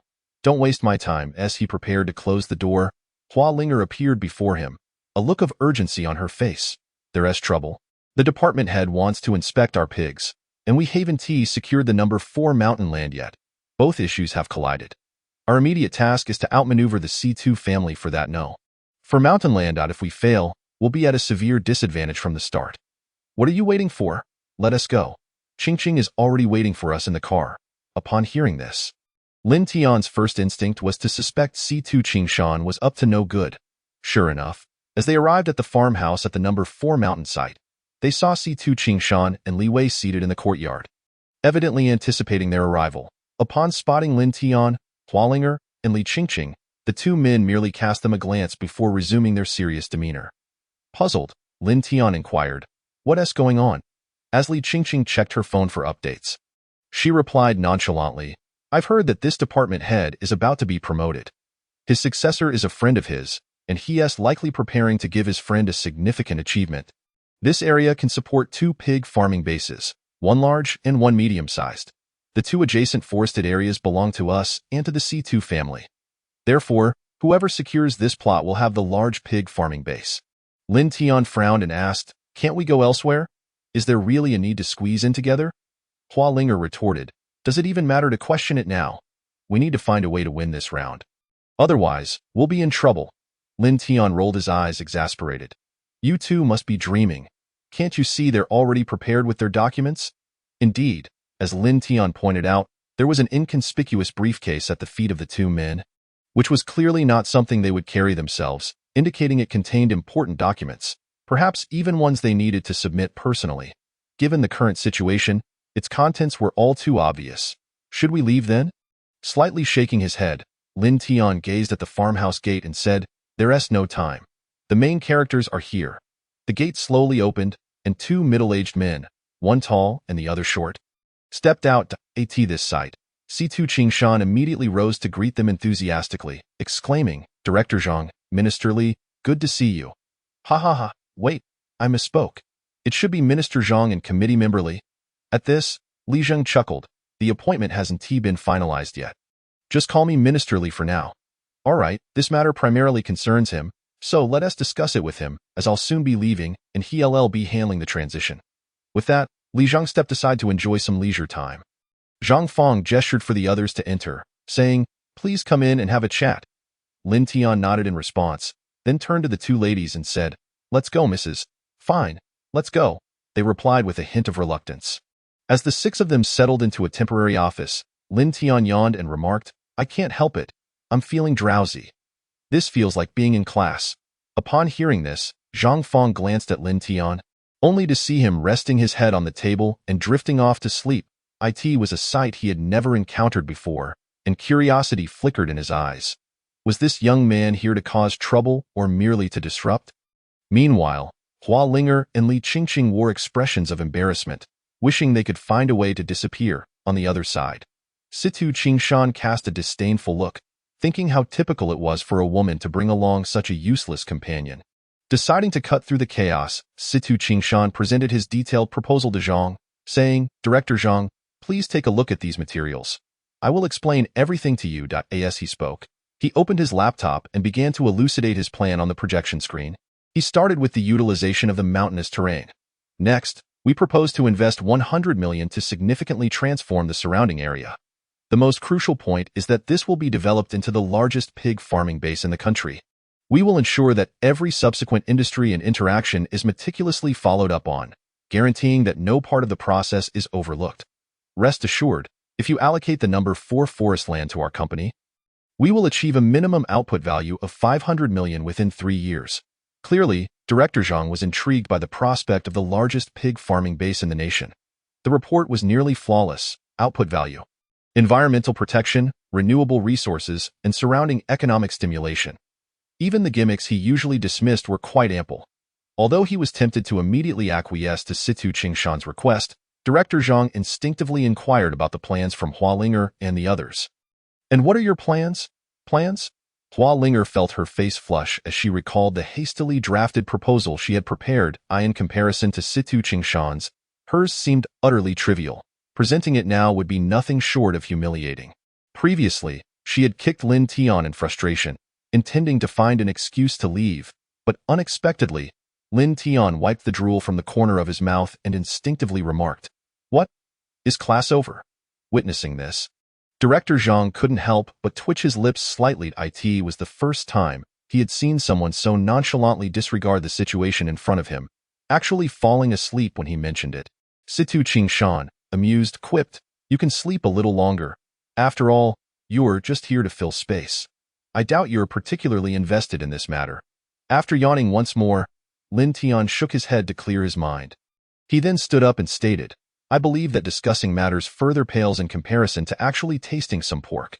Director Zhang, would you care to sample our newly bred pigs? The black-skinned pigs. Let's prepare a small one for a taste test. What do you say? Upon hearing this, Director Zhang's interest was piqued. He had eaten his fair share of pork, even having hunted wild boars in the past.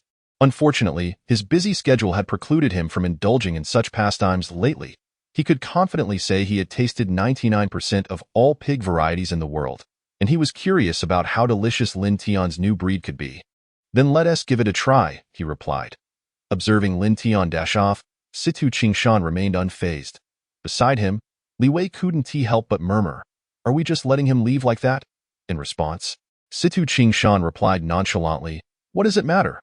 The breeding pigs and piglets we have are the latest scientific products. The meat quality and growth rates are top-notch. How much better could theirs possibly be? Quantity is key.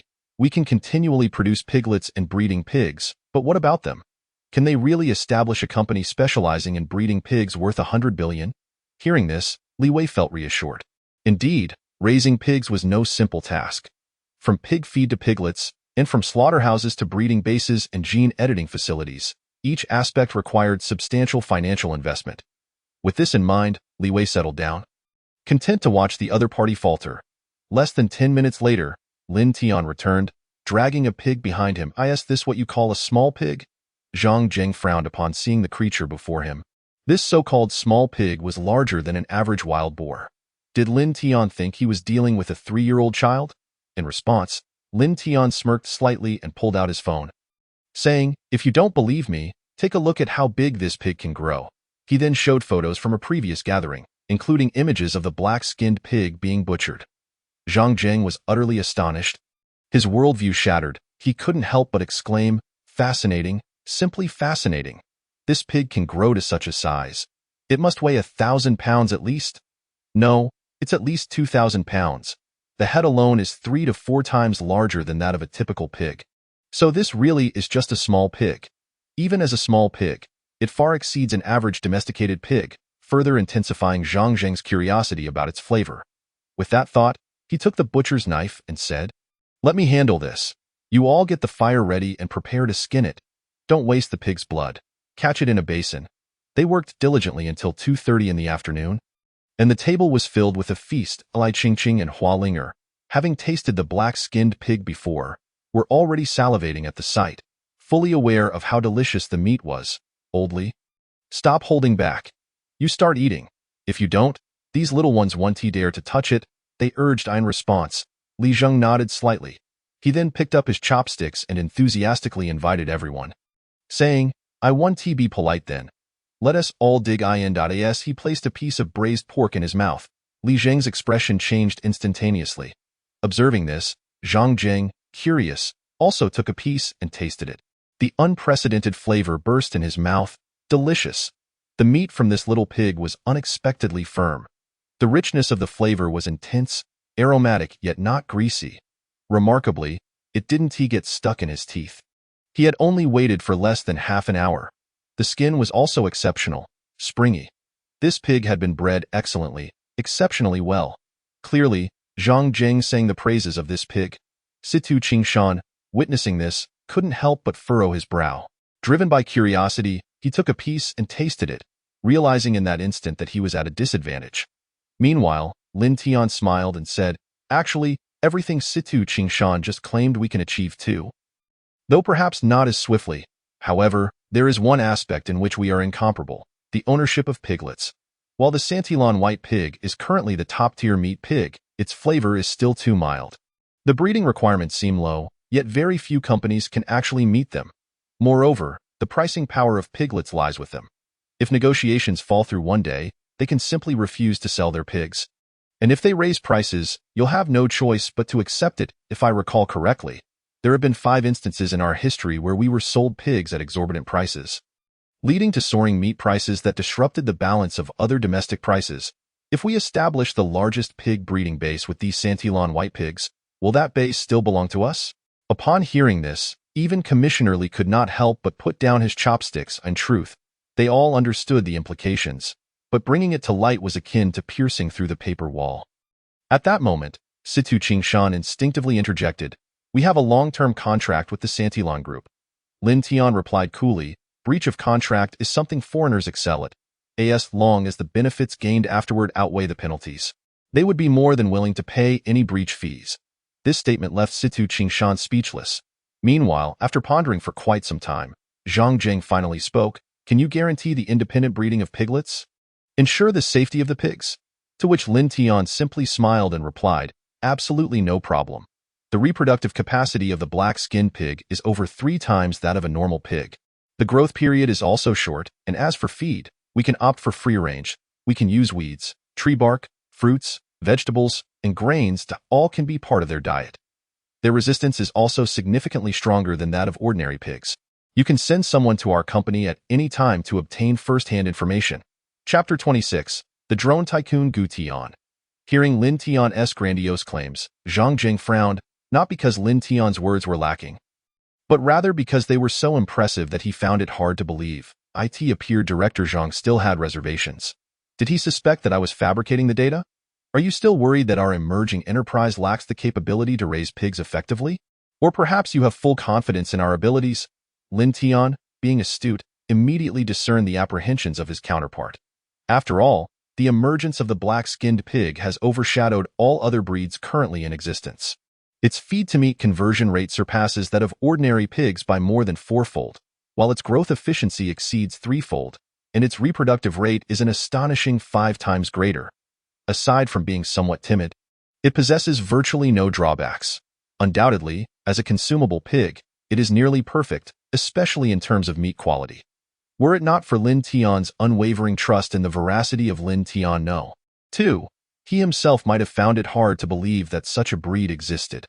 After clearing his throat to dissipate the inexplicable tension in the atmosphere, Zhang Zheng continued to propose, "How about we organize a competition?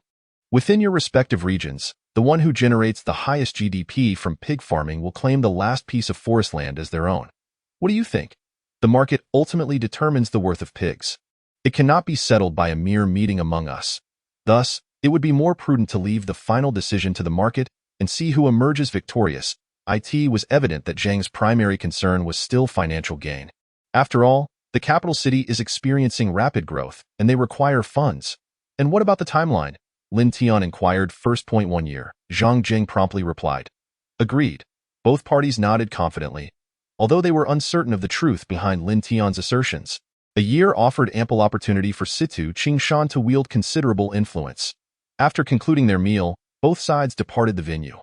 Once all had left, Li Zhang turned to Zhang Jing with a sly smile, stating, "You are quite the crafty one in a year's time. I suspect both enterprises will become cash cows. Are you truly prepared to hand over the remaining forested areas to Situ Qingshan?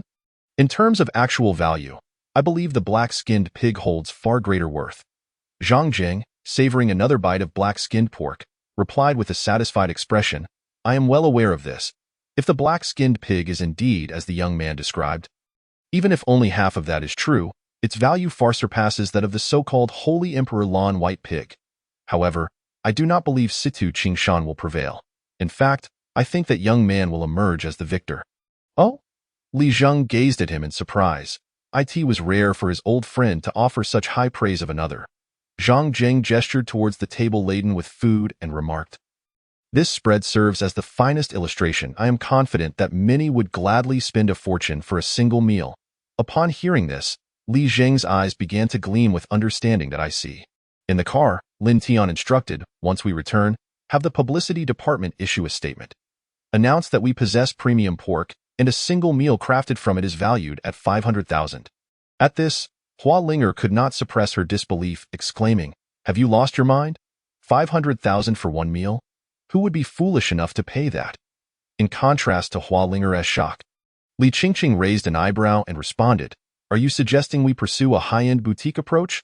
Lin Tian nodded slightly and elaborated while driving, "They have a surplus of piglets. Within a year, we cannot hope to outnumber them. If we engage in a price war, we may find ourselves at a loss.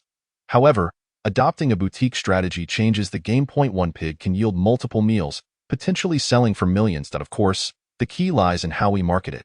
And that will depend on your expertise," he concluded. Li Qingqing, smiling, replied, "That's not a challenge. I have an advertising firm at my disposal. We can create ads, distribute flyers, and organize events, perhaps even enlist celebrity endorsements." At that moment, a comprehensive plan began to form in her mind. Hua Linger, suddenly excited, suggested, "Shall we first check the enclosures? I've had people working overtime. They should be nearly finished." "Finished already?" Li Qingqing inquired, curiosity evident on her face. How could they have completed such an extensive project in so little time? When she stepped out of the car to inspect the so-called enclosures, her lips curled in disbelief as she pointed at the rudimentary structure, exclaiming, "Is this what you call an enclosure? Wooden posts every 3 meters, with a few strands of wire strung between them. Not only pigs, but even a person could easily slip past. If this is set up, won't all these black-skinned pigs just escape?" Lin Tian explained nonchalantly, "I have a repellent powder. These black-skinned pigs are particularly sensitive to its scent. If applied to the wooden posts, they will refrain from crossing. The only concern is the delivery of food. If tainted with the repellent, they will refuse to eat it." Li Qingqing immediately offered, "That's simple. We can airdrop it." Lin Tian stared at her incredulously. The black-skinned pigs may have a high meat yield, but that does not mean they can conjure food out of thin air, especially given their size and dietary needs. Airdropping? That might work with a few pigs initially, but once their numbers increased, even an airdrop plane would struggle to keep up, not to mention the fuel costs. Suddenly, Hua Linger exclaimed, "I know someone who manufactures drones.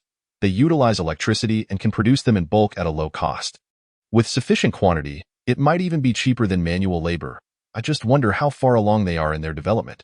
Upon hearing this, Lin Tian number 2, who had been watching the live stream, interjected eagerly, quickly, "Ask if that person is Gu Tian." "Gu Tian?" Lin Tian pondered, realizing he had never heard of such a name. "It's no surprise you don't know him. He just recently emerged in my circle. He is a top-notch expert in manufacturing unmanned combat drones. Never mind, you probably wouldn't understand. Just make sure to recruit him." Although Lin Tian did not fully grasp the conversation, he inquired, "The person you mentioned wouldn't he happen to be Gu Tian?" "Would he?" Do you know him? Hualinger was taken aback, having not anticipated that Lin Tian would be acquainted with Gu Tian. Lin Tian scratched his nose, realizing he had never actually met Gu Tian. He concocted an excuse, stating, "I've heard of him but never thought it would actually be him. Shall we pay him a visit?" "Sure." After dropping off the chubby Li Qingqing at the company to attend to her tasks, Lin Tian followed Hualinger to seek out the legendary Gu Tian. In the car, Hualinger elaborated, "Gu Tian is a senior student council officer from a few batches above us. After graduation, he delved into drone research. I thought no one would recognize him, but I didn't expect you to know him as well. Although he was low-key in school, he was admired by many. If he hadn't chosen to start his own venture, I would have recruited him to the Hua group long ago." Hualinger appeared visibly excited, likely feeling the thrill of encountering a kindred spirit. However, Lin Tian frowned as he gazed at the desolate scenery and asked, "Are you sure he lives here?" Hualinger, caught off guard, admitted, "I've never been here before." The impoverished neighborhood of the capital, Yongla Street, was a sight to behold, with flickering streetlights that eventually succumbed to their fate and exploded. Even while seated in the car, both could sense a chill in the air. The entire street was in disrepair. Littered with debris and roaming stray cats, a cursory glance revealed very few homes with lights on. It was more akin to a ghost town than a residential area. Checking the location sent by Gu Tian long ago, Hualinger confirmed, "This is the place." However, this was the address he provided a year ago. I wonder if he still resides here at a year. If he lived here for that long, he'd likely have been reduced to ashes. Lin Tian remarked with a slight grimace. After more than an hour of searching, they finally arrived at door number 18. Just as Lin Tian was about to knock, the moment he tapped lightly, the entire door collapsed with a thunderous crash. "That's not my fault. The door was already like this." Seeing this, Hualinger frowned slightly. "It seems our senior isn't here. Perhaps we should head back. I can ask around tomorrow. We should be able to gather some news." Lin Tian nodded in agreement, eager to leave this eerie place behind. Just as they turned to depart, a faint cry for help echoed behind them. "Help! Help me! Please! Save me!" Upon hearing this, Hualinger let out a piercing scream. A ghost? In the next moment, the pleading voice was accompanied by hurried footsteps. Don't step on me. Its me. Its me." Gu Tian. The mention of Gu Tian's name caused Hualinger to halt in her tracks. She turned on her phone's flashlight to find Gu Tian, whom she had inadvertently kicked multiple times. Embarrassed, she stuck out her tongue and said, "Gu Tian. Senior, you're still alive." Hearing this, Gu Tian rolled his eyes in exasperation. Originally, it was on the brink of death. A few more stomps and it would have truly perished. Gu Tian, lying on the ground, responded feebly. It was evident that hunger plagued him. Observing this, Lin Tian suggested, "You should first go buy something for him to eat. He is likely just starving." "Starving?" Hualinger seemed incredulous. Can people still starve to death in this day and age? To this, Lin Tian merely smiled slightly, replying, "Yes, starving. During the first month of school, I spent money recklessly, and by the last few days, De Zhuang and I were in this very state. Just feed him a hearty meal." With a skeptical nod, Hualinger asked again, "Then why should I go buy food? Why not you?" Glancing around, Lin Tian crossed his arms and inquired, "Are you certain you want to stay here?" She looked around, the eerie and desolate atmosphere creeping over her. Hualinger proposed, "What if we bring the senior along?" "Forget it. In his current condition, he won't be much help. Plus, it seems there are quite a few people upstairs. You should just go quickly and return." After saying that, Lin Tian handed the keys to her and escorted her back to the car. Only then did he return to Gu Tian's side. Gazing at the fainted Gu Tian, Lin Tian asked incredulously, "Are you sure this is the Gu Tian you were looking for?" In this state, he could easily be mistaken for a beggar, not a drone expert. "Are you pulling my leg?"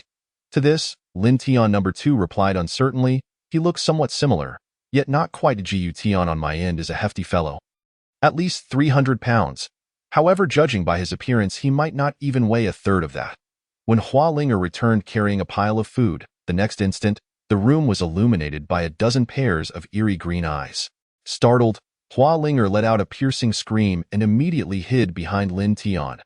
Fortunately, Lin Tian promptly snatched the food from her hands and tossed it out. Otherwise, this horde of starving souls would have surely pounced. Soon, the room was filled with the sounds of chewing and satisfied sighs.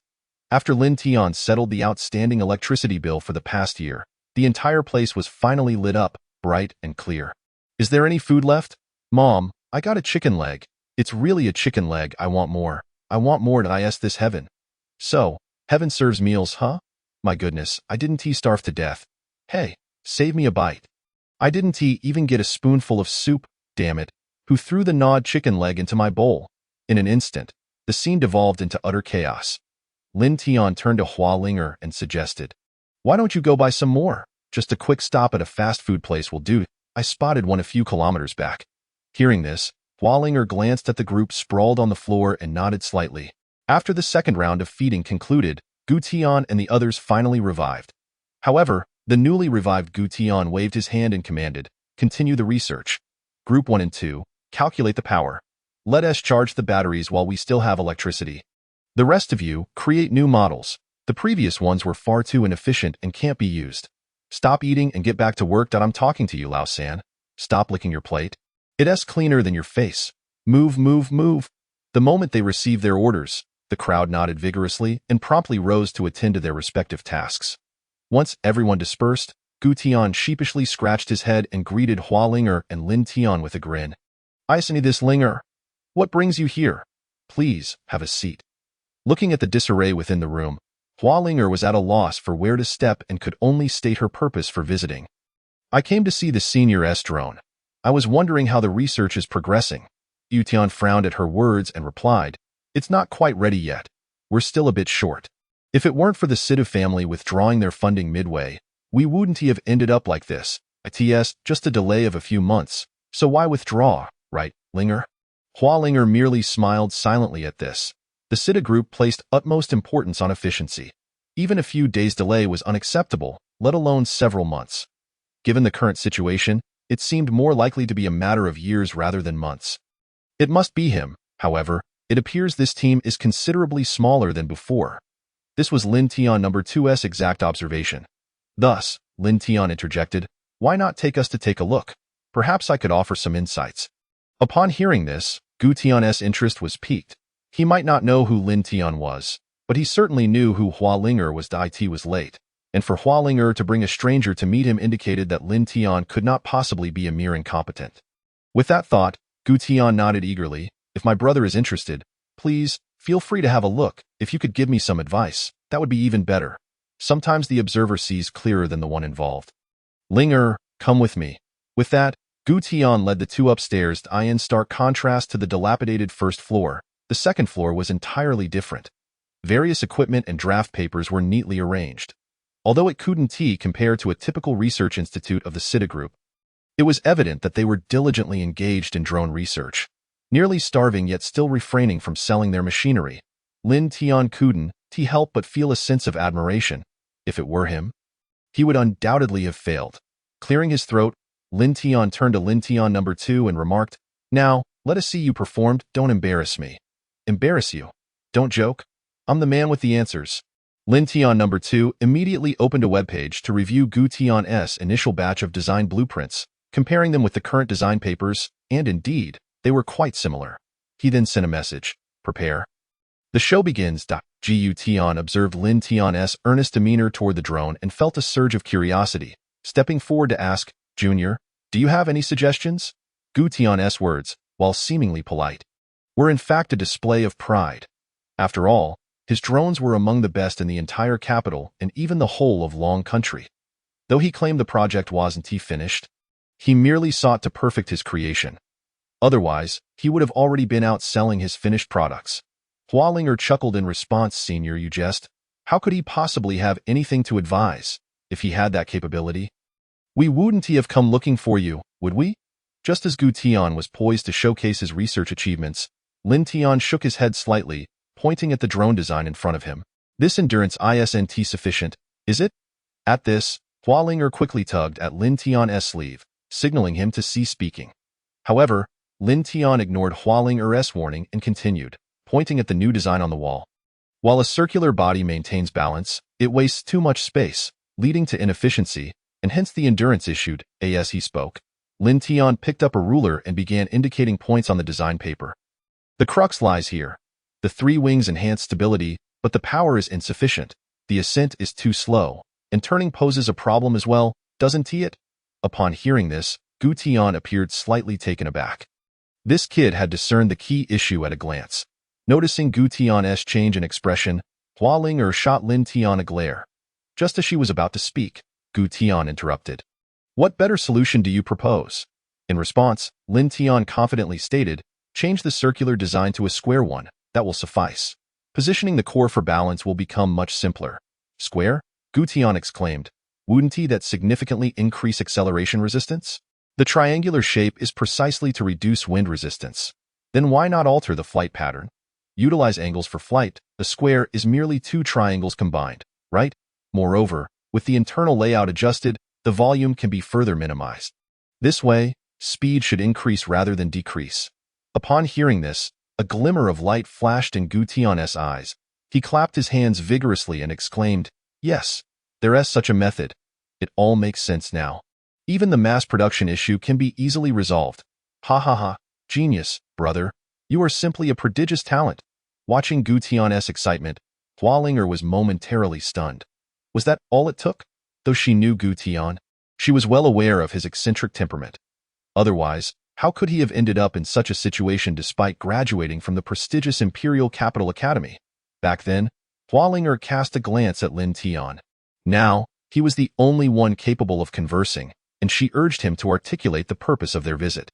Clearing his throat, Lin Tian gradually laid out his objectives and the circumstances surrounding this visit. Upon hearing this, Gu Tian couldn't help but raise his voice in disbelief. What? You want to use my drone to feed pigs? This is indeed a high-tech product, and you intend to use it to feed pigs? Observing the excited Gu Tian, Lin Tian's lips curled into a slight smirk. He then decisively stated, today we are transporting pig feed. Tomorrow, we can transport weapons. The day after tomorrow, we shall move artillery shells. The future is built step by step, not devoured in one gulp. You must understand that every great person begins from humble beginnings. High-tech.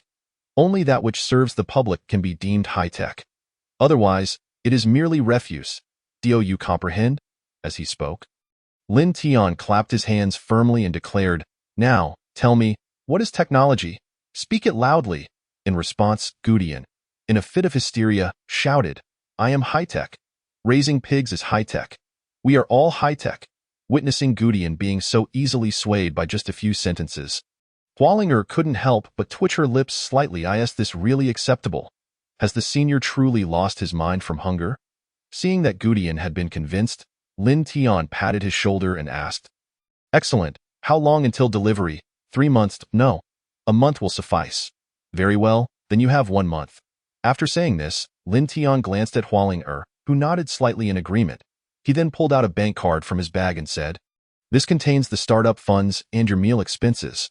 After a while, I will find you a good place.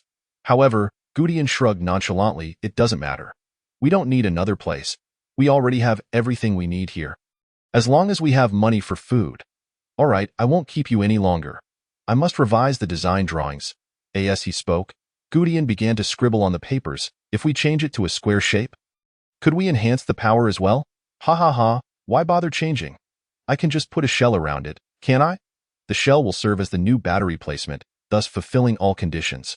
Reduced size, easier replacement of components, increased speed, and lowered costs.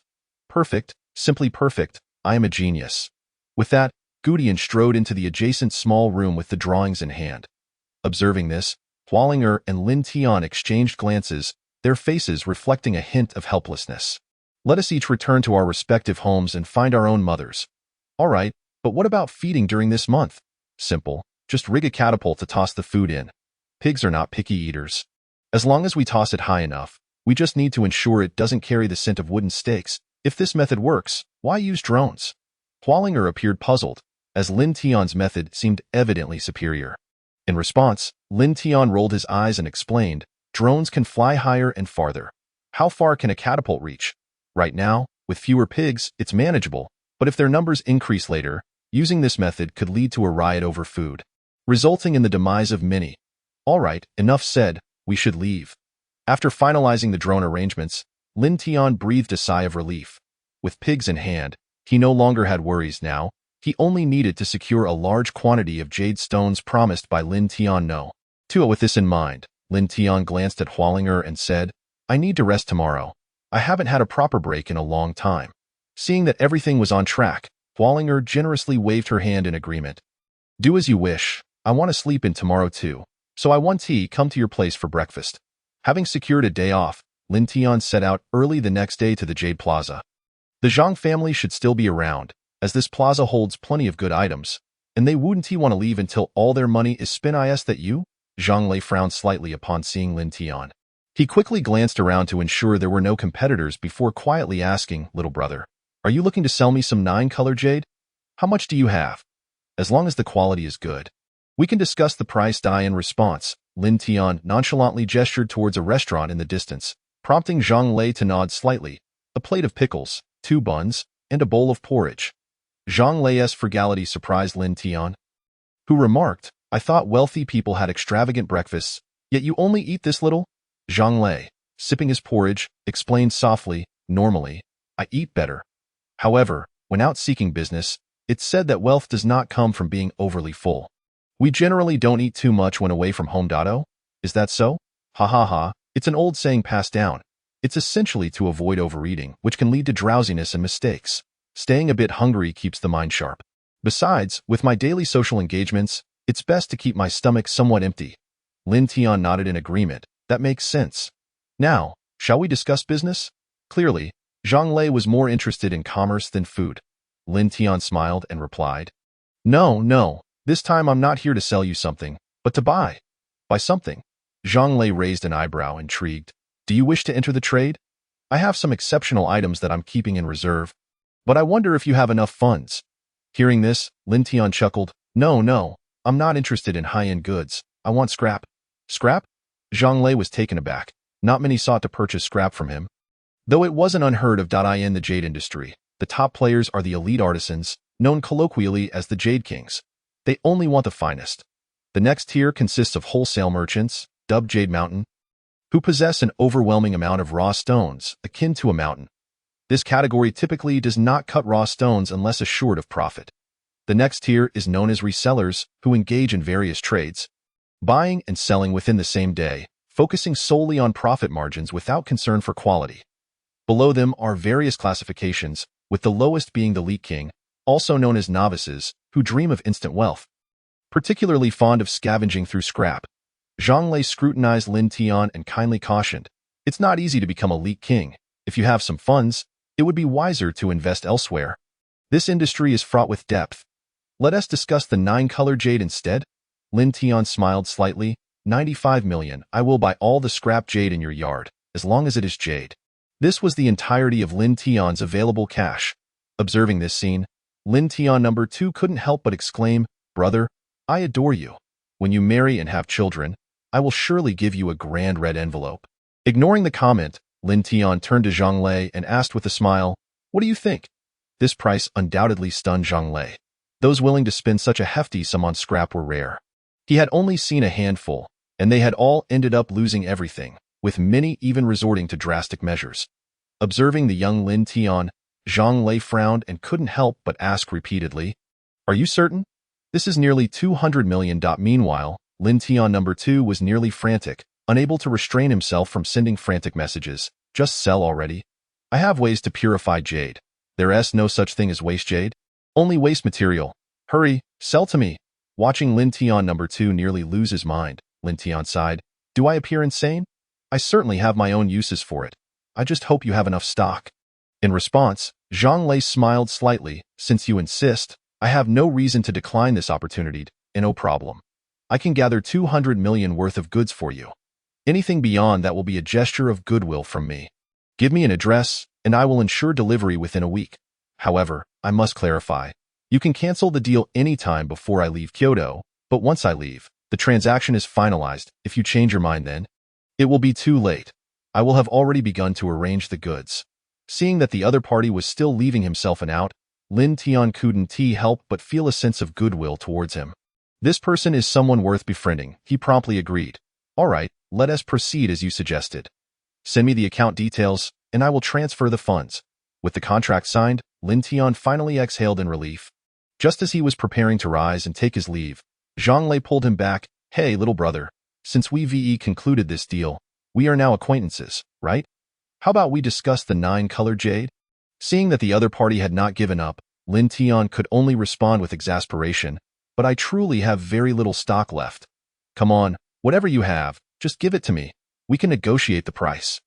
Faced with Zhang Lei's persistence, Lin Tian relented. I have a piece at home. Let us arrange a meeting later. We can also sign the formal contract then. Sure. Whatever you say, little brother, I shall heed your counsel. After verbally agreeing, Lin Tian was finally able to leave this place. He hailed a taxi, intending to return home for a brief respite. However, Liao Lili sent a message stating, there's been a situation. Hurry back to the company. What now? Lin Tian, observing Liao Lili's anxious demeanor, couldn't help but inquire curiously. The company had only 2 lines of business, one in gaming and the other in pig farming. 2 seemingly unrelated ventures that he never imagined would intertwine. The gaming aspect should be fine, as the framework had been established, and all that remained was to develop it step by step. All personnel had signed confidentiality agreements, personally delivered by the old master himself. There should be no issues there. That left pig farming. What happened? Did the promotional materials encounter a problem? At this, Liao Lili nodded slightly and replied, I submitted the advertisement sample for review. The other party informed me that exaggerated and false advertising would incur penalties. The sample was outright rejected. Thus, the crux of the issue lay in the television advertisement, which was deemed unfeasible unless they could present a full-grown black pig in front of them. Presenting one? A full-grown black pig. What was the difference between that and tossing 10 tigers into the city center? Regardless, it was still a wild beast. As Lin Tian remarked, a normal person would need a tank to safely deal with such a situation. So, no television advertisement then. Lin Tian's words left Liao Lili momentarily stunned. No advertisement? Then what shall we do? After stretching lazily, Lin Tian replied nonchalantly, of course, we'll take to the streets. Let someone pour pig lard into the fryer. And we'll serve up some fried treats. We'll drive around, stopping wherever there are buyers. The exterior of the vehicle will display images and advertisements of our black pigs. Do you understand what I mean? At this, Liao Lili's eyes brightened. She immediately clapped her hands in admiration, exclaiming, what a brilliant idea! I understand the rationale. No matter how good the promotion, the product must be exceptional. Moreover, the lard from those black pigs is truly remarkable. Anything fried in it is bound to be delicious. They will inquire about our pigs, and we can seize the opportunity to promote them. The cost will be minimal, far less than television advertising. You still have a sharp mind. I will get right on it. Chapter 28. Celestial Grade Low Rank Technique, Wan Chunju. Just as Liao Lili prepared to take action, she seemed to recall something and turned to Lin Tian, asking, by the way, do you still have any pig lard? It seems we are running low, and if we have too little, I believe my uncle has a considerable supply. I can have him bring it over. Really? Liao Lili became instantly excited, hastily inquiring, what about meat? Ever since I tasted the black pork last time, I can't stop thinking about that flavor. I even dream of eating black pig. Seeing Liao Lili's gluttonous expression, Lin Tian rolled his eyes and said, there should be some cured meat. I will have my uncle bring it over, but this information must remain confidential. We don't have much. All right, without a second thought. Liao Lili readily agreed, I'm not an idiot. How could I share such a delicacy with a crowd? Of course, I want it all to myself. The mere thought of indulging in black pig meat made Liao Lili's lips curve into a broad smile. Meanwhile, Lin Tian No. 2 could not help but comment in the chat, TSK. How pitiful, being so stingy over a pig. With Liao Lili's looks, if she were here, I wouldn't even spare a glance at anything less than the finest ingredients. Just a moment. I'll order you a few boxes of cured meats and sausages made from black pig. And what about ham? Hearing this, Lin Tian rolled his eyes, responding, if there's something you need me to do, just say it. You really need to beat around the bush with me? Upon hearing this, Lin Tian No. 2 chuckled, you understand me well. You have any ginseng on your end? I need top quality ginseng and medicinal herbs. If I can keep these here for a while, their efficacy will increase exponentially. With these herbs, I could exchange for more enhancement agents or elixirs. Once I reach the general rank, my privileges will be elevated. And I won't need to resort to these small maneuvers anymore, which would benefit you as well. This. Lin Tian rolled his eyes again. Yes, I understand. I'll go procure the funds first. You mean quality herbs, right? Leave it to me, as he spoke. Lin Tian curiously glanced at the beggar, Lin Tian. He noticed that the beggar seemed to have grown significantly. You seem to be growing quite quickly. In response, the beggar Lin Tian rolled his eyes, saying, the flow of time here is faster than in your realm. Only when I play on my phone does the time equalize. Ever since you helped me last time, half a year has passed. Naturally, I've grown quickly. Half a year. Lin Tian was momentarily taken aback. Had only a few days elapsed in his world? No wonder it felt like there were significant changes every time he checked in with the beggar. I thought you were out and about. You've been watching my live stream for so long today. Is there something you need? If so, just let me know. We're practically family. I'll help you as much as I can. The beggar Lin Tian chuckled. That's unnecessary. I found a medical book here. I'll see if it's of any use to you and reward you with it. System prompt. The beggar Lin Tian has gifted you a physical reward. Celestial grade low rank technique. Wan Chunju. Upon seeing this system notification, Lin Tian number 2 exclaimed, what on earth? Celestial grade low rank. Is it the same celestial grade low rank I'm thinking of? It can't be. Right?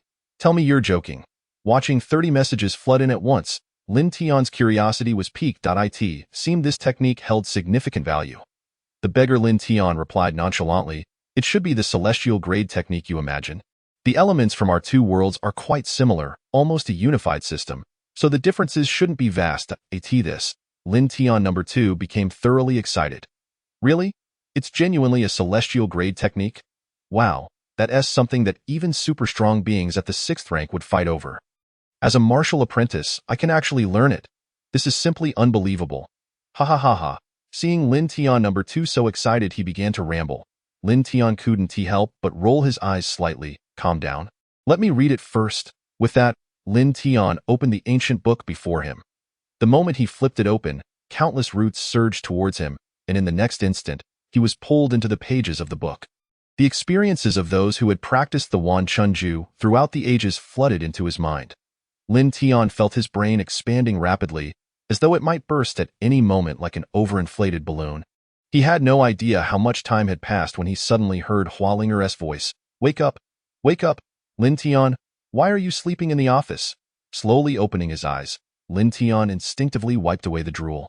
Right? It seems he had fainted the moment he opened that celestial grade technique. Without allowing him to gather his thoughts, Hualinger swiftly took his hand and said, perfect timing. A big customer has arrived at the company today. You must take good care of her. Upon opening the door, Lin Tian beheld a stunningly beautiful pregnant woman seated in his treatment room. This is my cousin, Zhuge Mingyue. She has been afflicted by a peculiar ailment. Her belly keeps expanding, yet the hospital has found nothing wrong. Thus, she came here in hopes of a remedy. If you can help her reduce her belly, you could earn quite a sum. Lin Tian was astonished. 1 million? Wrong. 10 million. Hualinger rolled her eyes, baffled that Lin Tian's perspective remained so narrow. After treating so many patients previously for less than 1 million, this stunning woman was offering 10 million outright? Lin Tian couldn't help but gasp. She is so wealthy? Is she married? What is it to you? Just focus on the treatment and refrain from asking unnecessary questions. After shooting Lin Tian a glare, Hualinger turned and left, making sure to close the door and clear the vicinity of all unrelated personnel. As the two found themselves alone, Lin Tian began to sense something amiss. Initially, he was captivated by Zhuge Mingyue's grace and beauty. But now he recognized the underlying strength in her aura. A 3rd-rank great martial master? No, perhaps even beyond that. After a moment's hesitation, Lin Tian tentatively asked, Great martial master? Hearing this, Zhuge Mingyue smiled slightly. It seems we share a common background.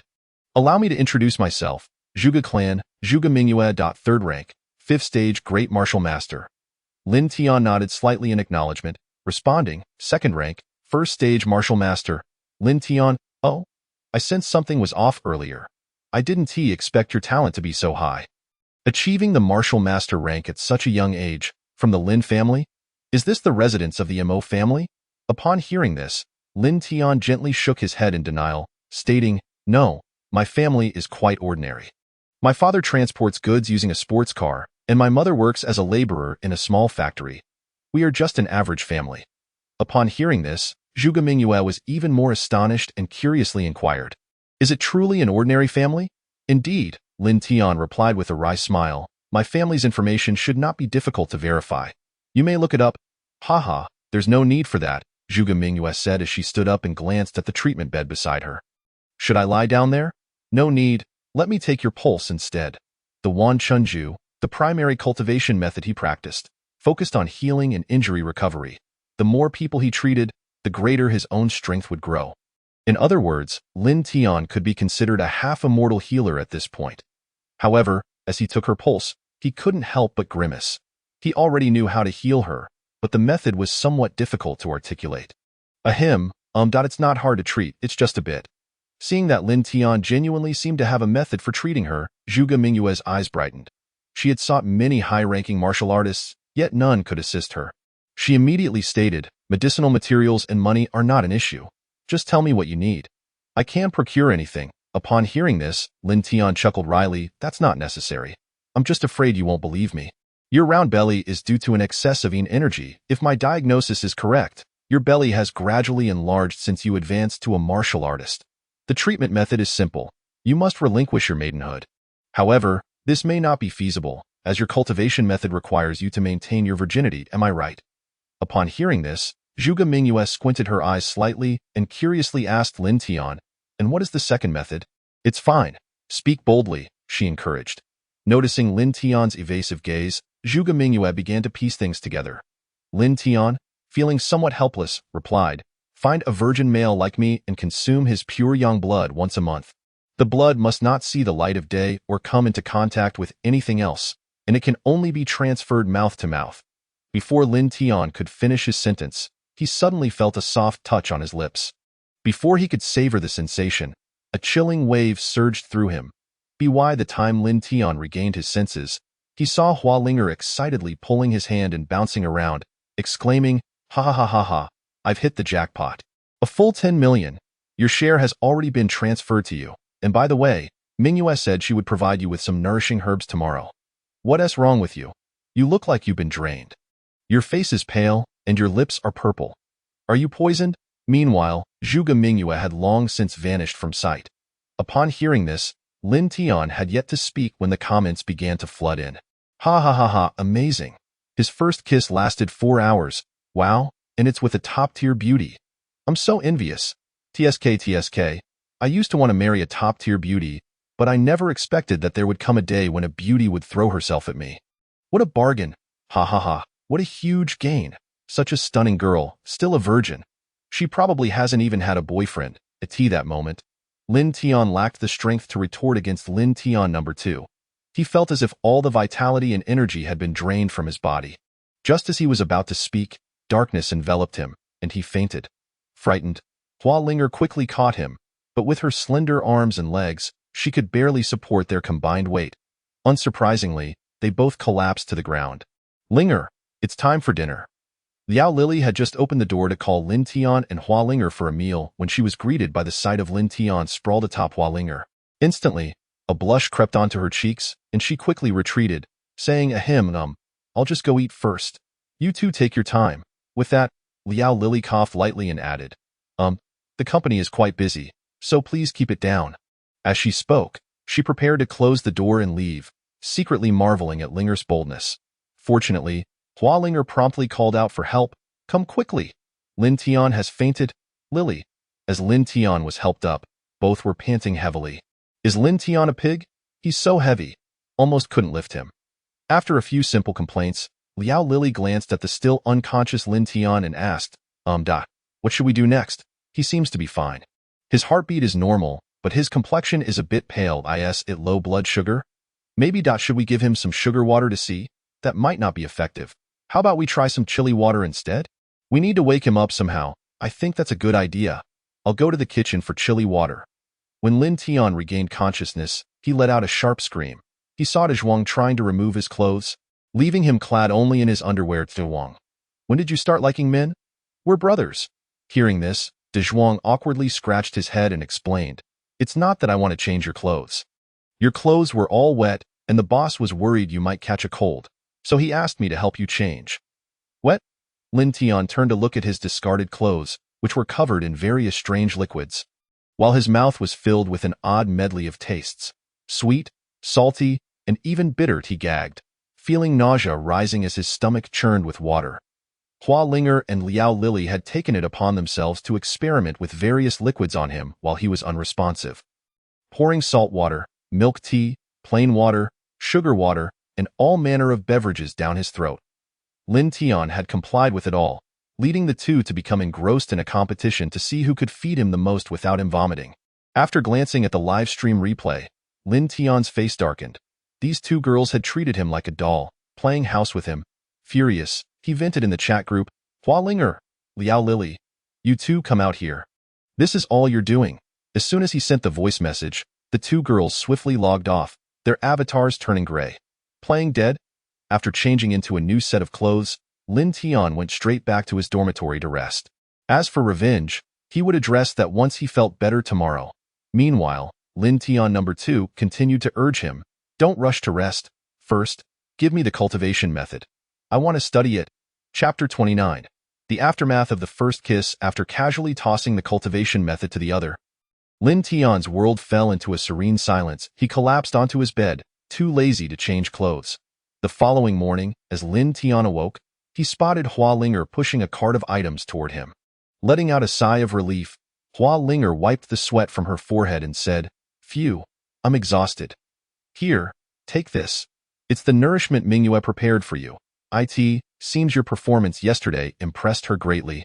Even giving you 1,000-year-old ginseng, if I didn't have it at home, I would have kept it for myself. As she spoke, Hua Linger reminded him, make sure you don't lose it.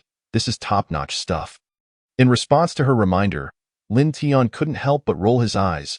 I'm not foolish. Besides, the box has writing on it, and I can read. Humph. I was just trying to remind you out of kindness. Now, hurry downstairs for breakfast. Mingyue prepared plenty of supplements for you. As she spoke, Hua Linger's words were laced with immense envy, suggesting there were many delicious treats in store. Indeed, when Lin Tian saw the array of nourishing items laid out on the table, he was taken aback. Wow, such a lavish breakfast? The head chef, Imo Qingyun, stepped forward respectfully, saying, Hello, esteemed Mr. Lin Tian. For the next 3 days, all your meals will be my responsibility. I am the head chef of the 7-star hotel, and you may call me Qingyun. 7-star hotel. Lin Tian turned to glance at Hua Linger, who explained the Zhuge family's focus is on high-end hotels. Although Chef Imo Qingyun is newly promoted, he is still a top chef who has won world-class competitions.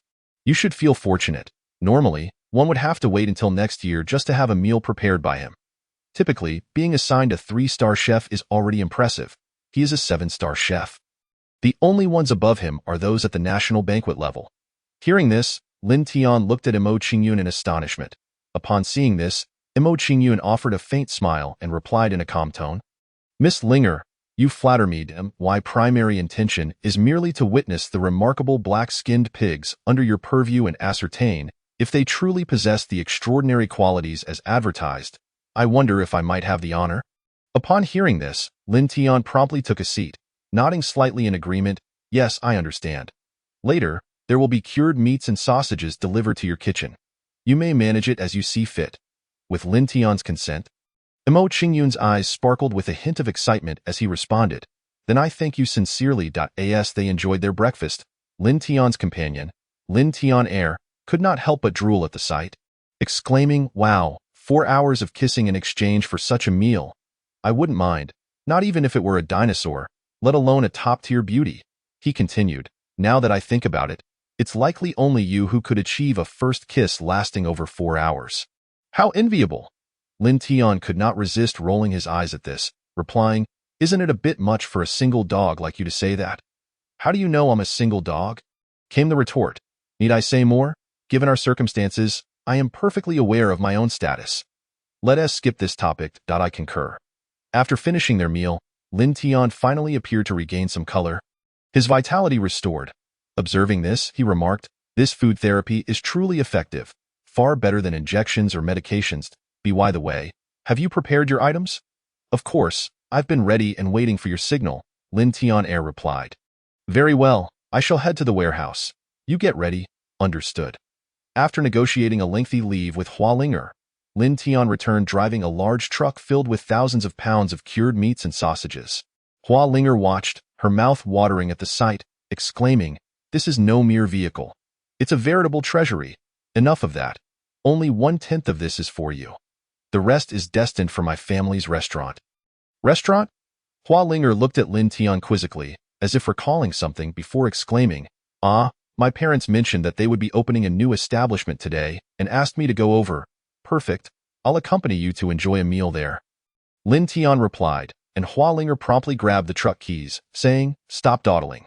Once the cargo is unloaded, lead the way. Lin's restaurant specializes in a variety of stir-fried dishes, featuring 20 private rooms and 2 grand halls. The grand opening was far more bustling than Lin Tian had anticipated. The private rooms were filled to capacity with 300 guests, and the halls were bustling with 400 more. As Lin Tian recognized many familiar faces, he was about to step forward to assist when a loud voice rang out behind him. Have you paid the sanitation fee? You dare to open without it? There's a pile of trash at the entrance. What do you intend to do about it? Trash? Banners? Firecrackers? Flower baskets? How can any of that be considered garbage? Lin Tian squinted, finding the speaker somewhat familiar. Thinking, strange, I feel I've seen this person before, but I cannot recall when at that moment. Lin Tian's father stepped forward to calm the crowd, saying, no need to worry, no need to worry. We are all friends here. Please, enjoy your meals. He then called out to Lin Tian's mother, darling, bring 3 side dishes, 2 bottles of wine, and 2 bottles of drinks to each table. Okay, coming right up, turning around to gather some money to settle the matter with Lu Er and the others. Lin Tian interjected, Dad, you help Mom, I can handle this. Lin Tian's father cast a doubtful look at him, but Lin Tian merely smiled reassuringly and gestured for him to trust him before approaching the troublemakers. At that moment, Hua Linger sidled up, grinning, Uncle, I'm here. What delicious food do you have? Upon seeing her, Lin Tian's father instantly forgot his previous concerns and welcomed her, of course, quickly, to room 1. We reserved a private room just for you. Hua Linger beamed with joy at this proclamation, and Lin Tian's father called out to the bustling kitchen, Darling, Linger has arrived. Hurry and take her to the private room. Hearing this, the others present became even more animated than Lin Tian's mother. As rumors had already spread throughout the community group, some claimed Lin Tian had found a girlfriend, while others suggested he was being supported by a wealthy woman. There were even whispers of Lin's father having a mistress, with the daughter returning to claim her inheritance. Upon seeing Hua Linger, all previous conjectures were swiftly dismissed. She could not possibly be Lin's daughter-in-law. She was far too beautiful. Exactly. How could that simpleton Lin Tian possibly be worthy of her? I said it was impossible for Lin's lineage to produce such a stunning daughter. My goodness, she is practically a superstar. Has Lin's ancestral grave been blessed? Don't be absurd. Even if it had, it wouldn't suffice for someone as lovely as her. Surely, they must just be friends. I refuse to believe Lin Tian could find such a beautiful girlfriend. Agreed. I find that hard to believe as well. At tea times, Lin Tian found that having overly keen hearing was not advantageous, as every word of their gossip reached his ears. Meanwhile, Lu Er surveyed Lin Tian with evident displeasure, speaking in a menacing tone. Kid, if you have anything to say, spit it out quickly. We're quite busy. So don't go looking for trouble. You need to pay the sanitation fee of 50,000 each month, or else your family will face the consequences. 50,000. Lin Tian narrowed his eyes. That was an exorbitant sum for any restaurant. Earning a full 100,000 in a month would be a remarkable feat, especially on this stretch of road. It was pure hard-earned money, and during off-peak seasons, they might even incur losses. 50,000 for a rundown old street? Why don't you just rob someone? Lin Tian calmly inquired. Is it true that everyone on this street pays 50,000? One of the thugs angrily retorted. What does it matter to you? I'm giving you face by collecting from you. Don't be ungrateful. 50,000. Not a penny less. Otherwise, we'll be dining at your establishment every day, and I'm curious to see if your business can survive that. As the laughter from the surrounding thugs echoed, it was evident that the 50,000 was far above market rates. Lin Tian did not mind paying for peace. As the saying goes, the king is easy to appease, but the little ghost is troublesome. Engaging with these thugs would yield no benefits, yet it seemed this situation was more complicated than he had anticipated. After stretching, Lin Tian asked, It appears someone has sent you. Is it C2 Qingshan? Upon hearing this, Lu Er momentarily froze but quickly regained his composure, dismissing Lin Tian's inquiry. What's C2 Qingshan? I don't know him and have no desire to. Just pay up today, and I assure you, you'll have no troubles in the future. But if you refuse, we'll have all the time in the world to play with you. When you regret it, the price will be much steeper."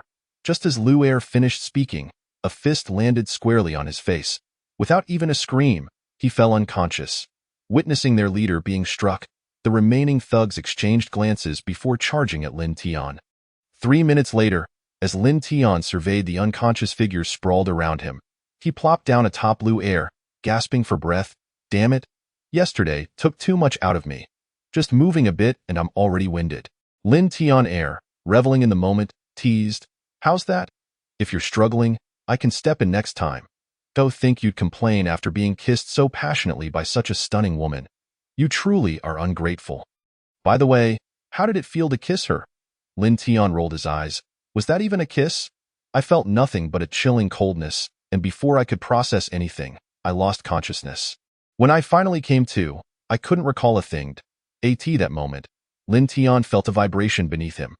Lu Er's phone rang, and upon answering, Lin Tian heard a familiar voice on the other end. "Old Two, what are you doing? Why is it taking you so long to collect the sanitation fee? Don't you know what day it is? Hurry back. Old Three is already here, and you're just dawdling." Realizing who it was, Lin Tian recognized it as Lu San and Lu Da from the Jade Stone Market. It is indeed true that enemies do not gather without reason. After clearing his throat, Lin Tian calmly stated, "Your brother is in my possession, at 55 Tianyuan Street. I await your arrival." Having said that, he did not afford the other party any opportunity to respond and promptly hung up the phone. He then proceeded to bind Lu Lao Er and his associates, casting them aside, before returning to assist in the restaurant. 2 hours later, the familiar neighbors and patrons began to disperse, leaving the restaurant in a sudden hush. Only then did Lin Ba find the time to inquire, "Have you resolved the matter? How much did it cost?" Just as Lin Tian was about to respond, he noticed a car slowly coming to a stop outside. Followed closely by several trucks and a dozen vans, in no time, nearly 1,000 individuals surrounded the restaurant, each wielding implements of intimidation. Even a fool could discern that they were not there merely to dine. At that moment, Lin Ba took out his phone, preparing to call the police, but Lin Tian pressed the hang-up button and reassured him, "Do not be alarmed. They are all friends. Father, please head to the kitchen and prepare the meals." With that, Lin Tian strode confidently toward the entrance. Upon seeing Lin Tian's unforgettable visage, Lu Laoda felt an overwhelming urge to flee. How could this harbinger of death be here? Yet, Lin Tian's voice, akin to a specter, echoed in his ears, "What's the matter? Have you forgotten me after not seeing me for a few days, Lu Laoda? Should I pay a visit to the Yushi Grand Market instead?" Upon hearing this, Lu Laoda forced a smile that was more painful than tears, slowly turning to greet Lin Tian. "Ah, it's brother Lin Tian. I didn't realize this was your establishment.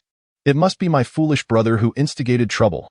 Rest assured, when I return, I shall teach him a lesson." In response, Lin Tian chuckled and jested, "That won't be necessary.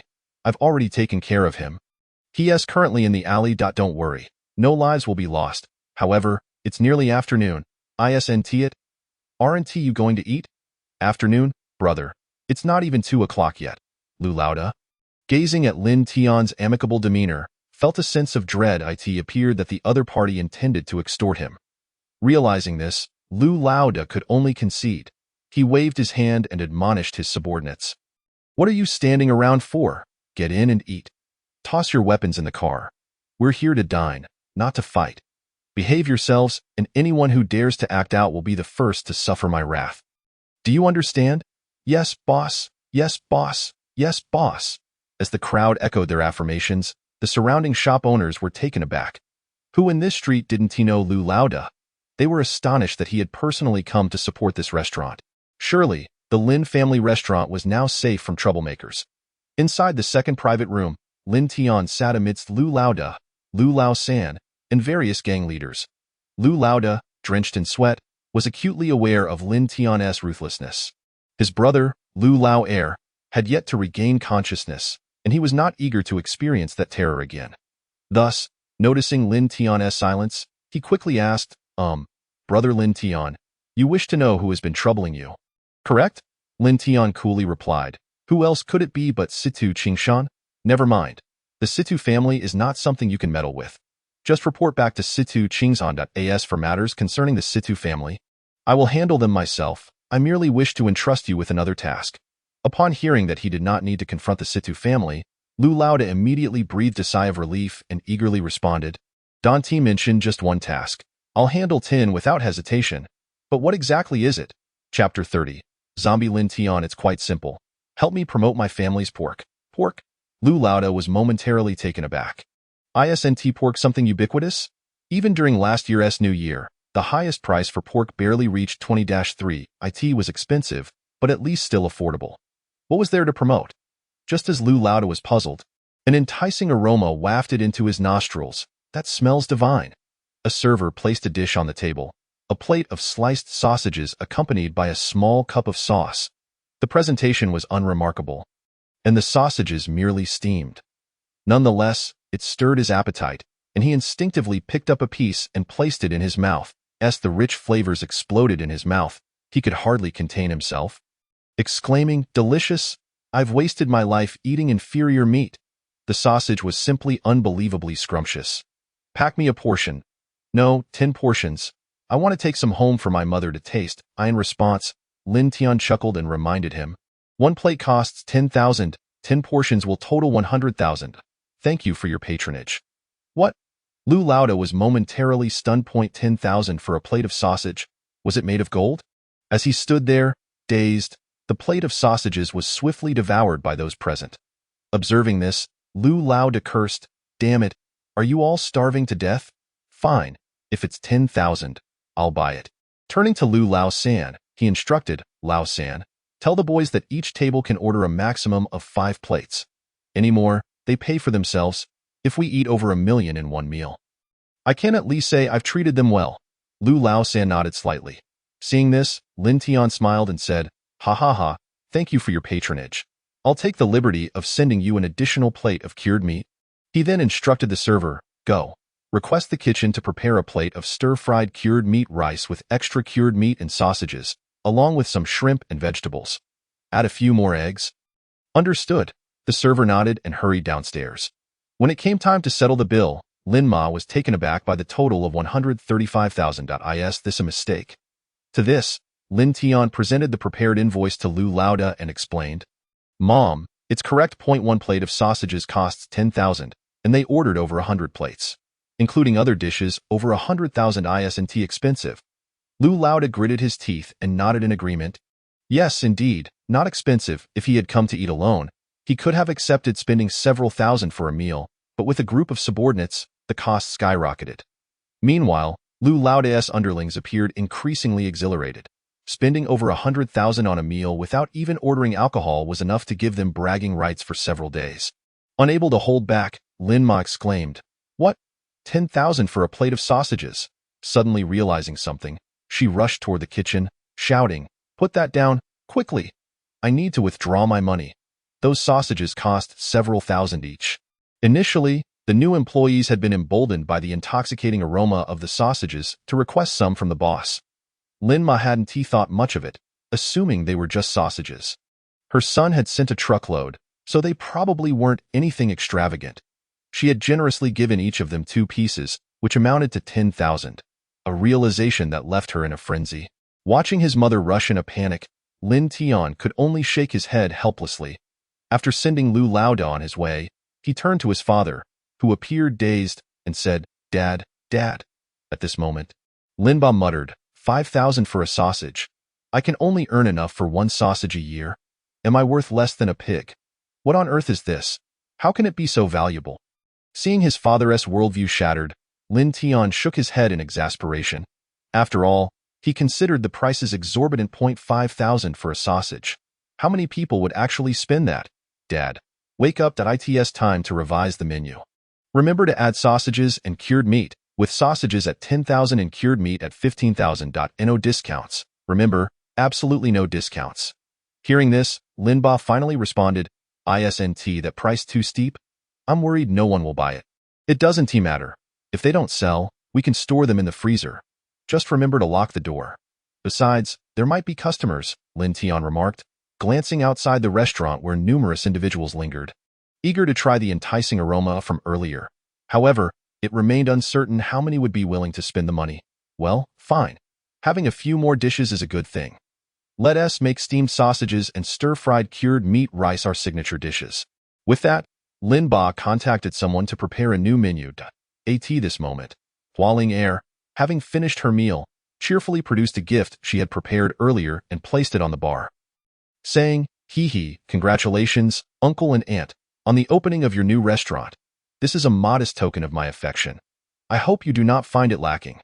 The gift from Hualing Er is a golden lucky cat, approximately the size of a typical feline, resplendent in a rich golden hue, with a pair of blue gem-studded eyes that exude a lifelike charm.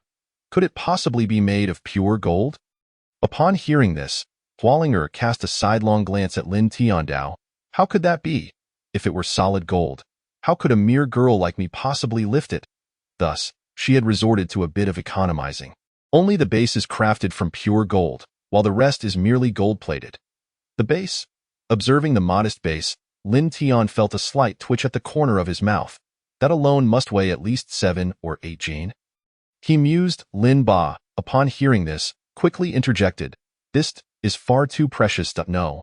Absolutely not. I cannot accept it." It was the first time he had heard of gold being measured in jin rather than grams, and no wonder it felt so extraordinarily heavy in his hands. To this, Hualing Er had already prepared a countermeasure.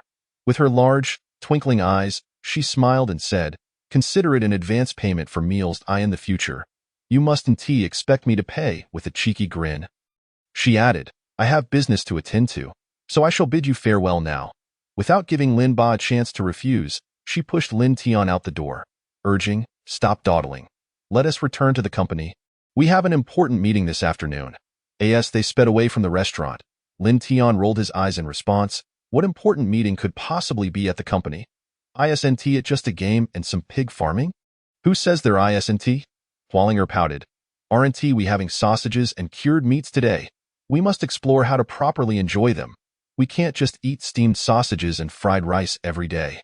Yes, I will heed the boss's words," Lin Tian replied dismissively. If it weren't for the generous salary, he would seriously consider finding a new boss. It seemed Hualing Er's mind revolved solely around food.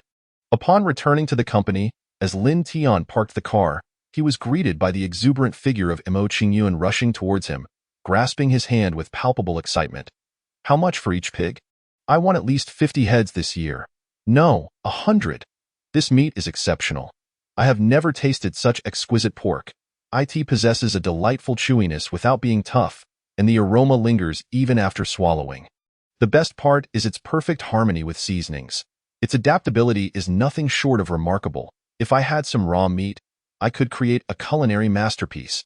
Please, do sell me some live pigs." Seeing Mo Qingyun's ecstatic demeanor, Lin Tian gently withdrew his arm and reassured him, "Calm down. The pigs are still being raised. We should have some ready for market by the end of the year. But each one will cost no less than 1 million. Are you sure about this?" Without a moment's hesitation, Mo Qingyun replied, "I'll buy. Whatever you can sell, I'll take." Lin Tian felt a jolt of realization. He had clearly undervalued his offer. Judging by Mo Qingyun's fervent response, even a price of 5 million might not cause him to flinch. Lin Tian could not help but voice his thoughts. Good heavens, a black pig for 1 million. This price is even steeper than mine. Pfft, why would I compare myself to a pig? Lin Tian quipped. Perhaps I should send you some pigs as a gift. I still have a bit of spare cash. In response, Lin Tian suggested, send over a few breeding sows and boars to start increasing our stock, and perhaps a few meat pigs. I've become somewhat addicted to this. It must be noted that the black pig was indeed an extraordinary creature. Consuming it felt akin to indulging in meat infused with restorative properties. His vitality surged significantly. The flavor was undeniably superb. After his last meal of black pig, he found himself unable to forget that exquisite taste. If fearing Lin Tian might escape, Mo Qingyun urged, "Let us sign the contract first. I will have someone transfer the deposit to you immediately." Casting a glance at Hualing Er, Lin Tian inquired, "What do you think? I told you this pig is remarkable." This, Hualing Er huffed lightly, "It's merely our first transaction. Our competitors are the Situ family and that breeding enterprise." Although she spoke in a nonchalant manner, the slight sway of her long braid betrayed her cheerful mood. Lin Tian merely smiled, choosing not to elaborate further. Months slipped by swiftly, and as the approach of the new year drew near, Lin Tian gazed out at the gentle snowfall, a frown creasing his brow. Throughout these months, he had been streaming, yet there had been no notable changes. The only constant presence was Lin Tian Air. Alongside the occasional appearance of the beggar Lin Tian and the elusive Lin Tian D. How dreadfully monotonous it was. Not a single new face had graced the stream. Just as Lin Tian lamented this, a gaping maw suddenly loomed before him, startling him into action. The long-awaited system notification finally materialized. System notification. Zombie Lin Tian has entered the live stream. Current zombification rate is 30. Please control Zombie Lin Tian to prevent complete zombification. Before Lin Tian could fully comprehend the situation, he found himself assuming the role of Zombie Lin Tian, merging into the other's body. What the heck? A zombie? Is this some kind of sci-fi film? It should be termed a sci-fi world. Lin Tian Air's timely quips always managed to elicit a sense of exasperation. Hey, can't you see I'm surrounded? A little support would be appreciated. In the next instant, a black longsword appeared before him. The sword measured approximately 1.4 meters in length, about 3 fingers wide, and 1 finger thick at the spine. After weighing it in his hands, Lin Tian found it to be perfectly balanced. This will do, he mused, swinging the sword to sever the head of the zombie that had bitten his arm, tossing the head aside. Taking a moment to survey his surroundings, Lin Tian dashed upstairs. Finding an unoccupied room, he decisively severed the bitten area of his arm. As black blood sprayed across the floor, he immediately activated the Wanchun Ju to begin healing his wounds. Curse it, this body has barely any vitality to draw upon. It's as if I'm an ordinary person. Watching the wound remain unchanged and continue to bleed, Lin Tian sighed, tearing down a nearby curtain to bind it around the injury. He then focused on combating the zombie virus coursing through him. Outside, the sounds of growls and screams persisted, an endless cacophony. How are you holding up? Still managing? Lin Tian Air inquired, concern evident in his tone. After all, it had been a while since a newcomer had appeared, and it would be rather dull if he were to meet an untimely end upon arrival. After a lengthy pause, Lin Tian exhaled deeply. I am managing, barely keeping it in check. If it weren't for my considerable improvement in utilizing the Wanchun Ju over this period, I would have surely transformed into a zombie by now. Currently, I've managed to contain the virus to my neck. Not only will I avoid zombification, but I can also significantly enhance this body. With that, Lin Tian rose to his feet and gazed out the window. At that moment, the streets below were devoid of any living souls. Only zombies wandered aimlessly. What do you plan to do? You're not thinking of going out, are you? Lin Tian Air cautioned, noticing Lin Tian's unusual movements. Take it slow. Something feels off. This zombie virus is far more lethal than in novels or films. During my panoramic view, I spotted several mutated zombies. You might not be able to handle them. In response, Lin Tian shook his head. There's no other choice. This brother of ours is quite different from you. In what way? Lin Tian Air queried, observing the seemingly youthful zombie Lin Tian, who appeared even younger than they were. To this, Lin Tian chuckled. Of course it's different. This fellow has a girlfriend. He is no longer a virgin. What? What? Lin Tian Air exclaimed, momentarily stunned, before frantically spamming the chat. Impossible. Absolutely impossible. Why him? I'm on the verge of reaching a 3rd-grade martial artist level. Yet I still have no girlfriend. What gives? I refuse to accept this. It's not fair. Lin Tian could only respond with resignation. Enough already. Your discontent changes nothing. It's the truth. The memories of zombie Lin Tian in my mind are incessantly urging me to save his little girlfriend. All right, gear me up. I must set out. Upon hearing this, Lin Tian Air retorted, Damn it, flaunting your romance in front of me, and you expect me to fund your endeavors? No way. If you find anything valuable, you better share it with me. Chapter 31. Girlfriend Yuan Mingming a set of 2nd-grade leather armor, along with an auxiliary combat mask, a medical kit, and a tube containing 200 military rations. After donning the outfit, Lin Tian could not help but marvel, wow, this gear fits perfectly. It's lightweight yet sturdy, and most importantly, it's warm. I feel no chill at all. Such fine equipment. Why didn't you gift me a set? As soon as the words left his mouth, Lin Tian Heo rolled his eyes in response. What a given! That military supply pill costs 10,000 each, and yours amounts to a staggering 2 million. The leather armor and mask I procured are second-hand. Yet they still set me back 5 million. Fortunately, the medical kit is relatively inexpensive at just 500,000. And when you add that knife into the mix, your entire ensemble exceeds 10 million, even if you wished for it. I simply cannot afford it. Are you not already aware of my financial situation? Upon hearing this, Lin Tian felt a twinge of embarrassment as he rubbed his nose. During this sudden period of wealth, he had almost forgotten the depths of his previous poverty. At that moment, Lin Tiandi interjected, "This little gadget is rather intriguing. Get me some too. I wish to keep one for amusement. And make sure it's a pretty little girl. I have no fondness for grotesque zombies. Fetch me something exquisite and unique." Raising and nurturing zombies for amusement? Lin Tian couldn't help but twitch his lips at the uniqueness of this interest. After a brief silence, he felt compelled to caution Lin Tiandi. "Are you certain, my lord? One misstep, and you might also become a zombie." In response, Lin Tiandi appeared unfazed, saying, "If there exists a virus capable of infecting me, I would genuinely wish to test it out. By the way, I happen to have commissioned a little device. Take it and hunt zombies." With that, a small pouch appeared before Lin Tian.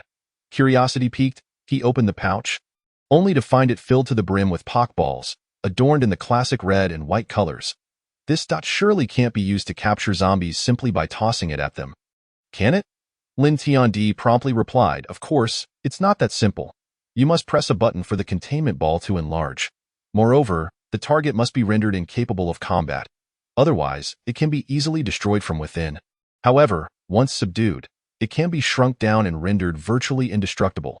Do you understand? Wait, isn't this essentially a Pokeball?" Observing that the other party seemed unfamiliar with the concept of Pokemon, Lin Tian cleared his throat. "All right then, but I shall forego my payment. Just give me some of these containment balls." Lin Tian'erheo hastily added, "And do spare me some as well. After all, I did provide the equipment. I ought to get a share." To their surprise, Lin Tiandi's generosity exceeded their expectations as he announced in the live stream, "A Pokeball goodie bag. You may claim it in 3 days. 1 bag per person, containing 500 balls. Lord Tiandi is magnificent. Thank you, Lord Tiandi. Long live Lord Tiandi."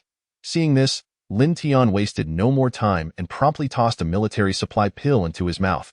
Smacking his lips, he nodded in satisfaction and remarked, "Not bad at all. It has a delightful roasted meat flavor." As he felt an endless surge of energy coursing through him, Lin Tian nodded again. "Very well. This is more like it." With a leap, he jumped out of the window, activating his night vision goggles. Just as he landed, a shadow darted past him. By the time he reacted, his chest was already torn open. Had it not been for the protection of his second-tier leather armor, he might have lost his heart to the foe. Failing its initial attack, the shadow reappeared, but its speed had significantly decreased this time. Lin Tian merely extended his hand and gently squeezed, capturing a small zombie. Immediately, a system notification popped up above the little zombie's head. Mutated zombie, Madchild. Advantages: possesses exceptionally high explosive power, with its first attack often being the most lethal. Disadvantages: extremely poor stamina. F-grade zombie. Has a certain degree of self-healing ability. Even if its neck is broken, it can slowly recover. Seeing this, Lin Tian applied a bit more pressure, and the Madchild zombie's head tilted, rendering it incapable of further resistance. If it weren't for the bloodthirsty desire still raging in its eyes, Lin Tian would have assumed the little creature was dead. How intriguing! I shall consider you my first trophy. He tossed the Pokeball at the zombie's head, and a system prompt appeared. System notification. You have killed an F-grade zombie, gaining experience points 4524, level up 3. Staring at the glowing LV3 emblem above his head, both Lin Tian and Lin Tian'erheo were taken aback. What is happening? Am I in a game world? Or is this a virtual descent? In response to Lin Tian's confusion, Lin Tian'erheo sighed. "You ask me, but who am I to ask? Let's focus on capturing zombies for Lord Tiandi. It seems there are different types of zombies. Take your time collecting them. It's a pity I can't join in.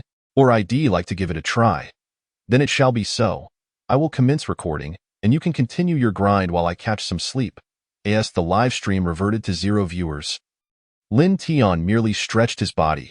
The foremost task was to rescue Lin Tian's girlfriend from the clutches of zombies. Recalling her information, he spat. How despicable to prey on university students. Ugh. Though he spoke disdainfully, envy flickered across Lin Tian's face. Glancing around, he turned his gaze toward the distant university town, relieved to find it within reasonable proximity. He would slaughter his way there, leveling up while completing the task assigned by Lin Tiandi. Ugh, brother, you're too ugly. I'm afraid it's your time to go. You too, far too corpulent. Off you go as well, you're left with only half a body. Allow me to send you on your way. With each strike, Lin Tian dispatched a zombie, observing the experience points above his head gradually increasing. It seemed the experience from mutated zombies was not the only source available. Engaging in self-talk, he swiftly harvested the surrounding zombies while selecting those that met Lin Tiandi's criteria. Ah, a pair of sister zombies. This one will do, I shall take you. Confronted with the suitable zombie, Lin Tian dashed forward, swiftly severing its tendons. After all, ordinary zombies possessed self-healing abilities. He merely needed to render them immobile. Tearing off a piece of clothing from a nearby zombie, he stuffed it into its mouth, satisfied with his handiwork. Excellent. This Pokeball shall be yours. Observing Lin Tian's foolish demeanor, the hidden Lin Tiandi shook his head slightly before commencing his own tasks. System notification. You have killed a normal zombie, gaining experience points 454. System notification. You have killed a normal zombie, gaining experience points 457. Gradually, Lin Tian began to discern a pattern. The stronger the zombie, the more experience points it yielded, and the reverse held true as well. As Lin Tian passed a gold shop, he instinctively halted. After effortlessly dispatching the security zombie, he strode confidently inside. Upon shutting the door behind him, he began to select jewelry. When he pocketed a gold bar, he was momentarily stunned. System notification. You have picked up a gold bar, gaining experience points 2541. Witnessing this scene, Lin Tian gasped in astonishment. Wait, collecting resources also grants experience points. This truly is a game world. A single gold shop catapulted Lin Tian's level to 18, granting him an additional 180 attribute points. With each level gained, he felt his body strengthening. Now, even without utilizing extra attribute points to enhance his strength, he could easily surpass the speed of the initial zombie, the Mad Child. Suddenly, Lin Tian slapped his forehead as he recalled his true mission. No, I must rescue her first. I cannot be solely focused on leveling up. With that thought, he closed the character and inventory panels and swiftly dashed toward the university town. The dimly lit campus was teeming with roaming zombies. The occasional cries of the unfortunate echoing from somewhere, likely a hapless soul attempting to act under the cover of night, only to be discovered by zombies. Upon locating his girlfriend Yuan Mingming's dormitory, Lin Tian climbed up the outer wall. Inside, Yuan Mingming was trembling uncontrollably under her blanket. Outside her door, a horde of zombies surged forth, even one lurking in the bathroom.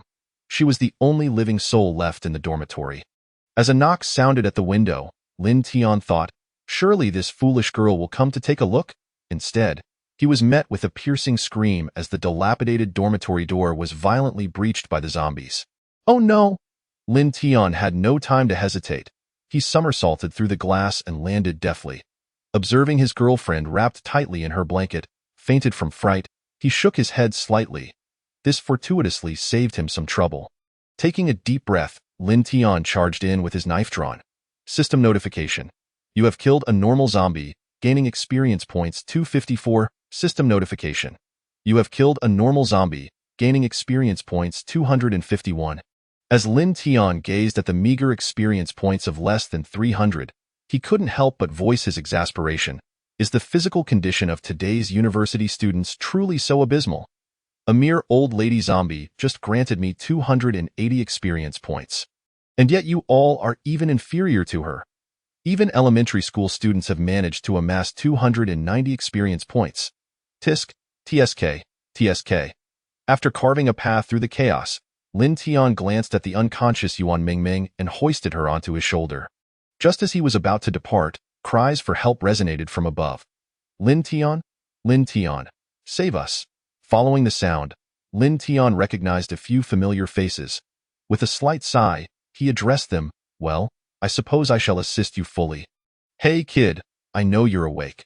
I will borrow this body for a while. Pay close attention to my swordsmanship, as the assistance I can offer is limited. In the end, you'll have to rely on yourself. With that, Lin Tian swung his blade and charged upstairs. Upon reuniting with the others, He popped a military ration pill into his mouth, cursing under his breath, "Damn. This body consumes an immense amount of energy." As he surveyed his character panel, he noted that his level had exceeded 20, likely making him the highest-ranked individual present. After closing the panel, Lin Tian scanned the room, which was filled with Yuan Mengming's classmates, including 2 teachers. Noticing the half-eaten cake, he quickly deduced the situation. Setting Yuan Mengming down, he addressed the group, "I'll leave Mengming in your care while I gather supplies." Ning Ting, the mentor, stepped forward and quietly cautioned him. "Be careful, there's a particularly large zombie downstairs. It should be the mutated type mentioned on the forum. If possible, could you bring us some blankets?" Lin Tian nodded slightly. Perhaps due to their youth, the number of survivors within the university was far greater than he had anticipated. With nearly half of them still alive, if he could manage this zombie effectively, it seemed plausible to establish a formidable faction here in the future. For now, he needed to increase his presence. Taking a deep breath, Lin Tian leaped from the 7th floor. With his blade gleaming like a harbinger of death, he descended. The monstrous zombie, alerted by the commotion, lumbered from the shadows, clutching a severed torso and gnawing at it. Mutated zombie, heavy armor, advantages, extremely high defense, high attack and defense, weakness, slow movement. F-class zombie. Seeing yet another F-class zombie, Lin Tian's lips curled into a slight smile, realizing that the occurrence rate of these zombies was even lower than he had expected. Likely due to the recent apocalypse, the evolution of zombies had not progressed rapidly. "Well then, let's have some fun," he declared, unleashing his full strength as he struck the heavy-armored zombie with the back of his blade. The crisp sound of cracking bones resonated, and Lin Tian's smile widened, discovering that this heavy armor was not as formidable as he had presumed. Meanwhile, the individuals upstairs peered through the window, astonished by the spectacle unfolding before them. "Am I seeing things? Is someone truly capable of overpowering that monstrous creature? Could it be that these zombies weaken at night? That seems implausible. That heavy-armored zombie could shatter a door with a single swipe. And those hiding on the 1st floor were dragged out to be devoured. If it weren't for its sheer size preventing it from ascending to the 2nd floor, we would have surely perished. But how do we explain this sight? Is it really possible for one person to dominate such a creature? Perhaps he possesses some extraordinary equipment. I witnessed someone acquiring gear and soaring away earlier." As the discussion swirled, the heavy-armored zombie collapsed with a thunderous crash, its massive form hitting the ground with a resounding thud. Spotting a new trophy, Lin Tian nodded in satisfaction before closing the dormitory's main entrance and commencing a thorough cleansing. Once finished, he scaled the wall and exited the premises. System notification. Acquired a pack of instant noodles, experience points 1, system notification. Acquired a bottle of mineral water, experience points 1, system notification. Acquired a blanket, experience points 2. It appeared that experience points were indeed linked to the value of items. He wondered whether the prices of essential living supplies would increase in the future, potentially leading to even more experience points. As the first rays of sunlight broke through, Lin Tian stood atop the dormitory roof, contemplating the dawn of a new day in the post-apocalyptic world. Just then, a familiar voice interrupted his thoughts. "Have you not slept all night? How many zombies did you capture? You certainly had a comfortable night's sleep, didn't you?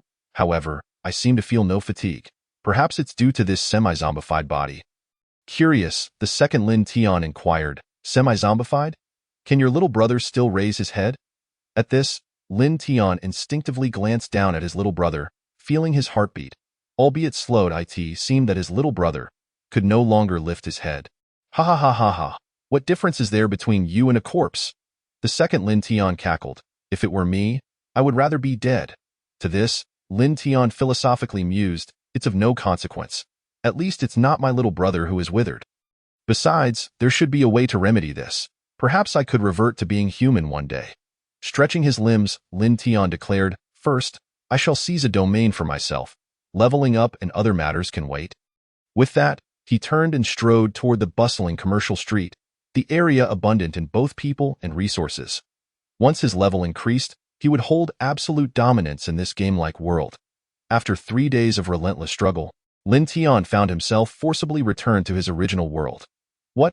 I can't actually be forcibly returned," he mused, momentarily stunned. Just as he prepared to log back into the zombie Lin Tian, a system notification popped up. "System notification. You cannot currently travel to the world of zombie Lin Tian. Meanwhile, a message scrolled across the screen. Thank you. Seeing this, Lin Tian could only shake his head in resignation. Thank you for what? It's merely my duty. Take care of yourself. I won't be able to assist you for a while. No sooner had he finished speaking than a knock echoed at his office door.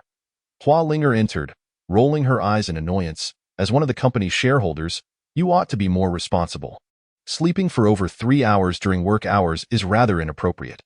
Having spent the last 3 hours at ease, Lin Tian felt a sense of relief. It appeared that all worlds operated similarly. Once he departed, the flow of time in this realm slowed.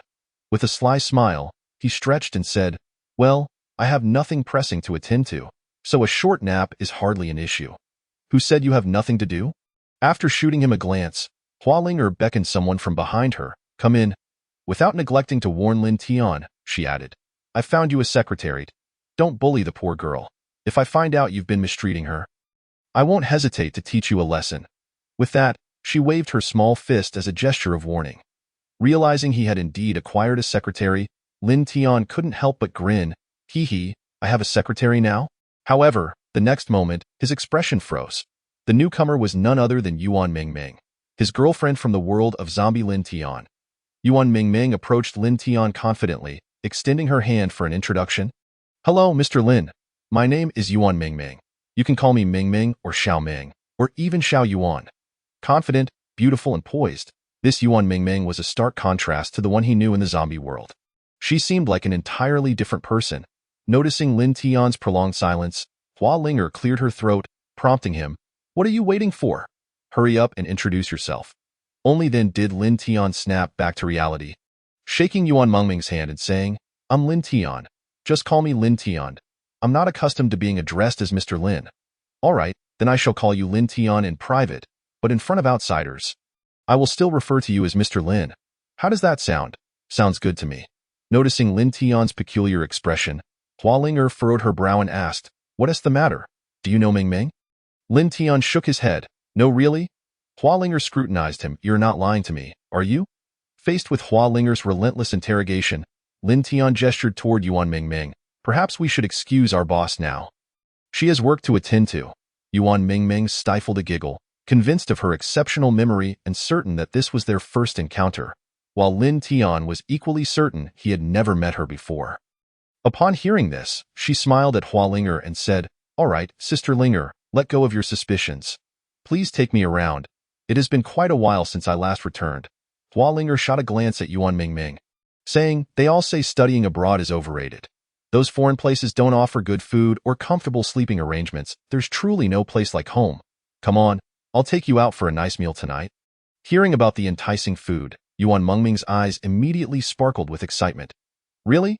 Where are we going? As the car came to a gentle halt in the evening, Lin Tian gazed at the entrance of his home. Unable to suppress a slight twitch at the corners of his mouth, he turned to the back seat where Hua Linger was humming a tune and queried, Is this what you meant by a grand feast? In response, Hua Linger beamed and nodded. Of course, my aunt's culinary skills rival those of top chefs. Besides, I've brought along plenty of high-quality ingredients.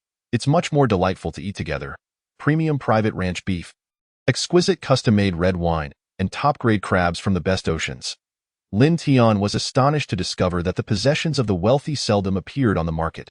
Everything was either custom-made or sourced from exclusive high-quality locations. Upon noticing the bottle of dark wine, Lin Tian felt another twitch at the corner of his mouth. He recalled Hua Linger mentioning that it started at a minimum price of 100,000. Just as Hua Linger was about to uncork the wine, Lin Tian hastily interjected, Wait a moment. Perhaps we should save this wine for later. It would serve as excellent reserve funds. Do you really think you are wealthy now? Hua Linger suddenly realized, Oh right, I am indeed a bit strapped for cash. Sticking out her tongue, she turned to Yuan Mingming and cheerfully suggested, How about we skip the wine for today? Upon hearing this, Lin's mother immediately objected. What nonsense! If you don't drink, how will my son have a chance? Lin Dad exchanged a knowing glance with Lin's mother, who then continued, Drink, of course, if we don't have the wine. We have fruit wine, which is absolutely delightful. Thankfully, my son doesn't tea drink, or else we would have run out by now. Since you're here, let us indulge a bit. The mention of fruit wine piqued the interest of the two young ladies. As Lin Tian prepared to head upstairs after a satisfying meal, he was abruptly pulled back by Lin's mother. Asked the host, "How can you not drink with us?" "Mom, I don't drink." "Even if you don't? You must have a few sips. Are you going to let the young ladies drink alone?" "But," Lin Tian attempted to protest, but was soon pressed into a chair. Lin's mother thought to herself, "You foolish son. How can you bond with others if you don't drink? I regret raising such a dimwit." With that, Lin's mother settled back down. "Come, let us drink together." Seeing this, Lin Tian had no choice but to comply and sit down obediently. Only Hualinger chuckled, "Auntie, both of us have quite the drinking capacity. What if we finish all your wine? That wouldn't matter. I'm quite free at work now. If we run out, I can always brew more. If Linger enjoys it, I'll even buy the house next door for wine storage." "Really? Then we won't hold back." Hualinger's eyes lit up, her smile stretching from ear to ear. Lin Tian hadn't anticipated that Hualinger would be such a heavy drinker. Observing the lively conversation among the three women, he felt like nothing more than a servant, pouring drinks and serving dishes. "Drink, continue. Drink." As he watched his mother be the first to succumb, Lin Tian rolled his eyes. "You really think 3 bottles of that wine is appropriate for the table?" Next, Lin Dad fell, not faring much better than Lin's mother. Merely consuming 2 more bottles. Turning back, Lin Tian observed Hualinger, who was downing the fruit wine as if it were juice. "Lin Tian, you should drink too. How can you only have 1 bottle after such a long time? Are you even a man?" Hualinger's words struck deeply, as one could criticize his looks but not his masculinity. Resolutely, he sat back down and grabbed a bottle of white liquor from the wall. "Come, let us mix drinks. I refuse to believe I can't outdrink you 2 ladies." In response, Hualinger grinned. "You're bound to lose. We've been raised in a pool of alcohol. You are definitely going to lose. I could finish a whole bottle of white liquor by the time I was 5, and now I could probably drink half a case. I just hope you don't end up with any issues from this later." Hearing this, Lin Tian number 2 couldn't help but laugh. "Ha ha ha. Are you really saying that to a second-tier martial artist? Regular white liquor has no effect on you. You could be sober in a minute. Betting against her, you're sure to win." Upon hearing this, Lin Tian raised an eyebrow and proposed, "All right, let us place a bet. Let us see who falls first." "Sure." Hualinger was eager for the challenge. She was determined to prove that no one could outdrink her. "What's the wager? Whoever wins gets to command the other for a week without any excessive demands." "Deal." The thought of Lin Tian being her little follower for an entire week brightened her mood. However, an hour later, Lin Tian looked at the two sprawled over the table and shook his head slightly. "Why push me to intervene? Now you understand what it means to be a god of wine." Suddenly, Lin Tian's expression turned grave. Their home only had 3 rooms, and the only one left vacant had become a storage room. This meant that the 2 passed-out individuals would have to sleep in his room tonight. At this moment, the mischievous Lin Tian number 2 burst into laughter. "Ha ha, caught you off guard, huh? Don't be scared. If you're bold, you might become a dad next year. The first time with 2 top-tier beauties is worth it for a lifetime." Lin Tian rolled his eyes at this. After all, Hualinger was the daughter of the Bai group. He wouldn't dare touch even a finger of hers, lest he end up in serious trouble. With a sigh, he turned and went upstairs to tidy up his room. He first placed Yuan Mingming on the bed, then returned downstairs to carry Hualinger. "Can still eat. Bring the dishes." As he looked at Hualinger in his arms, her lips smacking in her sleep, he couldn't help but feel a twitch at the corner of his mouth. Was she dreaming about food? Just as he was about to head upstairs, 2 delicate arms wrapped around him, and a sweet fragrance enveloped his senses. In an instant, Lin Tian felt warmth radiating from his cheeks. Suddenly, Hualinger half opened her eyes and dreamily giggled. "Lin Tian, why does your face look like a monkey's butt? It's so red." With that, she shifted her body, seemingly finding a more comfortable position to fall back asleep. Witnessing this scene, Lin Tian could only suppress the surging blood within him, shaking his head in disbelief. She truly is a fairy. Thank goodness for the modern era. Had it been in ancient times, countless men would have been driven mad for her beauty. After laying Hualinger on the bed and turning on the air conditioning, Lin Tian retrieved a blanket from the cupboard and obediently went downstairs to nap on the sofa. Lin Tian number 2 promptly mocked him. Tesk. You're really not much of a man. If it were me, I would have seized the opportunity. You'll probably never have a chance like this again in your life."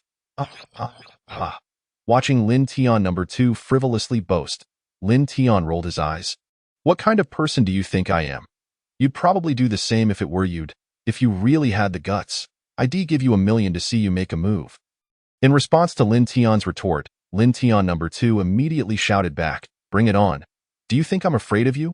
Please, don't treat me like a fool if I gave you that money.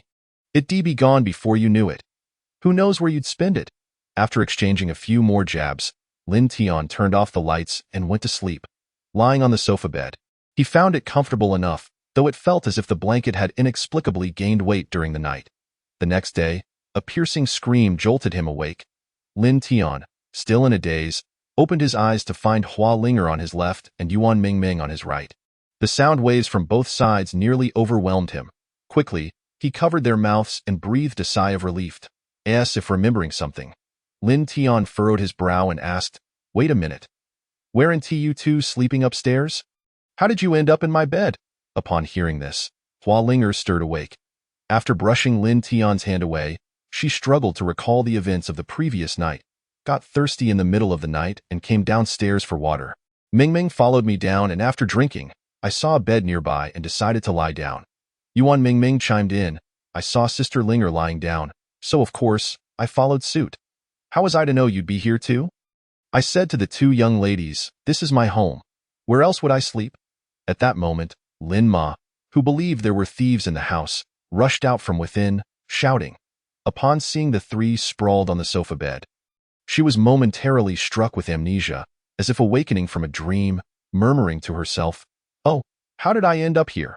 I must have been muddled in my sleep. I'll just go back and rest a little longer. Before departing, Lin Ma even made a formidable gesture towards Lin Tian. She had initially hoped Lin Tian would handle Hua Linger alone, yet to her surprise, this lad had the audacity to embrace both of them in slumber. One of them should suffice, right? Chapter 33. Iron Mountain Chicken. During the morning meeting, Liao Lily also put away her reporting documents.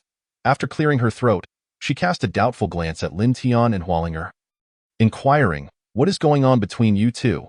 Why are you so distracted? Surely you haven't been up to any mischief behind my back. Upon hearing this, Hua Linger immediately broke into a fit of dry coughs, hastily picking up a nearby milk tea and sipping it as if guilty. Lin Tian, however, appeared relatively composed, for he had nothing to feel guilty about. After a light cough, he provided an excuse, saying, it's merely that someone pilfered my breakfast. You are the one who stole breakfast that was clearly prepared for me by the auntie. And what about the milk? The milk was also meant for me. Observing the seemingly normal interaction between the two, Liao Lily opted not to press further and instead began to tidy her documents, declaring, all right, let's put that aside. The new year is approaching. Shouldn't we discuss the annual meeting and gifts? Upon hearing the mention of the new year, Hua Linger instantly perked up, excited as it was her first year as a boss. Just as she was about to speak, Lin Tian interjected, wait a moment. I have something to attend to, so I'll take my leave now. You all can discuss at your leisure. With that, Lin Tian rose unceremoniously and made his way outside, heading straight to the suburban warehouse. After 3 months, Zhang Lei had finally delivered the jade stone waste to him. Gazing at the 4 warehouses filled with jade waste, Lin Tian too could not help but exclaim, so much? Am I about to strike it rich? Lin Tian rolled his eyes in response, don't get ahead of yourself. What about the Iron Mountain Chicken you mentioned? It has been 3 months. Haven't you completed the paperwork yet? Lin Tian too promptly replied, rest assured, it has been approved. I've arranged for you the latest generation of Iron Mountain Chicken, which lays at least 3 eggs a day, far tastier than the chickens you have. Is your chicken farm ready? Yes, it has been set up long ago. We are just waiting for your chickens. All right then, I'll take a few to taste first, and I'll start the process of refining and purifying this jade. After a brief exchange of rewards, Lin Tian felt the weight of the 6 black mountain chickens in his hands. These chickens were significantly larger than ordinary black chickens, making them quite hefty. Upon returning to the company, as soon as Lin Tian tossed the chickens into the cafeteria, Hua Linger, drawn by the aroma, rushed over, her face alight with excitement. What good stuff is this? Let me taste it first. Casting a glance at the industrious Imo Qingyun, Lin Tian rolled his eyes and turned Hua Linger around, saying, it's not mealtime yet. You should focus on your work. You won't be missing out on any of the food. You promised that once it's ready, I would be informed immediately. Yes, I know, Lin Tian replied, Feigning resignation, IT was curious that he had never seen Hualinger work this hard since starting. Just as Lin Tian was preparing to leave, Hualinger seized him and said, "Don't go. We have a meeting at noon. You should come and participate. Offer a suggestion." Intrigued, Lin Tian asked, "Is the game development complete?" "Yes, it's basically finished. We just need to finalize the launch date." With all the main supervisors gathered together, Hualinger cleared her throat and began, "Everyone, thank you for your hard work. Today, we primarily need to determine the game's launch date and basic benefits. Does anyone have anything they wish to say?" The technical supervisor, Zhuge Bai, was the first to respond, "Let us aim for before the new year. This period is relatively free for everyone, and we can also organize New Year activities to boost our visibility." "I agree." Liao Lily nodded slightly in agreement. Seeing this, Hualinger turned to Lin Tian and asked, "What do you think? This game is one of your brainchildren." Lin Tian, realizing the game was indeed built upon his foundational work, stood up and nodded in agreement, saying, "I too support launching it before the new year, specifically on the 18th. That gives us 5 days for preparation. Should be manageable, right?" He glanced at Zhuge Bai, who nodded affirmatively, responding, "No problem. The servers are ready and can accommodate 300,000 online users without issue. All teams will be online to ensure any bugs are addressed promptly. The recent testing has also yielded positive results." Seeing Zhuge Bai's confidence, Lin Tian nodded slightly. Hualinger, satisfied, declared, "Excellent. Let us now discuss the annual meeting gifts. After all, we are celebrating the new year. We cannot appear too shabby. How about we hold it at Tianyu Hotel?" Upon hearing this, Lin Tian frowned. "Are you certain? Isn't there hardly any money left in the company account?" The funds from the previous crowdfunding had nearly been exhausted, and Lin Tian lamented how costly game development was. Had it not been for the substantial pool of technical talent provided by the elder Hua Wuqiu, even 2 billion would have been insufficient. To this, Hualinger responded nonchalantly, "That's a part of my family's industry. It won't cost much. Besides, the game is about to launch, so we might as well combine the celebration banquet and the annual meeting. We cannot lose face." Lin Tian, rubbing his nose, chose not to argue further. In reality, the company had reached a critical juncture.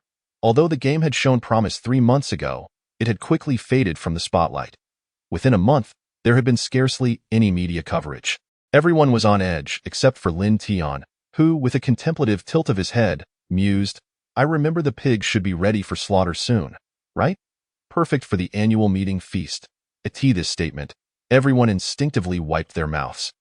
The sausages and cured meats Lin Tian had brought had been consumed a week prior, leaving them craving more. Hualinger enthusiastically agreed, "Yes, let us slaughter 3 for a taste." Liao Lily and Li Qingqing nodded in approval. "I think that's a great idea." Once the meeting concluded, Mo Qingyun knocked on the door, announcing, "The chickens are ready.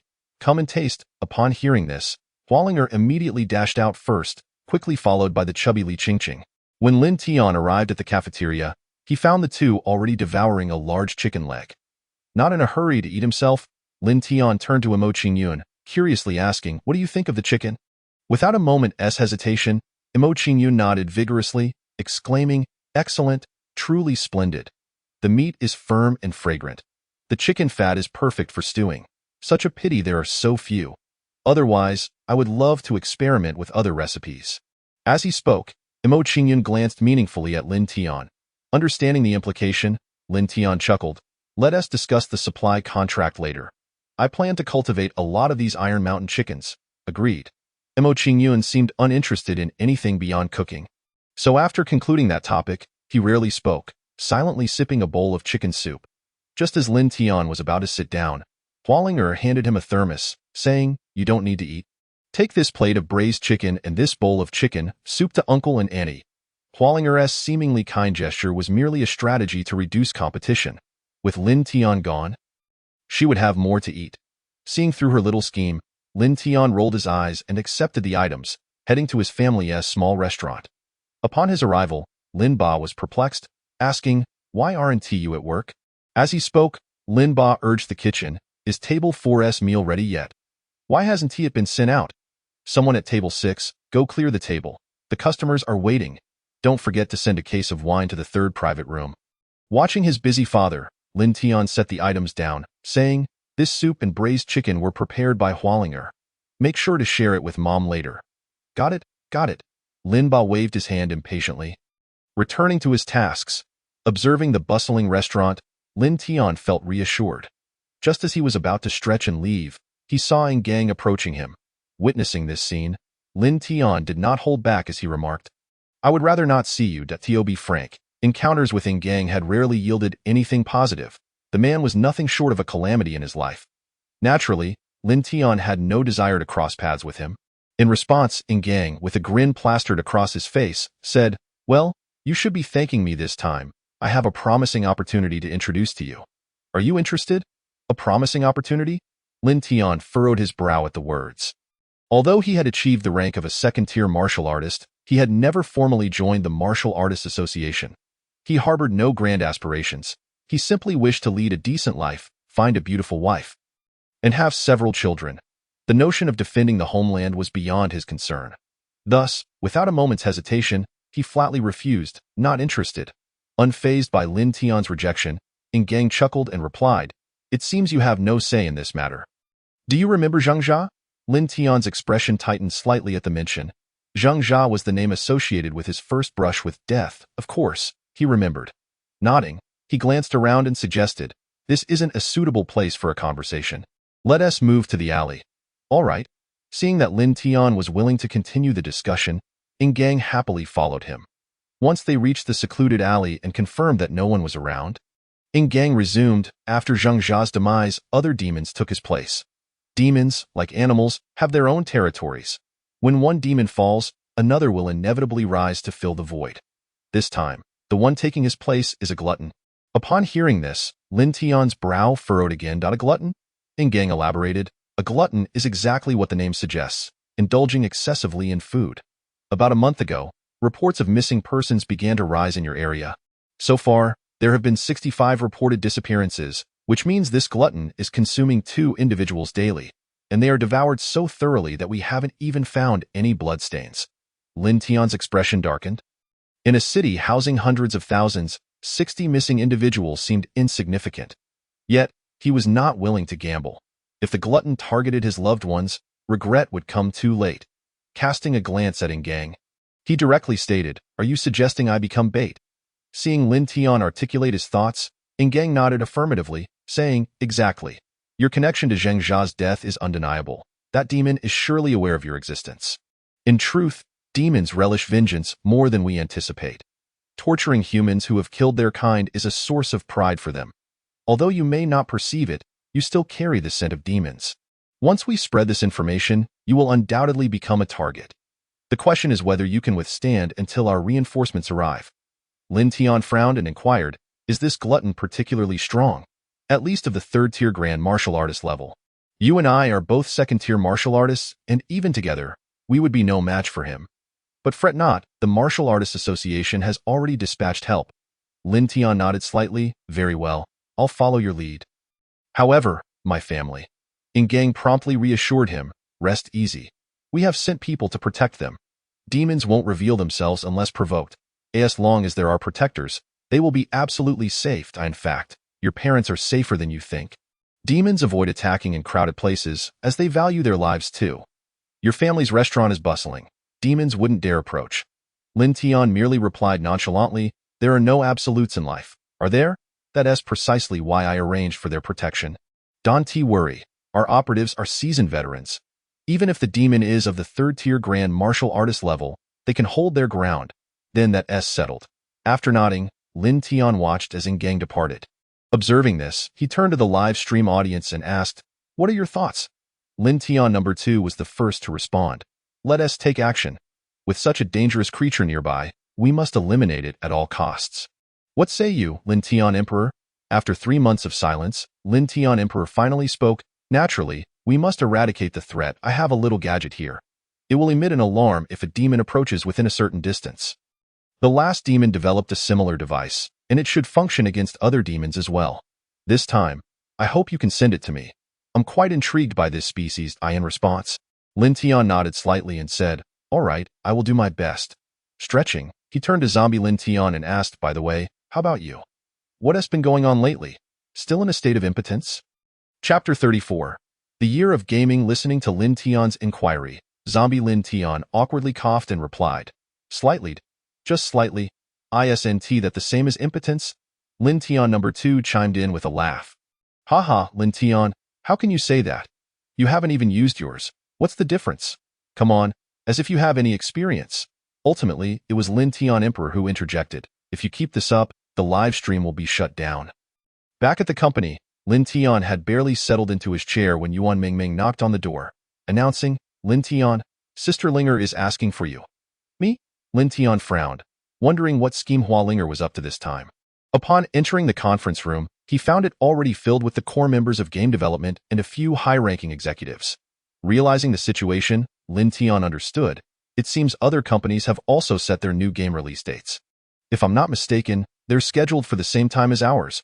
Rolling her eyes, Hua Linger replied, at this time, you needn't show off. Think about how to tackle this instead. This is quite serious. There are only so many gamers, and if 8 new games launch simultaneously, players will inevitably be divided. Meanwhile, other companies are frantically promoting their New Year benefits, handing out red envelopes, and organizing online parties. Currently, we are ranked 3rd from the bottom in terms of reservations, with all below us being obscure companies. Lin Tian raised an eyebrow at this. In truth, this situation could be easily navigated. If they also offered benefits, it would be manageable, but regrettably, they lacked the funds. After yawning, Lin Tian stood and said, there's nothing much to discuss. We don't have the funds, and we can't compete financially with them.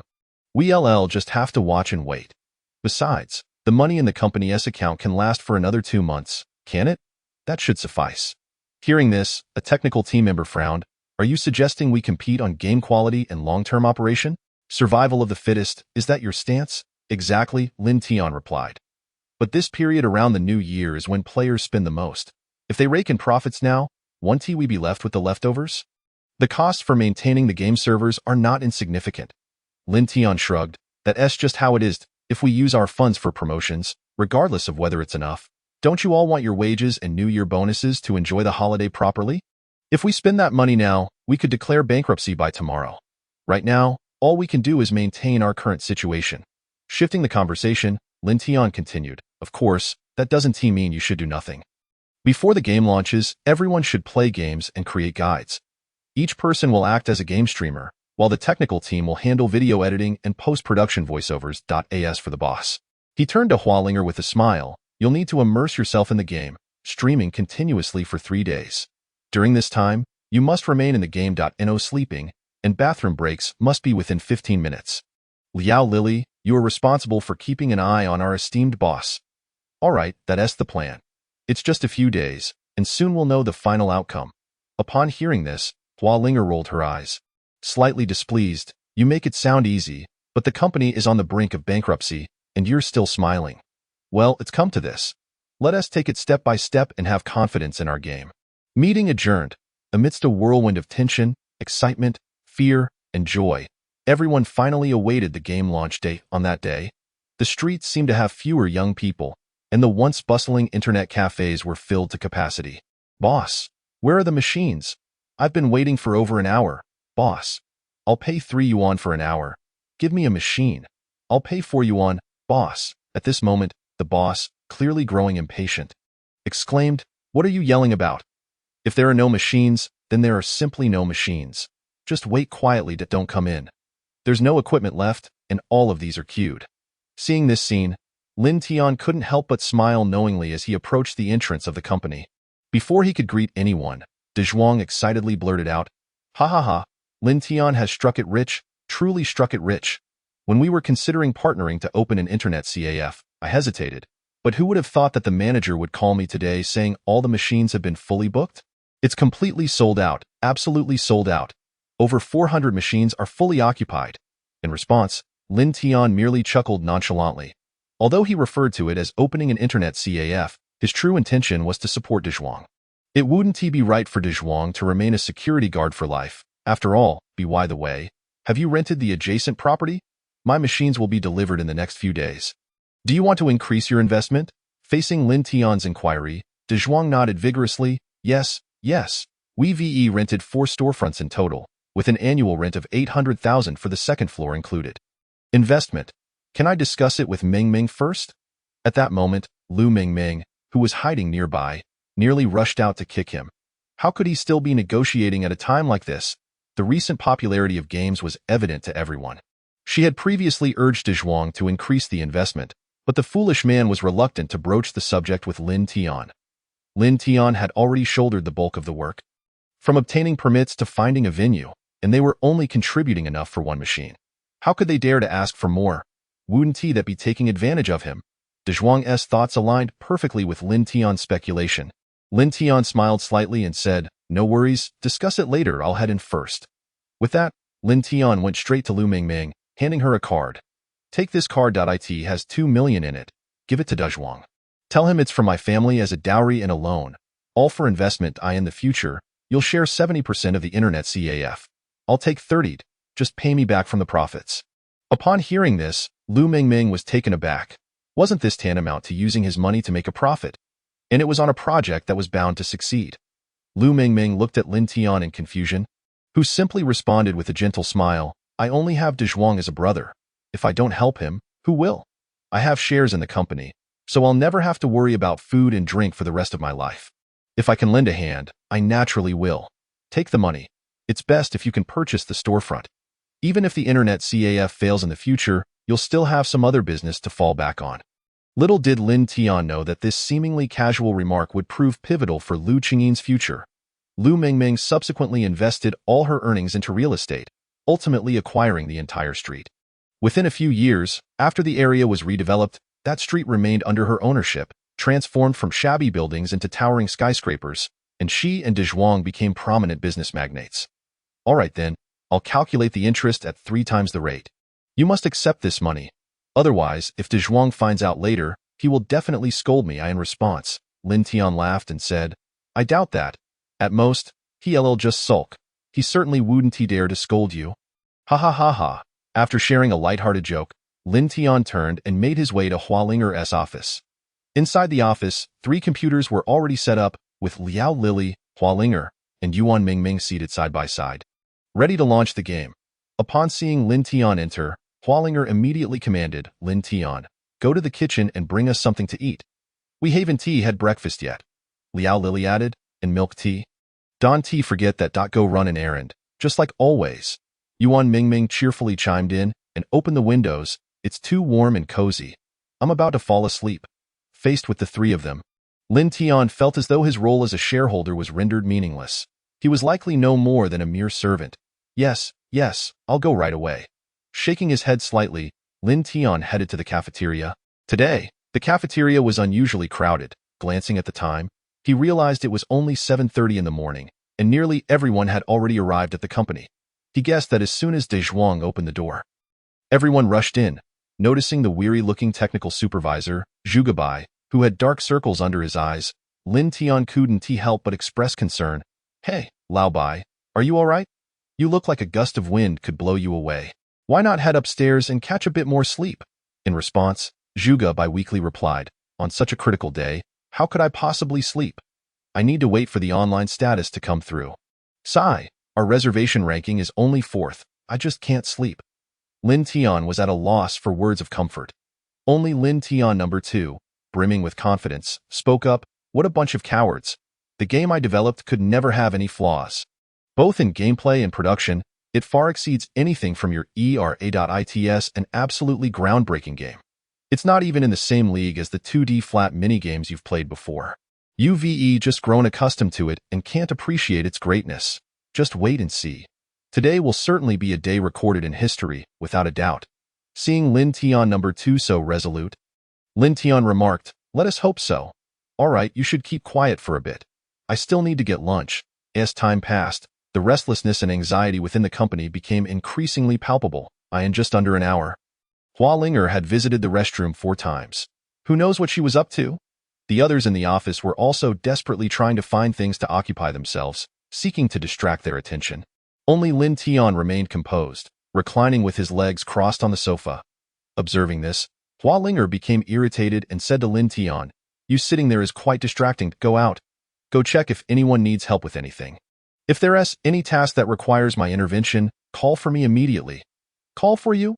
Lin Tian couldn't help but roll his eyes. "You, who know nothing and are just a figurehead, would be of no help anyway."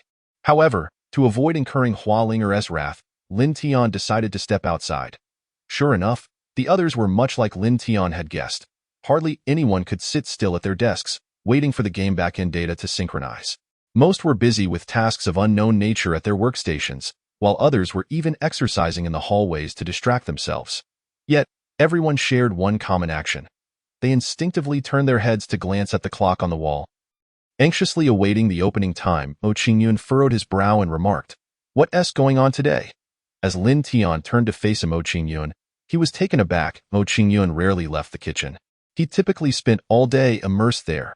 Today, however, he had ventured out for an unprecedented reason. Curious, Lin Tian asked, "What brings you here?" "I saw there was a lot of leftover food this morning, so I wanted to check if the taste was off." Mo Qingyun replied.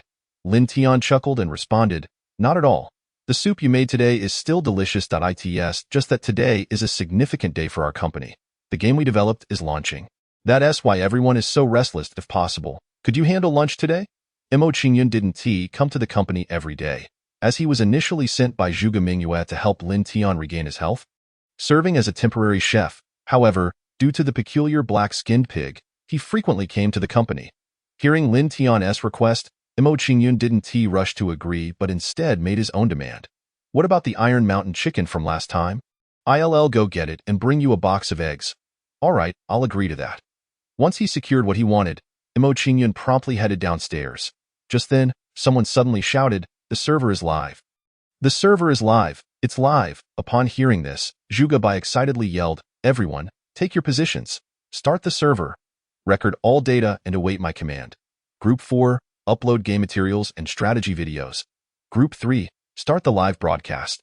Group 2, check the player feedback box and report any issues to me immediately. Group 1, monitor game dynamics and compile data for me at all times." As the game went live, the entire company finally sprang into operation. Lin Tian leisurely returned to Hua Linger's office, where she and the others had quieted down, each beginning to register their accounts and game characters. Chapter 35. Showing weakness. It seemed as if they had all agreed in advance. As various gaming companies promptly released their data, a jubilant announcement proclaimed, "The number of online users for Tianyu has surpassed 100,000. Warmest congratulations on the online player count of Jianghu surpassing 100,000. Heartfelt celebrations for tomorrow's warmth achieving the same milestone." At that very moment, a group notification popped up before Lin Tian. Jean Schwerer is distributing red envelopes in celebration of tomorrow's warmth exceeding 100,000 online players. A grand red envelope of 100,000, particularly dazzling in this group of under 500 members. Seeing this, Lin Tian casually tapped to grab a red envelope and glanced at the group name, Dragon Country Game Development Research Group. 8547. Observing this number, Lin Tian raised an eyebrow. "Oh, it seems luck is on my side." Just as he was about to exit the chat group, Jean Schwerer tagged him, saying, "Wanwu Yu Ling Game Company boss, Hua Ling Air Sister Ling Air. Why is there no movement from your company? Could it be that you don't even have 10,000 online players?" Upon hearing this, several company executives rushed in to watch the spectacle. They had poured considerable resources into suppressing my game. Genshin Impact. Today, players merely need to log in, create a game character, and play for an hour to receive a 10 yuan red envelope. The faster they complete it, the greater the reward. The first place even receives 10,000. To this end, they had projected an investment of over 50 million.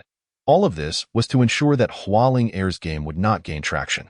They believed that if it lacked initial popularity, Hua Ling Air's Wanwu Yu Ling Game Company would never rise again. Glancing at Hua Ling Air, who had already created an account and was directing others to accept tasks, Lin Tian's lips curved slightly upwards. Since there's nothing pressing, why not tease Jean Schwerer a little? He immediately typed, "There's nothing I can do. All the funds are invested in game development. I simply lack the resources for any extravagant features." Upon reading this, Jean Schwerer mistakenly thought Lin Tian was showing weakness and quickly replied, "Sister, don't be disheartened. If your company goes bankrupt, I can't take over all your employees. You can rest assured." Listening to her words, Lin Tian was at a loss for how to respond. Could this silly girl truly be this naive? If Ling Air were to lose, wouldn't she have to marry that brat, Situ Qingshan? Would there still be a place for you then? Or do you prefer to play the role of a third party? Slightly shaking his head, Lin Tian was about to type again when Zhuge Bai began bombarding him with messages. It's exploded. It's exploded. The online player count has surged. now reaching 500,000. Stunned by this news, Lin Tian was momentarily taken aback. 500,000. So soon? At this moment, Hualing Air furrowed her brow in displeasure, asking, what is going on? Why are there suddenly so many people? I can barely see where my character is. Hearing this, Lin Tian rolled his eyes internally and thought, my dear boss, a higher player count merely indicates that your game is successful. After clearing his throat, Lin Tian messaged Zhuge Bai, understood, go ahead and send out a message stating that we have also surpassed 100,000. Then, offer the first wave of benefits for the 100,000 online players. 100,000? Zhuge Bai frowned upon reading Lin Tian's message. They were already surpassing 500,000, and the player count was steadily rising. Shouldn't they report the actual situation? Looking at Zhuge Bai's message, a mischievous smile crept onto Lin Tian's lips as he replied, no need to. Just follow my lead. Then, update the situation on the official website in an hour. After 100,000, we'll aim for 150,000. Just increase by 50,000 every hour. No need for further questions. You are responsible for initiating the activities and distributing rewards. Although Zhuge Bai did not fully comprehend Lin Tian's intentions, he still responded with an okay. At this moment, Jean Schwerer chimed in, oh? Didn't Sister Ling Air also surpass 100,000? Though a bit late. At least it's not embarrassing for us. Seeing that Hualing Air's company had released the 100,000 celebration announcement so late, Jean Schwerer couldn't help but beam with delight. Though our game may not currently be in first place, it surpasses yours by a significant margin. I'm curious to see how you intend to last until the new year. Meanwhile, in the Internet CAF, the situation was entirely different. The entire CAF was bustling with new games going live, and screens were alight with completely different game visuals. Yet, without exception, behind these games was the login screen for Genshin Impact. Ha ha ha, I got in. This damn tomorrow's warmth isn't worth playing anymore. Log out. Upon hearing this, others cast envious glances and someone complained, what is this? Why has my queue time increased? It went from 7 minutes to half an hour? Didn't they say there were only 100,000 online? Why am I waiting so long? On the other hand, various gaming companies remained oblivious to the underlying issue, as their own player counts were gradually increasing. One side was frantically concealing their achievements while the others subconsciously ignored the competition.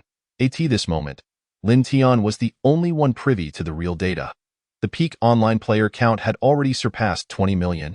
With a total recharge of 186 million. 90% of players had made their initial 6 yuan recharge, and the average online duration exceeded 4 hours. Observing this news, Lin Tian couldn't help but smile. Meanwhile, the other 7 games had also released their reports of reaching 100,000 online players. Together, they accounted for only 65% of their count. Victory was assured. Lin Tian No. 2 could hardly contain his excitement, exclaiming, I told you the game would definitely be a hit. Ha ha ha, 20 million online. Thanks to your optimization and server setup, otherwise, it would have collapsed long ago. By the way, aren't you hungry? Lin Tian No. 2's words seemed to invoke a curse. As Hualing Air shouted, Internet Manager, I'm starving, bring me some late-night snacks. As she spoke, Liao Lily and Yuan Mingming also looked towards Lin Tian, who today had taken on the role of the Internet Manager. Serving tea and snacks. Seeing this, Lin Tian stood up and replied, Got it, I'll check the kitchen to see what food we have. Soon, Lin Tian returned with 4 bowls of instant noodles. The simplicity of this late-night snack made Hualing Air frown in dissatisfaction. Looking at Lin Tian and saying, Is this all? Isn't there a night shift chef? Why is it just instant noodles? To this, Lin Tian replied nonchalantly, a classic late-night snack at an Internet CAF. Instant noodles. Sausages and marinated eggs. I'll throw in a cup of milk tea for you. Although Hualing Air did not grasp the significance of Lin Tian's words, she accepted the instant noodles and took a taste. Immediately, her brow raised in surprise.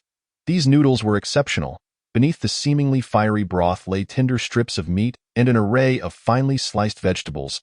After finishing 1 bowl, Hualing Air naturally requested refill. The other 2 also licked their lips, looking at Lin Tian, finding the noodles undeniably delicious. Just wait, I'll go prepare more, Lin Tian responded calmly. While instructing the kitchen to prepare more noodles, he kept a close eye on the dynamics of Hualing Air's live stream. It was already past 2 in the morning. At this hour, even the largest streamers would have only around 10,000 viewers, yet Hualing Air, as a newcomer, was maintaining a count of over 8,000. This figure was astonishing, considering she had no prior foundation. Gaining 300,000 followers in a single day, that was quite outrageous. At this moment, the screen was flooded with comments. Wow, this food looks so delicious. I'm getting hungry. Instant noodles. Internet manager. I want instant noodles too. Wow. Has she been streaming for over 10 hours? Aren't you tired? Beautiful? What game is this? It looks like so much fun. Undoubtedly, Lin Tian had made an excellent choice in pursuing the path of live streaming. Many individuals who typically did not play games began inquiring about the game Hualing Air was playing. After delivering the noodles, Lin Tian took a moment to visit Zhuge Bai's work area. By now, many had left, as the night had progressed, and players had mostly drained their character's stamina, completing daily tasks before logging off. The operational department's pressure had significantly decreased, with many opting to return to their dorms for rest, while others leaned back in their chairs, dozing off at their desks. Upon seeing Lin Tian, Zhuge Bai forced himself to stand and said, "Let's talk outside." "Let them rest well." Lin Tian nodded in agreement. Glancing around, it was evident that quite a few were asleep on the balcony. After taking a deep breath of smoke, Zhuge Bai finally couldn't help but ask, "Our achievements are unprecedented, and future challengers seem distant. I fail to understand why you wish to suppress this information." This, Lin Tian gazed into the distance and calmly replied, "Because we lack funds." "Lack funds?" Zhuge Bai cast a puzzled glance at Lin Tian. Lin Tian smiled as he explained, "If our performance is too outstanding, it's inevitable that some will take action against us. Today marks the first day of the game, which is also the most crucial day. Therefore, we must avoid any slip-ups. Our results are already set. When they are announced, will have little impact on us." Upon hearing this, Zhuge Bai still appeared somewhat perplexed. Patting Zhuge Bai on the shoulder, Lin Tian continued with a smile, "All right, don't overthink it. Go get some rest. Tomorrow is also vital, and we will need your steadfast presence." In response, Zhuge Bai nodded slightly. However, instead of returning to his dormitory to sleep, he grabbed a blanket and lay down at his workstation to rest. At that moment, Zhang Shuer, sitting directly opposite, caught sight of Lin Tian and sneered derisively, "Humph, Lin Tian. Now you know the meaning of regret, don't you? A maximum of 500,000 online users? Within a month, your company's game will undoubtedly face closure. I'm eager to see if you will weep in regret then." As she spoke, Zhang Shuer waved her hand dismissively at the secretary reporting game data, saying, "That's enough. No need to continue. At this hour, most gamers are resting, so fluctuations in data are to be expected. You all should rest as well. Tomorrow we will enhance the reward system. I intend for Linger to never have a chance to rise again." "Yes," the secretary nodded. If the first day was the prologue of the game, then the second day was pivotal for attracting players. The reopening of game rewards excited many players, especially since internet fees were not inexpensive. Receiving money from others naturally delighted them, prompting a desire to earn a little more. As the day concluded, the two smaller game companies at the bottom of the rankings fell completely silent. In stark contrast to the first day's million online users, their numbers dwindled to less than half on the second day. Unable to sustain expenses and with an average game, they were now merely hanging by a thread, hoping to salvage some funds. At this juncture, Zhuge Bai sent a message, asking, "Should we increase the online user count today?" In response, Lin Tian typed back directly, "No need. Let us give them a smokescreen. Just say today's peak online users are 50,000 less than yesterday, totaling 450,000. All right, I'll follow your lead." Zhuge Bai wasted no time and, as evening approached, released the detailed announcement for the second day. Upon its release, many players of my Genshin Impact game became restless. "What nonsense is this? 450,000 online at once? Are you kidding me? I spent longer in line today than yesterday. Damn it, I refuse to log off tonight. Let us see what you can do about it. Does the Wanjing Yuling Game Company have one blind eye? Did you miss a zero? Today, I could barely see a tree. The whole forest is nearly turned to desert. You claim the numbers have decreased? Are you trying to deceive me? I feel like 70% of the internet CAF is filled with my Genshin Impact players. How can you say there aren't too many people?" With 8 companies reduced to 6, Zhang Shuer could no longer suppress her smirk. Glancing at the rankings in the gaming news, the bottom position was held by Hualing's Wanjing Yuling Game Company. "I didn't expect you to last until the second day. What a pity. I'm curious to see how long you can hold out. The top 5 consist of 3 game types quite similar to yours. And those 3 competitors are more than enough to give you a run for your money." As she spoke, Jean Schwer couldn't resist glancing toward the office occupied by Hu Ailing in her view. Huiling was likely in a state of utter distress, especially since the lights in her office had not extinguished since the previous night. Meanwhile, the situation aligned closely with Jean Schwer's assumptions. Huiling was indeed fraught with worry. Private messages, 99,999 friend requests, 99,999 team requests, 99999. Are you all not sleeping? How am I supposed to manage this? Here's the plan. I'll post my team request in the World Channel. Join at your convenience, and the fastest will get in the group. Once it's full, we'll start. As she spoke, Huiling shot Lin Tian a glance in response.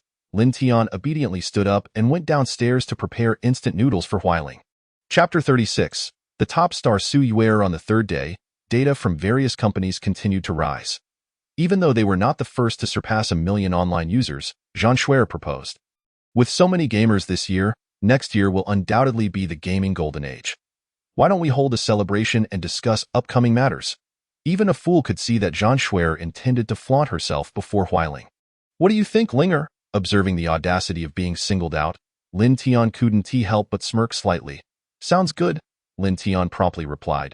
That evening, as Lin Tian watched Huiling prepare to return to her room after 3 days of live streaming, he stopped her, saying, "Don't rush, I want to show you something fun and treat you to some delicious food."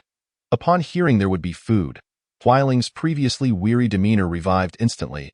If not for the faint, dark circles under her eyes, Lin Tian might have suspected she had been gaming for 3 straight days. Let us go. I didn't eat enough just now. Watching Huiling emerge in a fresh outfit, Lin Tian raised an eyebrow. Indeed, she looked good in anything. Even a simple casual outfit exuded an indescribable charm on her. When she smiled, she resembled a mischievous girl next door, yet in silence, she radiated the grace of a gentle older sister. Let us set off. With a press of the accelerator, Lin Tian drove directly to the 7-star hotel, Baiyun Building, where Mo Qingyuan was located. As they parked, Huiling noticed a row of luxury cars outside and even spotted several stars being interviewed. Suddenly, Lin Tian exclaimed, "Wow, Su Yuer. It's actually Su Yuer, my favorite singer. Quick, let us go get her autograph." Su Yuer. Upon hearing this, Lin Tian frowned. He had some understanding of the entertainment industry, and Su Yuer, while not unattractive, paled in comparison to Huiling. If Huiling was a perfect score of 100, Su Yuer barely reached 91. She was certainly above average, but when compared to top-tier stars, she was merely a minor figure. At that moment, Su Yuer stood awkwardly to the side. She was not an invited star. She had merely hoped to chance upon an opportunity to sing a theme song or score for a certain game. "Excuse me, please don't block the way, move along. Can't you see we're in the middle of an interview? As an artist, you should know the rules. Go on, don't cause any trouble if you weren't invited." Watching the crowd of assistants around others while she stood alone was disheartening. After a long sigh, Su Yuer thought to herself, perhaps it truly is time to give up. Just as Su Yuer turned to leave, someone stepped in front of her, curiously asking, "What's wrong? Aren't you going in to sit down with us?" Surprised, Su Yuer paused. When she looked up, her expression shifted slightly as she gazed at Huiling. Her eyes filled with envy. "If only I looked like her. Perhaps more people would pay attention to me. May I ask, who are you?"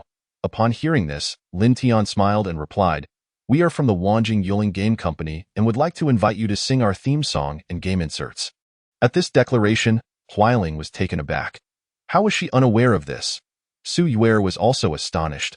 They were seeking her. Yet, before she could respond, a reporter recognized Huiling and mockingly remarked, "The worst game company is seeking a washed-up singer from who knows which tier? Now that's an interesting combination. If it were me, I'd definitely accept, at least there's money to be made."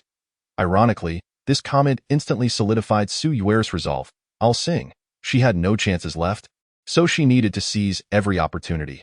Seeing this unfold, Lin Tian responded with a smile, "All right, let us head inside together." For this celebration, Jean Schwer and her team had clearly expended significant effort, choosing a high-end hotel and inviting media and stars, all to bolster their image without a care for expenses. Watching Huiling rush to the buffet, Lin Tian quickly reminded her, "Be careful not to get food all over yourself. And no drinking. Just eat, I know." Huiling waved her hand and began to feast heartily. Lin Tian, like a diligent caretaker, followed her around, pouring tea and managing the post-meal cleanup. Aren't you going to eat something? In response to Lin Tian's inquiry, Su Yuer initially intended to decline, but a moment later, her stomach growled. She hadn't had a proper meal in days. The company has been dissolved, and after settling 3 months of overdue utility bills and rent, the money she received is almost depleted. If she fails to secure a suitable job today, she may have no choice but to find a position in a factory or, quite frankly, start assembling screws. With her cheeks slightly flushed, Su Yuer hesitantly murmured, "Could you give me a little?" In the next moment, Hua Linger promptly handed her a plate brimming with delicious food, saying, "These are quite tasty. Although they pale in comparison to the pork and chicken at our company, our meals are truly exquisite. Once you join us, I'll ensure a splendid feast is prepared for you. You look so thin." Perhaps it had been a long time since she had heard words of concern. As tears instinctively rolled down Su Yuer's cheeks, realizing her lapse, she quickly apologized, wiping her tears as she said, I'm sorry. Something got in my eye. I'm fine. Really?" Observing Su Yuer taking deep breaths to steady herself, Hua Linger offered her handkerchief, reassuringly stating, "It's all right, I understand. Come, let us step aside and enjoy our meal." With that, Hua Linger turned and shot a glare at Lin Tian, exclaiming, "What are you still doing? Go fetch some desserts." After indulging heartily for over an hour, Hua Linger, noticing a group of reporters still surrounding Zhan Shuer, couldn't help but mutter, what could they possibly be discussing for so long? Aren't they tired? Can't they just eat already? Upon hearing this, Su Yuer was momentarily taken aback, looking at Hua Linger in surprise. Lin Tian chuckled, adding, "Don't be shocked. Our boss is quite the glutton. The more she eats, the more she expels." As soon as he finished speaking, Hua Linger playfully punched Lin Tian, retorting, "You're the pig here." Laughing while brushing off Hua Linger's playful jab, Lin Tian glanced at the time and reminded her, "It's almost time for your performance. Get ready to take the stage." Huh? Hua Linger was momentarily perplexed, thinking they were merely there to eat. As the special VIP room slowly opened, apart from a few top-tier media representatives, all other journalists had been ushered out. Just as Hua Linger instinctively reached for her chopsticks to savor another bite, Zhan Shuer smiled and asked, "Sister Linger, don't you have anything to say?" At this, everyone turned to gaze at Hua Linger, their expressions filled with anticipation. According to the current reports, Hua Linger's performance was undeniably the weakest, with 2 inferior companies not even bothering to attend, perhaps out of sheer embarrassment. In response, Hua Linger, confused, asked, "Say what?" Realizing that Hua Linger was still playing coy, Zhan Shuer straightforwardly declared, "Of course, discuss the current state of the company and the outlook for the game." This revelation seemed to jolt Hua Linger into awareness as she exclaimed, "Oh right, I almost forgot." Turning to Lin Tian, she demanded, "Where's the data? Why didn't you tell me?" Witnessing this exchange, Zhan Shuer smirked internally, thinking, "Keep playing dumb. I want to see how long you can maintain this charade." At that moment, Lin Tian, fully embodying his role, slapped his forehead and exclaimed, "I nearly forgot. According to company protocol, you're supposed to sign off on the game data, but as you were busy streaming, I had no choice but to send out whatever data I could find. The actual figures were just submitted." This revelation caused the crowd to frown. Falsifying data? This could spell disaster, and Zhan Shuer wasn't about to let this opportunity slip away. She discreetly signaled a seasoned journalist, who promptly seized the moment to ask, "Chairman Hua Linger, what are your thoughts on this alleged data falsification, misleading players with inflated game statistics? Is there a management issue within the company? Are there financial troubles?" When a company resorts to deception, it often leads to power struggles and debt crises. The journalist's triple-barreled inquiry placed Hua Linger squarely on the hot seat, effectively undermining the very purpose of the gathering, to secure funding. Everyone was acutely aware of the financial strain over the past 3 days, and while Zhan Shuer, with the support of the Situ Group, was untroubled, other companies could not withstand such pressure. Just as Zhan Shuer prepared to deliver another blow, Lin Tian interjected with a smile, "I believe this journalist has misunderstood. We have not inflated our data." The reporter appeared momentarily stunned. "What? You didn't inflate the data? Is it really possible for a company to lower its figures?" At that moment, Lin Tian pulled out his phone, smiling as he said, "Everyone can check our Wanwu Yuling Game Company's official website. The latest data should be updated by now." Upon hearing this, the crowd quickly retrieved their phones to verify. Initially, the figures matched the previous data, but soon, discrepancies emerged, prompting Zhan Shuer to scream, "This is impossible. How could you surpass 10 million online on the very first day? Over 100 million accounts created. Are you kidding me? This is fraudulent. It must be. Gazing at the data, disbelief swept over the crowd. Such figures were simply too outrageous to be credible. If only a zero were removed. They might believe it, but this was beyond reason. The journalist, eyes gleaming, eagerly asked, "Do you have any evidence to substantiate your claims?" Jean Schwer's eyes lit up with realization. If Lin Tian couldn't prove his assertions, everything he had stated would be rendered false. But proving such claims was no simple feat. Just as Jean Schwer settled back, convinced Hua Linger was about to face utter disgrace, Lin Tian calmly replied, "No rush, Hua Linger, it's time for you to go downstairs." Downstairs? Hua Linger was taken aback, looking at Lin Tian in confusion. Jean Schwer, believing that Lin Tian and Hua Linger were attempting to flee, scoffed, "Can't prove it? Planning to run away?" In truth, at this juncture, whether Hua Linger stayed or left mattered little to them. They believed her reputation was already shattered, and prolonging her presence only allowed for more humiliation. However, Lin Tian merely smiled and pointed towards the window, gesturing for Hua Linger, "Go over there and see for yourself." As Hua Linger curiously approached and slowly pulled aside the curtain, a thunderous cheer erupted from below. "Linger, Boss Linger, Sister Linger, Miss Linger!" The uproar startled everyone present, prompting them to rise and investigate. Peering through the window of the VIP room, they beheld throngs of people surrounding the hotel, with even more streaming in from afar. Lin Tian then announced, "I just pushed out an invitation for a concert on the game interface. The venue is right here. Nearby players can come and join. Why celebrate alone when we can all enjoy together?" Upon hearing this, the crowd furrowed their brows. So many people arriving in such a short time. They suspected everything was orchestrated by Lin Tian, that these were merely hired actors, as if reading their thoughts. Lin Tian chuckled, "If you doubt it, feel free to send your staff to check the nearby internet cafes. Now, my dear boss, it's time for you to take charge." As Hua Linger stepped onto the mobile performance stage. She was engulfed by a wave of excitement. Even someone accustomed to grand occasions like Hua Linger found herself momentarily speechless with the microphone in hand. At this, fortunately, Lin Tian stepped up and handed her a note. Following the script, Hua Linger announced, "Thank you all for attending our first offline concert. Now, please welcome our official spokesperson and game soundtrack performer, Miss Su Yuer." As her words echoed, confusion swept over the crowd. None had heard of Su Yuer before. Yet, in the next instant, an upbeat melody filled the air. The lively introduction of "I Love You" began, instantly piquing their interest. "Oh, this song sounds delightful. It has a certain charm." As Su Yuer began to sing, a sense of romance washed over the audience, her joyful voice resonating in their minds, lingering long after the final notes of a song faded away, and the audience still basked in its afterglow. Su Yuer, exhilarated, raised her left hand high and shouted to the crowd before her, "Next up, I present to you Rainbow Smile. The sky is made of fluffy candy.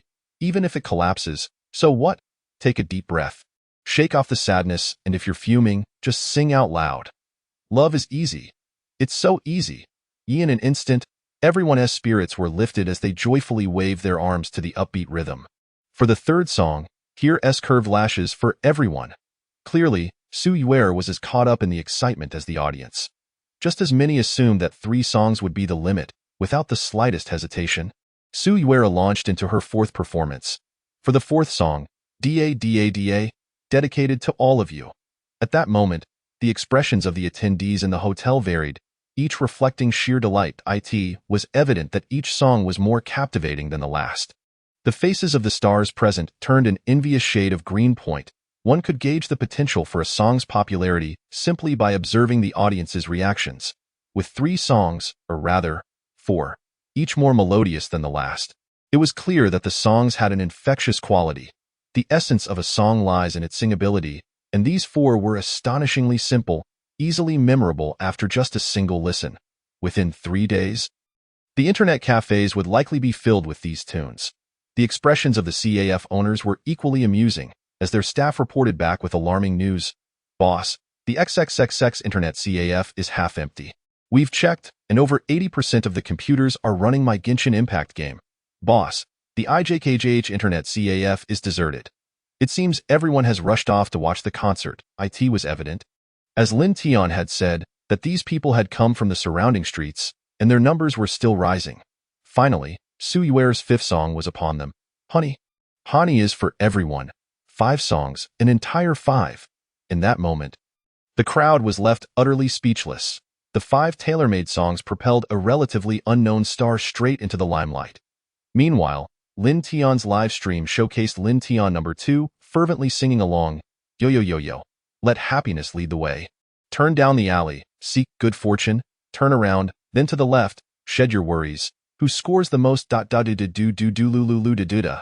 Switch to the joyful dance, da do da hey hey hey hey. Say what you need to say, don't let opportunities slip away. Even Lin Tian couldn't help but marvel at Su Yuer's professional demeanor. He had merely allowed her to listen to a sample and provided her with the lyrics.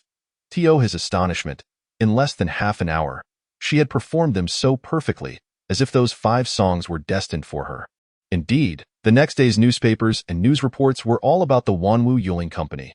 Hualing Air, who successfully signed Su Yuer, was now busier than ever, as the company had no designated manager. For now, she was stepping in to fill that role, given that the Hua family had its roots in the entertainment industry, making her quite adept at these matters.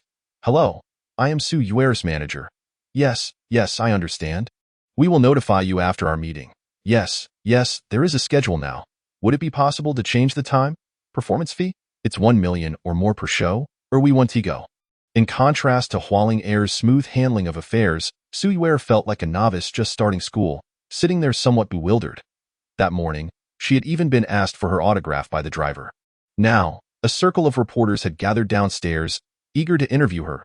A cup of milk tea was placed before Su Yuer, and Lin Tian smiled reassuringly. It's okay. Don't be nervous. Just answer the questions as usual. The recording of the songs will likely be in the afternoon. Once it's done, we can upload it.as for the rest. We're not too familiar with it.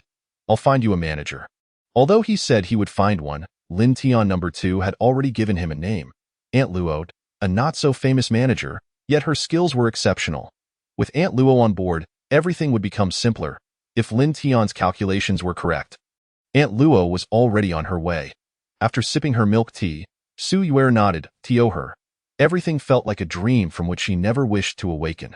Meanwhile, after finishing her last call, Hualing Air let out a sigh of relief. Finally done. Ming, the rest is up to you. The schedule for the next 5 days is on this paper. For the subsequent calls, just tell them to make an appointment. Inform them that the next 5 days are fully booked. Ask for their quotes, timings, and locations. Also, gather the collaborators. Just compile the information and hand it to me. Point 1 had to admit, Hualing Air's business acumen was commendable, at the very least. She had managed to organize things effectively. Hadn't she? Setting her milk tea aside, Lin Tian teased.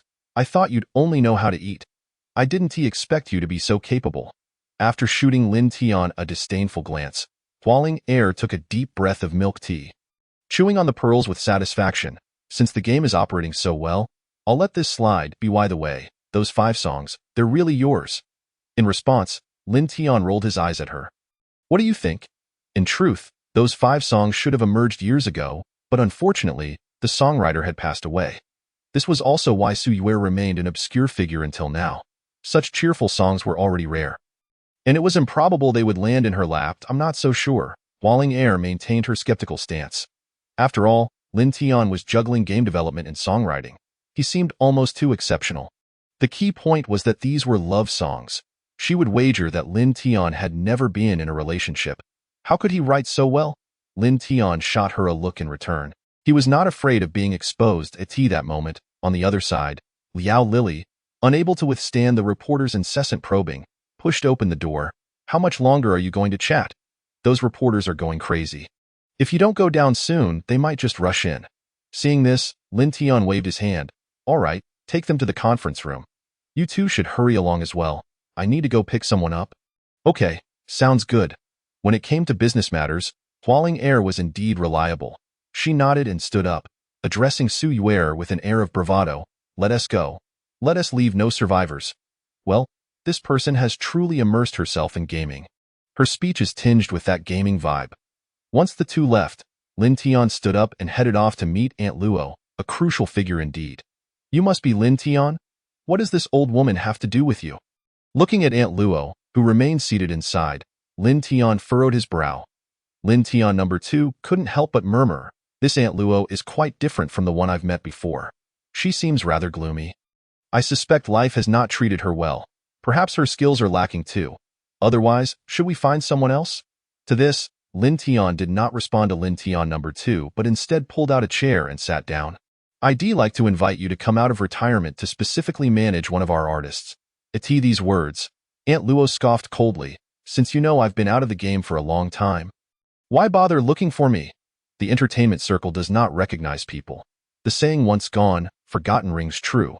What use is there for an old woman like me?" In response, Lin Tian surveyed the surroundings and replied nonchalantly, "You might as well get some exercise and earn a little extra money. Wouldn't that be good?" Observing Aunt Luo's living conditions, one could only say that they were indeed less than ideal. Likely on par with his own, or perhaps even a bit worse. Aunt Luo was all alone, which diminished the liveliness of her environment. The whole place felt rather cold. However, it was clear that Lin Tian's words did not sway her. Aunt Luo continued to regard him with a frosty demeanor. Lin Tian then produced the video from the previous day's online performance and played it right in front of her. Watching Su Yuer sing passionately on stage, Aunt Luo's expression softened considerably. The lively melodies seemed to rejuvenate her spirit, making her feel several years younger. As the final song concluded, Lin Tian put away his phone and smiled, asking, "What do you think?" To his surprise, Aunt Luo shook her head resolutely. No. Lin Tian looked taken aback. Aunt Luo continued, "Though the composition and lyrics are straightforward, the lyrics are catchy. The singability is undoubtedly promising. But this young lady's vocal skills are lacking. The essence of the entire song is expressed at less than 70%. To this, Lin Tian chuckled and explained, "You might be misunderstanding. She only listened to the demo once. And for 5 songs, she took to the stage in under an hour. There was no rehearsal, no preparation. This is undoubtedly a live performance." Upon hearing this, Aunt Luo's face clearly displayed a fleeting expression of disbelief. "If you doubt my words, simply follow me. After all, we have no intention of kidnapping you, do we?" After a moment's hesitation, Aunt Luo decided to accompany Lin Tian on his departure. Within the company, as Aunt Luo scrutinized the itinerary arranged for Hualinger, she frowned and remarked, "This schedule is unmanageable. It's far too chaotic. Traipsing between the east and north of the city is utterly unnecessary. The primary focus during this period should be to record the songs, followed by the production of the music video and album. Everything else is superfluous." One cannot help but acknowledge the stark contrast between the professional and the amateur. Observing Aunt Luo's revised itinerary, Lin Tian inquired with a smile, "Does this mean you're willing to I still need to assess her vocal abilities. Let's head to the recording studio first. I've already arranged for the sound engineer and the studio." Upon hearing this, Su Yuer was the most exhilarated one. It had been quite some time since she last stepped foot in a recording studio. "Let's go. I'm eager to see it." Hualinger was the second most excited. However, Lin Tian rolled his eyes and retorted, "Are you really that idle? Huh?" This comment left Hualinger momentarily taken aback. The next moment, Lin Tian turned his gaze to the side where Yuan Mingming stood. Yuan Mingming nodded slightly and then produced a stack of documents, saying, "Boss, here are the documents accumulated over the past 3 days. The players' recharge funds and various game suggestions all need to be finalized in today's meeting. Furthermore, the company is short-handed, and the pig farm is ready to send pigs. The hatchery for the chickens also requires expansion." A flurry of tasks came crashing down, nearly overwhelming Hualinger. In response, Lin Tian stretched lazily and spoke, "I'll handle the pigs and chickens. The rest is up to you. We'll have chicken soup and pork for dinner." At this, Hualinger instantly perked up. With food involved, everything else was negotiable. Outside the pig farm, the first batch of yearling pigs from the Situ family was being loaded onto a truck. Upon seeing Lin Tian's arrival, Situ Qingshan sneered, "What's this? Are you starting to sell your pigs too? I didn't receive any notification. The slaughterhouse probably won't take your order." In response, Lin Tian merely smiled faintly. Observing this, Situ Qingshan narrowed his eyes and continued to mock, "This is my 5th batch. I've already dispatched 100,000. The piglets have reached the 3rd batch. If you intend to concede, it would be wise to do so early. That way, I can acquire your land as well." Hearing this, Lin Tian raised an eyebrow. "Oh? The market price is roughly 2,000 per head now. It seems I should congratulate boss Situ on earning 200 million. Then, after deducting costs, Situ Qingshan would likely net around 100 million. Raising pigs proved to be far more lucrative than he had imagined. Seeing Lin Tian's awareness of the market, Situ Qingshan chuckled and said, that was the price before the new year. With the holiday approaching, prices can rise to 3,000. If your pigs don't sell, I could help buy some, to spare you from incurring too much loss. Oh, is that so? Lin Tian replied nonchalantly, leaving Situ Qingshan feeling frustrated and impotent. With a cold snort, he boarded his vehicle and departed. Meanwhile, Lin Tian approached the enclosure of his pig farm. After stretching, he addressed the truck drivers, saying, you can stay here. I'll go in and catch the pigs. As he spoke, Lin Tian nodded slightly at the hired martial artists. At this moment, the truck drivers looked at their specially designed trucks in confusion, questioning, what kind of pigs are we transporting? This is practically a steel cage. The bars are thicker than my fingers. Goodness, this seems more suited for transporting a tiger. Who knows? The base is made of steel plates, at least palm thick. It could easily transport a tank. Shoo, it seems they're back. Chapter 38. The Million Pig Feast. As the enormous pig's head was dragged out on a flatbed, the crowd could not help but exclaim, the king of pigs. This wild boar is massive. It must weigh at least 3,000 pounds. It's like a small mountain, not just 3,000 pounds. I think it's even bigger. Is this still a pig? It's almost on par with an elephant. My heavens, no wonder the truck is built like a tank. If this pig were to cause a ruckus, an ordinary truck would surely be torn to shreds. Just curious about the meat. While the crowd murmured among themselves, a second black pig was also brought out. Lin Tian No. 2 could not help but exclaim, wow, your environment is truly exceptional. A black pig that typically weighs no more than 2,000 pounds has been raised to over 3,000 pounds. The fatter the pig, the more delicious it is. Make sure to bring one back for me to taste.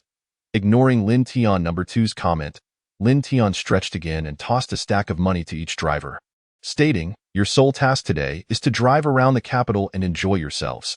Deliver the pigs to the designated hotel once night falls. Understand? Upon hearing this, the seasoned drivers were momentarily taken aback. Wasn't this a waste of fuel? However, considering the stack of money in their hands, they nodded eagerly, promising, yes, we will ensure your satisfaction. All right, brothers, let's disperse into the city and see who can circle the most. After bidding farewell to the drivers, Lin Tian smiled at the martial artists behind him, saying, your wages will be as previously agreed, 100,000 each, along with a black pig. Should I send them over later? Or would you prefer to go directly to Amo Qingyun's hotel? At this, the crowd chimed in, of course, we want to go to Amo Qingyun's hotel. He has a 5-star chef. It's usually quite difficult to book him. Yes, to the hotel? Hee. I choose the hotel as well. Seeing everyone's preference for the hotel, Lin Tian nodded in agreement, very well. To the hotel it is. I'll arrange for an additional black pig to be sent over. After concluding the first batch of deliveries from the pig farm, Lin Tian proceeded to the chicken farm. Fortunately, Lin Tian No. 2 had provided him with an ample supply of chickens. The Taishan chickens produced an astonishing 10 eggs a day. They were similar in size to regular eggs, but were black in color. The chicken farm currently housed 1,000 breeding hens and over 30,000 chicks, with more than 5,000 meat chickens. They laid over 50,000 eggs daily, continuously producing batches in the hatchery. Boss. Upon Lin Tian's arrival, the chicken farm's manager exclaimed excitedly, Boss, your chickens are incredible. Each hen lays 10 eggs, that's over 50,000 eggs daily. Rest assured, all fertilized eggs have been sorted out. There are no oversights. By the way, we're running low on feed. Should we order more? Upon hearing this, Lin Tian casually tossed a bank card to him, saying, no problem. This card contains 5 million, distributed according to company policy. Consider it your year-end bonus. Is this really so much? The manager was taken aback, realizing that the chicken farm had only recently been established with over 100 employees. Even the lowest earner would receive over 30,000. Wouldn't that mean each person could potentially earn 40,000 a month? Seeing the manager's bewilderment, Lin Tian chuckled. What's the big deal? The chicken farm is so busy that you barely have time to go home. You'll have to stay here to monitor the incubation during the new year. This amount is only fair. All right, I'm just here to take a look and select a few meat chickens. You don't need to worry about me. The so-called meat chickens were essentially the egg-laying hens. After deliberately choosing a dozen larger ones, Lin Tian also took away 2 boxes of black eggs. Within the company, as Hualinger observed the 2 boxes of black chicken eggs, her lips twitched slightly. Why are these Tai's Han chickens black, and why are the eggs black too? If I eat too many, will I turn into a black-hearted boss? In response, Lin Tian shot her a sidelong glance, saying, "You still want to eat more? Dream on." As he spoke, Lin Tian addressed the head chef, "Just kill 2 chickens today. As for these eggs, you can manage them as you see fit. We can make them into dishes. There aren't too many, so perhaps tea eggs would be suitable. Each person in the company can have 2. Upon hearing this, Hualinger immediately protested. Hands on her hips, "I want 10. No, 20. All right, the rest can go to you." Is that acceptable? Of course not. You must make up the difference if it's insufficient. Hualinger was no fool. With 2 boxes and only 2 eggs per person, there probably wouldn't be any left over. Considering the company had hundreds of employees now. Noticing this, Lin Tian could only shake his head slightly and call the chicken farm to arrange for 2 more boxes to be delivered, saying, "Are you satisfied now? Now that's more like it." With her demands met, Hualinger strutted back to her office like a victorious rooster, chest held high. Before long, the alluring aroma of tea eggs wafted throughout the entire company. Initially engrossed in reviewing documents, Hualinger suddenly lost interest and made her way to the entrance, where she began to wait. Observing this, others, driven by curiosity, queued up behind her. "Boss, what delicious treats do we have today?" "Indeed, what delightful delicacies await us, boss. When will we get to savor that pork dish again?" "What pork? Are we still raising pigs at the company?" "Oh, you must be new here. Perhaps you are unaware. You've certainly had sausages and cured meats before. Haven't you?" Upon hearing this, the new arrivals nodded eagerly, affirming, "Yes, we have. Those are absolutely delectable, especially the cured meat fried rice. I could easily devour 2 large bowls each time. Indeed, I share your fondness for cured meat fried rice. Though it's a pity we're limited to just 2 bowls. That pig is the source of the cured meat, but the fresh pork is far tastier than the sausages and cured meats. You'll understand once you've tasted it." Watching as the entire company succumbed to their culinary cravings, Lin Tian couldn't help but shake his head in exasperation. "Well, it seems we have a bunch of foodies here." Soon, the kitchen emerged, pushing a food cart. 1 bowl, 2 eggs, and shoving. "Please queue patiently. Boss, why are you queuing again?" Tiangu said you must wait until last. Let's distribute to everyone first. Hearing this, Hualinger placed her hands on her hips and declared, "I am the boss. Why should I be last? I don't care. Give me 2 more. These eggs are simply too delicious." Before long, Hualinger retreated to Lin Tian's office with a platter of tea eggs, feigning generosity as she offered him one, saying, "Here, eat this. I fought hard to get it." Lin Tian's lips twitched slightly as he remarked, "It's quite a feat for you to find such a small egg." Gazing at the diminutive black tea egg, he declined, "You may as well enjoy it yourself." Those words. Hualinger swiftly retracted the egg, reminding Lin Tian, "You said it. Don't come asking for it later." Watching Hualinger devour the tea egg, Lin Tian rolled his eyes and cautioned, "I say, boss, have you forgotten something?" Hualinger glanced at her tea egg and smacked her forehead, exclaiming, "Oh right, how could such a delicious dish not be accompanied by milk tea? Go fetch me 2 cups of iced milk tea from the nearby shop." With a face full of disbelief, Lin Tian had no choice but to head out for milk tea. After placing the drinks down, he reminded her, "Have you forgotten about the pig farm?" "Pig farm?" After a deep sip of her milk tea, Hualinger finally recalled, "Oh yes, the pig farm. How many have we ordered?" Lin Tian's lips twitched slightly as he replied, "That's your responsibility. My current task involves the chicken farm. Otherwise, how do you think you got your tea eggs?" "Mine." Hualinger brazenly pouted, tilting her head. "Isn't my recent assignment focused on live streaming? I haven't been slacking. My followers have exceeded 5 million now." Gazing at Hualinger, who wore an innocent expression, Lin Tian sighed in resignation. "Our pigs were initially marketed as high-end cuisine. I don't possess that expertise. Don't expect me to assist you." Realizing Lin Tian's straightforwardness, Hualinger chuckled in response. "I didn't expect you to help anyway. I've entrusted this matter to Li Qingqing. My dear Qingqing is quite capable." Just as Hualinger finished speaking, Li Qingqing entered, snatching the half-eaten tea egg from Hualinger with gleaming eyes. Before she could protest, Li Qingqing seized the remaining platter of tea eggs and even Hualinger's half-finished milk tea. After devouring her fill, Li Qingqing sighed in relief. Done. About the pigs, we should attend a banquet tonight. Li Qingqing spoke intermittently, as if the arrangements were nearly complete. Really? Hua Linger exclaimed, leaping to her feet in excitement. Nodding, Li Qingqing took her last sip of milk tea and turned to Lin Tian, saying, thankfully, his assistance was timely. He? Hua Linger questioned, confused, as she turned to Lin Tian. Isn't he at the pig farm catching pigs and inspecting the chicken farm today? Yes, he instructed the truck driver to meander around the capital. Those several thousand pounds of large black pigs have gained quite a reputation. If you don't believe me, check your phone. As the new year approaches, it's all about novelty and the unseen. For many big bosses, this is the perfect opportunity to flaunt their wealth. Sister Mingyue has already called me to say that the pigs booked at her hotel have all been sold out. They've requested additional orders. Moreover, other major hotels are eager to place orders with us. However, there are challenges. The supply is limited, with each hotel capable of processing a maximum of 2 pigs per day. Hua Linger was taken aback. Only 2 pigs? At $1 million each? Isn't that just a drop in the bucket for those major hotels? In response, Lin Tian rubbed his nose and said, are you suggesting we can't keep up with demand? We must slaughter, process, and prepare them on-site. One large black pig is simply too massive. Hotels have limited manpower, so 2 pigs is the upper limit per day. Li Qingqing looked at Lin Tian in surprise. Realizing he had pinpointed the issue immediately, she nodded in agreement. Exactly. The daily processing capacity is capped at 2 pigs. Any more is impossible.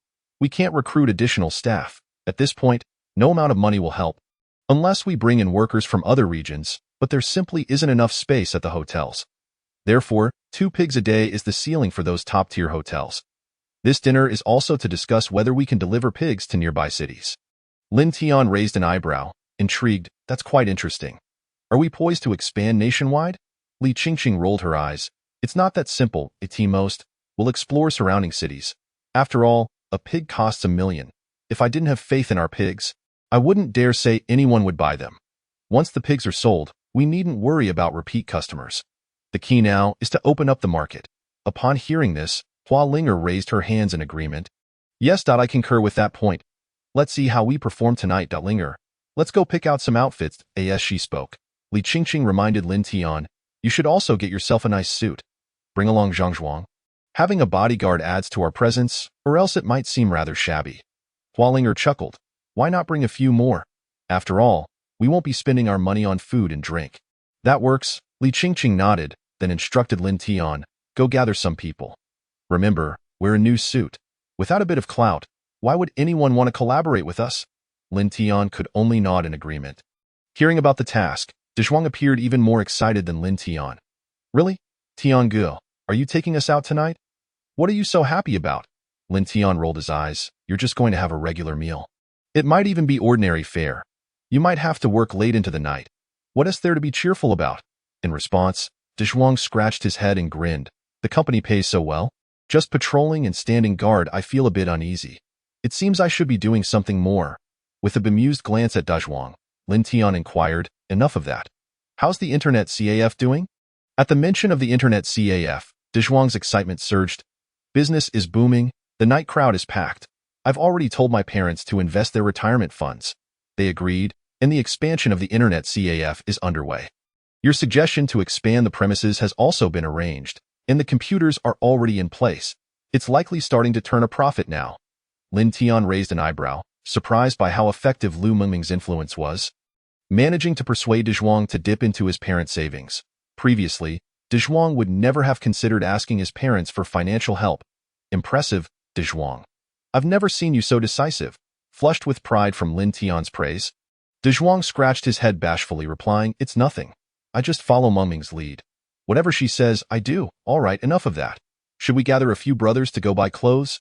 Upon hearing this, Lin Tian remembered, we do need to buy clothes.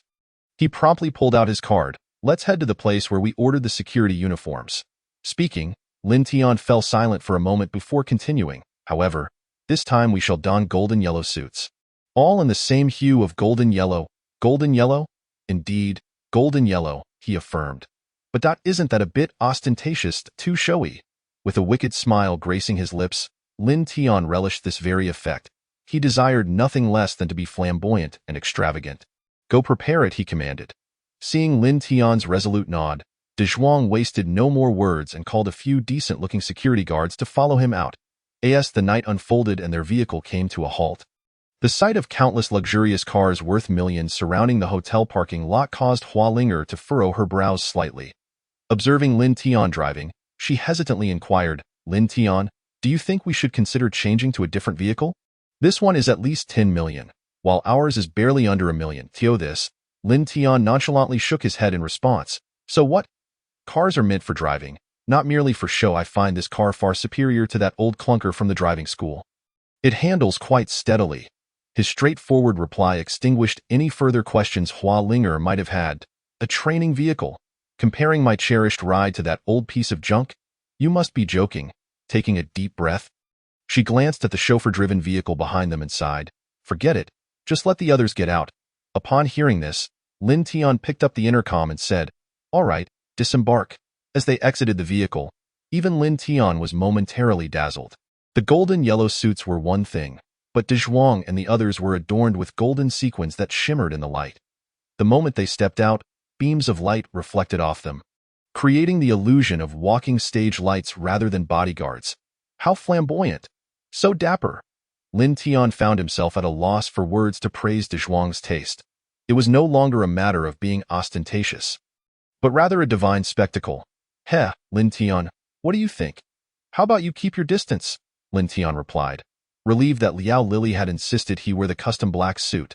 His pride could scarcely bear such an embarrassment. Even C2 Mingyue, the main host of the hotel, frowned slightly at the sight, but thankfully refrained from commenting further. Follow me, she beckoned, and have your bodyguards go to the first floor. Meals have been prepared for them. By the way, I won't be joining you for tonight's gathering, so do be cautious. Upon hearing this, Lin Tian frowned and asked, What? Are they having second thoughts? Not at all, it's merely 1 million. They wouldn't even consider it. She replied, You'll understand once you go inside. As she opened the door, Zhuge Mingyue immediately turned to leave, seemingly eager to vacate the premises. Once she had settled in, one of the 5-star hotel owners stood up with a smile and remarked, Miss Hua, you are becoming more and more beautiful. I wonder if you have someone special in your life. My son is quite decent. Would you care to meet him? It wouldn't hurt to get acquainted. Upon hearing this, Lin Tian immediately grasped why C2 Mingyue was reluctant to enter. The conversation had begun with an air of condescension, and he anticipated that things might escalate. Positioning himself protectively in front of Hua Linger, Lin Tian gently brushed aside the man's hand and said, You needn't concern yourself with that. Let's get straight to business. I'm rather busy. Lin Tian's assertiveness caused the various owners present to raise their eyebrows in surprise. Clearly taken aback by Hua Linger allowing such a young upstart to step forward, as the others turned to look at Hua Linger, Lin Tian boldly declared, No need to look. I own more than 50% of the pig farm shares, and I am fully capable of making decisions. With that, he pulled out a chair and sat down. Observing this, Hua Linger stood behind Lin Tian, embodying a stance of submission to his authority. This action disrupted the previous negotiations among the others. Li Feng, ever the opportunist, was the first to interject, Ha ha ha, impressive, young and accomplished. May I ask where you hail from? Local to the imperial capital. Oh? How is it that I have yet to meet you? Have you just returned from studying abroad? Are you a police officer? What business do you have here checking household registrations? At this, Hua Linger could not help but stifle a laugh. Turning away to cover her mouth, Li Feng, feeling quite embarrassed, awkwardly raised a glass and pretended nothing had happened. Lin Tian, uninterested in further pleasantries, cut to the chase.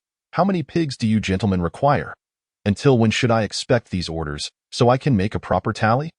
Upon hearing this, Li Feng quickly responded, Young man, we certainly need pigs. A price of 1 million per head in the imperial capital is acceptable, but for surrounding cities, that price is rather steep. The others nodded in agreement. Indeed, only the imperial capital can afford 1 million per head. In other areas, that price is quite uncertain. Perhaps 50,000 would be more reasonable. Yes, 50,000 seems about right. Another chimed in. 50,000 is already a high price, especially since it's hard to sell outside of the new year. This, Lin Tian smiled and replied, That's simple enough. You just want cheaper pigs from outside, right? No need to beat around the bush. At this statement, the eyes of the gathered men brightened with interest. Just as they thought there was a chance for a deal, Lin Tian continued, then it shall be 2 million per head in the imperial capital, and 50,000 per head for outside. How does that sound? Immediately, Li Feng became flustered. How many enterprises do we even have in the imperial capital? Most of our hotels are based in the surrounding areas. If that is the case, we would incur significant losses. Young man, business relies heavily on trust. How can you suddenly double the price?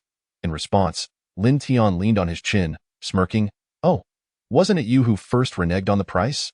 The words rendered Li Feng speechless, leaving him at a loss for words.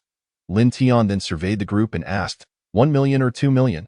Please give me a clear answer. As for the meal, whether you eat or not is of little consequence to me. I shall return to prepare for the pigs. At this, the expressions of the assembled men grew notably grim. Lin Tian had expected someone to intervene before he left. Yet to his surprise, no one spoke up as he made his exit. As Hua Linger settled into the car, she frowned and asked, "Does this mean the negotiation has fallen through? Is that even a question?"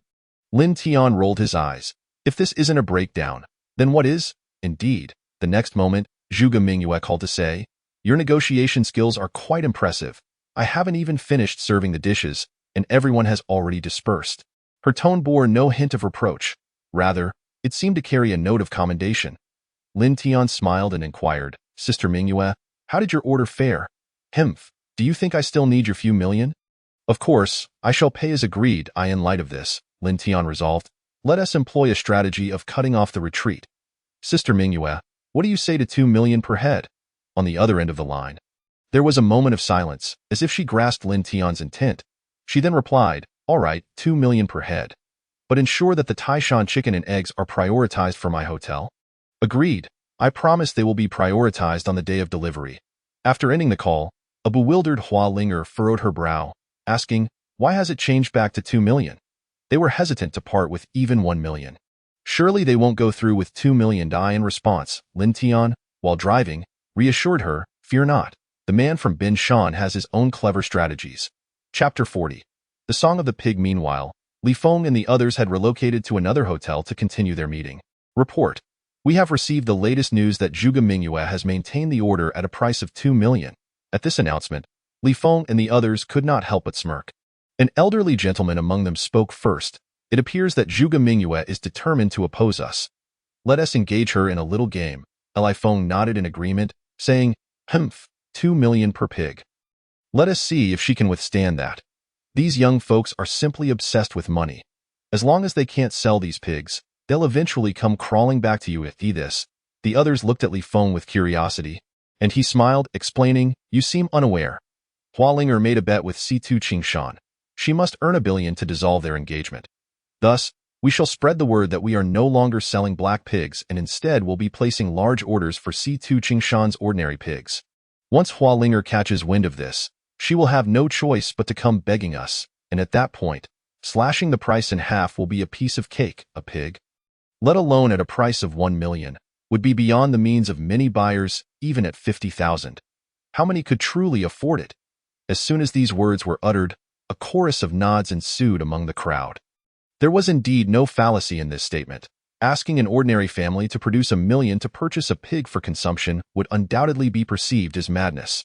Lin Tian's high-end approach would inevitably confine them within the constraints of their own upscale dining establishments. Meanwhile, Lin Tian made his way directly to the recording studio where Su Yuer was situated. Upon seeing him, Aunt Luo adjusted her glasses and calmly reminded him, "This is a recording studio. Unauthorized personnel are not permitted."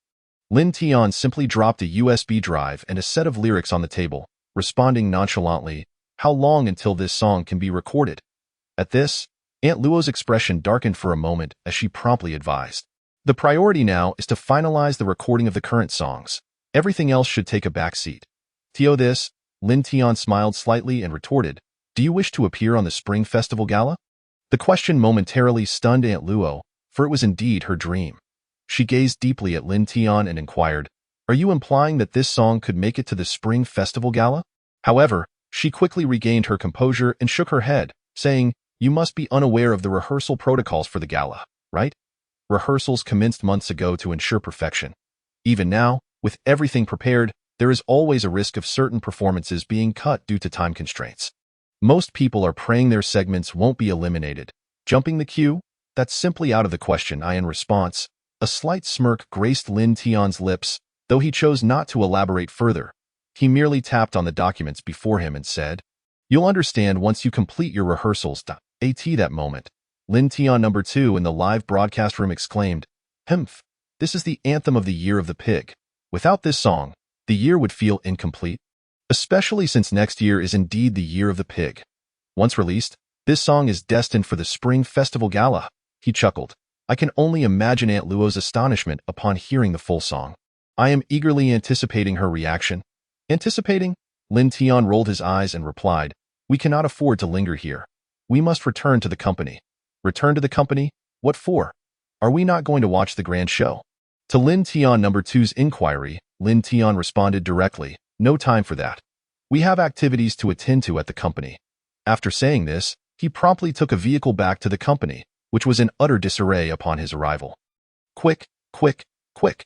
Bring the items here. This won't do. It needs to be festive for the new year. Who told you to discard the pig's head? How am I supposed to know it's a pig without it? What about the promotions? Where are the advertising slogans, boss, boss?" At this moment, Hua Linger resembled a headless fly, darting this way and that. "Sign here. Quickly, we need signatures. Where's my official seal?"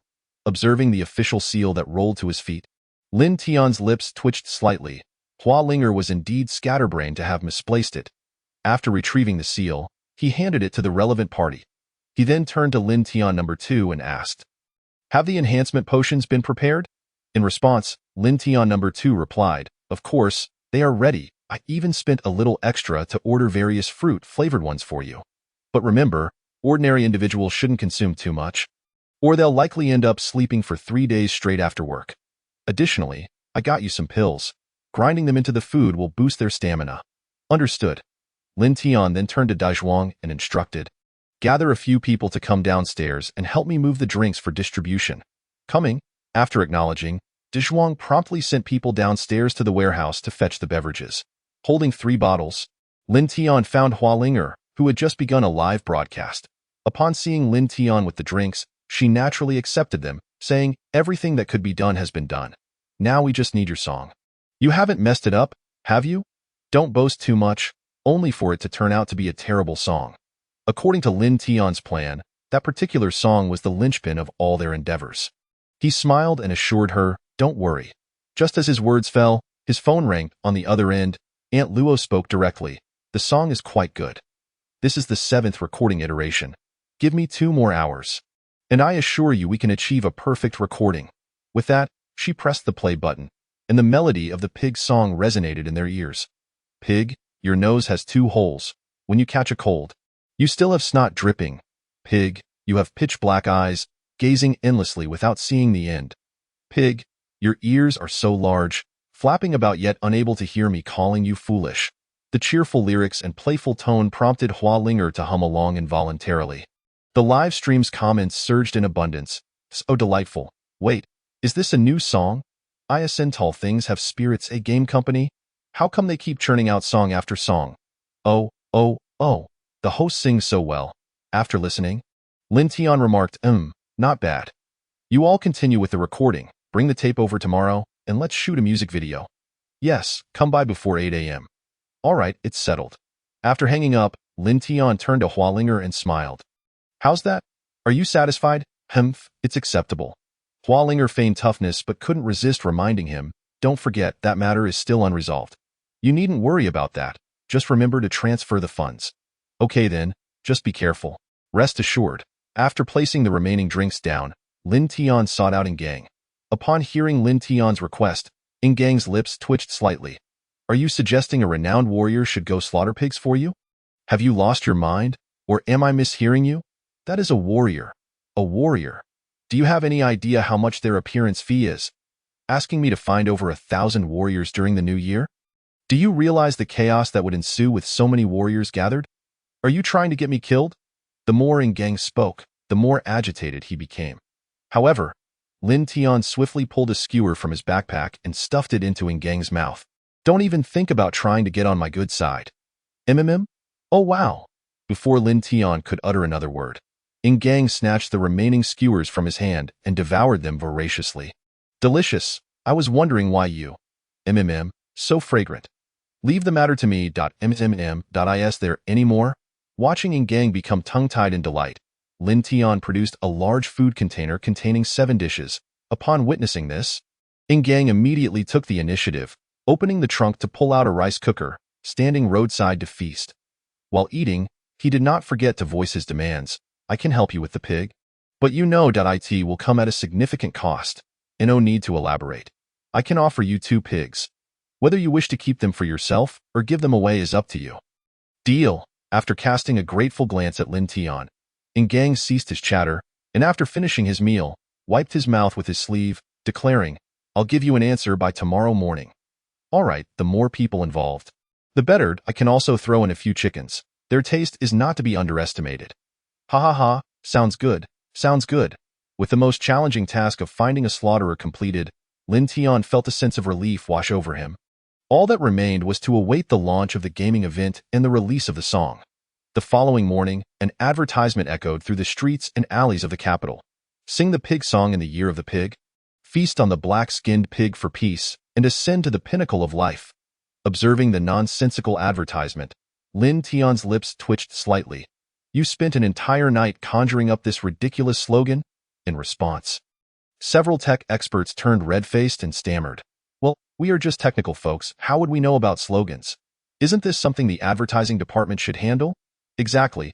If we could come up with something, that would be impressive enough. Right? I believe it's the author who got lazy and haphazardly crafted this slogan. Agreed. Lin Tian, feeling helpless, waved his hand dismissively. Forget it. The advertisement has already been released, so it is what it is. Has the event been updated? Yes, it has been updated. It will commence at 8 a.m. and is expected to conclude in an hour. All right, then let's adjourn. Everyone should return to their tasks. After the morning meeting concluded, Lin Tian finally spotted Su Yuer arriving by car. Sorry, we were caught in traffic after leaving the recording studio.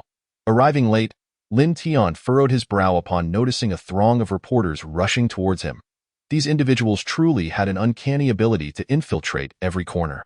Never mind, it was of little consequence to be. By the way, are you afraid of pigs? Pigs? Su Yuer looked at Lin Tian in confusion and retorted, What is there to be afraid of? Are you certain? Hearing Lin Tian's words, Su Yuer rolled her eyes and replied, I'm not a little girl. It's just a pig, after all. What is so frightening? I feasted quite heartily at the pig slaughter banquet back in the village. Then all is well. With a slight smile, Lin Tian gestured to Dezhuang, instructing him to block the reporters, while he took Su Yuer to the pig farm for the music video shoot.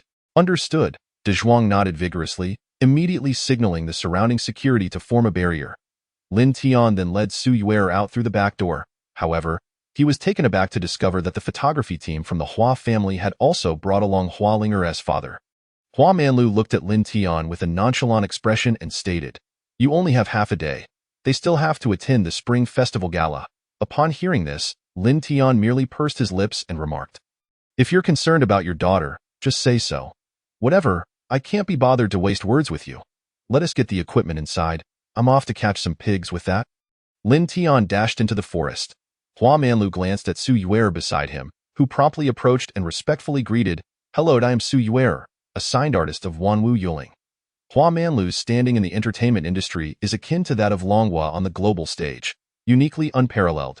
Su Yuer never imagined she would encounter such a prominent figure here. Hua Manlu regarded Su Yuer with a faint nod and said, Well, since you're here, let us commence the shoot. Certainly. Su Yuer was too intimidated to decline. Uttering a refusal might spell the end of her career. Less than an hour into the shoot, a photographer suddenly shouted towards the camera, Look over there. A pig spirit. This time, Lin Tian had found a hefty black pig weighing 6,000 pounds. The creature resembled a small mountain on the move. Just moments ago, Su Yuer had boasted about her lack of fear towards pigs, but now she was so frightened that she sat down on the ground in tears. As the enormous black pig approached, Su Yuer desperately attempted to stand but found herself unable to do so. A derisive laugh emanated from the giant pig. Ha ha ha. I thought you weren't afraid after all. Don't worry, little black doesn't eat people. With that, Lin Tian somersaulted off the back of the black pig, gazing at the pig king, which was twice the size of a regular black pig. Lin Tian No. 2 couldn't help but exclaim, My goodness, It's unlikely to find a pig king among 10,000 pigs, and yet you stumbled upon one. Your luck is astounding. Filming with this pig will surely yield explosive results. It would be hard not to gain fame. Seeing this, Lin Tian smiled slightly and addressed the rest. All right, don't be afraid. This pig doesn't eat people. Let us return to shooting. Lin Tian couldn't be bothered with the rest. In this day and age, it was all about the gimmick, and with the gimmick in place, the rest would be a breeze. Furthermore, a top-tier filming crew was on hand, right? Chapter 42. A small profit, Mr. Li. There are mobile vendors selling black pigs all over the streets. What should we do? Upon hearing this, Li Feng was momentarily taken aback. He glanced at the time. Less than 2 days remained until the new year. He had assumed that Lin Tian and Hua Linger from Wanwu Yuling would come to beg for mercy. Yet here they were, dispersing their wares. Taking a deep breath, Li Feng smiled slightly, gazing confidently out the window. Do you think I hadn't anticipated your strategy of breaking it down into smaller parts? Selling separately? We shall see whose fist is stronger. With that, Li Feng waved his hand, indicating for his subordinate to leave, saying, report back if anything arises. Yes. As the secretary exited, Li Feng promptly took out his phone and spoke nonchalantly, brother. It seems I'll need to trouble you once again. Meanwhile, on the other side, Li Qingqing rushed into Lin Tian's office upon receiving the news. Bursting through the door, she shouted, have you lost your mind? Selling pigs without a license? Do you intend for all of us to end up behind bars? At her words, Hua Linger suddenly exclaimed in excitement. Ha ha ha, your eyelids moved. They moved. This chicken leg is mine now. With that, Hua Linger seized a chicken leg and dashed away, leaving no opportunity for Lin Tian to respond. Taking a deep breath, Lin Tian helplessly glanced at Li Qingqing and remarked, I mentioned that you could have knocked before entering, didn't I? Knock? Li Qingqing immediately raised her voice, shouting, are you insane? What time is it to be playing games? Do you realize that selling pork without a license is illegal? You're letting so many people sell pork together. If this gets investigated, our company will face fines and detention. Why are you still dawdling? Hurry up and call them back. What if someone targets us.as? She spoke. Li Qingqing's phone suddenly rang. Upon seeing the caller ID, her expression turned ashen. I understand. Yes, thank you. After hanging up, Li Qingqing turned to Lin Tian and said, all right, you don't need to do anything now. It's already too late. The White Feather District Police Station has dispatched officers. You can either run now or wait to be arrested. Looking at the furious Li Qingqing, Lin Tian placed his hands on his hips, seemingly oblivious to the concept of an opponent. Meanwhile, Gang found himself surrounded by a group of middle-aged women. Is this the black pig my son insisted we buy? Young man, how much is this pork? This fat looks so white. It smells delightful. Sighing deeply, Gang had lost interest in speaking. Were it not for Lin Tian, he wouldn't be here selling pork at all. Pointing to the price board nearby, he weakly stated, just look for yourselves. Gang's attitude immediately provoked the ire of the women. Boss, do you even want to sell pork with such an attitude? Exactly, who sells things with such a demeanor? How dare you present yourself for business with such poor manners? In the next moment, when the women saw the prices of the meat, their fury escalated. What is this? 680 yuan for a pound of pork belly, 50,000 for a pig heart, 18,000 for a pig penis, 13,000 for a pigtail? Are you planning to rob us? Is this pork made of gold? The women looked as if they were about to draw knives on themselves, while Gang shook his head in silence, muttering, I told you this price would be unaffordable for most. Why did you insist I come? Just as everyone was condemning Lin Tian for setting the prices too high, a voice suddenly rang out from behind the crowd. Hurry over. There are black pigs for sale. Quickly, quickly, quickly. In an instant, a throng of young people appeared before the crowd. Is this real? There are black pigs here. Hurry, hurry, come by. My goodness, is this the legendary black pig? I'll take 10 pounds. I want 5 pounds. Form a line, form a line. Don't push. You're about to knock off my underwear. Where's my wallet?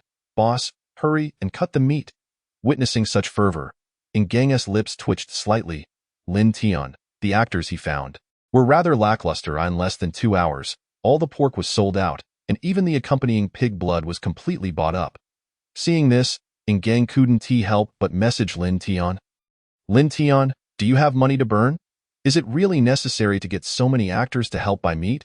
Those women only bought a pound or two. You must be losing a fortune.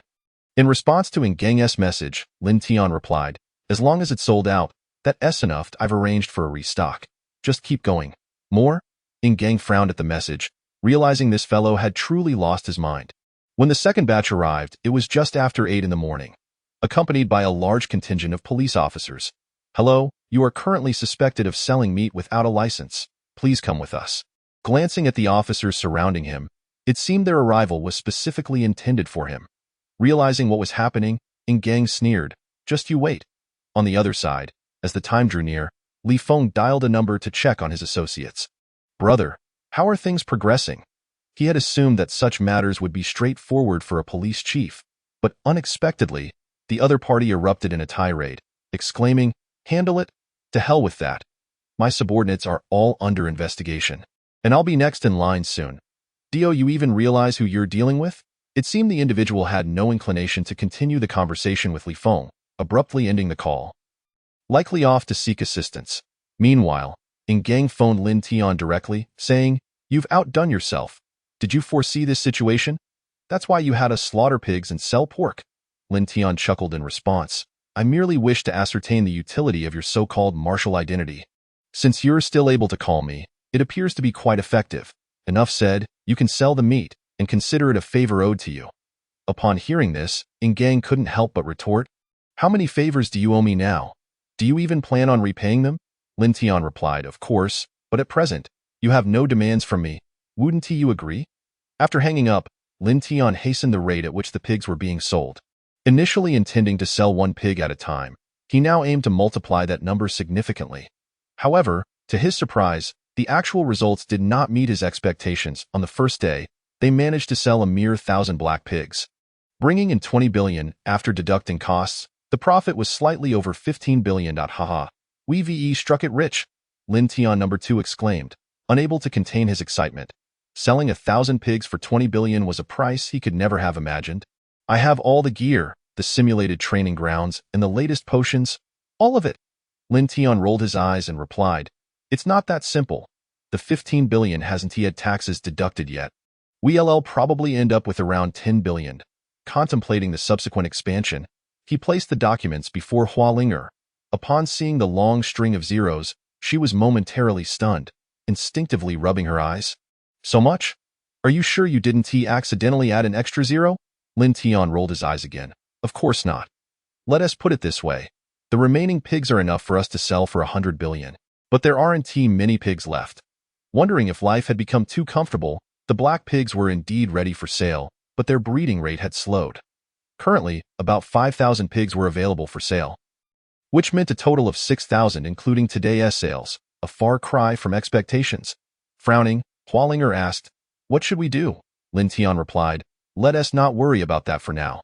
Making money is our priority. He understood the importance of startup capital. Without money, all efforts would be in vain. Once we secure over 100 billion, we'll have the confidence to do anything, he added. Hua Linger nodded in agreement. So what is the next step? Are we still selling them individually? Lin Tian shook his head. Selling individually will be difficult. These pigs are best sold during the new year. They fetch 600 to 700 per pound, and buying just a few pounds can cost nearly a month's salary. If we sell them off today, there won't be many willing to buy tomorrow. We should save the last batch for hotels on New Year's Day. Hua Linger rolled her eyes. You make it sound simple. Besides Mingyue, who else would want our pigs? 2 million each? Guess, Lin Tian said with a mysterious smile. Hua Linger immediately shook his arm. Just tell me. I don't want to guess, I can't even. Lin Tian chuckled and explained, Thanks to Li Feng, he really helped us out. Hua Linger was taken aback. Isn't this sudden price hike is doing? If it weren't for him, we would have sold most of the pigs by now. Lin Tian continued, With just a few days until the new year, I've already spread the word. The black pigs are only available at the hotels under the Zhuge family. What is that called? Hua Linger tilted her head in confusion. Sighing, Lin Tian replied, That's called monopoly. The only real difference between the top hotels is their decor. The dishes are essentially the same. Each year, the most popular dishes are ones that everyone wants to buy, regardless of their source.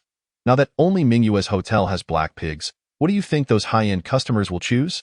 Upon hearing this, Hua Linger suddenly understood, clapping her hands, so they cancel orders and head to Mingyue's hotel instead. But what does that have to do with us? not wanting to explain further. Lin Tian turned to leave, while Hua Linger called out curiously, "You haven't explained what that has to do with us. Don't go. Let us chat about 5 cents worth more." Meanwhile, Li Feng was inundated with calls. "Boss Ma, what a surprise to hear from you. Yes, we've been keeping your passion fruit pavilion reserved for you. Black pigs? We have them indeed. Rest assured, we have plenty. Boss Zhang, why not have your secretary call me directly if you need something?" "What? You want to order an entire black pig? Those pigs weigh several thousand pounds." As the calls continued to pile up, beads of sweat formed on Li Feng's forehead. Everyone wanted black pigs. Damn these black pigs. After ending the last call, he could no longer sit still and began pacing frantically in his office. Eventually, he couldn't help but exclaim, "Get a car ready. Take me to Wanwu Yuling Company. Quickly!" An ominous feeling lingered in his heart. Indeed, when he caught sight of luxury cars lined up outside Wanwu Yuling Company, he knew he had arrived too late. Fortunately, as he rushed over, he saw that other hotel owners were just as blocked outside, which eased his anxiety. An awkward atmosphere hung in the air. "You're here, oldly. Let us take a stroll. How's business lately? Have you eaten?" At that moment, Hua Linger was excitedly tugging at Lin Tian's arm. Ha, they've all come. All of them. The big hotel owners are waiting outside. What do you think? Should we let them in?" Seeing Hua Linger beaming like a flower, Lin Tian was momentarily startled. He then cleared his throat. "I'll handle the negotiations. You and the others continue working." Upon hearing this, Hua Linger's expression fell, her dissatisfaction evident. "Work? I haven't been home in ages. I'm practically starting to smell." Before she could finish, Lin Tian pushed her outside. If she continued to act coy, he might lose his resolve. Taking a deep breath, Lin Tian donned a serious negotiating demeanor. After all, this was a deal worth over 100 billion. Just 3 months ago, he had barely $100 to his name as a recent graduate. Once in the conference room, Lin Tian took his seat at the head of the table. Finally, he was on equal footing with the top hotel owners. Clearing his throat, he slowly began, "Ladies and gentlemen, please name your price." Upon hearing this, Li Feng and the others wore expressions of bitter resignation. It seemed they wouldn't leave without making some concessions today. However, it was fortunate that the profits would cover their expenses. Taking a deep breath, Li Feng spoke first, 2 million per pig. At this, the others quickly echoed, 2 million per pig. Lin Tian scanned the room, then nodded slightly amidst their anxious expressions. "All right, 2 million per pig. But there's a purchase limit." Before anyone could speak, Lin Tian continued, "We can't help it. Our supply is limited. We sold over 1,000 pigs today, as you likely know." Casually, Lin Tian revealed his impressive sales figures, 1,000 pigs in a day. Under normal circumstances, they wouldn't even consider looking at ordinary pigs.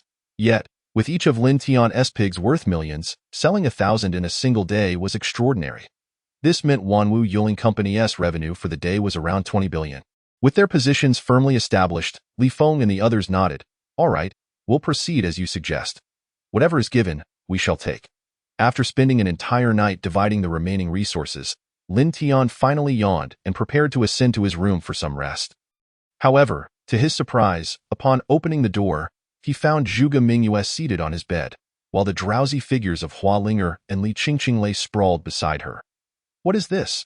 Were it not for a glance back at the dormitory number, Lin Tian might have thought he had wandered into the wrong room. In response, Zhuge Mingyue smiled and explained, "It was too noisy downstairs. Your room is the safest and quietest place, so we decided to chat here for a while." "You did reserve my pigs for me, didn't you?" Upon hearing this, Lin Tian replied with a grin, 100 heads. That should be the maximum your hotel can handle, right?" "Humph, you do have some capability." Zhuge Mingyue nodded in satisfaction, then gracefully departed the scene. Observing the pile of sleeping figures that were Hua Linger and the others, Lin Tian shook his head and remarked, "It seems there's no room for me here. I might as well head home for some sleep." After sleeping until nightfall, Lin Tian awoke to a peculiar sensation. "Who is it?" As his words fell, a pair of crimson eyes slowly opened in the darkness. "I am Zheng Zha's girlfriend, Asuka." "Oh, still a foreigner?" Chapter 44. Subduing Asuka with her flowing golden hair, alluring figure, and distinctively prominent features, Asuka was undoubtedly the type of woman who turned heads wherever she went. Unfortunately, Her original form had likely been reduced to mere bones and dust. After casually taking a sip of water, Lin Tian finally inquired, "Come to exact revenge on me?" Asuka nodded slightly. "Yes, but why didn't you strike earlier? Dying in a dream would be too easy for you. And besides, I still have a few questions to ask you." Asuka appeared utterly nonchalant, as if everything was under her control. At this moment, Lin Tian number 2 also spoke up. "This woman is strong. Around a 7th-tier martial artist. Can you defeat her?" "Of course, but your little body might suffer for a while. Still, it's better than losing your life." After receiving a confirmed answer, Lin Tian stretched lazily and reclined back onto his bed. "Feel free to ask whatever you wish." Asuka, with a cold expression, asked, "Where is Zhang Jia?" "I visited the place he vanished from. All that remained was his blood. Through the blood, I can discern fragments of the battle you engaged in. You are not his match." "How did he disappear?" Upon hearing this, Lin Tian, who had remained silent for a long time, finally spoke. "Interesting. You can gather information from blood. It must be some sort of innate ability. Capture her. I want to study her thoroughly. One Dali pill for each of you can directly grant you the physique of a 9th-tier martial artist, with no side effects." Upon hearing this, Lin Tian number 2 couldn't help but exclaim, "What? No side effects? Is it really that incredible? Lin Tian, I adore you." To Lin Tian's astonishment, this reward was directly bestowed upon him. Gazing at the pitch-black Dali pill before him, Lin Tian hesitated not a moment before swallowing it whole. Witnessing this, Asuka stood up and remarked, "Interesting. It seems you wish to resist a little longer. In that case, let us proceed to the place where you captured Zhang Jia." Observing Asuka's calm demeanor, Lin Tian was taken aback. He had initially thought she would choose to strike here. "Are you planning to consume me afterward and take my place? By the way, didn't you demons lack gender distinctions? Why do you refer to yourself as Zhang Jia's girlfriend?" In response, Asuka explained while leading the way, "It's quite simple. The food we consume becomes a part of us, and it subtly influences us. If the first being we consume is female, then that demon will likely choose a female form in the future. Thus, demons do possess gender distinctions. We are simply superior to humans and can freely choose our gender. Moreover, we are quite picky. We do not consume the brains of humans who do not meet our tastes, to avoid affecting our own judgment." "All right, this is the spot." As Asuka halted at the bridge's underpass, she finally stood at the location where Zhang Jia departed from this world. "Let us begin." As her words fell, Asuka's form rapidly shrank, reducing her to the appearance of an 8 or 9-year-old girl. Unlike Zhang Jia's demonic form, Asuka's was distinctly smaller. At this moment, Lin Tian number 2 also took the stage. Before he could speak, Asuka commented, "Your scent has changed, a second persona?" "No, it feels different. It's the essence of your soul that is altered." Noting that Asuka could sense even this, Lin Tian number 2 raised an eyebrow. "It seems you are quite formidable. Too bad you encountered me." As the vitality surged within him, Lin Tian number 2 sprang forward towards Asuka. Yet, in the next moment, a tremendous tremor emanated from beneath the bridge. Lin Tian coughed up a mouthful of blood as he collided with a bridge pillar, causing visible cracks to appear. "Damn. This monster is a 4th-tier martial artist. What a deceptive creature, hiding its true strength." Asuka smiled faintly in reply. "Isn't this what you humans relish doing? What was it called again? Oh yes, playing the pig to eat the tiger, right? If you surrender, I may consider granting you a swift death. After all, I delight in watching my prey slowly succumb. Their expressions of panic, their fearful gazes, and their cries of despair serve as the finest seasonings." Upon hearing this, Lin Tian cursed, "Damn.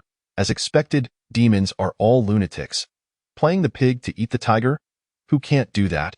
As his words fell, Lin Tian's vitality surged violently, compressing into a formidable force. Blood patterns emerged across his body as his aura surged, directly breaking through to the 4th-tier martial artist level. First stage, second stage, third stage. After ascending to the 5th stage, Lin Tian's energy finally stabilized. At this moment, Asuka's smile finally faded, her eyes narrowing. "No wonder Zhang Jia fell into your hands. Tio achieved this level. However, I doubt you can maintain it for long." In response, Lin Tian wasted no breath.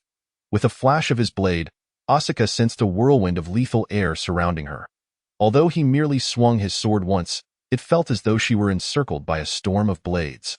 Any movement would lead to her being torn asunder. Yet, Asuka's face revealed a victorious smile. "So this is your final trump card." Observing Lin Tian, who had already half-kneeled on the ground, Asuka stepped forward confidently.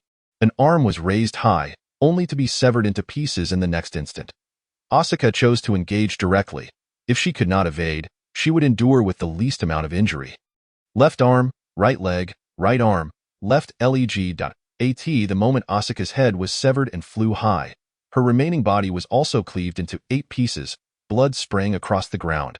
Her head rolled to Lin Tian's feet. And with a grin, Asuka said, "What a pity. You still cannot kill me." As her words faded, her dismembered body began to coalesce toward a single point. Observing this, Lin Tian smiled slightly in response. "No, I have one." As soon as the words left his mouth, Asuka's smile abruptly halted. She sensed her connection to her body fading. The moment Lin Tian had made his move, he had thrown out a Pokeball, which now descended upon Asuka's severed limbs like a missile. As the Pokeball collected Asuka's dismembered parts and restored them to their original size, another Pokeball slowly descended upon her head. "No, this is impossible." Chapter 45. "You will eat this. I am outta here. The rest is up to you." Lin Tian number 2 left behind a flippant remark before plopping down on the ground, reverting to the observing Lin Tian. As soon as he spoke, Lin Tian felt as if every ounce of energy had been drained from his body, accompanied by a tearing sensation. "What the hell? Number 2, are you betraying me?" Upon hearing this, Lin Tian number 2 chuckled in the live stream. "Did you think secret techniques come without a cost? Be grateful it ended with just one cut. Had you swung again, you'd have lost at least 30 years of your life, a third strike, and you'd have been done for. You should thank me for saving your life." Rolling his eyes, Lin Tian felt a multitude of energies rushing toward him from the distance and sighed deeply. Ingang gazed at Lin Tian, who still had a faint breath left, and sighed in relief. Feeling somewhat awkward as he remarked, "Fortunately, you issued a warning. Otherwise, we would have truly struggled to arrive in time. However, how did you come to be attacked by the demons? All entrances and exits have been strictly regulated recently." Upon hearing this, Lin Tian rolled his eyes and replied, "That fellow isn't from Dragon Country. His name is the Cursed Asuka, with a mane of golden hair. I thought I had stumbled into a peach blossom festival. Never mind, just carry me off for treatment." After a series of examinations confirmed that Lin Tian had not been replaced by a demon, Ingang finally allowed him to receive treatment. The following noon, after regaining some strength, Lin Tian began to use the Wan Chunju to heal the internal injuries. Ingang, observing this remarkable scene, raised an eyebrow and remarked, "Your technique, how extraordinary. Such a powerful recovery ability. Might you teach it to me?" In response, Lin Tian merely shot him a glance, too indifferent to engage in conversation. After a full day and night, Lin Tian finally caught his breath. A glance at his phone, inundated with messages, left him feeling utterly drained. Looking at the eager Ingang beside him, he could only shake his head and say, "Later, I will write a cultivation insight for you all. If you wish to learn, consider it a favor owed to me. I shall say no more on the matter." "Really?" Ingang exclaimed, visibly excited. Recovery techniques were indeed rare, and Lin Tian's Wan Chunju was exceptionally formidable. If someone could practice it with this thought in mind, Ingang immediately proposed, "All right, as long as you provide me with the technique, I will request a position as an elder for you. It will make everything much more convenient." Having witnessed the capabilities of the Warrior Association, Lin Tian did not hesitate to agree with a slight nod. In the evening. "Actually, come to my company tomorrow to collect it." He had intended to say this evening, but a glance at the time revealed it was already nighttime. After Ingang escorted him back to the company, Lin Tian deactivated the silence of his second self. "Wow, you finally decided to release me?" The second Lin Tian exclaimed, "An elder. That's a prestigious position within the Warrior Association. Even if I could get just a veneration position for sharing the technique, I would consider myself fortunate, likely only a managerial role. Yet you managed to secure an elder position."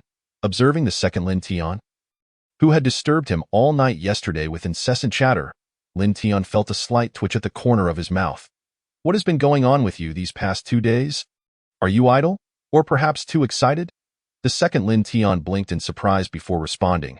I do not know. It seems that forcibly helping you break through to the martial general realm yesterday has left my nerves in a heightened state. I feel as if I am on the verge of a breakthrough. As well, I had not anticipated that the secret technique had such an effect. No, it must be due to that powerful pill. Pushing my physical constitution to its limit, my secret technique merely serves as an auxiliary.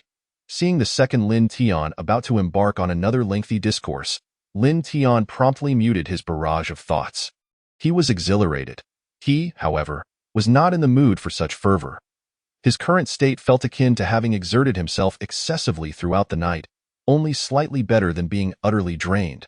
Just as he settled down, Hua Linger rushed into his office, her face brimming with excitement as she exclaimed, Do you know? Do you know? Our company's song is going to be featured in the Spring Festival Gala. It's really happening. Ha ha ha, that pig song video has already received 80 million views. Oh, by the way. Halting mid-sentence, Hua Linger noticed that Lin Tian appeared rather weak and promptly inquired, What happened to you? In response, Lin Tian waved his hand dismissively. It's nothing. Continue. Well, there isn't much left to say.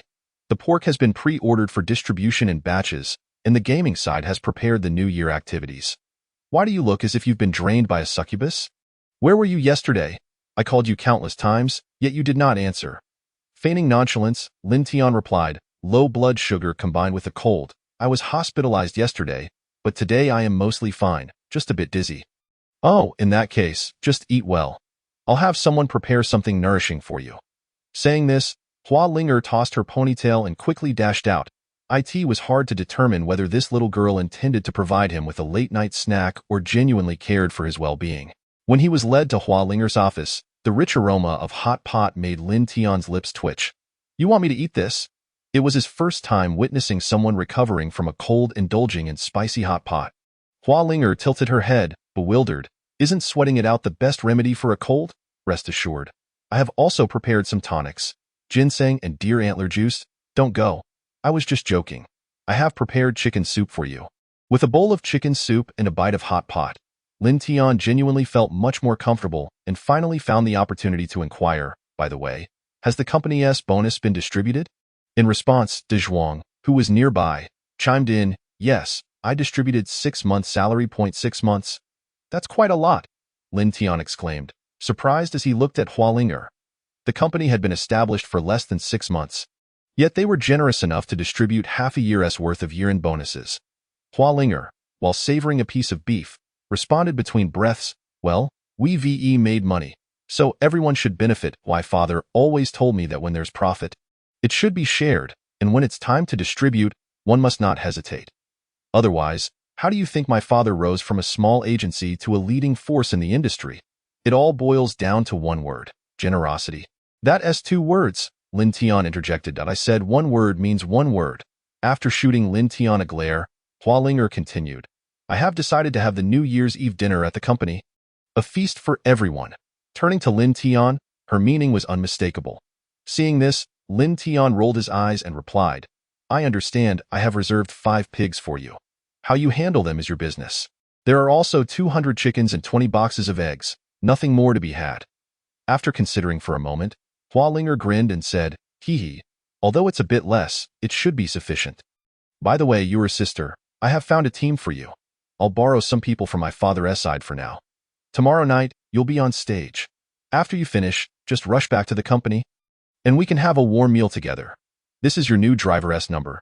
Contact him directly if you need anything. As she spoke, Hua Linger handed over several business cards and added, The others are director's cards. Some have asked me to let you perform the drama's theme song, and they can even give you a few small roles to make an appearance. You can decide based on your situation.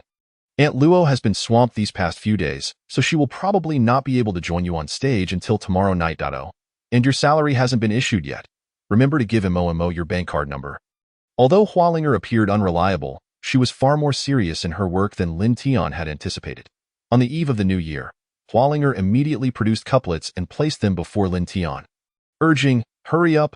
I remember you write beautifully. Come and write the couplets. Looking at the thick stack of couplet paper, Lin Tian felt a twitch at the corner of his mouth. Was this girl trying to ruin his hands? Suddenly, he spotted De Zhuang passing by and called out, De Zhuang. What's up? De Zhuang, taken aback, leaned in with a massive head. Lin Tian quickly pulled him in and pressed him into a seat, saying, "Today, you are in charge of writing the couplets while I distribute the fruits."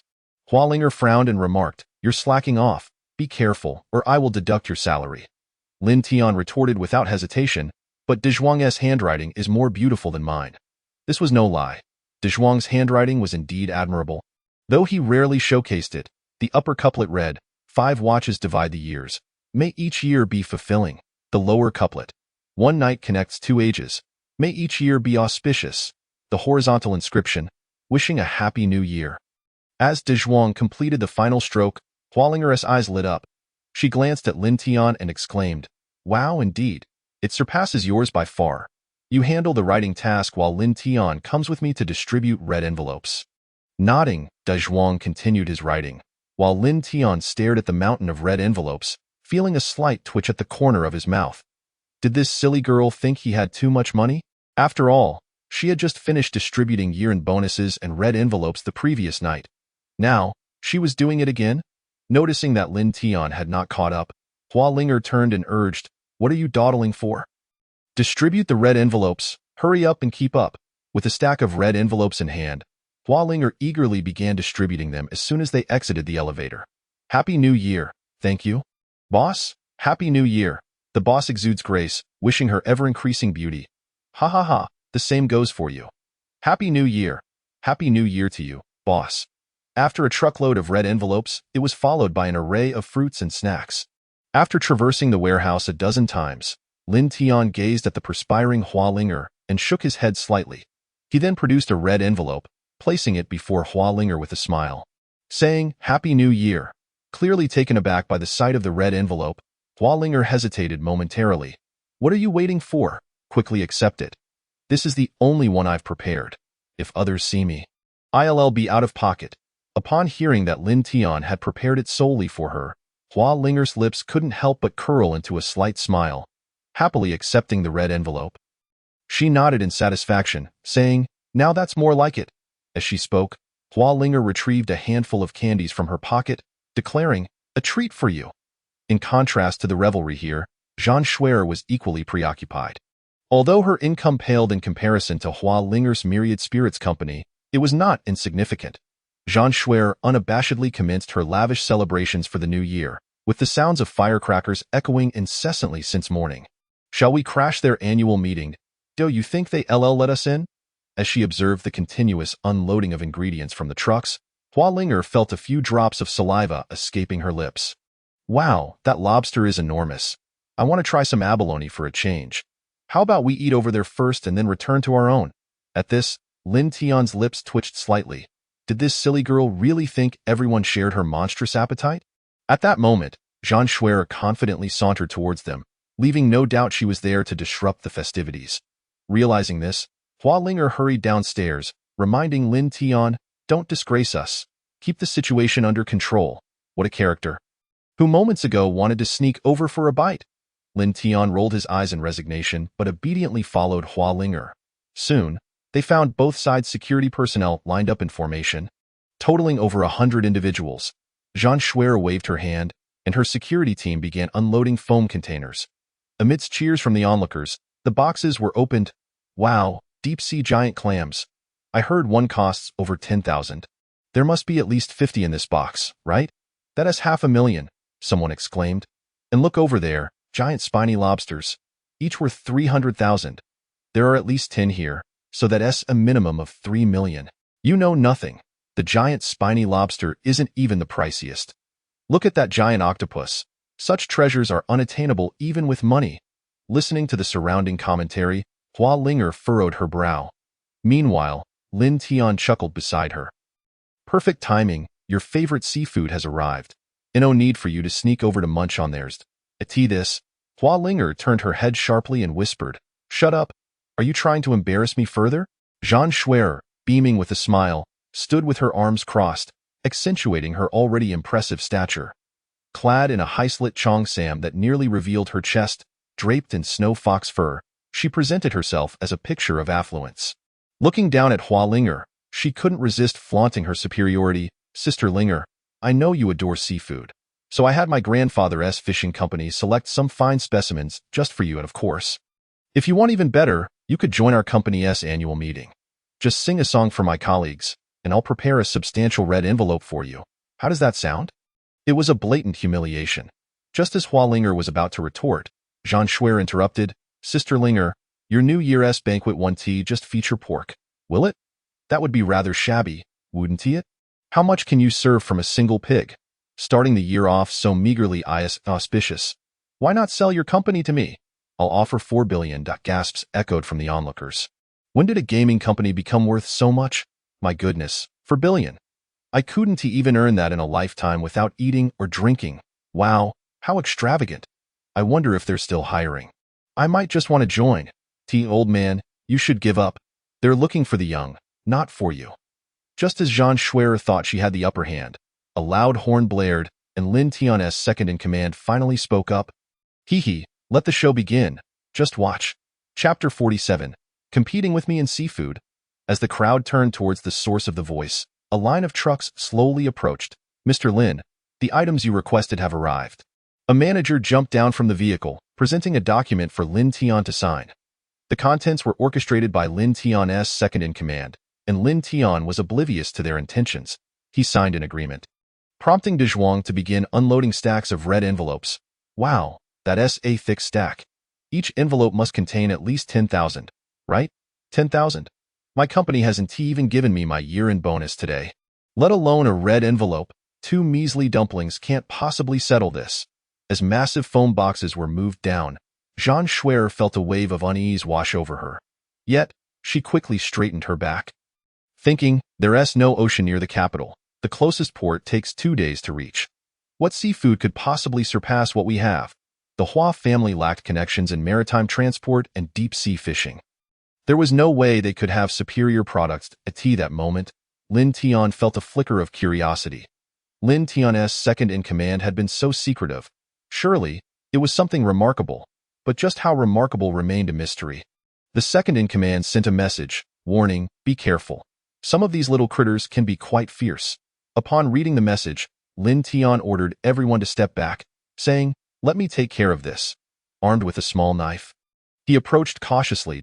A gentle tap on the foam box elicited a stir from within. Without hesitation, Lin Tian opened the box, revealing a fiberglass container filled with lively giant shrimp. The crowd gasped in unison. Wow, I've never seen such active shrimp before. No wonder they used fiberglass. If they were in a foam box, they would be jumped out by now. One observer retorted. Is that the point? Look closely. Each shrimp is easily 20 centimeters long. Just imagine the flavor. Forget that. I can already picture it has to be braised. That is the only way to savor it, fool. It should be blanched. What is so great about that? It's best grilled, with the head bursting with flavor.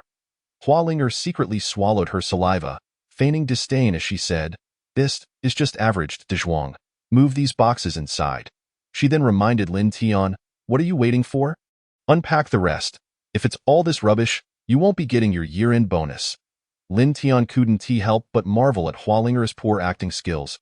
He nodded dismissively, saying, sure, as he approached the next batch of boxes. He noticed an unusual silence within. Upon opening the container, a golden light seemed to shoot into the sky. Golden abalone. The mere mention of golden abalone left the crowd in stunned silence. The abalone Lin Tian pulled out was larger than a soup bowl. The largest golden abalone, only the size of 3 fingers. They wondered. Its entire body shimmered in gold. This was indeed top-tier abalone. Goodness, this size might even be legendary half-head abalone. What's half-head abalone? Someone asked. You don't know? Simply put, it refers to how many abalones make a pound. The smaller the head, the larger the abalone. A whole abalone is already a premium delicacy, starting at several thousand. And this is golden abalone. Half-head abalone is modest in comparison. This one could easily fetch 1 million. My goodness, this must be a unique specimen. A golden abalone of this size. I doubt I'll ever see another in my lifetime. As the crowd expressed their astonishment, Lin Tian casually tossed the golden abalone into a nearby foam box and reached for another, even larger golden abalone from the same box. At this moment, everyone was utterly taken aback. Wait, could that batch of goods possibly consist entirely of half abalone? An exaggerated thought surged within the crowd. while Lin Tian merely smiled faintly, casually pretending to be nonchalant. He accidentally knocked over another box of golden abalone, and indeed, the half abalone spilled out onto the ground. In response, Hua Linger remarked, "What terrible acting." Nonetheless, she continued her performance, exclaiming, "Hey, can't you be a bit more careful? What are you all standing there for? Help Lin to pick up the golden abalone and take it to the kitchen." Hearing this, the remaining security personnel finally reacted and hurriedly began gathering the scattered golden abalone. Meanwhile, Lin Tian was also beginning to unpack the third batch of goods. Before proceeding, he glanced at Zhang Shuer, who, at that moment, no longer displayed the arrogance and self-satisfaction she had earlier. Instead, her face was subtly marked with a hint of fear. She was genuinely apprehensive about what Lin Tian might produce next to overshadow her. It seemed that the only advantage she had over him was the giant octopus. However, just as the enormous foam box opened, a colossal octopus tentacle slowly emerged. Not only was it larger than hers, but it was also alive. Alive! This revelation caused the crowd to erupt in astonishment. Wasn't this giant octopus supposed to perish upon surfacing from the deep sea? The fact that this one was still alive was astounding. My goodness, look at it. It even has octopus eggs hanging from its body. Truly auspicious, absolutely auspicious. This is no longer just a giant octopus. It is practically a divine beast. Quick, quick, let us offer our prayers. At this moment, Lin Tian couldn't help but feel a twitch at the corner of his mouth. It appeared that this creature was no longer fit for consumption. Approaching to take a closer look, Hua Linger couldn't resist whispering, "What do you think those octopus eggs taste like?" Upon hearing this, Lin Tian rolled his eyes and surveyed the surroundings before responding. "Can't you see their expressions? How could you still consider eating it? Be careful or you might be struck by lightning." In response, Hua Linger stuck her tongue out and made a face at Lin Tian, declaring, "If I don't eat it, then who cares?" Immediately, Lin Tian turned to signal the driver, instructing, "Take it directly to the National Aquarium. They will surely accept it. Just let it stay there for now." The driver nodded vigorously and hurriedly assisted in sealing the box. They then sped off toward the National Aquarium. As they approached the final foam box, anticipation among the crowd grew ever higher regarding what delightful treasures lay within. Upon opening the foam box, a golden-tailed fish leapt out, causing an instant gasp of awe from the onlookers. A large yellow croaker, the golden dragon yellow croaker. Someone exclaimed, "No, it should be called the golden dragon. Isn't this supposed to be extinct? I've heard it starts at 500,000. Goodness, when I worked at a hotel, I saw the largest golden dragon measure about a meter long, weighing a few dozen pounds.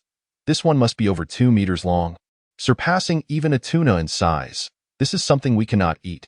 It is simply a harbinger of good fortune." Upon witnessing the dozens of boxes filled with golden dragons, Zhang Shuer realized she had lost, completely lost. Although her family possessed a golden dragon, they only owned one and had kept it for display, unwilling to consume it in order to curry favor with the powerful. Now, Hua Linger was presenting it as the main dish for the banquet. The disparity was glaringly apparent. When Hua Linger turned to boast, she found that Zhang Shuer had already vanished. Satisfied, she patted Lin Tian on the shoulder and said, very well, but let's only kill 5 fish to sample. No, 3 will suffice." Upon hearing this, Lin Tian looked at Hua Linger in surprise. "I thought you wanted to eat them all. Do you take me for a pig?" After rolling her eyes at Lin Tian, Hua Linger immediately turned to the security personnel, instructing, "Take the remaining fish to my uncle's aquaculture farm. Someone will be there to let you in. As for the abalone, just take out 1/3. Let's not be too extravagant." Before long, Lin Tian saw Mo Qingyun driving back at full speed. "Where's the fish? The abalone? The octopus?" Seeing Mo Qingyun's excited expression, Lin Tian rolled his eyes and replied, "Calm down, they're all in the kitchen, neatly prepared, just waiting for your return to cook." However, the deep-sea giant octopus is gone. It's now at the aquarium. Despite a flicker of disappointment in his eyes, Mo Qingyun's excitement prevailed. With the economy gradually improving, high-quality ingredients were becoming increasingly scarce. He had already heard about the happenings on Lin Tian's side, prompting him to abandon his hotel job and rush over. "Come help me, quick, quick." He pulled Lin Tian into the kitchen, where 5 large bowls of prepared shrimp meat awaited. Mo Qingyun couldn't help but smile broadly. 1 portion for braising, 1 for blanching, and the rest for shrimp balls. "Get someone to pound the pork." Lin Tian was taken aback, asking in confusion, "Pork? Are you putting pork in the shrimp balls? Won't that mix the flavors?" To this, Imo Qingyun confidently replied, "No need to worry. This black-skinned pig is different from regular pork and has excellent compatibility. Shrimp balls made solely from shrimp and flour lack the necessary chewiness and can end up a bit mushy.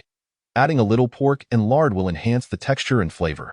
Although Lin Tian didn't fully grasp the meaning behind Imo Qingyun's words, he nodded in agreement and promptly summoned Dazhuang and others for assistance. "Steam the abalone directly using my recipe.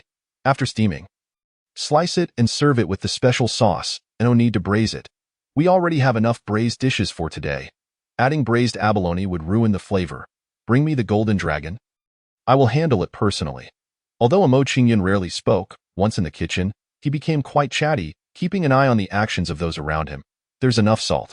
No need to add more. Go cut some lemons to eliminate the fishy smell. Those veggies are chopped too coarsely. Make them finer. This way, the residual heat from the food can cook the vegetable shreds, maintaining their crispness while ensuring they retain their flavor." The hot water is running LOW.as each dish was presented. Lin Tian finally emerged from the kitchen. As he sat down, Hua Linger cheerfully placed a piece of steamed golden abalone on his plate, saying, "You've worked hard. You've worked hard." Observing the mountain of food remnants piled before Hua Linger, Lin Tian rolled his eyes. Just as he was about to speak, a sudden chorus of exclamations erupted. Imo Qingyun wheeled in a cart bearing a steamed golden dragon. Upon seeing this, Hua Linger quickly shifted gears, saying, "Hey, don't eat just yet. We have important matters to attend to with that." She pulled Lin Tian to his feet. "You don't let me eat a few more bites of the dishes." After a long night of labor, Lin Tian had barely had a chance to taste the meal before being whisked away. Hua Linger raised her chopsticks high and declared, "Silence, everyone, quiet. We will now begin distributing the fish." Traditionally, chefs do not dine at the table. Although Mo Qingyun had prepared to leave after this level of banquet, Hua Linger approached him with a small dish, smiling, "Thank you for your hard work. I look forward to your continued support next year." The fish eyeball was large and fragrant. Yet he couldn't recall how he managed to finish it. It felt as though he savored it for an eternity. Yet it seemed to conclude in an instant. After a full half-hour of distributing the fish meat, Hua Linger returned to her seat with the last 2 plates of golden dragon, one for Lin Tian and one for herself. Finally able to partake in the New Year's Eve dinner, Lin Tian dug in heartily, while the chef set up 3 additional tables for the company employees. Upon surveying the scene, Lin Tian began to understand why Hua Manlu held such a commanding position in the entertainment industry. Hua Linger's attitude toward her subordinates was exceptional, personally distributing fish meat, especially the golden dragon, worth millions. If this were promoted, it would likely attract a deluge of prospective employees to the company next year. Just as Lin Tian prepared to savor his portion of golden dragon, a small hand stealthily reached out. "How brazen!" Lin Tian lightly tapped Hua Linger's hand. Rather than feeling embarrassed upon being caught, she shamelessly rubbed her hands together and pleaded, "I ate too quickly earlier. I didn't even get to taste it before it was gone. Let me sample your portion. My goodness. Are you the reincarnation of Zhu Beiji?" Lin Tian's face was etched with exasperation. Unable to withstand Hua Linger's coaxing, Lin Tian divided the fish meat into 2 portions. After keeping a small piece for himself, he handed the remainder over to her, reminding, "Eat slowly. This is the last portion." Upon acquiring fresh fish and meat, Hua Linger was utterly disinclined to heed Lin Tian's words, promptly seizing her chopsticks to savor the delicacies in small bites. The soiree extended until the stroke of midnight, after which the revelers gathered in a circle atop the building to launch fireworks. Once the pyrotechnics subsided, the festivities continued with a barbecue party, where laughter and merriment mingled with the delicious food. Downstairs, a game room awaited, with a strict reminder against gambling. "Let us get the party started," Hua Linger exclaimed, raising her right hand in a spirited cheer. "Let us get the party started. Let us get the party started." In that moment, it was unclear whether the cacophony stemmed from the firecrackers or the jubilant shouts of the crowd. After reveling for a while, Hua Linger immediately pulled Lin Tian, Yuan Mingming, and Liao Lili downstairs to play mahjong. "Come on, let us battle until dawn." Upon hearing this, Lin Tian, curious, turned to Liao Lili and inquired, "Why is she so exuberant today?" Despite being accustomed to Hua Linger's vivacious personality, Lin Tian felt that something was amiss. Liao Lili whispered, "Uncle Hua is quite strict. Normally, at this hour, Linger would be fast asleep. It's rare that she's unmonitored today. So her excitement is quite understandable. Realizing this, Lin Tian finally grasped the situation. No wonder Hualinger had responded the following day to his New Year's wishes. Initially, he assumed she was merely ignoring him. But now it seemed she had been a good little child, tucked in bed. With a chuckle, Lin Tian remarked, "So, it turns out we have the tale of the good child who goes to bed early." "Shuh, don't say that. Linger is glaring at you." After clearing his throat, Lin Tian adopted a serious tone. "You all know how to play, right?" Upon hearing this, Hualinger, Liao Lily, and Yuan Mingming exchanged glances. "If you don't know how to play, why did you call me?" Hualinger responded matter-of-factly, "If you don't know, then just learn. Is that a problem? Everyone starts from scratch." Liao Lily nodded in agreement. "Exactly. I've heard it's not difficult." Yuan Mingming added, "Right, I've seen it played. It seems fairly simple." Observing this exchange, Lin Tian patiently explained the rules. Soon after, Hualinger confidently declared, "Is that all? Easy peasy. Watch me dominate." "Who? Another who? It's still my turn to who? I've done it again. Hee hee. Seems like luck is on my side. I've who D again. Linger, keep it up. You haven't even started yet." After boasting for less than an hour, Hualinger noticed her chips dwindling down to almost nothing and immediately sulked. Witnessing this, Lin Tian could only shake his head in resignation. It was predominantly Hualinger who was losing. Truly a money-dispensing child. Thankfully, they weren't gambling with money. Otherwise, no amount would suffice for her losses. Clearing his throat, Lin Tian advised, "This is the last round. Take it easy and pay attention." In response, Hualinger shot him a glare. "You don't need to worry about me. Don't think just because you've won that you're impressive. Do you believe I can't turn the tables?" Unfortunately, if only her skills matched her bravado, she wouldn't be losing so thoroughly. Lin Tian fetched a box of liquor and placed it before Hualinger. "Drink up, my esteemed boss. While we're not wagering money, we should at least have some stakes. Right? Drinking is undoubtedly the best option. Let us drink. Bring it on." With her fighting spirit ignited, Hualinger grew more animated, immediately reshuffling the tiles. "Is it me again who's losing? This is impossible. Are you all conspiring against me? Let us go again." While her skills were lacking, Hualinger's capacity for drink was extraordinary. She managed to consume 4 crates of beer without uttering a single word. Observing her flushed cheeks, Lin Tian couldn't help but say, "All right, enough playing. It's time for bed. The sun is about to rise." At that moment, Hualinger was unwilling to relent, having not won a single hand all night. She felt that conceding would be akin to admitting defeat. In a way, "I must continue. At least let me win once. Just once." Seeing her refusal to stop, the three exchanged glances and silently nodded. This round? No matter what, Hualinger had to win. Otherwise, it would never end. Number 2, keep an eye on Linger's tiles and let me know what she's winning with. Let us wrap this up. I am about to reach my limit. As the other two began to get into the groove, he had also consumed quite a bit. If this continued, he truly wouldn't be able to bear it. Hearing this, Lin Tian's number 2 nodded. "Understood. I'll take a look." This round seemed like fate was favoring Hualinger, as her initial tiles dazzled her. "Hee, this hand is mine for sure." With that, Hualinger played a one-tong. Observing this, Lin Tian felt a slight twitch at the corner of his mouth. He had won, instinctively almost pushed his tiles forward, but Liao Lily and Yuan Mingming's gazes stopped him. Number 2 couldn't help but exclaim, "Goodness, what luck! This class monitor has no gambling luck at all." Clearing his throat, Lin Tian ignored number 2 and followed up with a one-tong, one-tong, one-tong, one-tong. Suddenly, 4 one-tongs lay before them on the table. Anyone with a modicum of sense would recognize something was off. Yet Hualinger remained unfazed, continuing to play, 3 of a kind, 3 of a kind, 3 of a kind. Upon her second play, Hualinger seemed to notice something peculiar but brushed it aside, attributing it to good fortune. After all 5 tiles had been played, number 2 finally spoke. "She has who D with 3 tong. Quickly, play." Hearing this, Lin Tian immediately played a 3 tong, 3 tong. However, the expected cheer of excitement was conspicuously absent. When the 3 turned to look at Hualinger, they found her sitting upright, fast asleep, a delicate strand of drool gracing her lips. The trio exchanged glances, silently sharing a bittersweet smile. Liao Lily was the first to rise. "I'll head to bed now. Lin Tian, Please escort Linger back to her room. Upon hearing this, Yuan Mingming immediately stood as well. Sister Lily, let us sleep together. All right, together it is.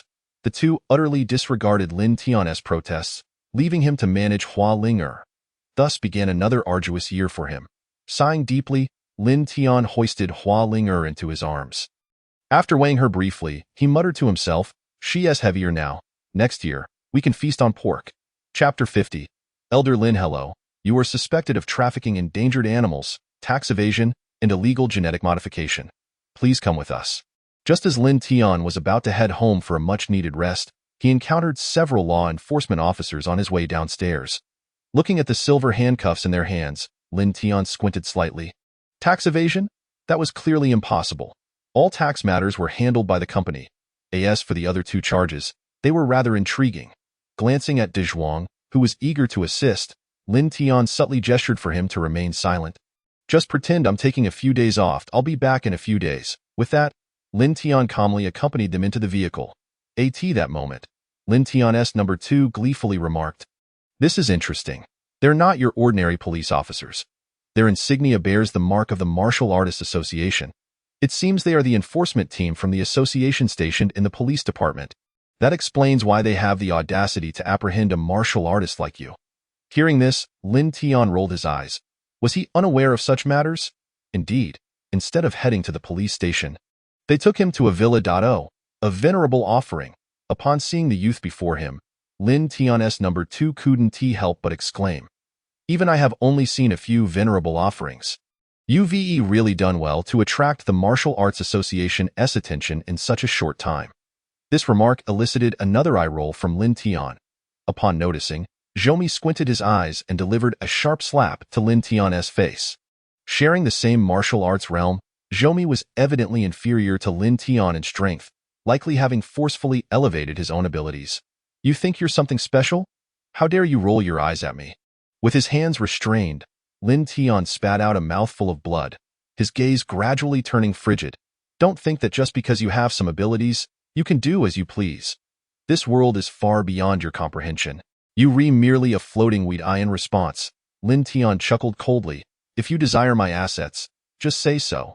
Why beat around the bush?" Lin Tian's candor caught Zhou off guard, prompting him to burst into laughter. "Kid, it seems you're not completely foolish. My meaning is quite straightforward. Hand over your shares to me, I'll leave you a little something. As long as you're reasonable, otherwise, you and your family." Hearing this, Lin Tian narrowed his eyes slightly. Subsequently, he retorted, "Do you not find anything peculiar?" "Peculiar?" Zhou furrowed his brow. "It is not just you who knows of my wealth. Yet why is it only you who has acted? Is it that they do not dare? Or are they merely waiting for one to test the waters?"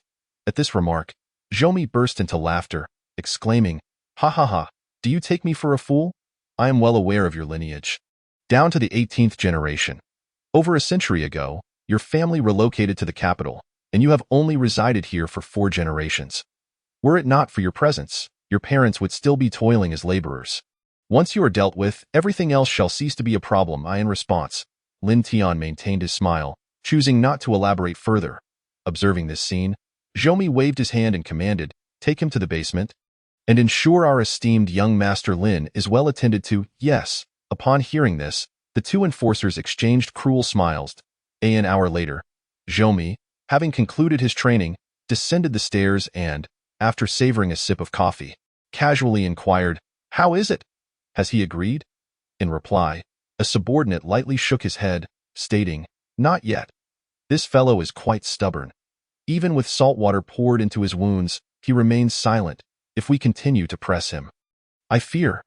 Zhou coldly snorted, "He does possess some spirit. I am curious to see how long he can endure. Use that on him." Upon hearing this, the subordinate trembled slightly and dared to ask in a hushed tone, "Do we truly need to resort to that? If discovered, there is no ifs. Go?" "Yes, young master." Within a minute of the subordinate re-entering the basement, a piercing scream shattered the air. Listening to the heart-wrenching cries, Zhou's lips curled into a slight smile, as if he were attending a delightful piano concert. However, a sudden shattering of glass interrupted his thoughts. The intercom within the villa crackled with the voice of his bodyguard. "Young master, it's bad. Someone has broken in, and we were unable to stop them in time. Upon hearing this, Zhou felt a surge of unease. Looking at the figure before him, Ing Gang, his expression shifted to one of disdain. He took a sip of coffee and remarked nonchalantly, "I thought it was someone of importance, so it was you, Ing Gang, but unfortunately, you have arrived too late." Zhou had initially assumed Ing Gang was there to confront Lin Tian. But to his surprise, Ing Gang took a step back. In the next moment, Ing Tian emerged from the crowd. Upon seeing Ing Tian, Zhou slammed his coffee cup down and admonished, "Ing Tian, you are in the Zhou residence. Do not think that just because you are one of the leaders of the enforcement hall, you can act with impunity. My grandfather is an elder. To crush you would be as easy as squashing an ant." In response, Ing Tian merely cast a dismissive glance at Zhou before commanding, "Rescue them." Zhou immediately waved his hand, issuing orders, "Get them out of here." Although his subordinates were significantly outnumbered by Ing Tian's, they were in the Zhou residence, and Ing Tian would not dare harm his people. Yet in the next instant, a voice filled with murderous intent rang in his ears. "Kill. All those who raise arms against us are traitors." The enforcers responded in unison, "Kill." Two Zhou family members at the forefront were instantly decapitated, and the pungent scent of blood filled the entire living room. The horrific scene caused Zhou to spring to his feet. Despite being a practitioner, he had never set foot on an alien battlefield. He had seen death, but never had he witnessed someone perish before his very eyes. "Are you mad? Ing Tian, if you do not provide an explanation for this matter, I will not let it go." Without sparing Zhou a glance, Ing Tian strode towards the basement. As he opened the door to the basement, a foul stench assaulted his senses. Bone-dissolving powder? In an instant, Ing Tian rushed to Lin Tian's side. At that moment, Lin Tian was hanging by a thread, but upon glancing at Ing Tian, who bore a striking resemblance to Ing Gang, a faint smile appeared on his lips. For he had finally awaited his arrival. "What are you still dawdling for? Come and treat Elder Lin." Chapter 51. The elder meeting. The mere mention of Elder Lin caused Zhou's legs to buckle, and he leaned against the wall to steady himself. "Elder Lin?" Casting a glance at the stuttering Zhou, Ing Gang sneered, "Yes, Elder Lin. The appointment was made yesterday. It was merely not announced due to the New Year festivities." "Zhou, are you only just realizing this?" Upon hearing this, a chill ran down Zhou's spine, leaving him feeling utterly frozen. Meanwhile, Lin Tian pushed away the practitioners who sought to treat him, saying coolly, "I do not require your assistance. I can manage on my own, Elder Lin. This is bone-dissolving powder. Were it not for their insufficient dosage, you would be nothing but a pool of blood right now." Upon hearing this, Lin Tian glanced at his hissing, smoldering arm, a hint of disdain in his smile. The best way to counteract bone-dissolving powder was undoubtedly to excise the entire wound. However, Lin Tian disregarded their words, slowly rising to his feet, and his wounds began to visibly heal at an astonishing pace, even the smoking injury on his left arm disappearing before their eyes. Ultimately, a piece of rotten flesh fell from his arm to the ground. Lin Tian's arm appeared as flawless as that of a newborn babe. Most astonishingly, the moment the decaying flesh hit the ground, it began to sizzle, ultimately transforming into a pool of blood. How is this possible? Is this the effect of that 10,000 spring technique? Remarkable, simply remarkable. This is a celestial grade technique, a manipulation of the heavens. Even Ing Tian furrowed his brow. Previously, he had failed to comprehend why Lin Tian was granted an elder position for merely submitting a celestial grade technique. It was known that every prominent family possessed a few of such techniques. Although some were incomplete, one could not realistically become an elder of the association solely based on a celestial grade technique. Yet Lin Tian had accomplished it. Merely one celestial grade technique. Initially, he had thought Lin Tian possessed extraordinary talents, but it now appeared that this technique was simply too extraordinary. Simultaneously, the aura within Lin Tian surged. The 10,000 spring technique enhanced one's strength by mending injuries, and Lin Tian had not anticipated that this technique could also be applied to toxins. Without hesitation, he glanced at the remaining bone-dissolving powder and, without a moment's thought, consumed it. Just as Ing Tian was about to intervene, Lin Tian had already swallowed it all. Casually tossing the empty vial aside, he activated the 10,000 spring technique with all his might. Second-tier Marshal General, Ing Tian was momentarily taken aback. He could distinctly sense Lin Tian's strength skyrocketing. Within mere breaths, It surged again to the third-tier marshal general. At this point, the others could no longer remain seated. Consuming bone-dissolving powder could actually enhance one's prowess? How could this be? Gang could not help but frown. Could it be that the perfected 10,000 spring technique can truly heal any injury, thereby converting harm into vitality to bolster one's strength?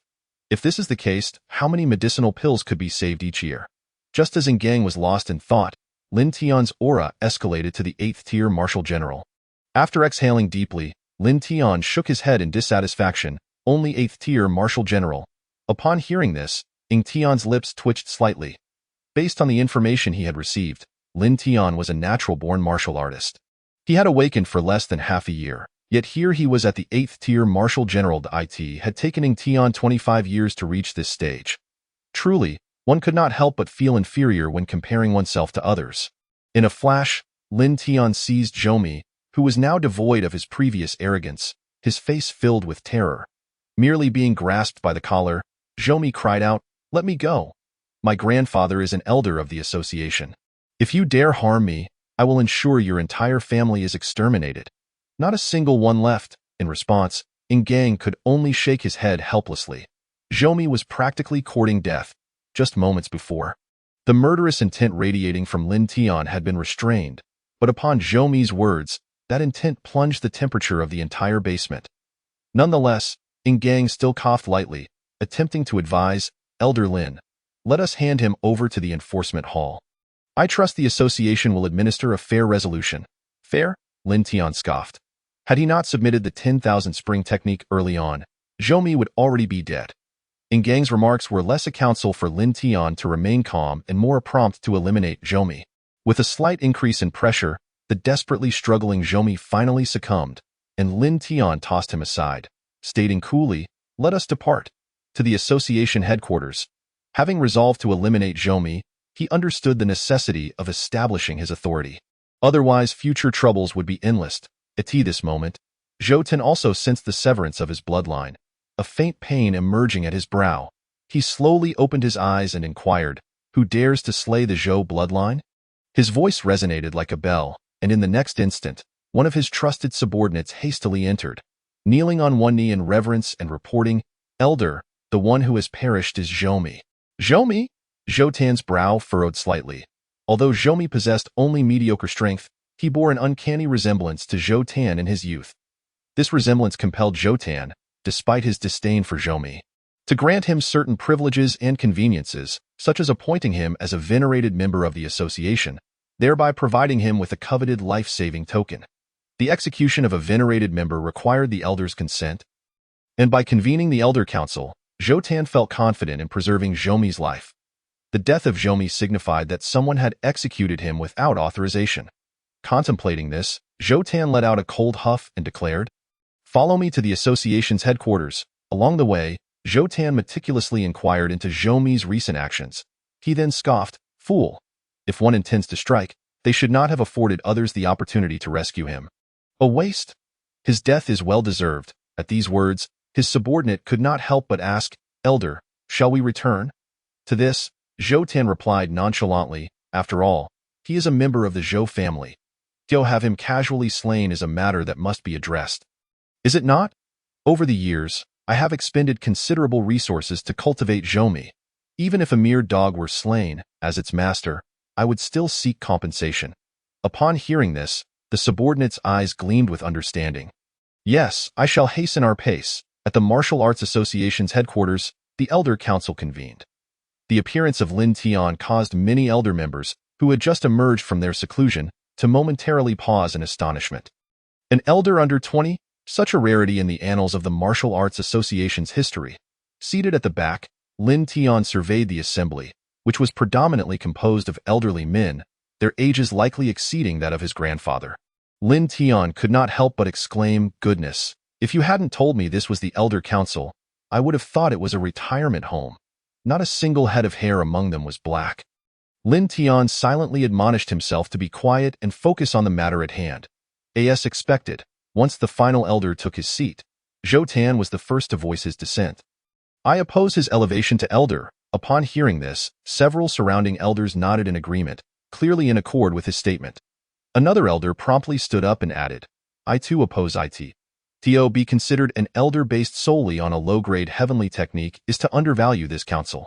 The consensus was palpable, with many agreeing that he should be accorded merely the position of a senior venerated member. As the discourse unfolded, nearly half the assembly turned their attention to Lin Tian, and a subtle smile crept onto Zhou Tan's lips. If Lin Tian's candidacy for elder were to be dismissed, it would simplify Zhou Tan's plans for dealing with him. Let us proceed to a vote, he proposed. According to the rules, if the newly elected elder failed to garner half the votes, his position would be demoted. Observing Zhou Tan's eagerness to expel him from the elder council, Lin Tian allowed a slight smile to form on his lips. Just as he prepared to speak, the grand elder at the center of the assembly spoke slowly. There is no need to rush. Before we vote, let us view a video. With that, a video began to play before the assembly, showcasing Lin Tian enduring the effects of bone-dissolving powder, even consuming an entire vial by the end. The astonishment on the faces of the gathered members indicated that this heavenly technique possessed not only healing properties, but also the ability to enhance one's power while healing. Is this truly a heavenly technique? They murmured in disbelief. Youth, what type of martial artist is this technique suitable for? One elder inquired. No, I should address you as Elder Lin. He corrected himself. The title of Elder Lin solidified Lin Tian's standing. Lin Tian smiled slightly and replied, the cultivation difficulty of the Wan Chunju is not particularly high. Its only drawback is the lack of offensive capabilities. However, I possess solutions for that. This declaration? All attention turned to Lin Tian. I refer to my black skin pigs, he stated. The blood of the pigs can be enhanced with certain materials to yield remarkable effects. I can share the formula with you all and provide piglets. But as Lin Tian paused, the assembly eagerly pressed him. State your demands. Without hesitation, Lin Tian replied, you may have the pig blood, but I shall keep the pork. It was no jest. A single pig was worth 200,000. And even if prices fell in the future, the supply would increase. He needed only to provide the breeding stock and would not be responsible for their care, merely collecting the meat afterward. It would be foolish not to seize such an opportunity. The assembly furrowed their brows, realizing Lin Tian was proposing a no-cost venture. Raising pigs involves 3 essentials: land, feed, and breeding stock. It seemed Lin Tian intended to supply only the minimum breeding stock, leaving the rest to their own devices. The gathered members were wealthy, but money did not come easily. The costs of raising a martial artist were already significant. As they pondered this, all eyes were fixed on Lin Tian, eagerly awaiting his next words. Lin Tian then produced a vial of enhancer and placed it before them, declaring, this is the enhancer derived from purified pig blood, designed to enhance a martial artist's abilities. Moreover, it possesses the potential to awaken latent martial artists, with a success rate of approximately 75%. This revelation, the assembly erupted in excitement. The scarcity of foundational martial artists was a pressing concern, and if the number of foundational martial artists could be significantly increased, the prices of many commodities would plummet. Their breaths quickened. This was a veritable gold mine awaiting their division. Only the Grand Elder spoke calmly. Would you allow me to try it? Please, Lin Tian readily offered, pushing the box of enhancers toward them. One of the enhancers floated gently into the air. After examining it in his palm for a considerable time, the Grand Elder finally removed the cap and injected himself. As he felt the medicinal power spread within him, a slight smile graced his lips as he uttered, indeed. Upon hearing this, the assembly went into a frenzy. At that moment, no one cared about the original purpose of their gathering. All attention was riveted on Lin Tian, who then presented a pig-raising manual, stating, however, the black-skinned pigs must be raised according to the following methods, requiring certain herbs to achieve optimal results. Rest assured, the herbs are not expensive, they are commonplace items. The pork from pigs that had consumed these herbs would also possess some enhancement effects, albeit marginal for martial artists. The primary benefit remained the blood. Of course, once there is an ample supply of pork, you may choose to retain some for yourselves. These matters are open for discussion. Lin Tian's proposal had thoroughly captivated the assembly, solidifying his position as an elder. After spending an entire day detailing the methods for producing the enhancer and the specifics of pig husbandry, Lin Tian finally stood and declared, each family may initially claim 200 piglets from my farm. You may come to the pig farm to collect them. Seeing this, Lin Tian's second-in-command remarked, that's the spirit. The black-skinned pigs will breed vigorously once they have piglets. This will aid in increasing the population of black-skinned pigs in your world. By the way, when do you plan to promote the Taishan chicken? The medicinal eggs from Taishan chickens are also remarkable. To this, Lin Tian replied, of course, I cannot promote them indiscriminately. I must retain some control. First, let us focus on increasing the number of martial artists, ensuring my own safety in the process. With that, Lin Tian stretched leisurely, feeling secure in his position as an elder. Very well, the choice is yours. However, your situation is akin to the progress we made 80 years ago, merely in its infancy. By my calculations, your realm may soon attract the attention of foreign races, within a decade at the shortest and a century at the longest. Curious, Lin Tian inquired, you frequently mention foreign races. What exactly are they? The second in command, clearly reluctant to delve into the topic, chose to evade the question. Upon witnessing the situation, Lin Tian addressed the beggar Lin Tian, who seldom appeared in the live stream, and inquired, by the way, do you still have any cultivation techniques available? Any kind will do. The more, the merrier. I'm not greedy. Observing Lin Tian's message on his phone, the beggar Lin Tian's lips twitched slightly as he typed back, are you out of your mind? Do you genuinely believe that cultivation techniques are as common as cabbages, that you can simply purchase them at the market? While I do possess a fair number of techniques, acquiring them invariably comes with a price. Noticing that the beggar Lin Tian had grown to a similar age as himself, Lin Tian raised an eyebrow and remarked, interesting. You must be about my age, right? It seems the flow of time is quite similar for both of us. Upon hearing this, the beggar Lin Tian finally realized that the disparity in their temporal experiences had diminished significantly as of late. Setting that aside, I have nearly completed the comparison of the materials from before.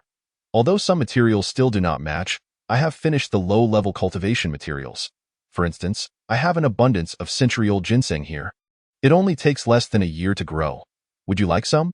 Upon reading this, Lin Tian could not help but exclaim, what the hell? Are you serious? You're saying a century-old ginseng can be grown in just a year? You must be pulling my leg. The beggar Lin Tian rolled his eyes and responded, is there any need for that? All these items were cultivated from the materials you provided me last time. To put it plainly, the seeds I have here might even be pricier than the century-old ginseng itself. Over the years, your century-old ginseng has matured to the level of 1,000 years. Give me a little more time, and I believe I could cultivate ginseng that is 10,000 years old. Upon hearing this, Lin Tian's lips twitched slightly. This was truly a situation where one could be infuriated by the existence of others. My century-old ginseng cost hundreds of thousands, let alone 1,000-year-old ginseng. Those are things that money cannot buy. Just send me some for now. By the way, what do you need in return? The beggar Lin Tian immediately replied. Of course, I have needs. How far along are the updates for the XXX comics on your side? Please send me some physical copies. Also, any ancient poetry or literary masterpieces would be appreciated. I happen to have a scholar here, but not the kind you might think. He is a scholar of the Dao It, seems he is a Confucian Taoist, aspiring to ascend to divinity. Recently, a scholar wished to wager with me. Should I not crush him? Hearing this, Lin Tian was taken aback. Goodness, it can unfold like that. After silently completing the transaction, Lin Tian returned to the company with a truckload of exquisite medicinal materials. Just as he parked the vehicle, his phone began to ring. Looking at the number of missed calls, Lin Tian felt a headache coming on.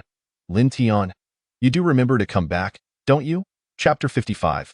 Acquiring land upon seeing the unexpectedly appearing Hualinger. Lin Tian rolled his eyes and said, let us not waste time talking. Help me carry some things. Things? Hualinger frowned, wondering what nonsense Lin Tian was up to. He had vanished for a whole day and now dared to ask her for help? Not a chance, unless you tell me where you've been. With her arms crossed and clearly unwilling to budge, Lin Tian lightly tapped her forehead and urged, hurry up and help. These are all valuable items. If others find out, you won't get any. Hualinger pouted skeptically. What could possibly be so valuable? Besides, we have money now. Century-old ginseng. Just those 4 words made Hualinger spring into action, swiftly transporting all the items to her office. She locked the door and began to examine each one eagerly. Century-old ginseng? You're actually serious. Hualinger looked at Lin Tian in disbelief, knowing that even century-old ginseng comes in varying qualities. The one before her had roots as delicate as hair, densely packed like a brush. This was at least 3 grades higher than their family's prized century-old ginseng. It was something that money alone could not procure. Without a second thought, she cradled it in her arms, declaring, "I'll take this." Lin Tian shrugged, indifferent.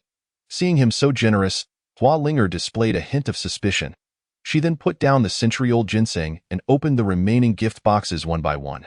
10,000-year He Shou Wu, 7-colored snow lotus, 4-colored black gold grass. What is this? As she examined a bright red fruit, Hua Linger frowned. Lin Tian took it, broke open its skin, and explained, "Oh, this is a dragon fruit I bought. Meant to quench thirst. I was just wondering why I couldn't find it earlier." Rolling her eyes at Lin Tian, Hua Linger resumed opening the remaining boxes. Premium musk, such a large deer antler. Wait, this is deer velvet? How could it be so massive? It's even thicker than ivory. Observing Hua Linger wobbling with the antler, which was larger than her thigh, Lin Tian rolled his eyes and remarked, "If you can't carry it, don't force it. Take what you like and leave the rest at the company. Stop flaunting your milk tea every day. It's embarrassing." The big boss showcases premium green tea or private antique collections, while your cabinet is filled with instant noodles and milk tea cups. After giving Lin Tian a disdainful glance, Hua Linger retorted, "I have no interest in displaying such things in the office. They old-fashioned and inedible. Just place them in the VIP room. It suits me better there. By the way, your timing is perfect. The application for the pig farm has come through. It seems they are going to allocate that central plot to us." Upon hearing this, Lin Tian smiled slightly, then shook his head and said, "No, we don't want it." "Huh? Don't want it?" Hua Linger looked at Lin Tian in confusion, struggling to comprehend why he would turn down such an opportunity. That central plot was 3 times larger than the land they currently controlled. If it fell into the hands of Situ Qingshan and his group, their scale could potentially quadruple. Wouldn't that mean disaster for them? Seeing her reaction, Lin Tian smiled and replied, "You needn't worry about that. Just trust me. By the way, is the meeting scheduled for the afternoon?" "Yes, but are you sure it's okay? We have so much money on our accounts now. We needn't fear the C2 family." Lin Tian merely smiled faintly, choosing not to elaborate further. In the afternoon, within the conference room, C2 Qingshan looked at Lin Tian with an air of confidence. "I didn't expect you to show up for this public tender. What's the matter? Is Linger not here? Afraid of failing the tender, so she is hiding." At that moment, the most awkward ones were the small companies that had come merely to accompany the event. The C2 family needed no introduction. Everyone knew it was a prominent family in the capital. The newly established company, Wanwu Yuling, was also not someone they could provoke. Each person lowered their heads, fiddling with their phones, their thoughts unknown. Soon, Zhang Jing and his team entered the conference room. This tender was merely a formality. The only ones capable of acquiring this land were Lin Tian and C2 Qingshan. Skipping over the other small companies, Zhang Jing looked at the two and asked, "What are your proposals?" Judging by the successful outcomes, he was clearly more inclined toward Lin Tian. The potential of the black pigs far surpassed that of foreign breeds. However, due to pressure from above, he had to include C2 Qingshan. Otherwise, he could have directly appointed Lin Tian. Si2 Qingshan stood up, smiling brightly, and declared, regarding tender Y564565, "Our group has decided to add an additional 5 billion. Along with the construction of a breeding pig gene research base here, we have already engaged foreign expert teams in this field, who can move in at any time. This will also allow us to contribute gene editing talents to the country." One could not deny that C2 Qingshan was indeed formidable. Breeding pigs was far beyond mere pig farming. Upon hearing his words, Zhang Jing's expression darkened. In a wonder, there was pressure from above. They aimed to establish a top-tier breeding base for pigs nationwide. In light of this, Zhang Jing could not help but glance at Lin Tian. If this were to happen, the advantage of Wanwu Yuling would vanish almost instantaneously. After all, no matter how expensive your pigs are, they could never compete with the ordinary pork that billions of people nationwide demand. After explaining his plans, C2 Qingshan confidently sat down, then provocatively glanced at Lin Tian, saying, "It's your turn." In response, Lin Tian did not look at Zhang Jing but curiously asked C2 Qingshan, "With such a setup, do you still have any funds left?" "What is it to you?" "Oh, then it seems you probably don't have much money left." In response, C2 Qingshan could not help but let out a cold laugh. "Money? Once the base is established, it can be used as collateral. What amount could possibly be out of reach? Furthermore, with this, he would completely suppress Lin Tian in the pig farming industry and conveniently become the leading figure in the national pig farming sector."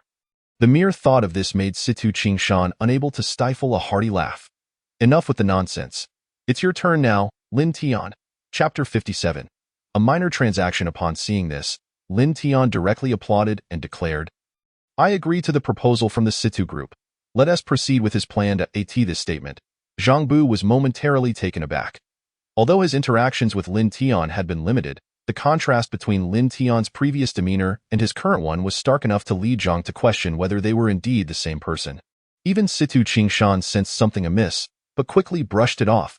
The Wanwu Yuling Company might have profited significantly from selling pigs this time, yet their expenses were undoubtedly considerable, especially after they had indulged in lavish purchases for the annual meeting. And what good does it do to excel in gaming if it cannot rival the profits from pig farming? Once he secured this deal, the family's wealth could increase by over 30%. And when the time came to propose marriage, he would not fear any objections from the Hua family. Barring any unforeseen circumstances, Situ Qingshan was poised to acquire full ownership of the intermediary land. Just as Lin Tian was about to leave, Zhang Bu approached him with a question. Aren't you raising pigs anymore? Of course, I am, Lin Tian replied.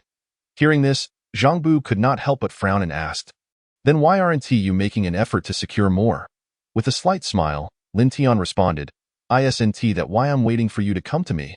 Upon hearing this, Zhang Bu felt as if he had been duped. The next moment, Lin Tian cheerfully continued, I recall there are quite a few vacant mountainous areas in your jurisdiction, right? But those places are either remote or lack access to water and electricity, and the roads are hardly navigable. This, Lin Tian laughed and said, It's fine. I raise my pigs free range. They aren't picky. Indeed, aside from the Heishan pigs, Lin Tian had yet to encounter any livestock as easy to rear. Even the black-skinned pigs would graze on grass, leaves, and bark when food was scarce. Their appetite and dental prowess were remarkable. Naturally, regarding investment costs, he hoped the government would grant him some green lights. Considering these were all remote areas, lacking in resources, it would be best if they could also provide some subsidies. Upon hearing this, Zhang Bu quickly covered the young man's mouth, thinking to himself, Good heavens! If this continues, I might end up having to raise pigs for this kid. He immediately interjected, Enough. Enough, I will apply for the subsidies. So don't say any more. I will provide you with certain green lights in other areas. But everything must be legal and compliant. Is there anything else? Lin Tian inquired, puzzled. Zhang Bu hesitated, then sheepishly asked, Do you have any sample pigs? We need some stock on hand for me to justify to my superiors. I am not saying this just because someone at home is craving it. Hearing this, Lin Tian chuckled, understanding the implications.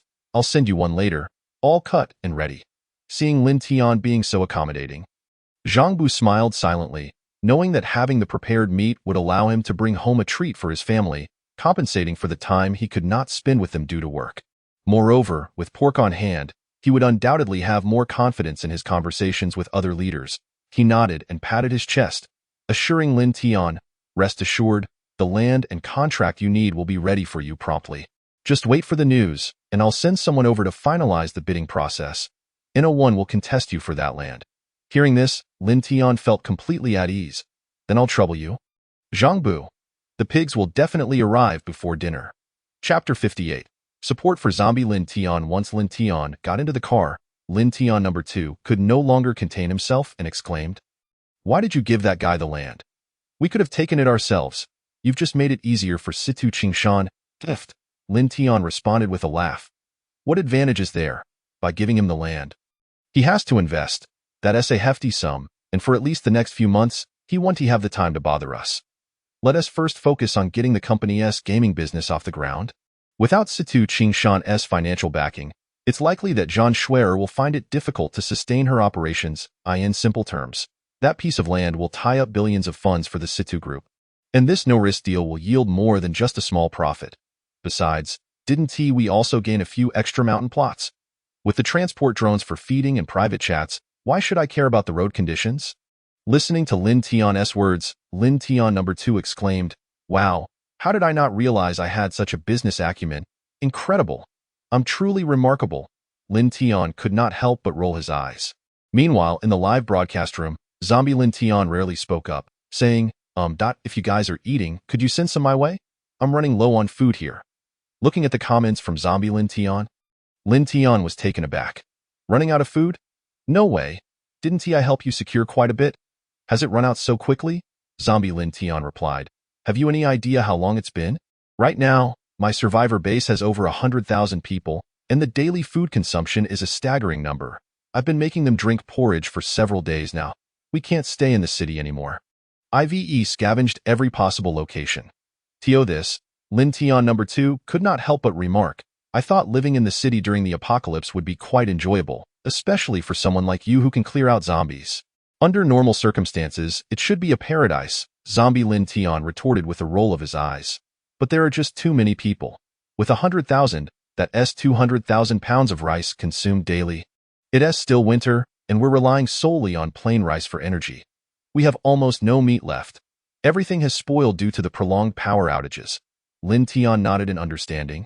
I get it. I'll arrange something. Lin Tian number 2 added. I'll also go buy some rice and cured meat, things that can be stored well for you. Should I give you some gold? He asked.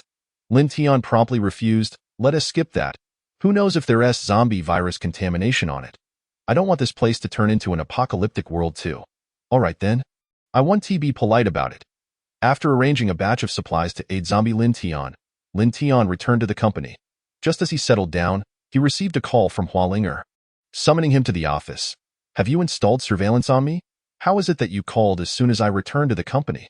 In response, Hualinger rolled her eyes and said, We need to hire more people this afternoon. The company is short-staffed, you're in charge of it. Don't think you can pass the work to anyone else. We're all swamped, and you're the most free. Her words effectively closed off any escape for Lin Tian. Chapter 59. Xia Qianqian, fine.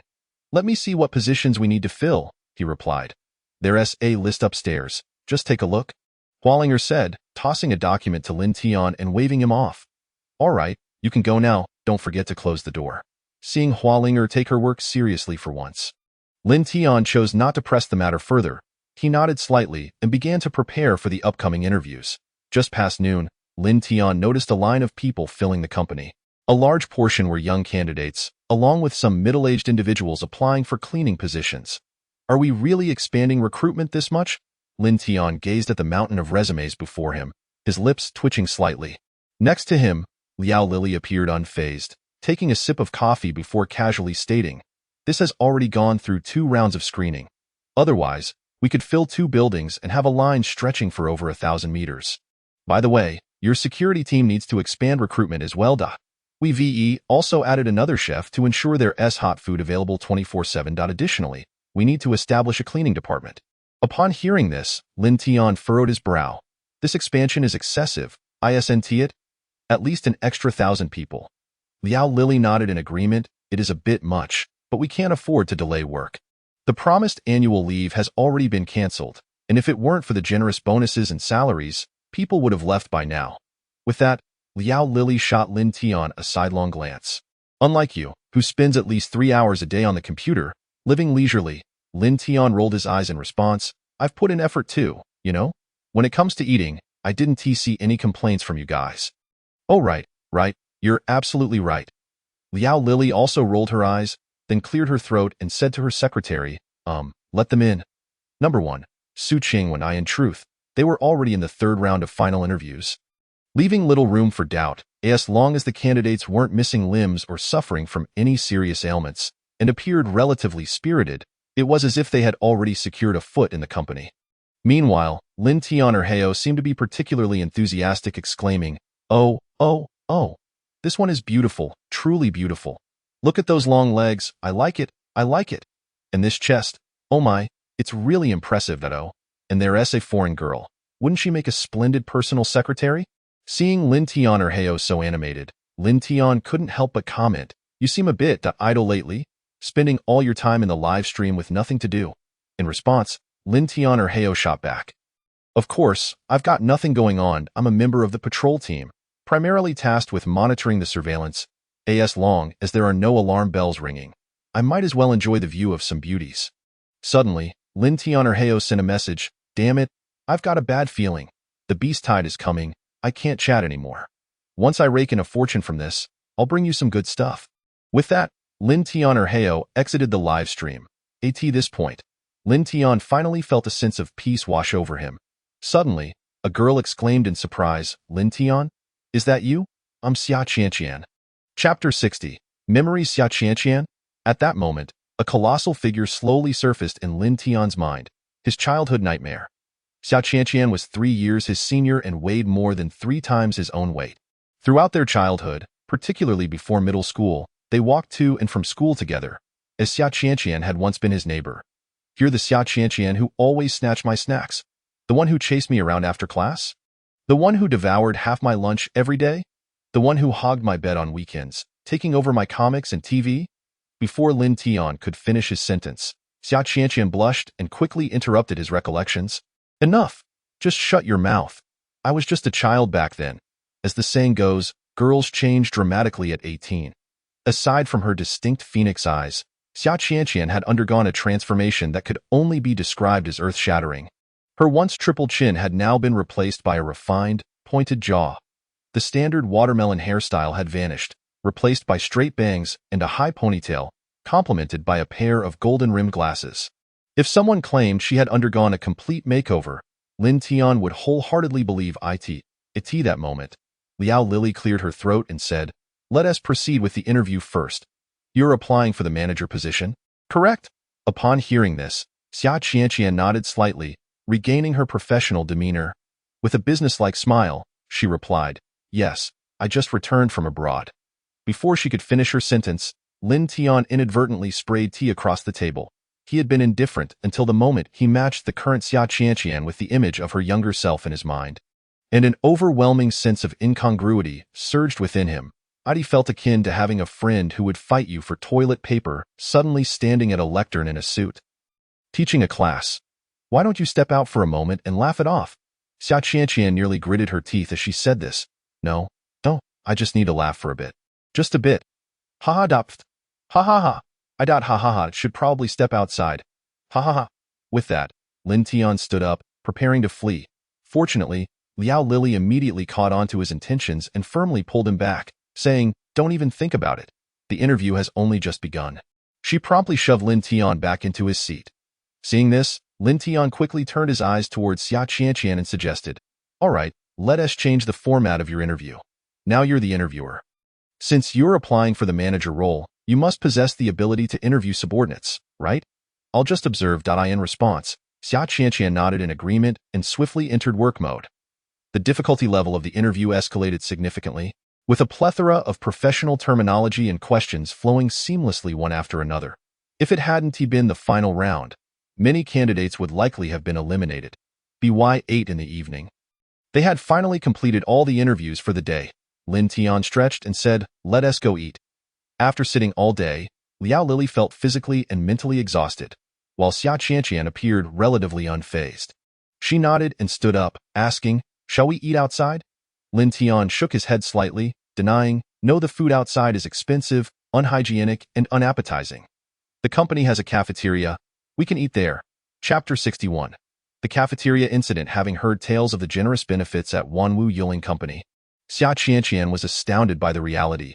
Gazing at the entire floor dedicated to the cafeteria, she was momentarily taken aback. All of this, the cafeteria? Noodles, desserts, hot dishes, cold dishes, practically everything one could wish for. The moment she entered the cafeteria, a rich aroma enveloped her senses. Xia Qianqian could hardly believe her eyes. Even the top companies abroad would likely hesitate to provide such lavish meals for their employees. Noticing Xia Qianqian's astonished expression, Lin Tian chuckled, "There's no need to be so surprised. As a manager, you also enjoy door-to-door service. Just send a message on the intranet, and someone will bring food to your office." Just then, Lin Tian's words were interrupted by a figure who excitedly squeezed through the queue, shouting, "I got it!" Witnessing this scene, Lin Tian's lips twitched slightly. He approached and snatched the special cake from Hualinger's hands, promptly placing it into Xia Qianqian's hands, saying, "Of course, some exclusive items require you to queue yourself." With that, Lin Tian turned to the visibly guilty Hualinger and remarked, "I was wondering why you seemed so serious today. Turns out you were secretly queuing for cake? Stand still. Do you realize I've been sitting here for half the day? We just got to eat now. You seem quite leisurely, huh?" Faced with Lin Tian's questioning, Hualinger slightly turned her head away, adopting an expression that screamed, "I've been caught, but I refuse to admit defeat." She couldn't help but sneak a glance at the special cake in Xia Qianqian's hands. which was the only flavor she hadn't tried yet, the vanilla mixed with strawberry watermelon flavor. And yet she still dared to look. Go get your food properly, Lin Tian instructed, before finding a spot to sit down. Seeing this, Liao Lily shook her head in resignation, realizing that only Lin Tian could keep Hua Linger in check. As Xia Qianqian sat down, she gazed at the cake in her hands. Although she had abstained from sweets for nearly 2 years, the cake's adorable design made it irresistibly tempting, and she suspected it would taste delightful. After a moment of hesitation, Xia Qianqian asked, "Can I really eat this?" Hearing her question, Lin Tian promptly replied, "Go ahead." Leaving it would just be a waste. Just as Lin Tian expected Hua Linger to be merely putting on an act, she returned to find her plate empty, and her world crumbled. Mengwai cake. I waited in line for 2 hours to get this. In response, Xia Qianqian felt a twinge of guilt. She hadn't realized it took so long. "Little sister, I'll compensate you." "How much was it?" On the side, Lin Tian casually interjected, "She is the boss. What is there to compensate? The entire cafeteria belongs to her. There is nothing to worry about." This. Xia Qianqian was left utterly dumbfounded. The boss? She recalled having looked up the company's owner, who was said to have long hair, exquisite features, and an unparalleled beauty, exuding an elegant aura.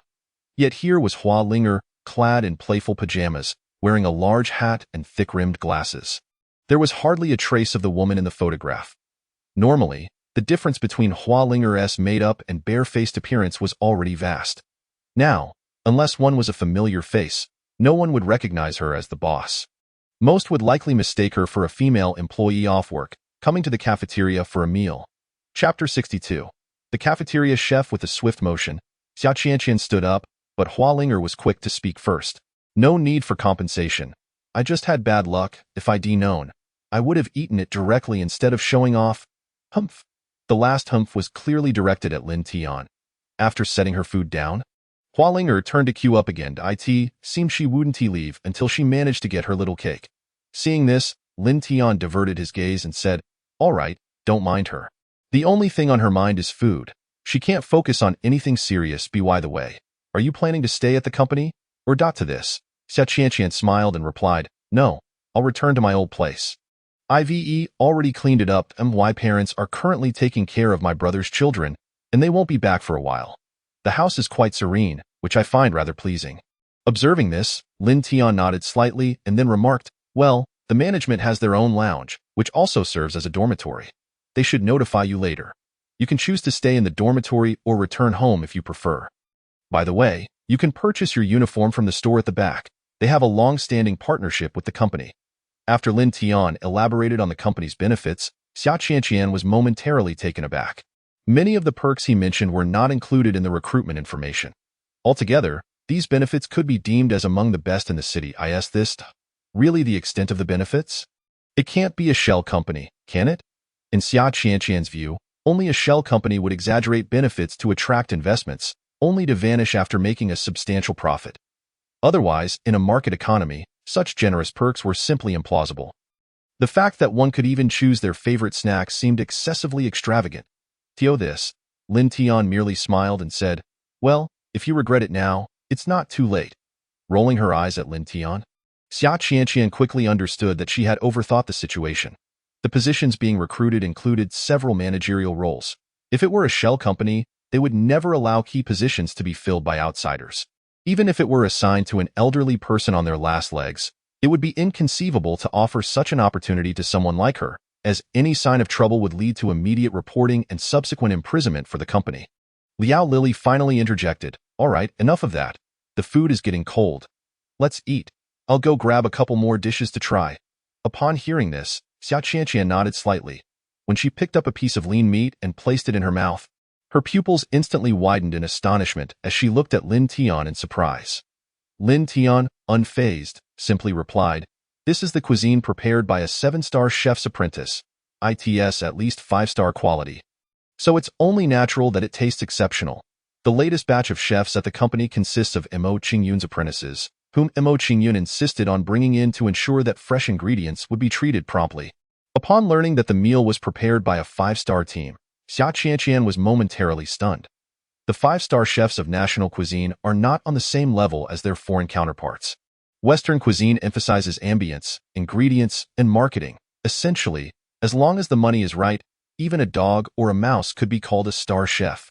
National cuisine, however, is entirely different, with its 8 culinary traditions, each with its own merits and countless seasonings. Isn't this a bit extravagant?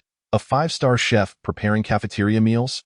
To this, Lin Tian calmly disclosed an even more shocking piece of information. Every Monday, a 7-star chef will also come in. If you wish to savor exquisite dishes, be sure to arrive early for lunch. 7 stars. 7 stars.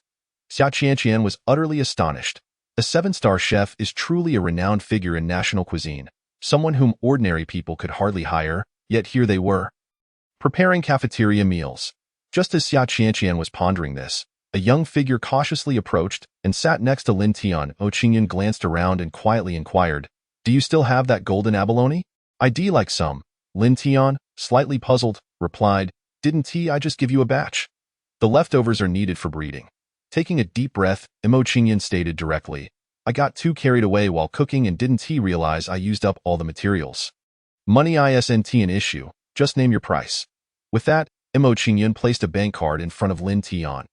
After glancing at the card, Lin Tian did not reach for it, but instead took out his phone from his pocket and sent a message. He then put his phone away and nodded, saying, "All right, you can drive to pick it up. And while you're at it, grab some chickens and eggs. There's a batch ready for consumption. I'll have someone deliver the eggs to you later." Hearing this, Qingyan excitedly grasped Lin Tian's shoulder, exclaiming, "Really? Thank you so much." This interaction immediately drew the attention of others, and soon a group of girls came sprinting over. "Chef Qingyun, desserts, desserts, don't run away. Chef Qingyun, let us chat." Qingyun, typically not one for words, was essentially unable to refuse. Each time he made an appearance, he was promptly ushered into the kitchen by a gaggle of eager young women who wanted him to prepare desserts. Consequently, he now sneaked into the company.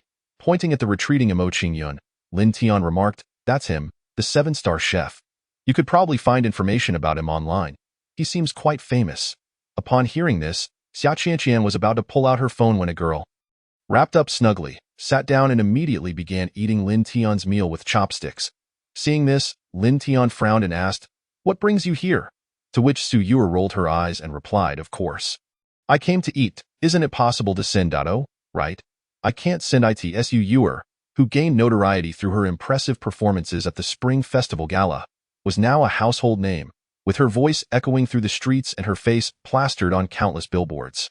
Lin Tian, noticing her fame, teasingly asked, "So, what's it like being a big star?" With a sigh, Su Yue retorted, "What's so great about it? Every time I appear, it becomes a disaster." With that, she turned her head to avoid the gaze of a passing employee. Once she confirmed it was safe, she took a bite of her meal and continued, "Yesterday, while shopping for clothes, I was trapped in the mall for a solid 10 hours. In the end, it was Aunt Luo who had to call the police to rescue me." Lin Tian chuckled and said, "Well, that's what you get for not being cautious when you go out. The big star must carry themselves like one. I'll have someone arrange some bodyguards for you." To this, Su Yue rolled her eyes again, saying, "Forget it. I just want to sing and occasionally attend events."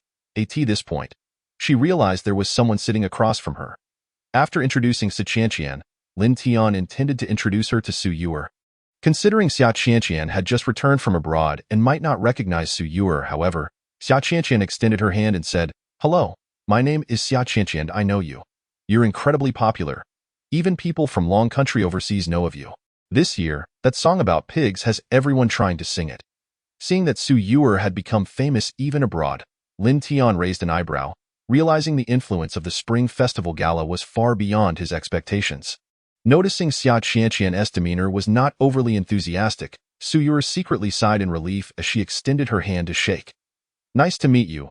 At this moment, Liao Lily returned with a few more dishes, seemingly unfazed by Su Yue's presence. After placing the food down, she quietly suggested, "Should we arrange for a private room? After all, it's not very convenient for our big star to dine here." To this, Lin Tian responded, "Don't ask me about that. Let Linger arrange it." After finishing their meal, Lin Tian drove Xia Qianqian home, as he hadn't visited his parents in quite some time. He felt it was only appropriate to check in on them and pick up some clean clothes. As soon as he opened the door, he heard his mother's voice, "Oh, you little rascal. You know how to come home? I haven't seen you during the new year. Have you grown wings? Hearing the sounds of cooking in the kitchen, Lin Tian furrowed his brow, thinking that troublesome Linger must have known he was back and was preparing food for him. Sure enough, his mother soon called out. Linger said she wanted to eat my signature dish. I've made it, and you can take some to work tomorrow. By the way, you'll never guess who came back. The chubby girl from next door who used to make you cry as a child. Qianqian. She's really transformed. Now she's tall, slim, fair, and beautiful. I nearly didn't recognize her when I bumped into her this morning. This, Xia Qianqian, who had followed Lin Tian to visit, wore an awkward yet polite smile. It seemed she had been quite the standout in her childhood. Lin Tian, helpless, called out, "Mom! Qianqian is right behind me." Upon hearing this, Lin's mother was taken aback, quickly putting down her spatula. She rushed out to take a look at Xia Qianqian, bursting into laughter. "Ha ha, Qianqian, you're here? Have you eaten? Would you like to try some of Andy's signature dishes? You used to love my braised pork. This is top-quality pork, raised by that little rascal at the company. This new year, one pig costs over 200,000. I saved a large piece of pork belly, which must be worth at least tens of thousands. Would you like to taste it?" Upon hearing this, Xia Qianqian became intrigued. Although she had slimmed down, her appetite had not diminished. She hadn't had much to eat during her first meal at the company, and now that she was among familiar company, she would naturally not hold back that moment. She responded with a smile, saying, "Thank you, Auntie. Shall I lend a hand?" No, she replied. "You go to the living room and keep your uncle company while watching television. I will take care of this shortly." As she spoke, Lin Ma cast a reproachful glance at Lin Tian, her eyes seemingly expressing her discontent. "Xiao Xiao has arrived, and you couldn't even remind me sooner?